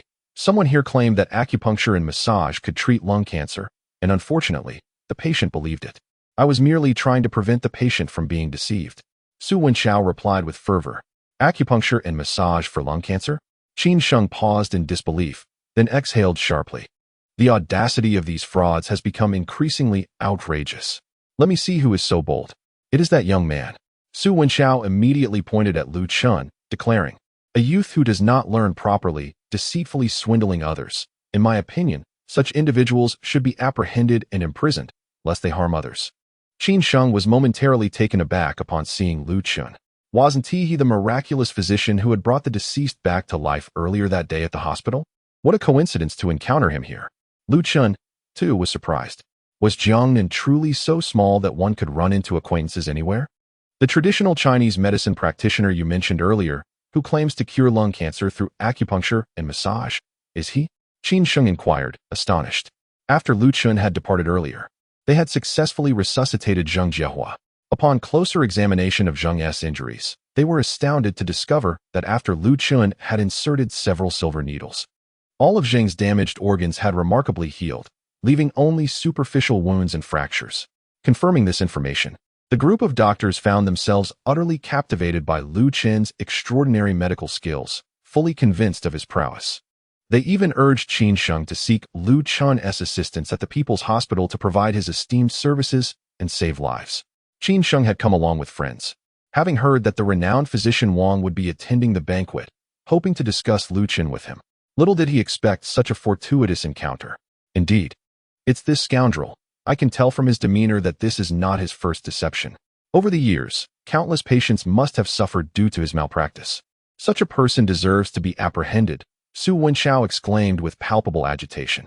Qin Sheng glanced at Su Wenchao, then at Lu Chun, and uttered a statement that left everyone in shock. If it were he, perhaps he could indeed cure lung cancer through acupuncture and massage. Astonishment. Bewilderment. Su Wenchao appeared utterly dumbfounded. Had anyone else uttered such words, he would have slapped them across the face. However, Qin Sheng was the deputy director of the People's Hospital and a seasoned professor. It was improbable that he would frivolously support Lu Chun in such a setting. Yet, he could not believe that a traditional Chinese medicine practitioner could genuinely treat cancer. Director Qin, surely you must be mistaken. How could acupuncture and massage possibly? Su Wenchao attempted to counter. Qin Sheng interrupted him, stating, this very afternoon, Dr. Lu successfully revived a patient who had no breath, no pulse, and was pronounced dead by US. If he can bring the deceased back to life, what is stopping him from treating lung cancer? Su Wenchao, you are young and inexperienced, and it is understandable that you do not grasp the greatness of traditional Chinese medicine, but refrain from hurling baseless insults in public. We wouldn't want anyone to think that those of us at the People's Hospital share your lack of decorum. Qin Sheng intended to seize the opportunity to admonish the impetuous Su Wenchao, thus his tone was quite stern. Dr. Su, I have long maintained that Dr. Lu is an extraordinarily skilled practitioner, yet you hastily branded him a fraud without discernment. Now that your own director has acknowledged his capabilities, I implore you to apologize to him at once. Chu Huairou admonished Su Wenchao with a frosty demeanor. Oh my, is that not the famous star, Chu Huairou? She is a patient of Lu Chen? No wonder Su Wenchao was so flustered.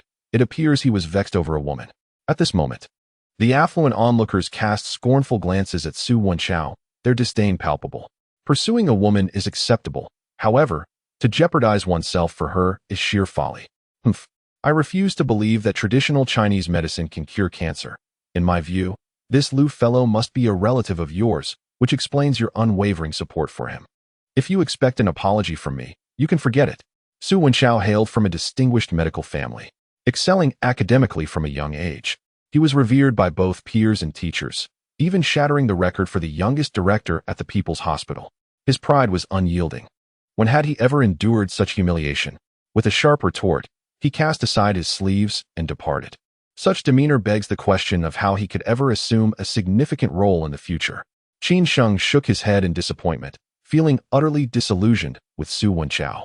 In his eyes, Su was merely a spoiled second-generation heir, destined to remain at the pinnacle of his current position as a director.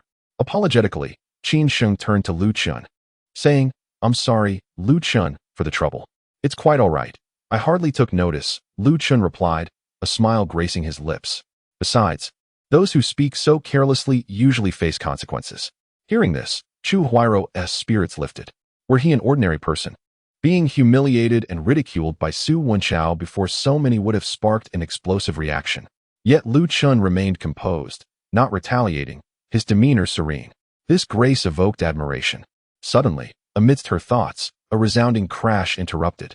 The chandelier above plummeted, striking Su Wenchao squarely on the head.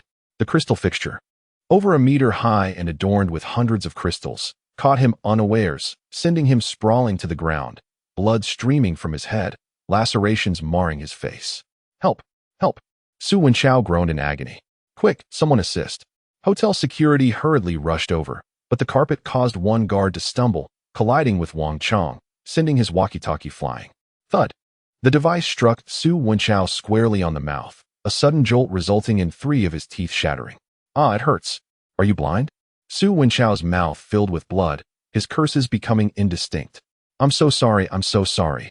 The guard hastily apologized, scrambling to remove the chandelier from Su Wenchao's body. However, due to its weight, several smaller crystals grazed his face during the process. Ah, it hurts. Su Wenchao wailed in despair. Fortunately, assistance arrived from outside, and 2 individuals lifted Su Wenchao to carry him away.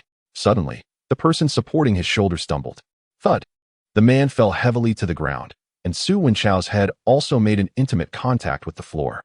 Fortunately, a carpet lay beneath him, otherwise, he would have suffered a severe injury. This spectacle left the onlookers in a state of shock. Goodness, this fellow truly got his comeuppance. It appears one must accumulate virtue in their words, lest the body cannot withstand the repercussions. Witnessing his misfortune, I found myself inexplicably pleased. After all, he deserved it. Indeed, to belittle others out of jealousy, and even have Dean Sheen support him, only to end up in such a predicament, his misfortune is entirely warranted. Chu Huairou's mouth slightly agape. Her beautiful eyes widened in astonishment as she gazed at Lu Chen. Moments ago, he had remarked that those who spoke recklessly would face consequences. She had dismissed it as mere banter. Yet now, Su Wenchao had not even left the banquet hall before being struck down, suffering from a bloody head and lost teeth. Could it be that Lu Chen's words possessed some mystical power? At that moment, Chao Pengfei hurriedly arrived, his face etched with concern. Mr. Lu, what happened here just now? Nothing of consequence, Lu Chen replied, retrieving a modified technique from his pocket and handing it to Chao Pengfei. I have matters to attend to shortly, so I shall take my leave. This technique has been altered. Feel free to call me if you have any questions. With that, he strode towards the exit. He recalled that the receptionist, Xiao Dong, had mentioned Chu Huairou's fondness for antiques and calligraphy, particularly the works of Tang Bohu. Since the antique street was still open, he decided to try his luck there. Dr. Liu, may I accompany you? Chu Huairou hurriedly followed him. Upon exiting the hotel, her face lit up with a smile. Dr. Liu, I noticed you didn't seem satisfied with your meal earlier. I know of a restaurant with specialty dishes. Shall we indulge a bit more? No. I need to go to the antique market to buy something for my wife, Lu Chen replied. How about I accompany you to shop first, and then we can grab a late-night snack afterward? I happen to have my car today. Chu Huairou was taken aback. A renowned physician like Lu Chen, doesn't he drive? Blushing, she hesitated, saying, I misremembered. I actually drove here. Shall I give you a ride to the antique street? Lu Chen regarded her with a peculiar expression, as if to say, Oh, celebrity, your acting skills leave much to be desired. Please don't look at me like that. I was just a bit dazed after the commotion caused by Dr. Su, she stammered. Just wait, I'll go get my car. With that, she turned and hurried away. Lu Chen smiled, finding her endearing. This star, who usually appeared aloof, revealed a charming side upon closer interaction. Chapter 84. The Messenger of the Night. Typically, Chu Huairou had her assistant drive her. However, having quarreled with Xiao Mei, she was in a foul mood and decided to drive herself today. Her original intention was to network with local business owners and wealthy individuals in Jiangnan, hoping to secure more endorsements and resources in the future. Yet, upon seeing Lu Chen, she found her thoughts drifting away from such ambitions. The antique street in Jiangnan is located in the Ganjingzi district, over 30 kilometers from the hotel. As Chu Huairou navigated the roads, she engaged in light conversation with Lu Chen. Dr. Liu, I returned for further examinations this afternoon, and the tumor has diminished significantly, by more than half. You are truly my savior. If you ever require assistance, do not hesitate to ask. I shall endeavor to help in any way I can. Additionally, I apologize for the inconvenience today. I never anticipated that Dr. Su would turn out to be such a person. Lu Chen smiled faintly in response. I treat your ailment, and you celebrate my wife's birthday. It is a fair exchange, and you need not express excessive gratitude. Chu Huairou glanced at him with a smile and remarked, You are quite attentive to your wife. You must be very affectionate. Lu Chen replied with a bittersweet smile. In truth, we have only recently met. It was a whirlwind marriage, so I suppose I am still in the process of pursuing her. So you fell in love at first sight. Chu Huairou leaned a bit closer to Lu Chen. Within the confines of the car, a subtle fragrance lingered in the air. Lu Chen could not help but steal a glance at Chu Huairou beside him, filled with admiration. Even amidst the dazzling array of the entertainment industry, Chu Huairou stood out as a unique presence, fresh and ethereal, as if she were a fairy. Among the individuals he had encountered, only his master, Zhou Xianzi, could rival her beauty. Feeling the intensity of his gaze, Chu Huairou's face flushed slightly. Just as she was about to speak, suddenly, a vehicle appeared directly in front of them, causing her to gasp and slam on the brakes. Bang! The car did not stop in time and collided. Chu Huairou's body lurched forward due to inertia, and Lu Chen instinctively reached out to shield her. However, in the process, he inadvertently grasped a sensitive area. How soft! Realizing something was amiss, Chu Huairou's face turned beet red. Are you all right? Lu Chen withdrew his hand, his voice laced with concern. I'm fine, thank you. Chu Huairou shook her head and turned to look out the window. Why is that person driving against traffic? They startled me. Lu Chen furrowed his brows. Peering through the car window, he noticed two middle-aged men in the opposing vehicle, and in the back seat, a gun was conspicuously placed. These are professional assassins. Chu Huairou, do you have any enemies in Jiangnan? Their demeanor suggests they are deliberately blocking the road to kill. Chu Huairou's expression changed drastically. I've only been in Jiangnan for 2 months. I haven't offended anyone. Should we call the police? Bang! A muffled sound erupted. Chu Huairou felt a large hand press down on her head, followed by the sound of an explosion, as if glass had shattered and flown in. Stay down and don't move, Lu Chen instructed, then kicked the door open and leapt out of the car. Puff! Another bullet shot towards Lu Chen. He sprang into action, evading the bullet while observing his assailants. They were two middle-aged men clad in black, each of short stature, no taller than 5'7", wielding silenced pistols. At that moment, the assassins were taken aback by Lu Chen's agility, astonished that he had dodged their bullets. They immediately drew their guns and aimed at Lu Chen. In the darkness, Lu Chen's figure moved like a wraith, skillfully evading bullets while closing in on the two men. With such precision, are they even capable of handling firearms? I could shoot more accurately with my eyes closed. Lu Chen approached the first man, delivering an uppercut to his chin with a thunderous impact. The man was sent flying over a meter, blood gushing from his shattered jaw. The second man, seeing Lu Chen advance, drew a knife and lunged for Lu Chen's heart. Lu Chen extended his left hand, gripping the assailant's wrist and twisting it with force. A sickening crack echoed as the man's wrist broke, sending the knife clattering to the ground. Lu Chen's right hand darted out, seizing the knife and thrusting it forward. With a precise strike, the blade pierced the assailant's heart. The killer looked down in disbelief at the knife embedded in his chest, then coughed up a mouthful of blood before collapsing onto the ground. Lu Chen, are you all right? Chu Huai-ro rushed out of the car, concern etched on her face. Lu Chen replied coldly, stay in the car. Don't come out unless I call for you. Chu Huai-ro glanced over, horrified. Oh my, it's all blood. Are they dead? No, wait, they had guns. How could Lu Chen have turned the tables on them? This isn't a movie. How is this possible? Fear gripped her, and she obediently returned to the car.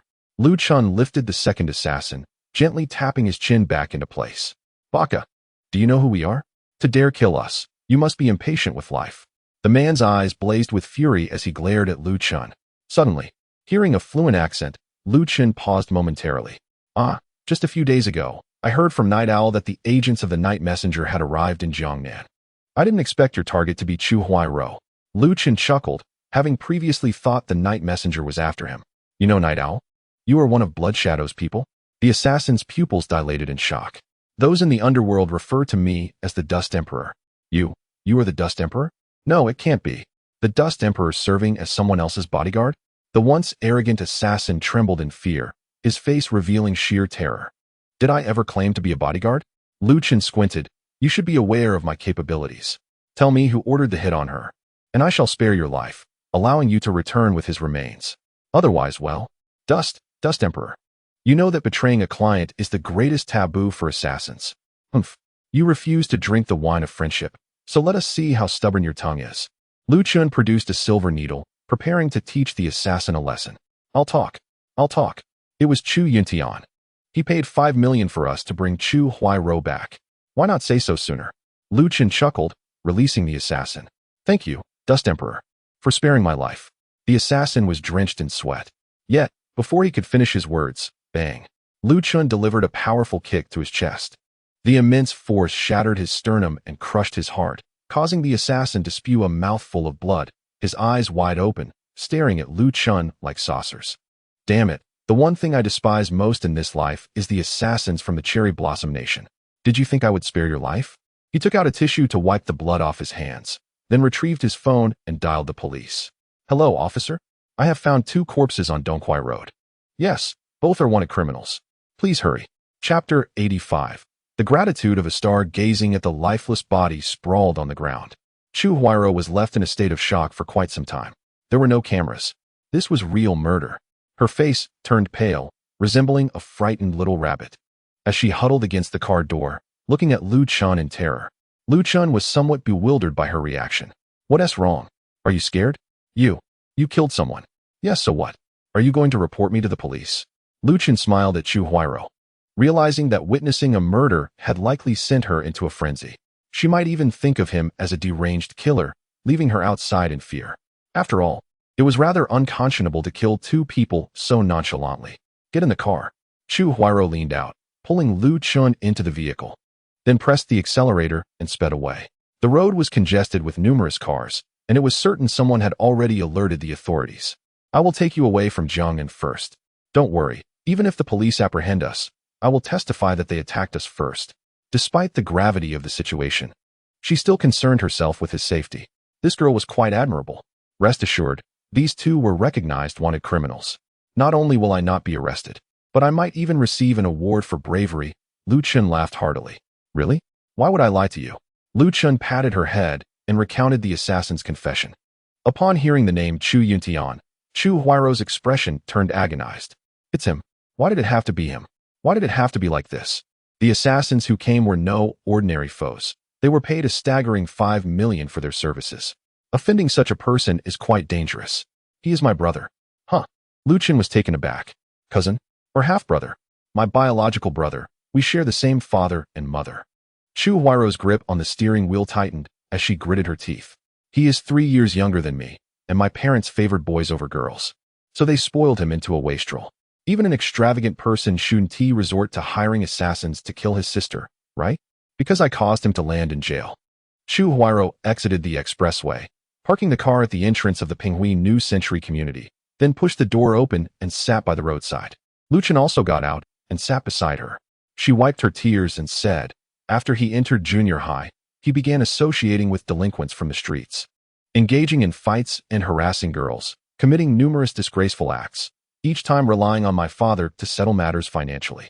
One year, he caused a fatal car accident.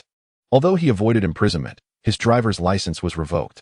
I thought he would learn from this experience, but to my dismay, merely a month later, he struck a female university student with his car. That day, my parents were abroad on business and did not receive his call, so he contacted me, demanding $5 million to settle privately with the student. When I video called him, I saw that her legs appeared severely injured. Fearing that mere compensation would not instill any sense of responsibility in him, I reported the incident to the authorities. He was detained for 15 days due to driving without a license. On his first day out, he wreaked havoc in my room and attempted to strike me. I slapped him twice, imparting a lesson. He ran to my parents, crying, and because they indulged him too much, they insisted I move out. Later, during the new year, I hoped for some improvement, but unexpectedly, during our New Year's Eve dinner, he overturned the table, brandishing a knife at me. After that, I never returned home again. It's been 3 years. I thought he might have come to his senses, yet, shockingly, he even hired someone to kill me. Ha ha ha. Chu Huairou laughed heartily before suddenly collapsing into Lu Chen's embrace, sobbing uncontrollably. Lu Chen, taken aback by her action, contemplated for a moment before gently stroking her hair. From his perspective, Chu Huairou had committed no wrongdoing. If Chu Yuntian had been a decent person, she would have spoiled him without reservation. However, having caused a death, he showed no remorse, instead driving without a license and injuring another. A mere 15-day detention was too lenient. He deserved a harsher punishment. Nevertheless, Chu Yuntian might have thought, "You are my sister, but instead of helping when I am in trouble, you reported me to the police. If not you, then who should suffer?" After crying for a while, Chu Huairou composed herself, wiped her tears, and said, "I'm sorry for letting you witness this." In that moment, standing beneath the streetlight with her flushed cheeks, she appeared exceptionally beautiful. Lu Chen also stood up, dusting himself off, and remarked, "What kind of joke is this? Throughout life? Who doesn't encounter a few scoundrels?" He paused and asked, "But how do you plan to handle this situation?" A flicker of reluctance crossed Chu Huairou's eyes. Revenge? She found herself incapable of such coldness. Noticing her hesitation, Lu Chen suggested, "If you do not wish to seek revenge, perhaps consider hiring 2 bodyguards to prevent that scoundrel from troubling you again." "Yes, I understand," Chu Huairou replied absently, then added, "Let us head to the antique street. We shouldn't delay your important matters." The two of them resumed their journey, heading towards the antique city. However, upon their arrival, they discovered that the antique city had already closed for the day. Chu Huairou appeared quite embarrassed. "I apologize, it's all my fault." "If not for me," Lu Chen interrupted her, "it's all right. I have prepared other gifts, so this painting isn't a significant loss. I can give it to her another day. Oh, by the way, tomorrow at 10:30, I would appreciate it if you could sing a song at Tiangong residence." "Sure, let me take you home." Meanwhile, at a villa in Yunhai, a handsome man, stylishly dressed, lounged on the sofa sipping red wine. Beside him sat a provocatively dressed beauty. As his hand roamed over her curves without restraint, suddenly, the phone on the table rang. Eagerly, he answered, "Has that wretched woman died yet?" "What did you say? The 2 assassins you sent were killed? Are you kidding me? Refund my money, damn it." After hanging up, he smashed the wine glass in frustration. "If I can't kill you, I'll make your life miserable. Book me a ticket to Jiangnan." "Dear, I'm back." As Lu Chen opened the door around 9 o'clock, he saw Su Shui lying on the bed, engrossed in her phone. He rushed to her side, reaching for her small hand. "Stop it, go take a shower." Su Shui swatted his hand away. "All right, dear, wait for me." Lu Chen stood up to head for the shower, but suddenly, Su Shui pulled him back. "What's wrong, dear? Are you feeling uncomfortable without me warming the bed?" Lu Chen teased her.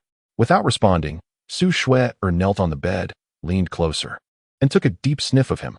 Lu Chun was momentarily taken aback by her action. However, her next words chilled his heart. Chapter 86, Su Shui I'll bite you to death. Why do you smell like another woman's perfume? Lu Chun froze, feeling a wave of panic wash over him. If he spoke the truth, Su Shui would discover his acquaintance with Chu Huiro, and the surprise for her tomorrow would be ruined.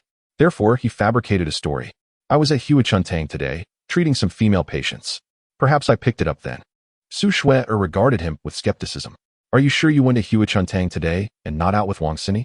Feel free to call Dr. Wang. Saying this, Lu Chun pulled out his phone, ready to dial. Don't call.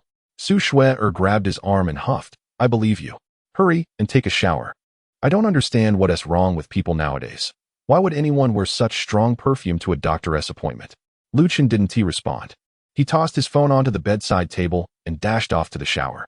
At that moment, his phone buzzed twice. Su Shui glanced over curiously.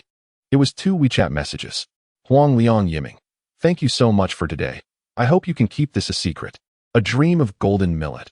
I firmly believe that tomorrow shall be a splendid day for us. Good night, Moon. Su Shui swore she did not intentionally peek. It was merely that Lu Chun had neglected to set a lock screen, and the message popped up on the display as soon as it arrived. She beheld the profile picture of a dream of golden millet, depicting a girl facing a snow-capped mountain, playfully posing for the camera with a peace sign. Though only her silhouette was visible, it was still apparent that she possessed a slender and elongated waist, along with enviable long legs. A beauty.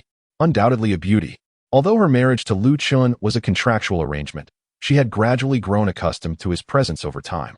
She had even begun to embrace the identity of a wife. Otherwise, she would not have instinctively cuddled up to Lu Chun while they slept. Tomorrow marked her birthday. Yet Lu Chun had made plans to spend the day with an alluring woman, proclaiming it would be a wonderful day. Oh well, this big fool had just met me. It was understandable that he did not know about my birthday. Wait, the date was clearly printed on our marriage certificate. 2 little voices clashed within Su Shui's mind. Wife. I'm done washing up. A few minutes later, Lu Chun, clad in pajamas, lifted the covers, clutched the blanket tightly, and then instinctively pulled Su Shui into his embrace. Let go. You're not allowed to touch me for a while. Su Shui glared at Lu Chun, her cheeks flushed, and began to struggle. However, Lu Chun was undeterred. Her resistance was futile. In a fit of indignation, she extended her petite hand and gave Lu Chun's waist a sharp twist. Though he winced in pain, he did not release her. Wife, if you give me a kiss, I will let go. Upon hearing this, Su Shui became even more furious. You go off on a date with another woman on my birthday, and you expect me to kiss you? She immediately struggled with renewed vigor. In retaliation, Su Shui bit Lu Chun's shoulder. That'll teach you to bully me. With her face flushed crimson, Su Shui cast a complex glance at Lu Chun before swiftly pushing him away and turning her back to him. Lu Chun glanced at the bite mark on his shoulder and let out a bitter smile. This girl. Her reaction was rather excessive. Wife. I truly cannot be blamed for this. Lu Chun sincerely admitted his fault, yet Su Shui did not respond. He gently nudged her waist, but she remained unresponsive. Lu Chun silently chastised himself for being too hasty. He should have waited until after her birthday to create a romantic atmosphere before sharing a passionate kiss with Su Shui. Su Shui's face burned with embarrassment. Initially, she was quite upset about being bullied, yet upon reflection, she recognized that Lu Chun's words did possess some merit. She was not unattractive. If he remained indifferent while embracing her, it would imply that something was amiss with him. Compared to Meng Bo and Qi Yuntian, Lu Chun was indeed a gentleman, yet he was also at an age rife with desires. It was natural for him to be tempted to seek companionship elsewhere. A sense of confusion washed over Su Shui as she drifted into a drowsy slumber. Knock, knock, knock. The following morning, 2 individuals were abruptly roused from slumber by an insistent knock at the door. Shui, hurry and get up. Your cousin's boyfriend is treating us to dinner, and everyone is waiting for you downstairs. Her boyfriend? Su Shui ascended from her bed and glanced downstairs. Upon her return, Lu Chun had already donned the attire chosen for him by Wang Sini the previous day. Clad in a casual Armani ensemble complemented by a pair of Gucci shoes, he exuded a sense of style that was both fashionable and composed. Su Shui found herself momentarily entranced. How could this man look so handsome after dressing up? Yet, the thought that he was dressing so sharply to rendezvous with other charming women soured her expression. Dressed like that, where are you headed? Of course, it's a date.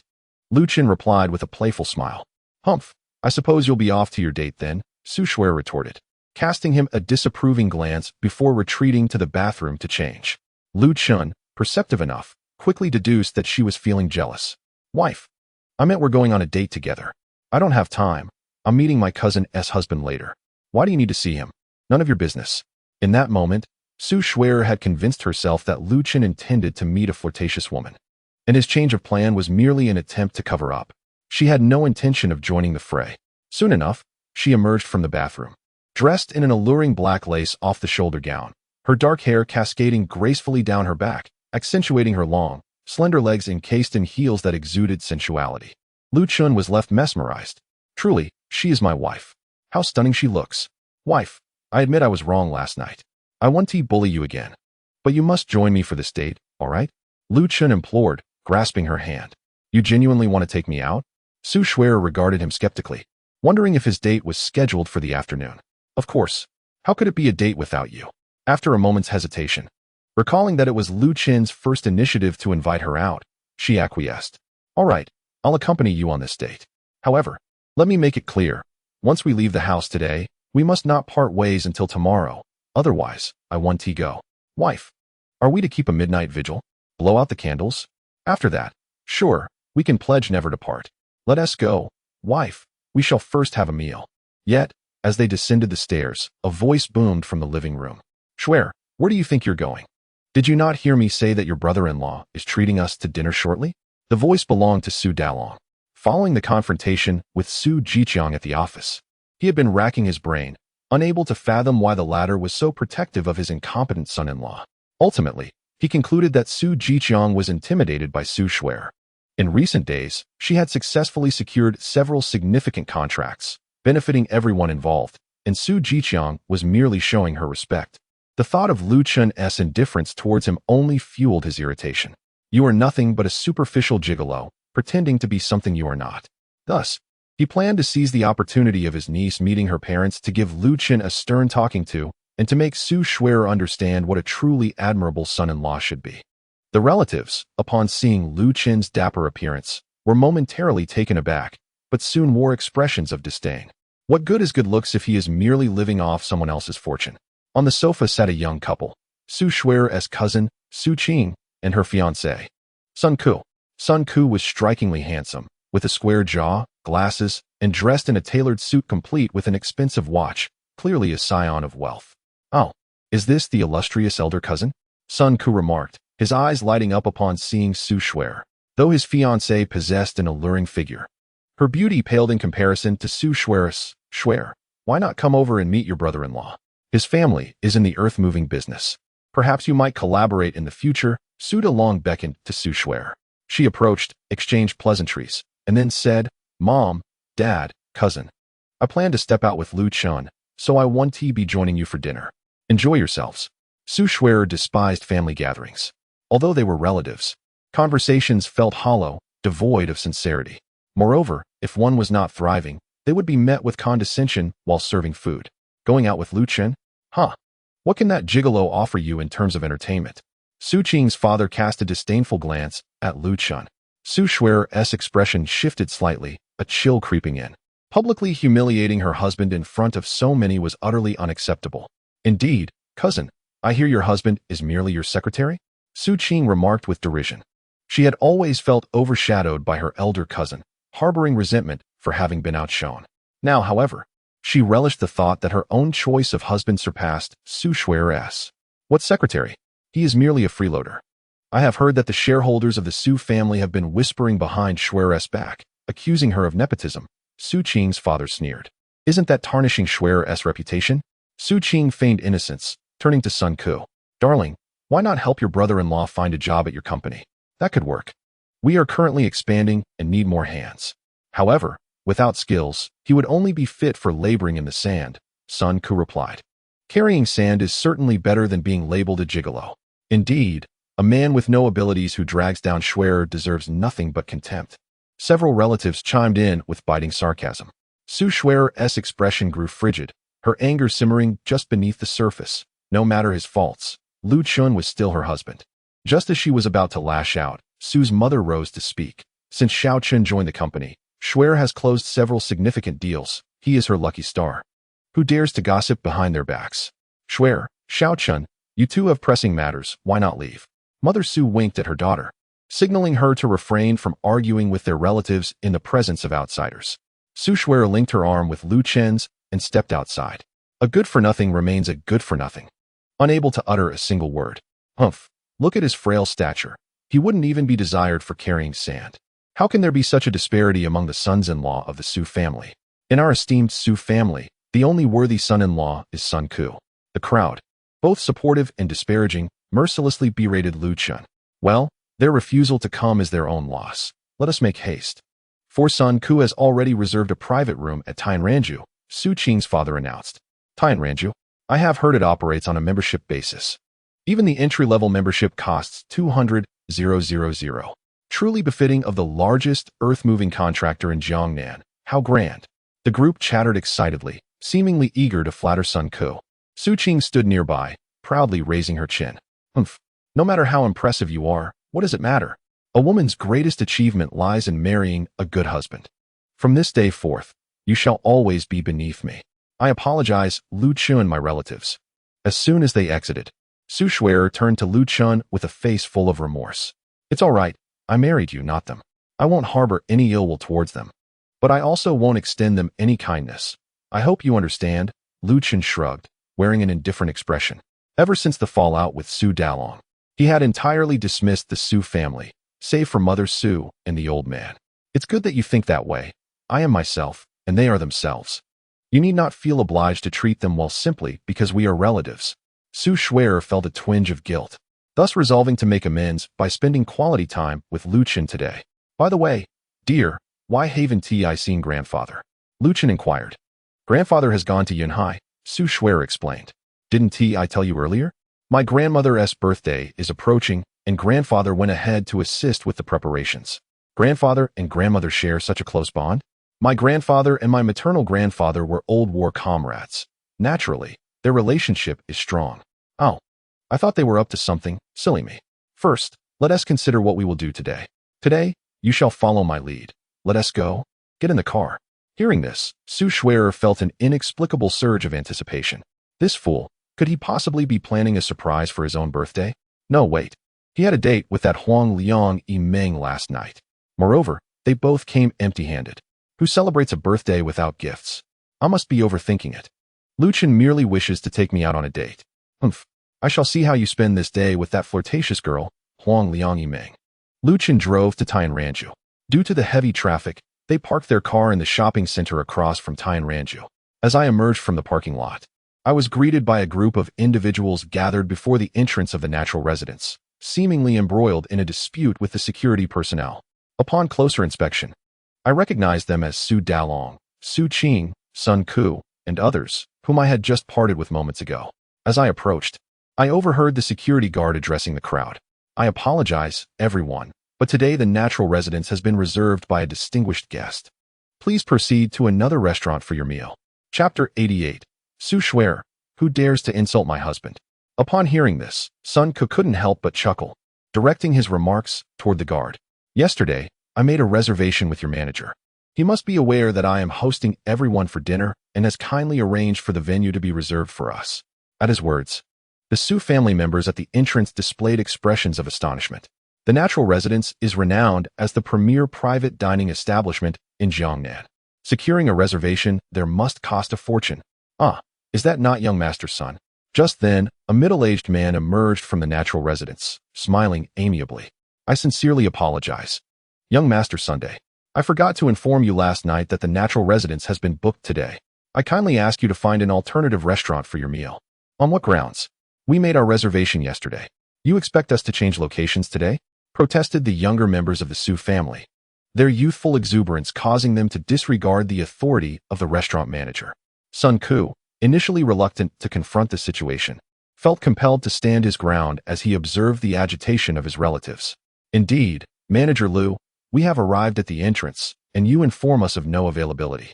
This is rather inappropriate, is it not? Why not provide us with a private room that wouldn't disturb the reserved guests? I regret to inform you, my friend, but the other party has specified that aside from the serving staff, no one is permitted to enter. not even myself. It is quite an awkward situation, Manager Lu replied, visibly embarrassed. If that is the case, I shall have to lodge a formal complaint with your boss. Sun Ku's expression darkened. His father frequented the natural residence several times a month, being a VIP customer. He couldn't fathom that the owner would not extend any courtesy. Yes, let us contact the owner to voice our grievances. How dare a mere doorman treat us with such disdain? Exclaimed Su Qing and her companions in unison. Old Lu, what is the commotion outside? A voice called from within, and shortly thereafter, a middle-aged man stepped out. Boss, your timing is impeccable. Yesterday, young Master Sun made a reservation for a private room, and I neglected to inform him about the booking. Now, young Master Sun insists on entering for dinner, and I am at a loss for what to do, Manager Lu explained, casting an apologetic glance at Sun Ku. Lu, you've arrived just in time. I have a complaint to file, Sun Ku said, his face brightening as he prepared to address Lu, the owner. You are the son of Sun Dali, are you not? Lu recognized Sun Ku immediately, directly acknowledging his lineage. Yes, Sun Dali is indeed my father. Sun Ku cast a triumphant glance at the Su family, as if to say, do you see? The owner here is quite familiar with me. Today, the esteemed guest who has reserved the entire venue, could you kindly accommodate us and suggest an alternative place for dining? As for the expenses, let Sun Dali reimburse me. Boss Lu's tone was courteous, yet it bore an undercurrent of severity. He deliberately mentioned, have your father settle the bill with me. This was a clear display of intent. Your presence here is unwelcome, and it would be wise to find another restaurant before the situation escalates into an unseemly confrontation. Very well, since Boss Lu has spoken, we shall dine elsewhere and return another day to show our support, Sun Dali replied amiably. Each time he visited, he treated Boss Lu with utmost respect, and naturally, Sun Ku dared not dispute Lu's authority. She tugged at Su Qing's arm, turning to leave. The Su family understood well that the owner of the natural residence had formidable connections. Although displeased, they could only leave in compliance. Darling, we shall dine here today, came a voice that resonated among the crowd. Upon seeing Lu Chun, Sun Ku scoffed disdainfully. Lu Chun, you intend to eat here? Yes, Lu Chun affirmed. Sun Ku's expression twisted into one of contempt as she retorted, Heh, I heard from Qing'er that you've only recently arrived in Jiangnan. You probably aren't aware that natural residence operates on a membership basis, are you? Someone like you, a country bumpkin, surely doesn't possess a membership card for this establishment. Furthermore, this place has already been reserved by a significant figure. I advise you to leave quickly to avoid clashing with them, which would lead to lifelong regret. This man, having just suffered indignity at the hands of Boss Lu and harboring resentment towards the impoverished youth who somehow managed to win Su Shui's heart, sought to belittle Lu Chun, hoping to assert his superiority. Lu Chun's countenance darkened as he proclaimed, the person who reserved this place is me. Ha ha ha. Sun Ku laughed uproariously. Lu Chun, you're merely a kept man. How could you possibly have reserved the natural residence? Su Qing mirrored her derision. Su Shui, your husband lacks any real ability, yet possesses a talent for boasting. Why doesn't he claim to be the richest man in Jiangnan while he is at it? Indeed, one must possess self-awareness. Know your place. You are nothing more than a pauper, a country bumpkin, leagues behind Sun Ku. At least Sister Qing has chosen a husband who is both capable and humble, unlike certain individuals. The younger members of the Su family chimed in with their mocking jibes, having long envied Su Shui, who was exceptional and favored by the elder. Today, they finally found an opportunity to humiliate her. Listening to the derision, Su Dalong trembled with rage. Why was it that, despite being in-laws, his family's son-in-law was so inferior? In a fit of anger, he pointed an accusatory finger at Lu Chun, shouting, you two disgraceful fools, don't you have the decency to leave? Su Qing, reveling in her triumph, added, Su Shui, did you hear that? Your father is telling you to leave as well. Hurry up and take your impoverished husband with you. People like you deserve nothing more than to eat at a roadside stall, understand? Yet, in the next moment, her expression froze as Su Shui suddenly charged forward and slapped Su Qing across the face with a resounding smack. Su Qing, I can endure your insults, but Lu Chun is my husband and your brother-in-law. Is this how your parents raised you? You've grown some audacity, haven't you? How dare you strike your sister? Su Dalong admonished, stretching his neck in indignation. You little wretch, how dare you hit me? Su Qing trembled with rage, immediately shouting at Sun Ku. What are you standing there for? Strike her, strike her. Seeing his fiancée being attacked, Sun Ku was also infuriated and reached out to retaliate against Su Shuer. However, someone was quicker. Lu Chen swiftly closed the distance and delivered a kick to Sun Ku's abdomen. With a loud thud, Sun Ku was propelled 3 meters away, crashing onto the steps of the natural residence, his back stinging with pain as if his bones might break. Lu Chen shielded Su Shuer behind him, coldly glaring at the Su family. You are Snow's family, her relatives, so I have been quite tolerant. But do not overstep your boundaries. Leave now and do not disturb our meal. Chapter 89. The big shot is Lu Chen's Sun Ku exploded with fury, shouting at Boss Lu, Uncle Lu. This guy dares to cause trouble at your doorstep. You must have the security deal with him. As a wealthy scion, Sun Ku naturally received Boss Lu's protection. Lu addressed Lu Chen, Gentlemen, we are receiving guests today, please leave. Lu Chen replied, I said, I am the one who has booked the venue today. Who do you think you are? Boss Lu scoffed, having gleaned from the earlier conversation that this man was merely a kept man. He could not possibly be the good friend Wang Sini spoke of. Lu Chen maintained a calm demeanor, stating, Indeed, my name is Lu Chen. My mobile number ends with 0811. Feel free to verify. With a dismissive sneer, Sun Ku shouted at the security, What are you waiting for? Hurry up and apprehend this troublemaker. Or what if he offends your esteemed guests? The security exchanged glances and began to approach Lu Chen. Get out of here now? Boss Lu bellowed at that moment. Sun Ku assumed he was being reprimanded and retorted, Did you hear that? Boss Lu told you to leave. Before he could finish, Boss Lu kicked him in the rear. I said get out. Boss Lu was seething with anger. Wang Sini had repeatedly instructed him to ensure the esteemed guest was well treated. How could this dimwit let his security engage Lu Chen, creating chaos? He quickly descended the steps, his face filled with apology. Mr. Lu, I sincerely apologize for not recognizing you. Rest assured, I will have these troublemakers removed immediately, ensuring they do not disrupt your dining experience. He turned to Sun Ku, commanding, Get out immediately, and inform Sun Dali that his membership card is now void.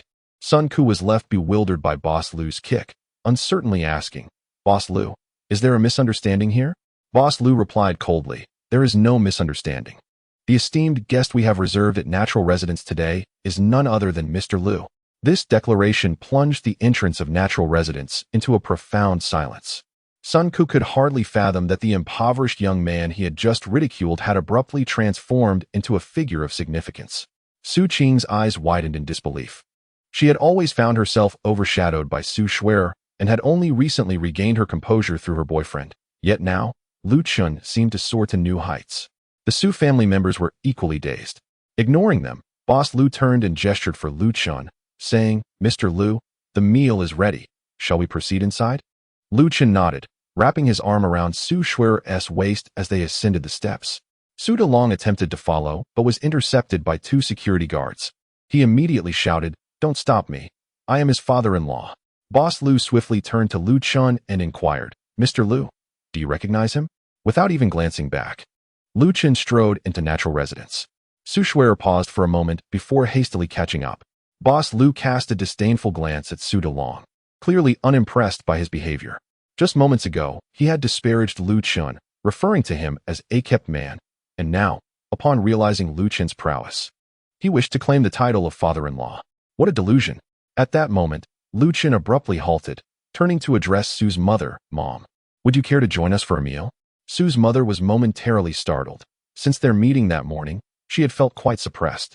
But now she experienced a surge of pride. She recognized that her son-in-law was providing her with an opportunity to regain her dignity. With a gentle smile, she replied, No need to disturb you young couple. I will dine at Zhao's restaurant later. Su Delong, upon hearing this, appeared somewhat irate, casting a reproachful glance at his wife, seemingly blaming her for not entering. Dear, let us choose another restaurant. I refuse to believe there isn't a better establishment in Jiangnan than natural residence. Su Qing pouted, tugging at Sun Ku's hand. Get lost. It's your fault, you wretched girl, for provoking Mr. Lu. We're finished.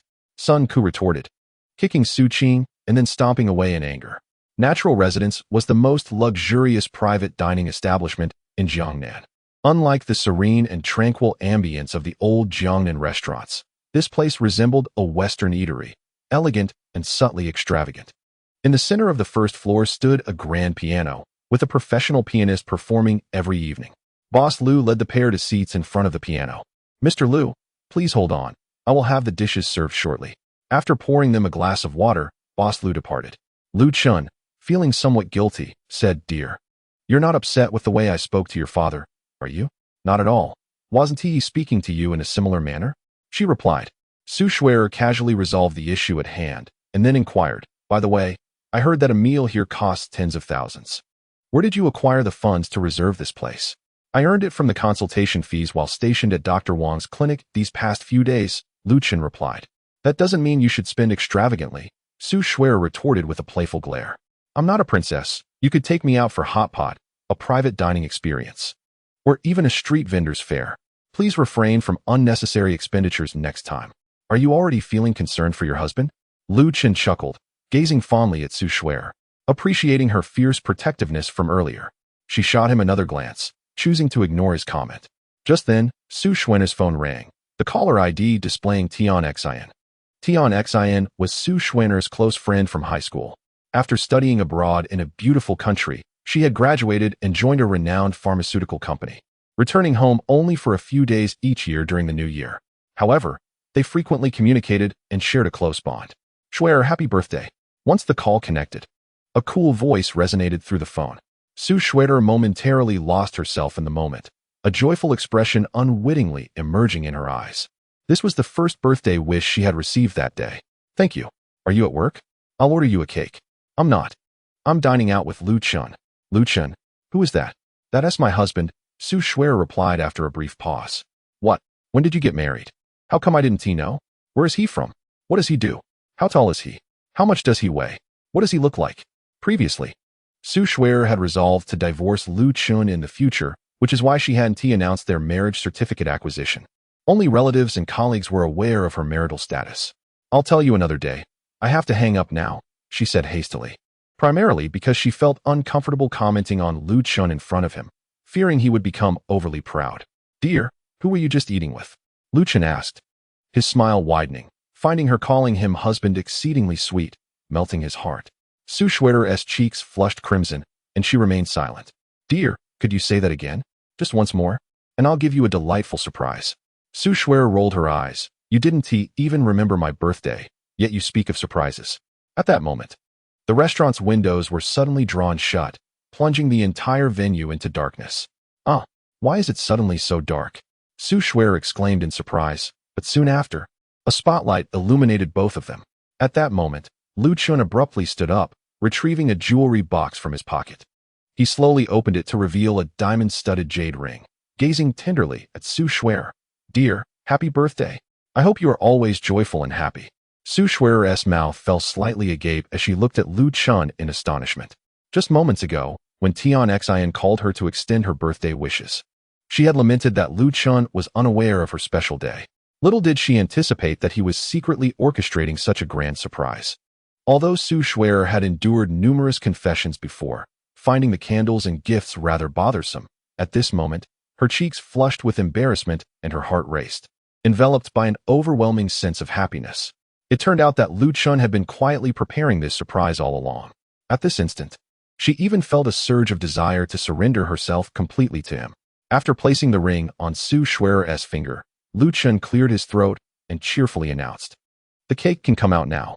Soon, Boss Lu wheeled in a gigantic cake, towering at 3 meters high, resembling a castle adorned with numerous cartoon photographs of Su Shuer, exuding cuteness.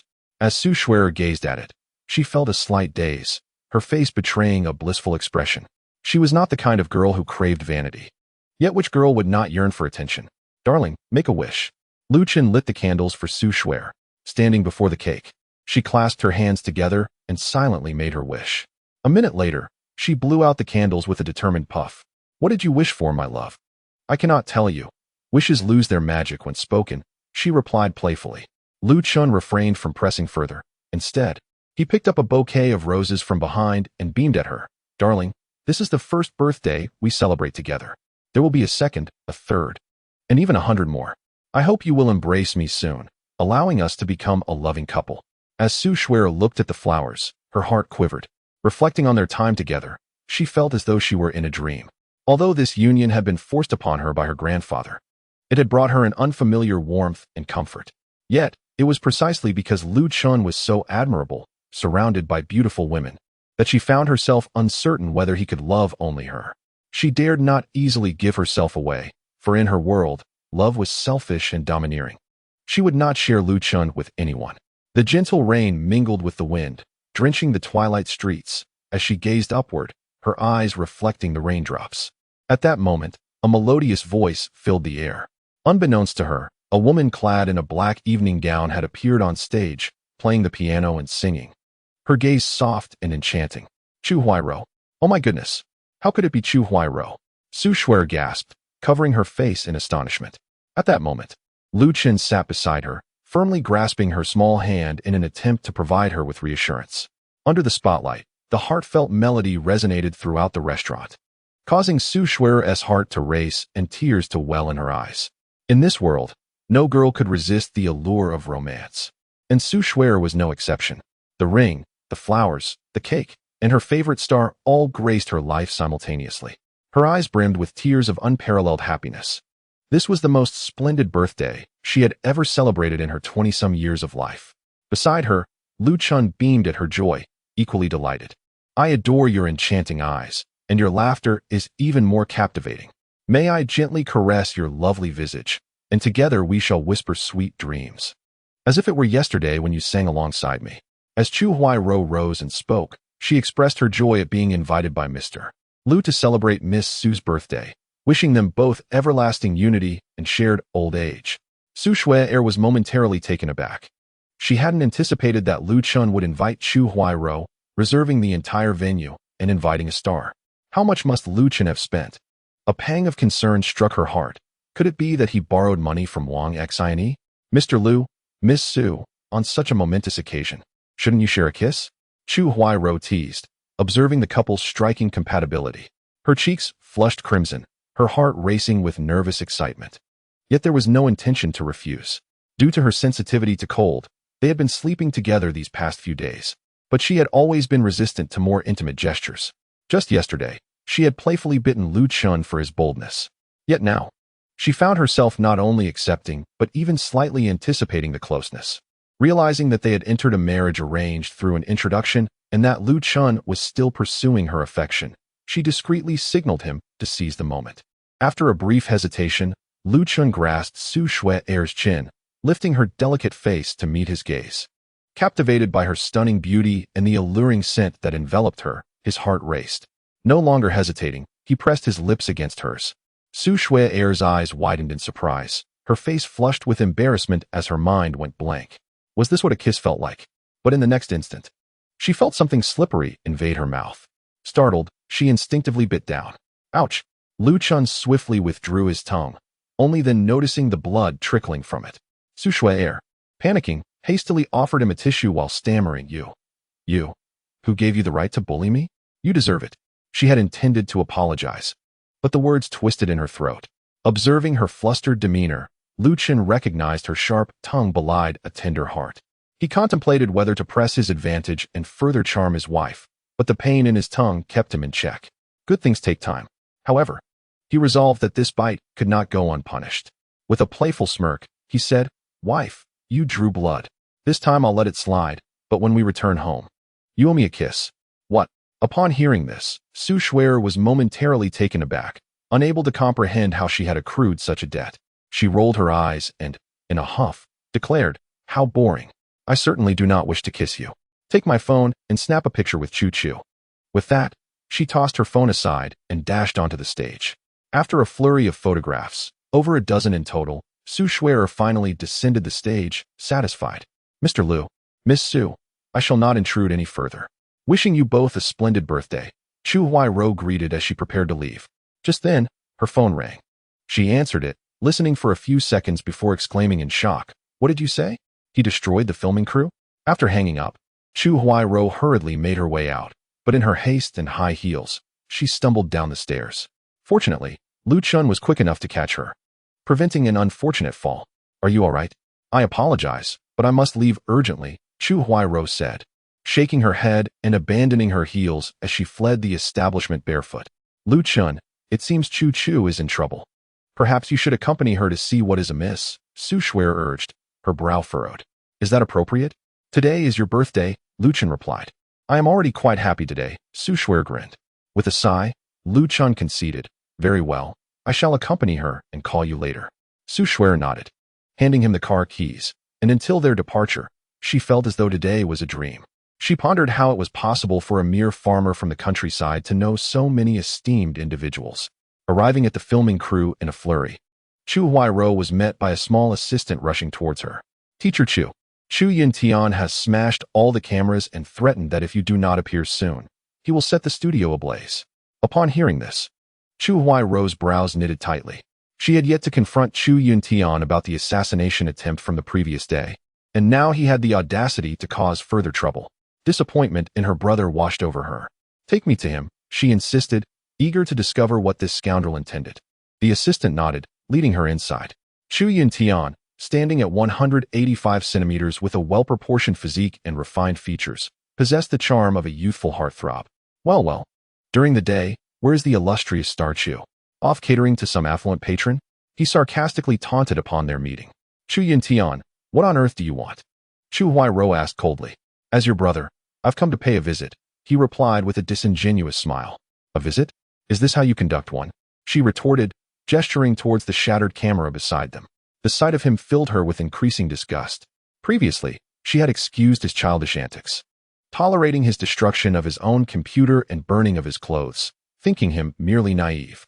The events of yesterday plunged her into utter despair, leaving her to weep in solitude throughout the night.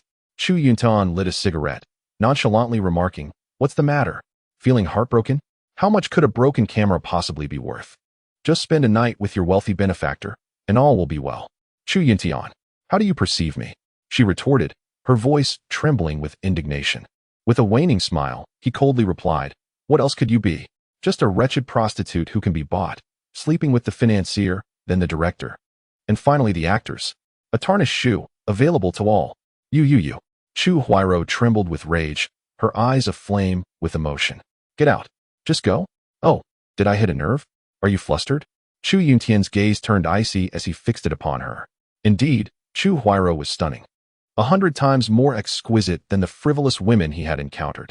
Years ago, he had harbored fantasies about her, even stealing her lingerie, only to be met with a stinging slap when she discovered his transgression, a memory that lingered in his mind. After a long separation, he observed that her figure had grown more voluptuous, undoubtedly well explored by others. Damn it, she sleeps with the benefactor, but not with me. She deserves to perish. Unperturbed, Chu Yuntian was confident that Chu Huairou wouldn't dare retaliate against him. He reveled in his antics, waiting for her to succumb to desperation and plead for his favor. Leave. At that moment, a thunderous voice echoed from afar. Lu Chun strode forward with purpose, placing himself protectively in front of Chu Huairou. Oh, trying to be the gallant hero, are we? Get the hell away from me. Chu Yuntian spat, glaring at Lu Chun. Noticing the resemblance between Lu Chun and Chu Huairou, he furrowed his brow and inquired, You must be Chu Yuntian. Startled, Chu Yuntian shot a sidelong glance at Chu Huairou. Oh, a big star. This fellow knows my name. He must be your little lapdog, right? Truly, he draws attention wherever he goes. Before he could finish his sentence, Lu Chun delivered a sharp slap across his face, leaving the crew members in shock. Chu Huairou's expression was complex, yet she refrained from intervening. How dare you strike me? Chu Yuntian exclaimed, recovering quickly and lunging to retaliate, only for Lu Chun to deliver another swift blow. Dazed, Chu Yuntian felt stars swimming before his eyes, his head ringing. How could one so young have such a foul mouth? Today, allow me to teach you the values of benevolence, righteousness, propriety, wisdom, and faith. Lu Chun had followed Chu Huairou, overhearing their entire exchange. He could hardly believe that a brother could so viciously slander his own sister. This was a film set, filled with stars, assistants, and crew. If anyone caught that exchange on camera and posted it online, it would surely ignite a media frenzy. A brother's accusation, claiming Chu Huairou was a disgrace. A sibling's revelation that she had slept with her benefactor to climb the social ladder.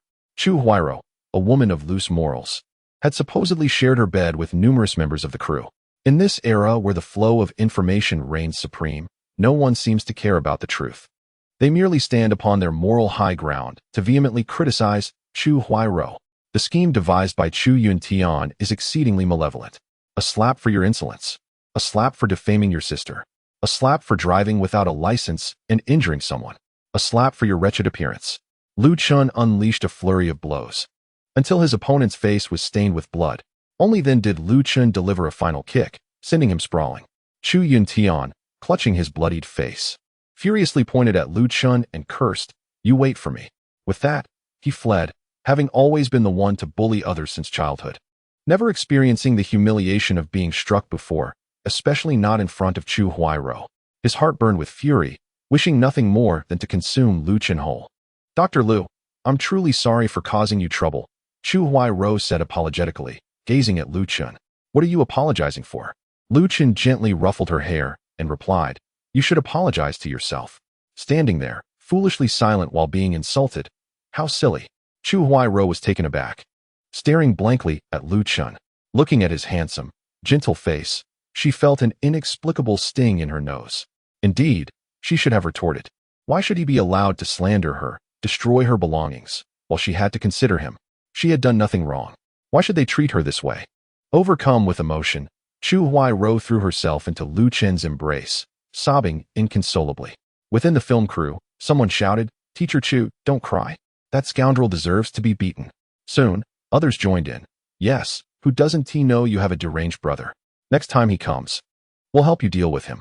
Yes, let us teach him a lesson." However, mere minutes later, Chu Yuntian burst in with a group of police officers. He pointed at Lu Chun, shouting, "It was him who hit me." Chapter 92. Lu Chun's view on relationships. "We are officers from the Zhongshan District Police Station. We received a report stating that you assaulted him. Please accompany us for an investigation," one officer said coldly, flashing his badge. "Officer, he was the one who vandalized our Crew-S equipment." Lu Chun acted to protect the Crew-S property from damage. Chu Huairou immediately interjected, positioning herself protectively in front of Lu Chun. She had hit Chu Yuntian to defend herself and could not allow Lu Chun to face imprisonment. Her conscience would never allow it. The officers surveyed the chaotic scene of the film crew, with equipment scattered across the ground, and arrived at their conclusion. This was a case of a troublemaker getting what he deserved. "Chu Huairou, are you willing to send me back to jail for this scoundrel?" Chu Yuntian's face turned cold as he fixed an accusing glare on Chu Huairou. "Heh, this is all of your own making. Let me tell you, if you don't compensate today, I will have the production team sue you for maliciously damaging others' finances. And about last night, don't think I'm unaware." Chu Huairou retorted fiercely. Upon hearing this, Chu Yuntian's expression changed dramatically. How could Chu Huairou know about the assassin? Chu Huairou turned to the police officer and said, "Comrade, he trespassed into the production set and maliciously caused damage. Lu Chun acted to protect our property. This should be considered legitimate self-defense, right?" The officer pondered for a moment and replied, "If both parties share blame, I suggest you settle this privately. Otherwise, if it goes to the station, you'll both face consequences." The officer could see the situation clearly. The one who called the police was a spoiled rich kid, flaunting his power and ended up getting beaten. Such individuals earned his disdain. All right, Chu Yuntian exclaimed 3 times, angrily pointing at Chu Huairou and shouting, "Chu Huairou, I will remember this. This matter is far from over." After saying that, he attempted to leave. "Stop." Chu Huairou blocked his path, coldly stating, "First, compensate for the damages to the production set. Otherwise, I will have the officer take you to the station." "Are you serious?" "Absolutely." He had expected Chu Huairou to endure his insults and abuse as she usually did, but today she had unexpectedly torn off the facade of civility. It must be because of that paramour. "Fine, I'll pay." Chu Yuntian pushed past her and shouted at the director, "Give me the valuation." This was not his first time causing a scene. Previously, Chu Huairou had always compensated, so the director had already prepared the bill, which he handed over. Chu Yuntian reluctantly transferred the funds and stormed off. Once outside the production set, Chu Yuntian took out his phone and dialed a number. If he didn't teach this pretty boy a lesson today, he wouldn't be able to vent his frustration. "Lu Gu, do you know any tough guys on Jiangnan Road? I want someone to break a kid's 3 legs. Money is no object." Lu Gu, whom Chu Yuntian mentioned, was a wealthy second-generation local. They had enjoyed many nights out together before. He had boasted that there was nothing he couldn't handle in Jiangnan. "Oh, who made our young master Chu so furious?" Lu Gu inquired. "Just tell me if you can handle it." Chu Yuntian replied impatiently. "That depends on who the person is," Lu Gu responded. "A pretty boy raised by my sister," Chu Yuntian explained. Breaking 3 legs will cost $1 million. Send me his details. Lu Ge quoted the price directly. Come to the production team on Nanshan Fengqing Street in Zhongshan District. I'll be here. You can take me with you to deal with him. If it's at the production set, that'll be an additional 500,000. I'll add another $1 million. Bring people over immediately. Chu Yintian was nearly bursting with rage, wishing he could rush in and beat Lu Chun right away. Lu Ge laughed heartily. Brother, you're generous. I'll bring people over. We'll be there in half an hour. I apologize for the trouble, everyone. Chu Huairou turned and apologized to the cast. It is not your fault for being burdened with such a scoundrel of a brother. Indeed, we have grown accustomed to it. However, he was beaten today, and I suspect he will not dare to show his face again for some time. Teacher Chu, you must be weary. Please return to your rest for a while. Seeing that no one blamed her, Chu Huairou breathed a sigh of relief and led Lu Chun into her private lounge. Judging by their words, this scoundrel has caused trouble before, hasn't he? Lu Chun inquired with a furrowed brow. Yes, this marks the 6th time for this production alone, Chu Huairou sighed. What? How did you handle it previously? Lu Chun asked, astonished. I let him hurl insults until he grew weary and left. Any damages incurred were deducted from my salary. Chu Huairou replied, her expression one of resignation. Are you out of your mind? Lu Chun gently tapped her head, realizing that the young man's arrogance stemmed from her indulgence. Chu Huairou rubbed her face, lamenting her past decisions. My family has always claimed that my reporting him led to his inability to serve in the military or as a civil servant, and I have felt indebted to him because of it. Such a person aspiring to be a soldier or a civil servant, Lu Chun said, utterly speechless. You, a prominent star in the entertainment industry, have been manipulated in such a manner? It is truly baffling. Yet, this also reflects that many women possess a tender heart, often unable to be resolute enough to harm others. Enough, Lu Chun said, massaging Chu Huairou's head. The events of last night should have revealed his true nature to you. Relatives are merely a bond that connects two individuals. It does not necessitate intimacy. Estrangement is also possible. For instance, when I was in elementary school, my uncle cast me out of the house. Luckily, my compassionate master took me in, otherwise, I would have starved on the streets. Thus, I believe a person's significance is determined by what they have done for you, not by their relation to you. Just like my master, with whom I share no blood ties, yet she is the most important person in my life. Lu Chun's reasoning was straightforward. It was merely that Chu Huairou had been too close to the matter to grasp it clearly. However, the assassination attempt from last night and the humiliation she endured earlier shattered the softness in her heart, leaving her utterly disillusioned with her brother. She wiped her tears and resolved to sever ties with her family completely. Thank you, Lu Chun. I know what I must do now. Your wife is waiting for you to celebrate your birthday. You should hurry back. After a moment's thought, Lu Chun suggested, why not join us for some fun? Consider it a means of relaxation. No, I would rather not be a third wheel, she replied. After several more invitations, seeing that Chu Huairou truly did not wish to go, Lu Chun departed from the film set. As he got into his car and prepared to leave, a sudden commotion erupted. A group of over a dozen thugs armed with steel pipes encircled his vehicle. The leader of the gang pointed at Lu Chun and shouted, "Get the hell out of there.